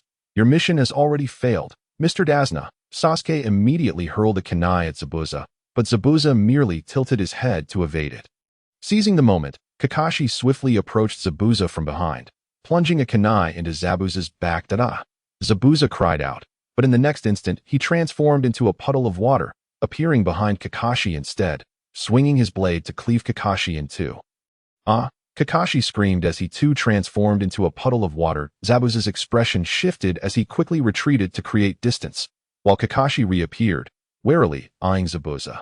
Zabuza scanned the trembling forms of Naruto, Sasuke, and Sakura, their faces etched with terror, and his gaze fell upon Bai, who remained eerily still. Why? Why would one be intrigued by such a timid little brat who lacks even the courage to fight? Humph! The members of Kakashi's team stared at Bai in astonishment, while Bai merely shrugged in calm indifference. Your question is akin to me asking you why you would kill without reason. Is there any justification? Humph!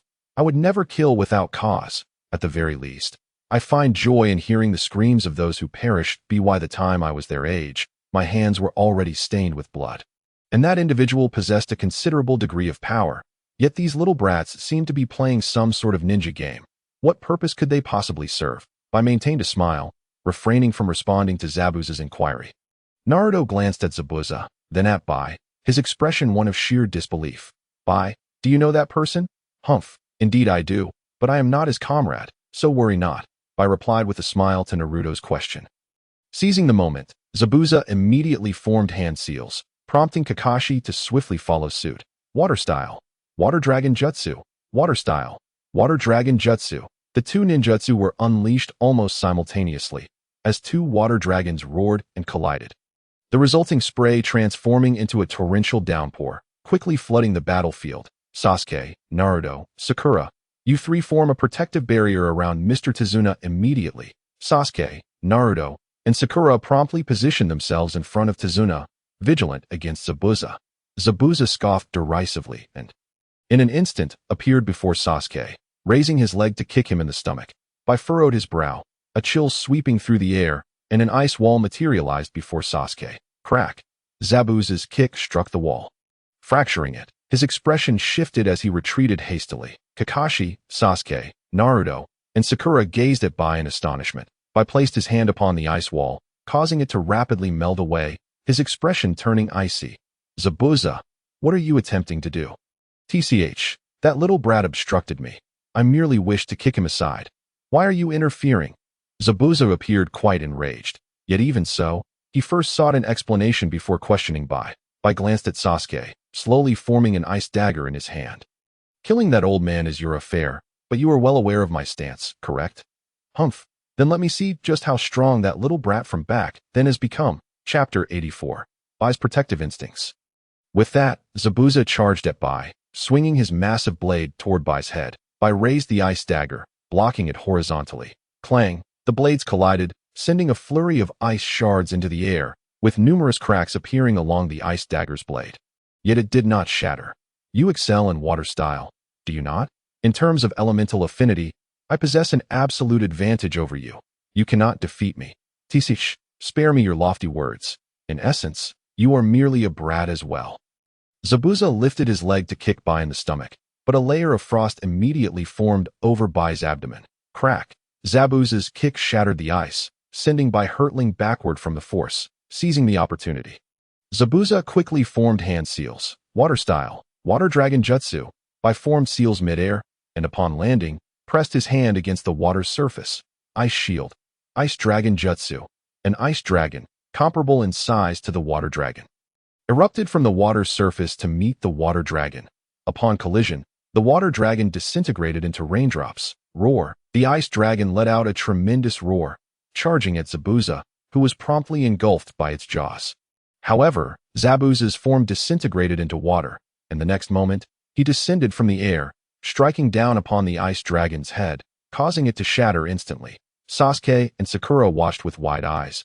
Disbelief etched across their faces as they beheld the clash between Bai and Zabuza. Naruto was left in a daze, muttering to himself, "Wow, he's so strong." Observing the ice dragon's destruction, Bai exhibited no signs of panic. Instead, a cold smirk appeared on his face. "Zabuza, you brought this upon yourself. Now that you have chosen to engage, do not blame me." Ice shield, ice crystal rain. As Bai's words fell, sharp ice petals began to descend from the sky, each one plummeting into the water below, causing the already shallow accumulation to start freezing. Zabuza, undeterred, charged toward Bai, but mere steps into his advance, a spray of blood blossomed upon his face. Startled, Zabuza halted in his tracks, realizing that a multitude of ice petals had inexplicably filled the air around him. These petals, appearing beautiful, were as sharp as blades, capable of inflicting wounds upon the slightest contact with skin. Bai raised his arm, fingers splayed, and the surrounding ice petals danced as if under his direct control. "Your movements have been sealed. The outcome is already determined. Humph, do not underestimate me. You think such trivialities can restrict my actions. You are woefully naive." Zabuza swung his blade, shattering the ice petals, and charged once more toward Bai. Swiftly closing the distance, the massive blade descended once again upon Bai. However, Bai neither dodged nor blocked. Instead, he closed his eyes and exhaled a visible breath of icy air. Crack! The decapitating blade accurately struck Bai's shoulder, causing his form to shatter into ice shards. The Zabuza's expression shifted dramatically as he attempted to retreat, but he soon discovered that his feet were inexplicably frozen in place. Looking down, he realized his legs were encased in ice. "It is over, Zabuza. You made the first move, so do not blame me." Bai's voice resonated from behind Zabuza, who felt an overwhelming sense of impending doom. Panic flickered in his eyes as he turned, only to be met with the gaping maw of a colossal ice serpent. The serpent swallowed Zabuza whole, dissipating into a cloud of white smoke, causing the mist he had conjured to vanish as well. The abruptness of it all left Naruto, Sasuke, and Sakura momentarily stunned. "One? Just like that?" Sakura gazed at Bai in disbelief, while Bai shrugged nonchalantly, glancing at Kakashi. "That was close.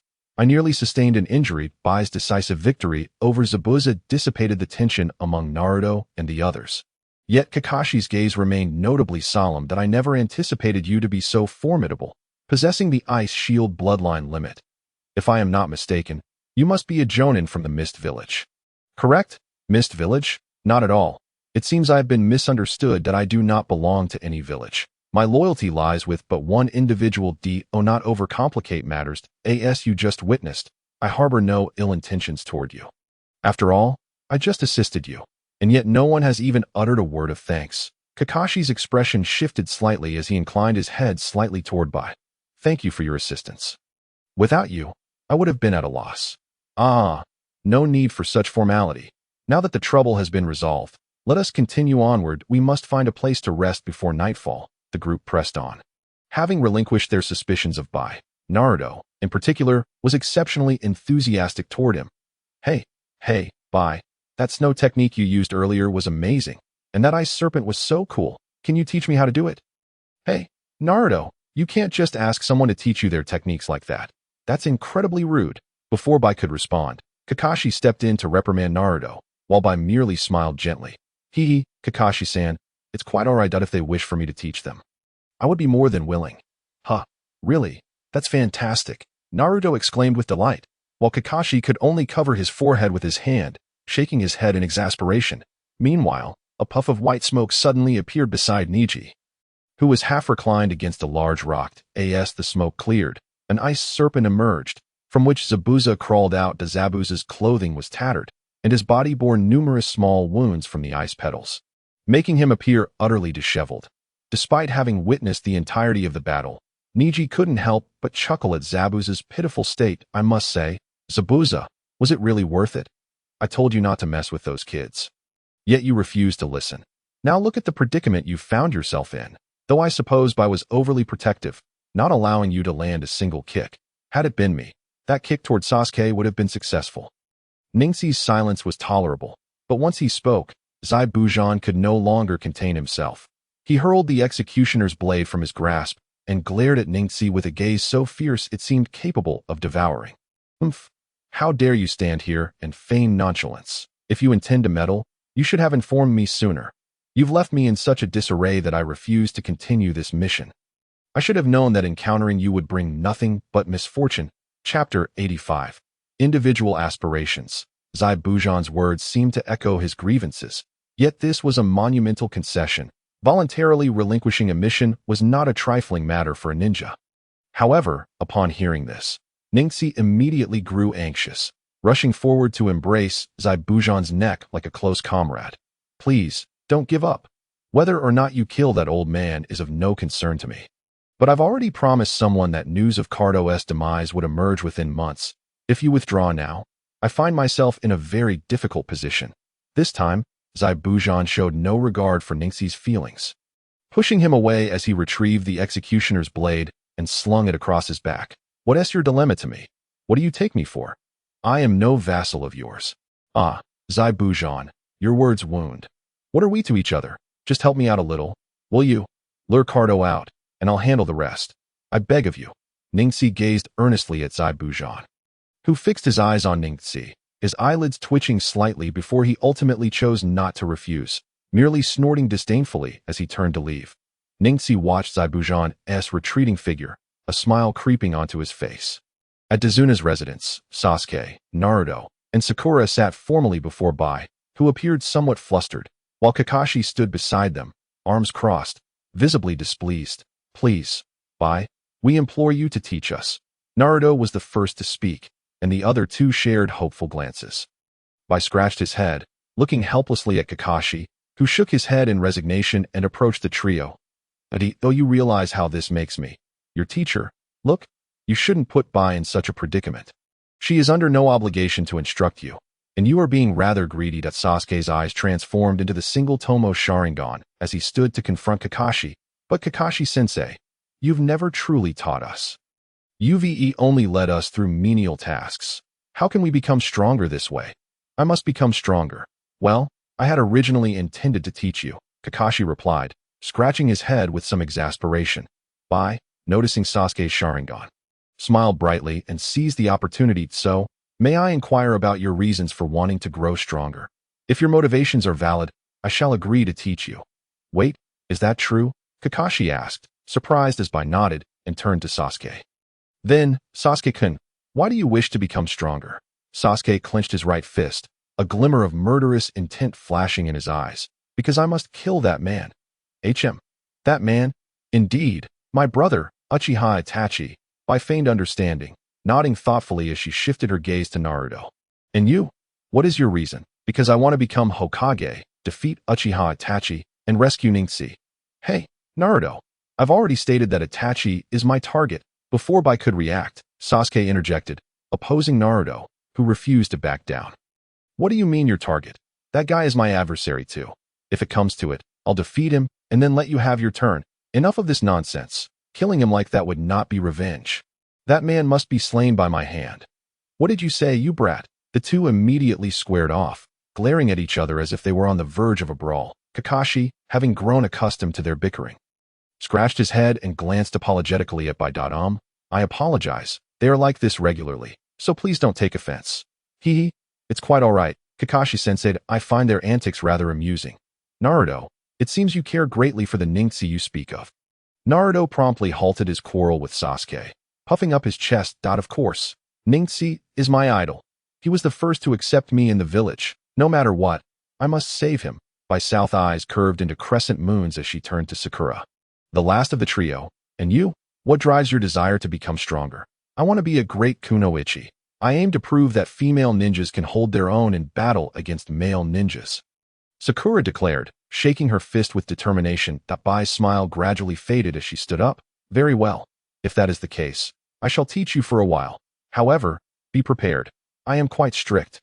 Yay. That's wonderful. The three rejoiced at Bai's consent, with Naruto leaping in joy. Bai cast an apologetic glance at Kakashi. I'm sorry, Kakashi-sensei. I seem to have put you in an awkward position. Kakashi shook his head, pulling out his beloved Ika Paradise to read. No, I'm quite happy to take this break. You can handle them without any reservations. That's a relieved as evening fell in the woods beside Dazuna's home. Sakura sat exhausted on the ground while Naruto and Kakashi observed Bai and Sasuke practice. Sasuke relentlessly attacked, while Bai adeptly evaded. Yet no matter how hard Sasuke tried, even employing his Sharingan, he could not graze Bai's garments. Unbeknownst to him, Sasuke was soon panting heavily from exertion. Is this your limit? I believe I have gauged your capabilities. Now it's time for Naruto. Not yet. Fire style. Great fireball technique. Sasuke suddenly formed hand signs and unleashed a fireball nearly 3 meters in diameter toward Bai. Bai's eyes widened momentarily, but she quickly formed her own hand seals and slammed her palms to the ground. Ice shield. Ice crystal wall. A 3-meter wide ice wall appeared before Bai, perfectly blocking the fireball. After executing that move, Sasuke collapsed, gasping for breath. That should be your limit, right? Not bad. Now it's Naruto's turn. Let us see your strength, and by tomorrow, I can devise an appropriate training regimen for you. Haha. Finally, it's my turn. Sasuke, step aside. Don't obstruct my practice with Bai. Humph, Sasuke grunted, displeased but said nothing further, getting up to sit beside Sakura as the last to practice with Bai. Naruto was brimming with eagerness, and now that it was his turn, he was filled with confidence. Big brother Bai, be careful. I'm not as useless as Sasuke. Shadow clone technique. With Naruto's declaration, 3 additional Narutos appeared, surrounding Bai from 4 directions. Prepare to face me. Ha!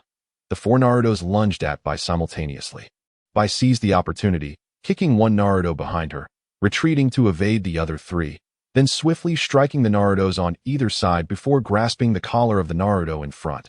The fluidity of her movements rendered Naruto powerless, and the 3 Narutos dissipated into smoke. Just as Bai thought it was over, the Naruto she had captured also vanished into smoke. Bai was taken aback, instinctively glancing upward just in time to see another Naruto leaping down from a tree. Fists poised to strike her head, Bai immediately dodged, but at that moment, another Naruto appeared behind her, wrapping his arms around her waist.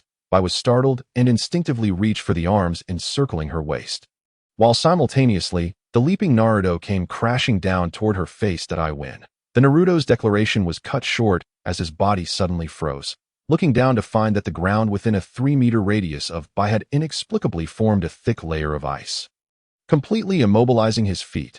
Crash, as Naruto, embracing his white waist, transformed into a plume of white smoke and vanished. Bai smiled at the last remaining Naruto and approached him. This Naruto, in a frantic attempt, tried to extricate his feet from the ice. Yet no amount of effort proved fruitful. Hee, Naruto-kun, it seems I have triumphed. Just as Bai's words hung in the air, this Naruto too dissipated into a wisp of white smoke, leaving Bai in a state of heightened astonishment. In the next moment, dozens of Narutos surged forth from all directions, converging upon Bai, who immediately began to form hand seals. Ice shield. Ice pillar. A colossal ice pillar, approximately 2 meters in diameter, erupted from beneath Bai's feet, propelling him 10 meters above the ground. The multitude of Narutos collided headfirst with the ice pillar, exploding like firecrackers in a dazzling display. Once the last panting Naruto remained, Bai tapped the ice pillar, which swiftly melted away, allowing Bai to return to the ground. Ha ha ha. It appears I underestimated you, Naruto-kun, but this is where it ends. Damn it, it's not over yet. Shadow clone technique. Once more, Naruto formed hand seals, and immediately, dozens of shadow clones appeared around Bai.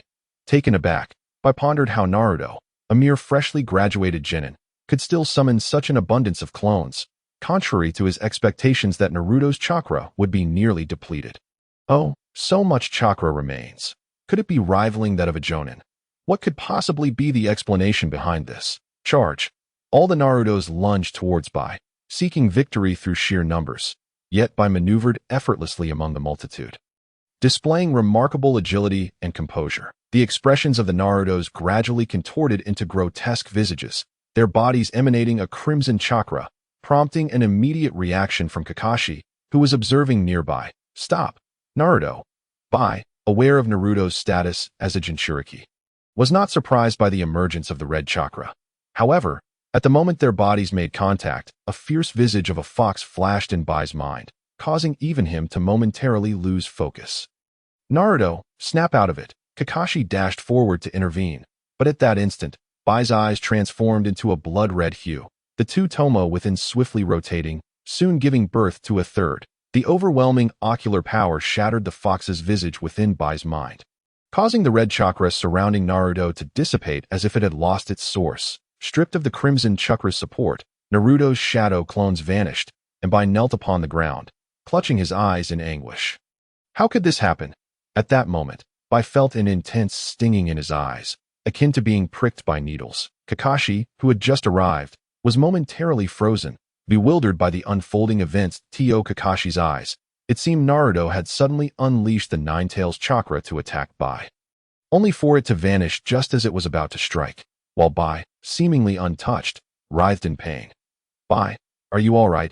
Kakashi approached Bai, attempting to assist him in rising. Bai shook his head, releasing his hands from his eyes, slowly revealing his three-tomo Sharingan. Kakashi's eyes widened in disbelief as he beheld the sight. Is this the Sharingan? How can this be possible? What? Sasuke, upon hearing Kakashi's exclamation, immediately turned his gaze to Bai's eyes, and upon witnessing the Sharingan, was even more astounded than Kakashi. His previously fatigued body instantly rejuvenated. Who exactly are you? How do you possess those eyes? Sasuke demanded, his voice rising. Bai shook his head, standing upright, his vivid three-tomo Sharingan locking onto Sasuke's single-tomo Sharingan. What a curious inquiry. Did I not introduce myself earlier? I am Bai, and as for these eyes, they were bestowed upon me by the master I serve. The one you serve? Is it possible that you serve Itachi? Damn it, Sasuke exclaimed, drawing a kunai and charging towards Bai. Bai's eyes narrowed slightly, and Sasuke's shout abruptly ceased, his body immobilized, kneeling upon the ground. Bai refrained from responding to Sasuke's question, instead turning his attention to Kakashi. If a foreign entity has transplanted the Sharingan, they cannot effortlessly switch between normal eyes and Sharingan at will. Kakashi glanced at Sasuke, confirming that he was merely kneeling and gasping for breath, without any significant harm, before nodding at Bai. Indeed, transplanted eyes cannot be retracted at will and will continually consume chakra. So, your name is Uchiha Bai? Bai let out a self-deprecating smile, glancing at the Uchiha emblem on Sasuke's back, and shook his head. No, I do not bear that surname. It is too burdensome. I am merely an ordinary person. Sasuke's emotions erupted suddenly. He clenched his fists, pulling grass from the ground as he unsteadily rose to face Bai. What nonsense is this? You, as a Uchiha, so easily abandon the honor of the Uchiha clan. Chapter 87. Not bearing that surname. A flicker of complexity crossed Bai's gaze, as he finally understood why Neji had advised him to refrain from revealing his Sharingan. No, Sasuke-kun, you are mistaken. The Uchiha clan is a great lineage. If I could, I would gladly bear that surname. But alas, I am not one of the Uchiha. You Uchiha possess an ice shield. Bai's words struck Sasuke's mind like a thunderclap. Although Sasuke was young, he had always known that the chakra of the Uchiha clan was predominantly fire-based, with very few exhibiting other affinities. The prospect of another possessing an ice-based bloodline limit was utterly unfathomable. Then what on earth is happening? Who are you really? Surely, it cannot be mere coincidence that you encountered us. Sasuke's tone softened slightly, and a smile re-emerged on Bai's face. Indeed, you are quite perceptive, Sasuke-kun. That I intentionally approached you. As for my intentions, there are none. I merely wish to become acquainted with you. You see, I have not committed any harmful acts against you throughout our interactions, have I? Moreover, I have assisted you on numerous occasions. To interrogate me as if I were some criminal is rather impolite. Bai's words sounded almost like a lecture directed at Sasuke, yet his tone bore a hint of amusement. Sasuke clenched his fists, gritting his teeth, his gaze fixed fiercely upon Bai. Bai glanced around at the others, realizing that none of them believed him. and he couldn't help but shake his head in disappointment that I had intended to help you all enhance your abilities. But given the circumstances, it seems unlikely. Therefore, I shall take my leave now. We shall meet again soon. With that, Bai leapt away, disappearing before their eyes. Damn it. Clarify your words. Sasuke immediately attempted to pursue, but Kakashi restrained him. Sasuke, enough. He possesses 2 bloodline limits. Even I would find it challenging to defeat him. Furthermore, he has never shown us any malice. Chasing him now would not be prudent.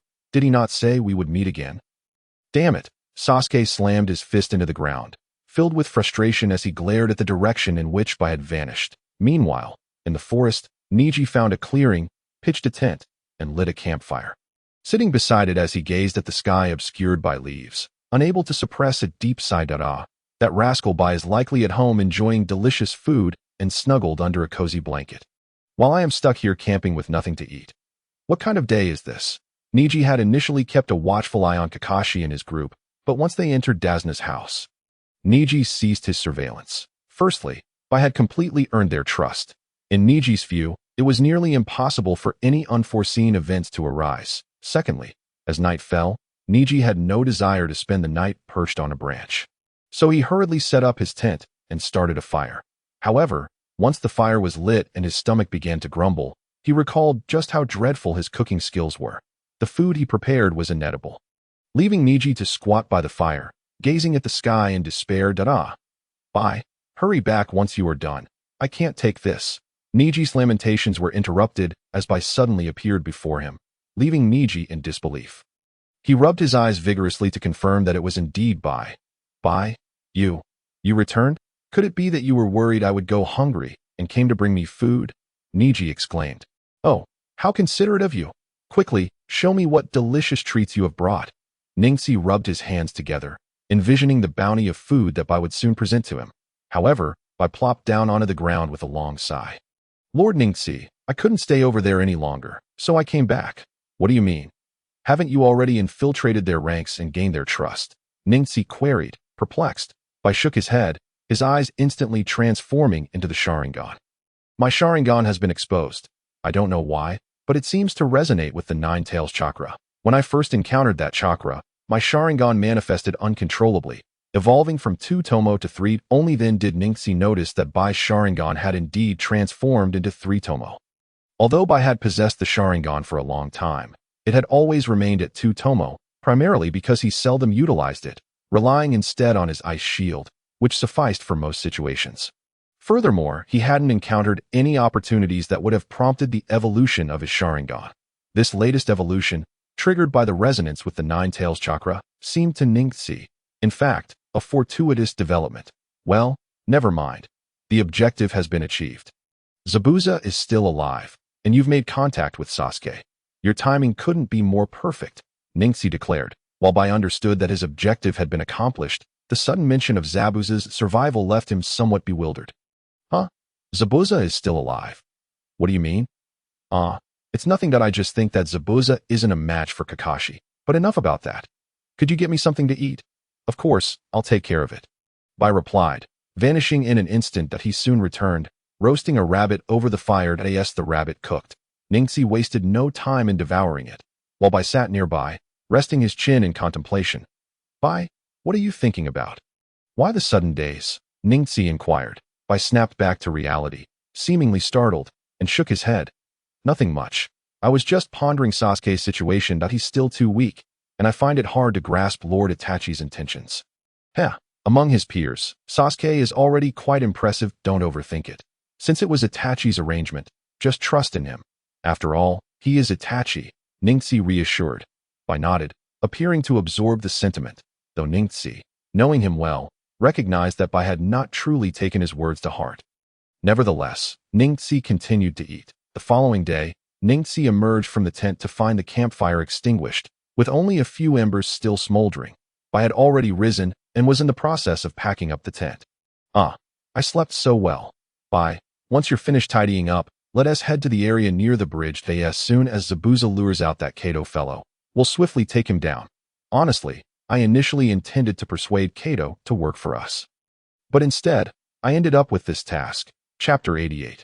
killing Kato even after a month had passed. Ningxi remained preoccupied with the matter of Kato, growing increasingly incensed and feeling at a loss. Yet, there was little he could do, considering he had been the one to approach Kato. After all, Kato was no virtuous individual. It was best to eliminate him swiftly in the woods near the bridge. Ningxi reclined leisurely on a branch while Bai, with his Sharingan activated, gazed toward the bridge, awaiting Kakashi's arrival along with Zabuza. Before long, Kakashi and his team entered Bai's line of sight, perhaps due to their recent victory over Zabuza. They were not particularly on guard. Just then, a thick fog enveloped the area, heightening everyone's tension. Last time, that pesky interference prevented me from facing you properly, Kakashi. Now, let us have a proper duel. Zabuza's voice echoed through the mist, sounding as though it originated from all directions, making it impossible for anyone to pinpoint his location. Naruto, Sasuke, Sakura, protect Mr. Kato. This guy is troublesome, Kakashi commanded, gripping a kunai tightly as he activated his Sharingan, attempting to locate Zabuza. Suddenly, Kakashi felt a chill run down his spine. He turned sharply to find Zabuza had inexplicably appeared behind him, his executioner's blade descending. Clang! Kakashi barely managed to parry the strike with his kunai, his hand trembling under the pressure of Zabuza's blade, indicating that he could not hold out much longer. The legendary Kakashi isn't all that impressive after all. Is this truly your strength? Zabuza taunted. Kakashi, summoning all his strength, pushed Zabuza's blade away and quickly distanced himself, breathing heavily as he glared at his opponent. Zabuza, why are you still alive? I may not know what that guy is thinking, but do you really believe that Bai is on your side? How naive. Zabuza charged at Kakashi again, who was quick to respond by forming hand seals. Earth style, earth wall. A wall of earth rose to separate Zabuza from Kakashi. Yet Zabuza's momentum did not falter.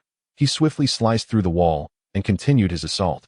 Kakashi engaged Zabuza in close combat. Meanwhile, Bai's gaze shifted from the battlefield to the unfinished bridge. Lord Ningxi. It seems there are several individuals gathering beneath the bridge. Kato should be among them. Ningxi immediately sat up, his eyes glowing red as he surveyed the scene. Just as Bai had indicated, dozens of figures were assembling on the bridge. The foremost among them a short, plump man. Ningxi swiftly donned a prepared mask adorned with a sly smile and stood. Bai, you sneak over and handle the situation there. I'll ensure Zabuza remains secure. After all, he is working for me this time. Understood, Bai affirmed, vanishing from the branches as Ningxi focused his attention back on the battlefield. In the ensuing close combat, Kakashi initially managed to hold his ground against Zabuza. However, as time passed and the weapon disadvantage became apparent, Kakashi began to falter. Seizing an opening, Zabuza struck Kakashi's shoulder with his blade. Now, Zabuza's triumphant declaration was abruptly cut short as Kakashi transformed into a cloud of white smoke. Zabuza, taken aback, heard Kakashi's voice ringing from a distance, summoning. Earth style, tracking Fong technique. Several ninja hounds burst forth from the ground, seizing Zabuza's limbs and rendering him immobile, regardless of how fiercely he struggled. Shadow clone. When did he? Was it during the earth style technique? How careless of me. Zabuza lamented, casting a begrudging glance toward Kakashi, who was gradually emerging from the mist, holding a crackling orb of lightning. Zabuza, though I know not why Bai spared you. This time you shall have no opportunity to escape. Kakashi charged at Zabuza, his Raikiri aimed directly at his chest. Just then, Ningxi unexpectedly appeared between Kakashi and Zabuza. An invisible force emanating from him. Sizzle. As the Raikiri drew within half a meter of Ningxi, it was halted by an unseen force, rendering Kakashi's efforts in vain as the jutsu refused to advance. How is this possible? Who are you? Kakashi exclaimed in disbelief, his understanding of the situation clearly eclipsed. Ningxi, however, paid him no heed and turned his attention to Zabuza. That you've done well. Kato has emerged. Zabuza exhaled a sigh of relief. Glancing at Ningxi with trepidation, if you hadn't arrived, I might have truly perished. I cannot fathom why you chose to go through such lengths. Although Zabuza was unaware of Ningxi's reasoning, the fact that Ningxi had donned a mask indicated that he did not wish to reveal his identity just yet. Thus, Zabuza refrained from uttering Ningxi's name.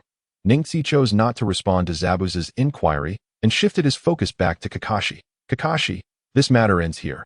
Zabuza will no longer obstruct you, and your mission has been successfully completed. Who are you? What is your purpose in appearing here? Kakashi remained vigilant, his stance still poised for battle despite having witnessed Ningxi's strength et that moment, materialized beside Ningxi, holding the frozen form of Kato. Sir, this is Kato. As per your orders, he is now deceased. Well done. So, Kakashi, can you now cease your actions? Neji cast a glance at Kato before turning his attention back to Kakashi. Kakashi examined Kato, then glanced at Haku. And finally at Neji, his gaze filled with astonishment and confusion, seemingly at a loss regarding the situation. What exactly is happening? Haku, is this the esteemed individual you spoke of? Is he the one who bestowed upon you the Sharingan?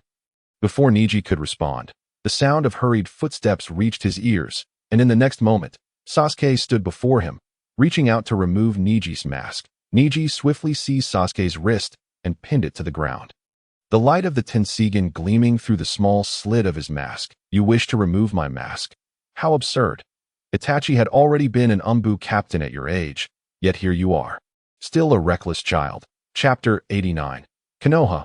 I have returned. Neji's words caused Sasuke's eyes to immediately morph into the Sharingan. As if provoked, he struggled violently. You know Itachi, don't you? Where is he now? Tell me quickly. Boring. Neji kicked Sasuke away and redirected his gaze back to Kakashi, who hesitated for a moment before ultimately deciding to release Zabuza. Regardless of the circumstances, you have assisted us in completing our mission.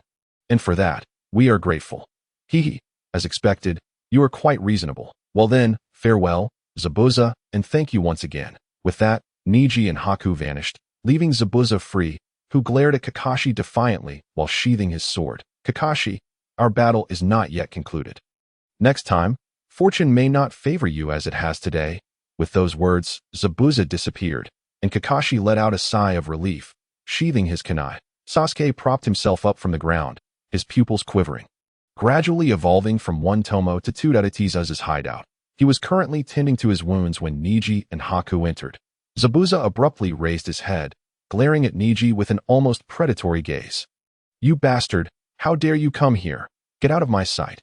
In his fury, Zabuza hurled the bandages in his hand towards Neji, who caught them and handed them to Haku, a beaming smile on his face as he approached Zabuza.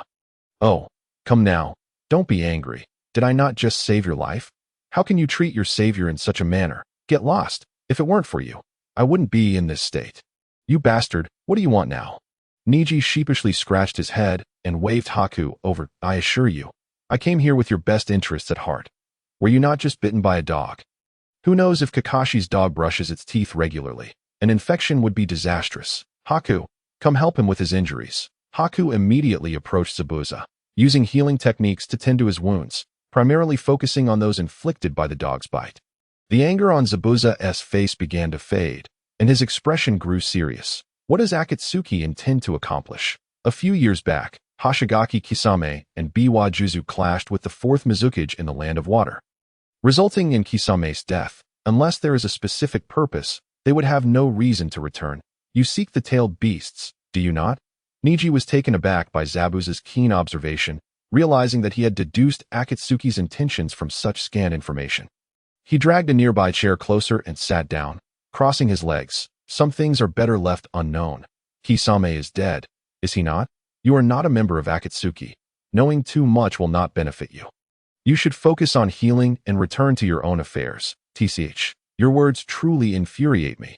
You traveled all the way to the Land of Waves just to kill a wealthy merchant. No wonder Akatsuki has such a poor reputation. Neji reclined comfortably in the chair, showing no concern for Zabuza's opinions on Akatsuki's reputation. While I do not contest your claim about our reputation, I must clarify that our original target was not Kato. We intended to head to Konoha. However, since the time was not yet ripe, we decided to enjoy ourselves in the Land of Waves instead. I had already mentioned that we were here on holiday. Though Neji's words were not entirely truthful, at least 80% of them were. Yet Zabuza perceived this as mere camouflage for their true intentions, rendering it utterly untrustworthy that I care not what your intentions are. Just do not show your faces before me again. Neji shrugged, rising to his feet, as Haku, who had been treating Zabuza, also stood. Lord Neji, the treatment is complete. We can set off now. Set off. I have awaited this day for so long. It feels surreal that so many years have passed and Neji's eyes lost focus. a gentle smile gracing his lips as he sank into memories. "Are you departing already?" Zabuza's voice interrupted Neji's reverie, causing his expression to darken, and his lips twitched involuntarily. "You did that on purpose, didn't you? I rarely get the chance to reminisce about my beautiful childhood. And you can't even read the atmosphere when speaking? Are you intent on throwing me a farewell ceremony?" Though Neji's strength far surpassed Zabuza's, their time together had granted Zabuza some understanding of Neji, leading to a more casual demeanor in his attitude. "Since you are leaving today, I must celebrate with my subordinates tonight. As for your childhood memories. Huh. You're still just a kid, aren't you? You. Very well. Zabuza, you have some nerve to mock me like that. We shall see. Haku, let us depart." Neji realized that continuing to argue with Zabuza would only lead to his own detriment, so he decided to leave with Haku.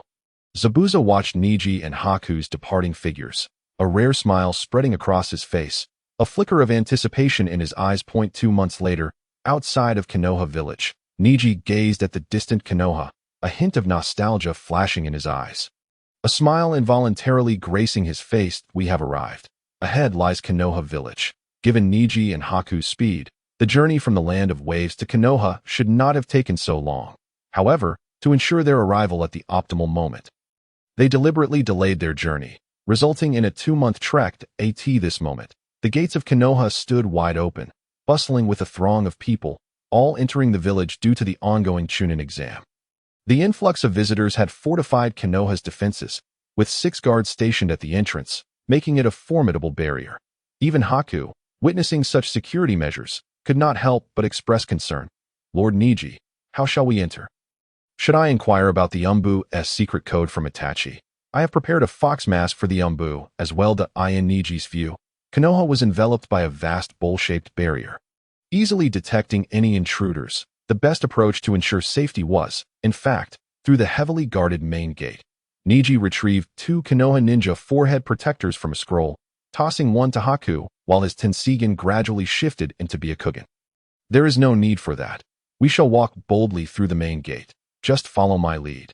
Neji donned the remaining forehead protector on his head, excitement illuminating his expression. "Konoha, I have returned." Chapter 90. Entering Konoha at the entrance of Konoha village, Neji and Haku melded into the crowd. Haku remained vigilant, uncertain of the situation, while Neji appeared utterly relaxed, occasionally glancing around with curiosity.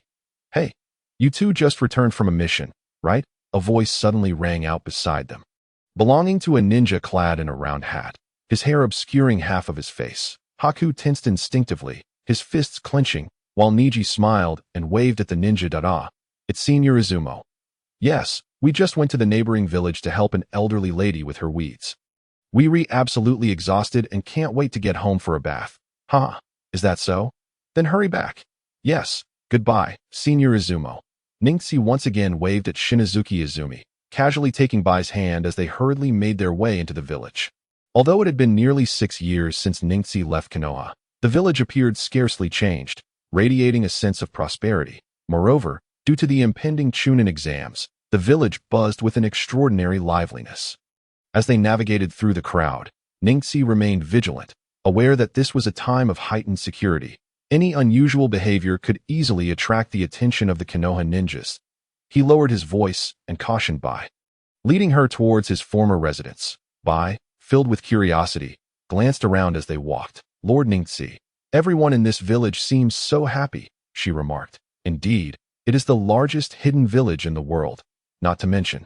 The third Hokage has always done well in terms of public welfare, though he is now rather aged," Ningxi replied, a hint of nostalgia in his tone.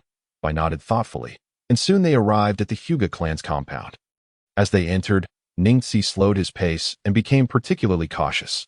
Perhaps due to the Chunin exams, the compound was notably less populated, with most residents absent. Upon reaching the door of the small abode where Ningxi once resided, he retrieved a key he had nearly forgotten and unlocked the door that had been shut for years. The interior remained unchanged since his departure, with thick layers of dust on the floor and furniture indicating its long-term vacancy. As he stepped inside, a musty odor greeted him, and the dust stirred, causing him to cough as he quickly covered his mouth and nose. "Cough, cough. It seems I'll need to do some thorough cleaning before staying here," he mused. Bai immediately began to observe her surroundings, Her eyes wide with curiosity. Is this really the place where Lord Ningxi once lived? It looks rather nice, she commented. Ningxi closed the door and sat down heavily on a dusty chair after blowing off some of the accumulated dust. Ah, yes, living here was indeed quite pleasant. He reflected. Bai's gaze fell upon a bento box on the table. Hey, was this the box you used to eat from, Lord Ningxi? She inquired. Ningxi followed her gaze, a tender glimmer appearing in his eyes as a smile crept onto his face. Ah, that box was used by Tian Tian, who would bring me meals every day. That we have been close since childhood. She loved coming to play with me. Later, when she started school and I was reluctant to attend, she worried I would go hungry at home, so she prepared 2 bento boxes daily, one for me in the morning and one for herself. Was she very sad when you left, Lord Ningxi? Bai asked, and Ningxi's mind flooded with memories of their reunion, guilt gnawing at his heart. Indeed, I imagine she was heartbroken upon hearing that I was captured by Itachi. She is quite a soft-hearted person. Bai, noticing the fleeting sorrow in Ningxi's eyes, quickly shifted the topic. One of our purposes for coming here is to bring her back. Yes, this time I will ensure she does not suffer any sorrow. Not at all. Ningxi's gaze was resolute, but just then, voices from outside interrupted their conversation. Hey, why do I feel like there's someone in this house? Get out of here. Are you hallucinating? This is the residence of Hyuga Ningxi. No one has lived here since the Uchiha massacre, so how could anyone be here? But I really... The voices grew closer, and Ningxi furrowed his brow, his eyes glowing red. Soon, he heard the anxious voices of the 2 outside. Hey, there's a strange figure over there. Did you see that? Ah, that person is trying to escape. We must pursue. The Chunin exams start the day after tomorrow, and we cannot afford any risks, as their voices faded into the distance. Ningxi exhaled deeply, the crimson light in his eyes gradually dimming. Choosing to stay here was certainly not the wisest decision. Thankfully, I can use my Sharingan to deceive them. Bai, we must leave. We cannot linger here any longer. Understood. Ningxi and Bai swiftly exited the Hyuga compound and made their way towards the Forest of Death. Once they left the compound, both Ningxi and Bai were eager, but as they entered the bustling streets, they returned to a more relaxed demeanor, strolling nonchalantly without attracting any attention. Within the Forest of Death, they found a hollow in a tree to rest. Lord Ningxi, this forest seems more perilous than an ordinary one. I have encountered no less than 10 venomous insects along the way, Bai remarked. Having spent many nights in forests and often foraging for food, Bai was quite familiar with such environments. Ningxi shrugged and chose a dry spot to sit, starting to construct a rudimentary campfire. Of course, this forest is aptly named the Forest of Death, and it is also one of the venues for the Chunin exams. How could it not be dangerous? However, for us, it is manageable. Bai nodded in understanding, but suddenly, her gaze sharpened. She flicked her wrist, sending 3 ice needles flying, which pierced through the gaps between trees and pinned a centipede over 1/2 meter long to a trunk. Lord Ningxi, should we try eating that tonight? Bai pointed to the centipede to ensure Ningxi understood what she meant. Without a moment's hesitation, Ningxi threw a card at the centipede, which instantly transformed into a bolt of lightning, reducing it to charred remains. Are you joking? That thing is poisonous. Even if it weren't, I wouldn't be able to stomach it. Chapter 91. The exam begins. Watching the centipede sizzle, Bai's eyes glimmered with a hint of regret. But Lord Ningxi, so far, I have only discovered these insects in the forest. That a creature of that size, if handled carefully, could provide some sustenance. This is quite wasteful. Go away. What if we get poisoned? After years of battling, I would find it utterly humiliating to meet my end at the hands of a mere insect. There must be food in this forest. The second stage of the Chunin exams lasts 5 days. If we can't find anything here, wouldn't all the participants starve? Besides, you heard back in the house. The exam isn't starting for another 2 days. If we cannot fight, we can always return to the village to buy some food.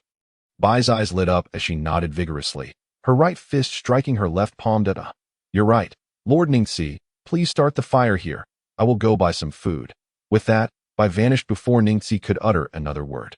Ningxi sighed in resignation and continued building the campfire. Before leaving Konoha, Ningxi's wilderness survival skills were nearly non-existent, but now they had significantly improved, albeit limited to making fires and setting up tents. As night fell, Ningxi successfully lit the fire and erected the tent, just as Bai reappeared, carrying 3 large bags filled with supplies. Enough food for at least half a month for Ningxi alone.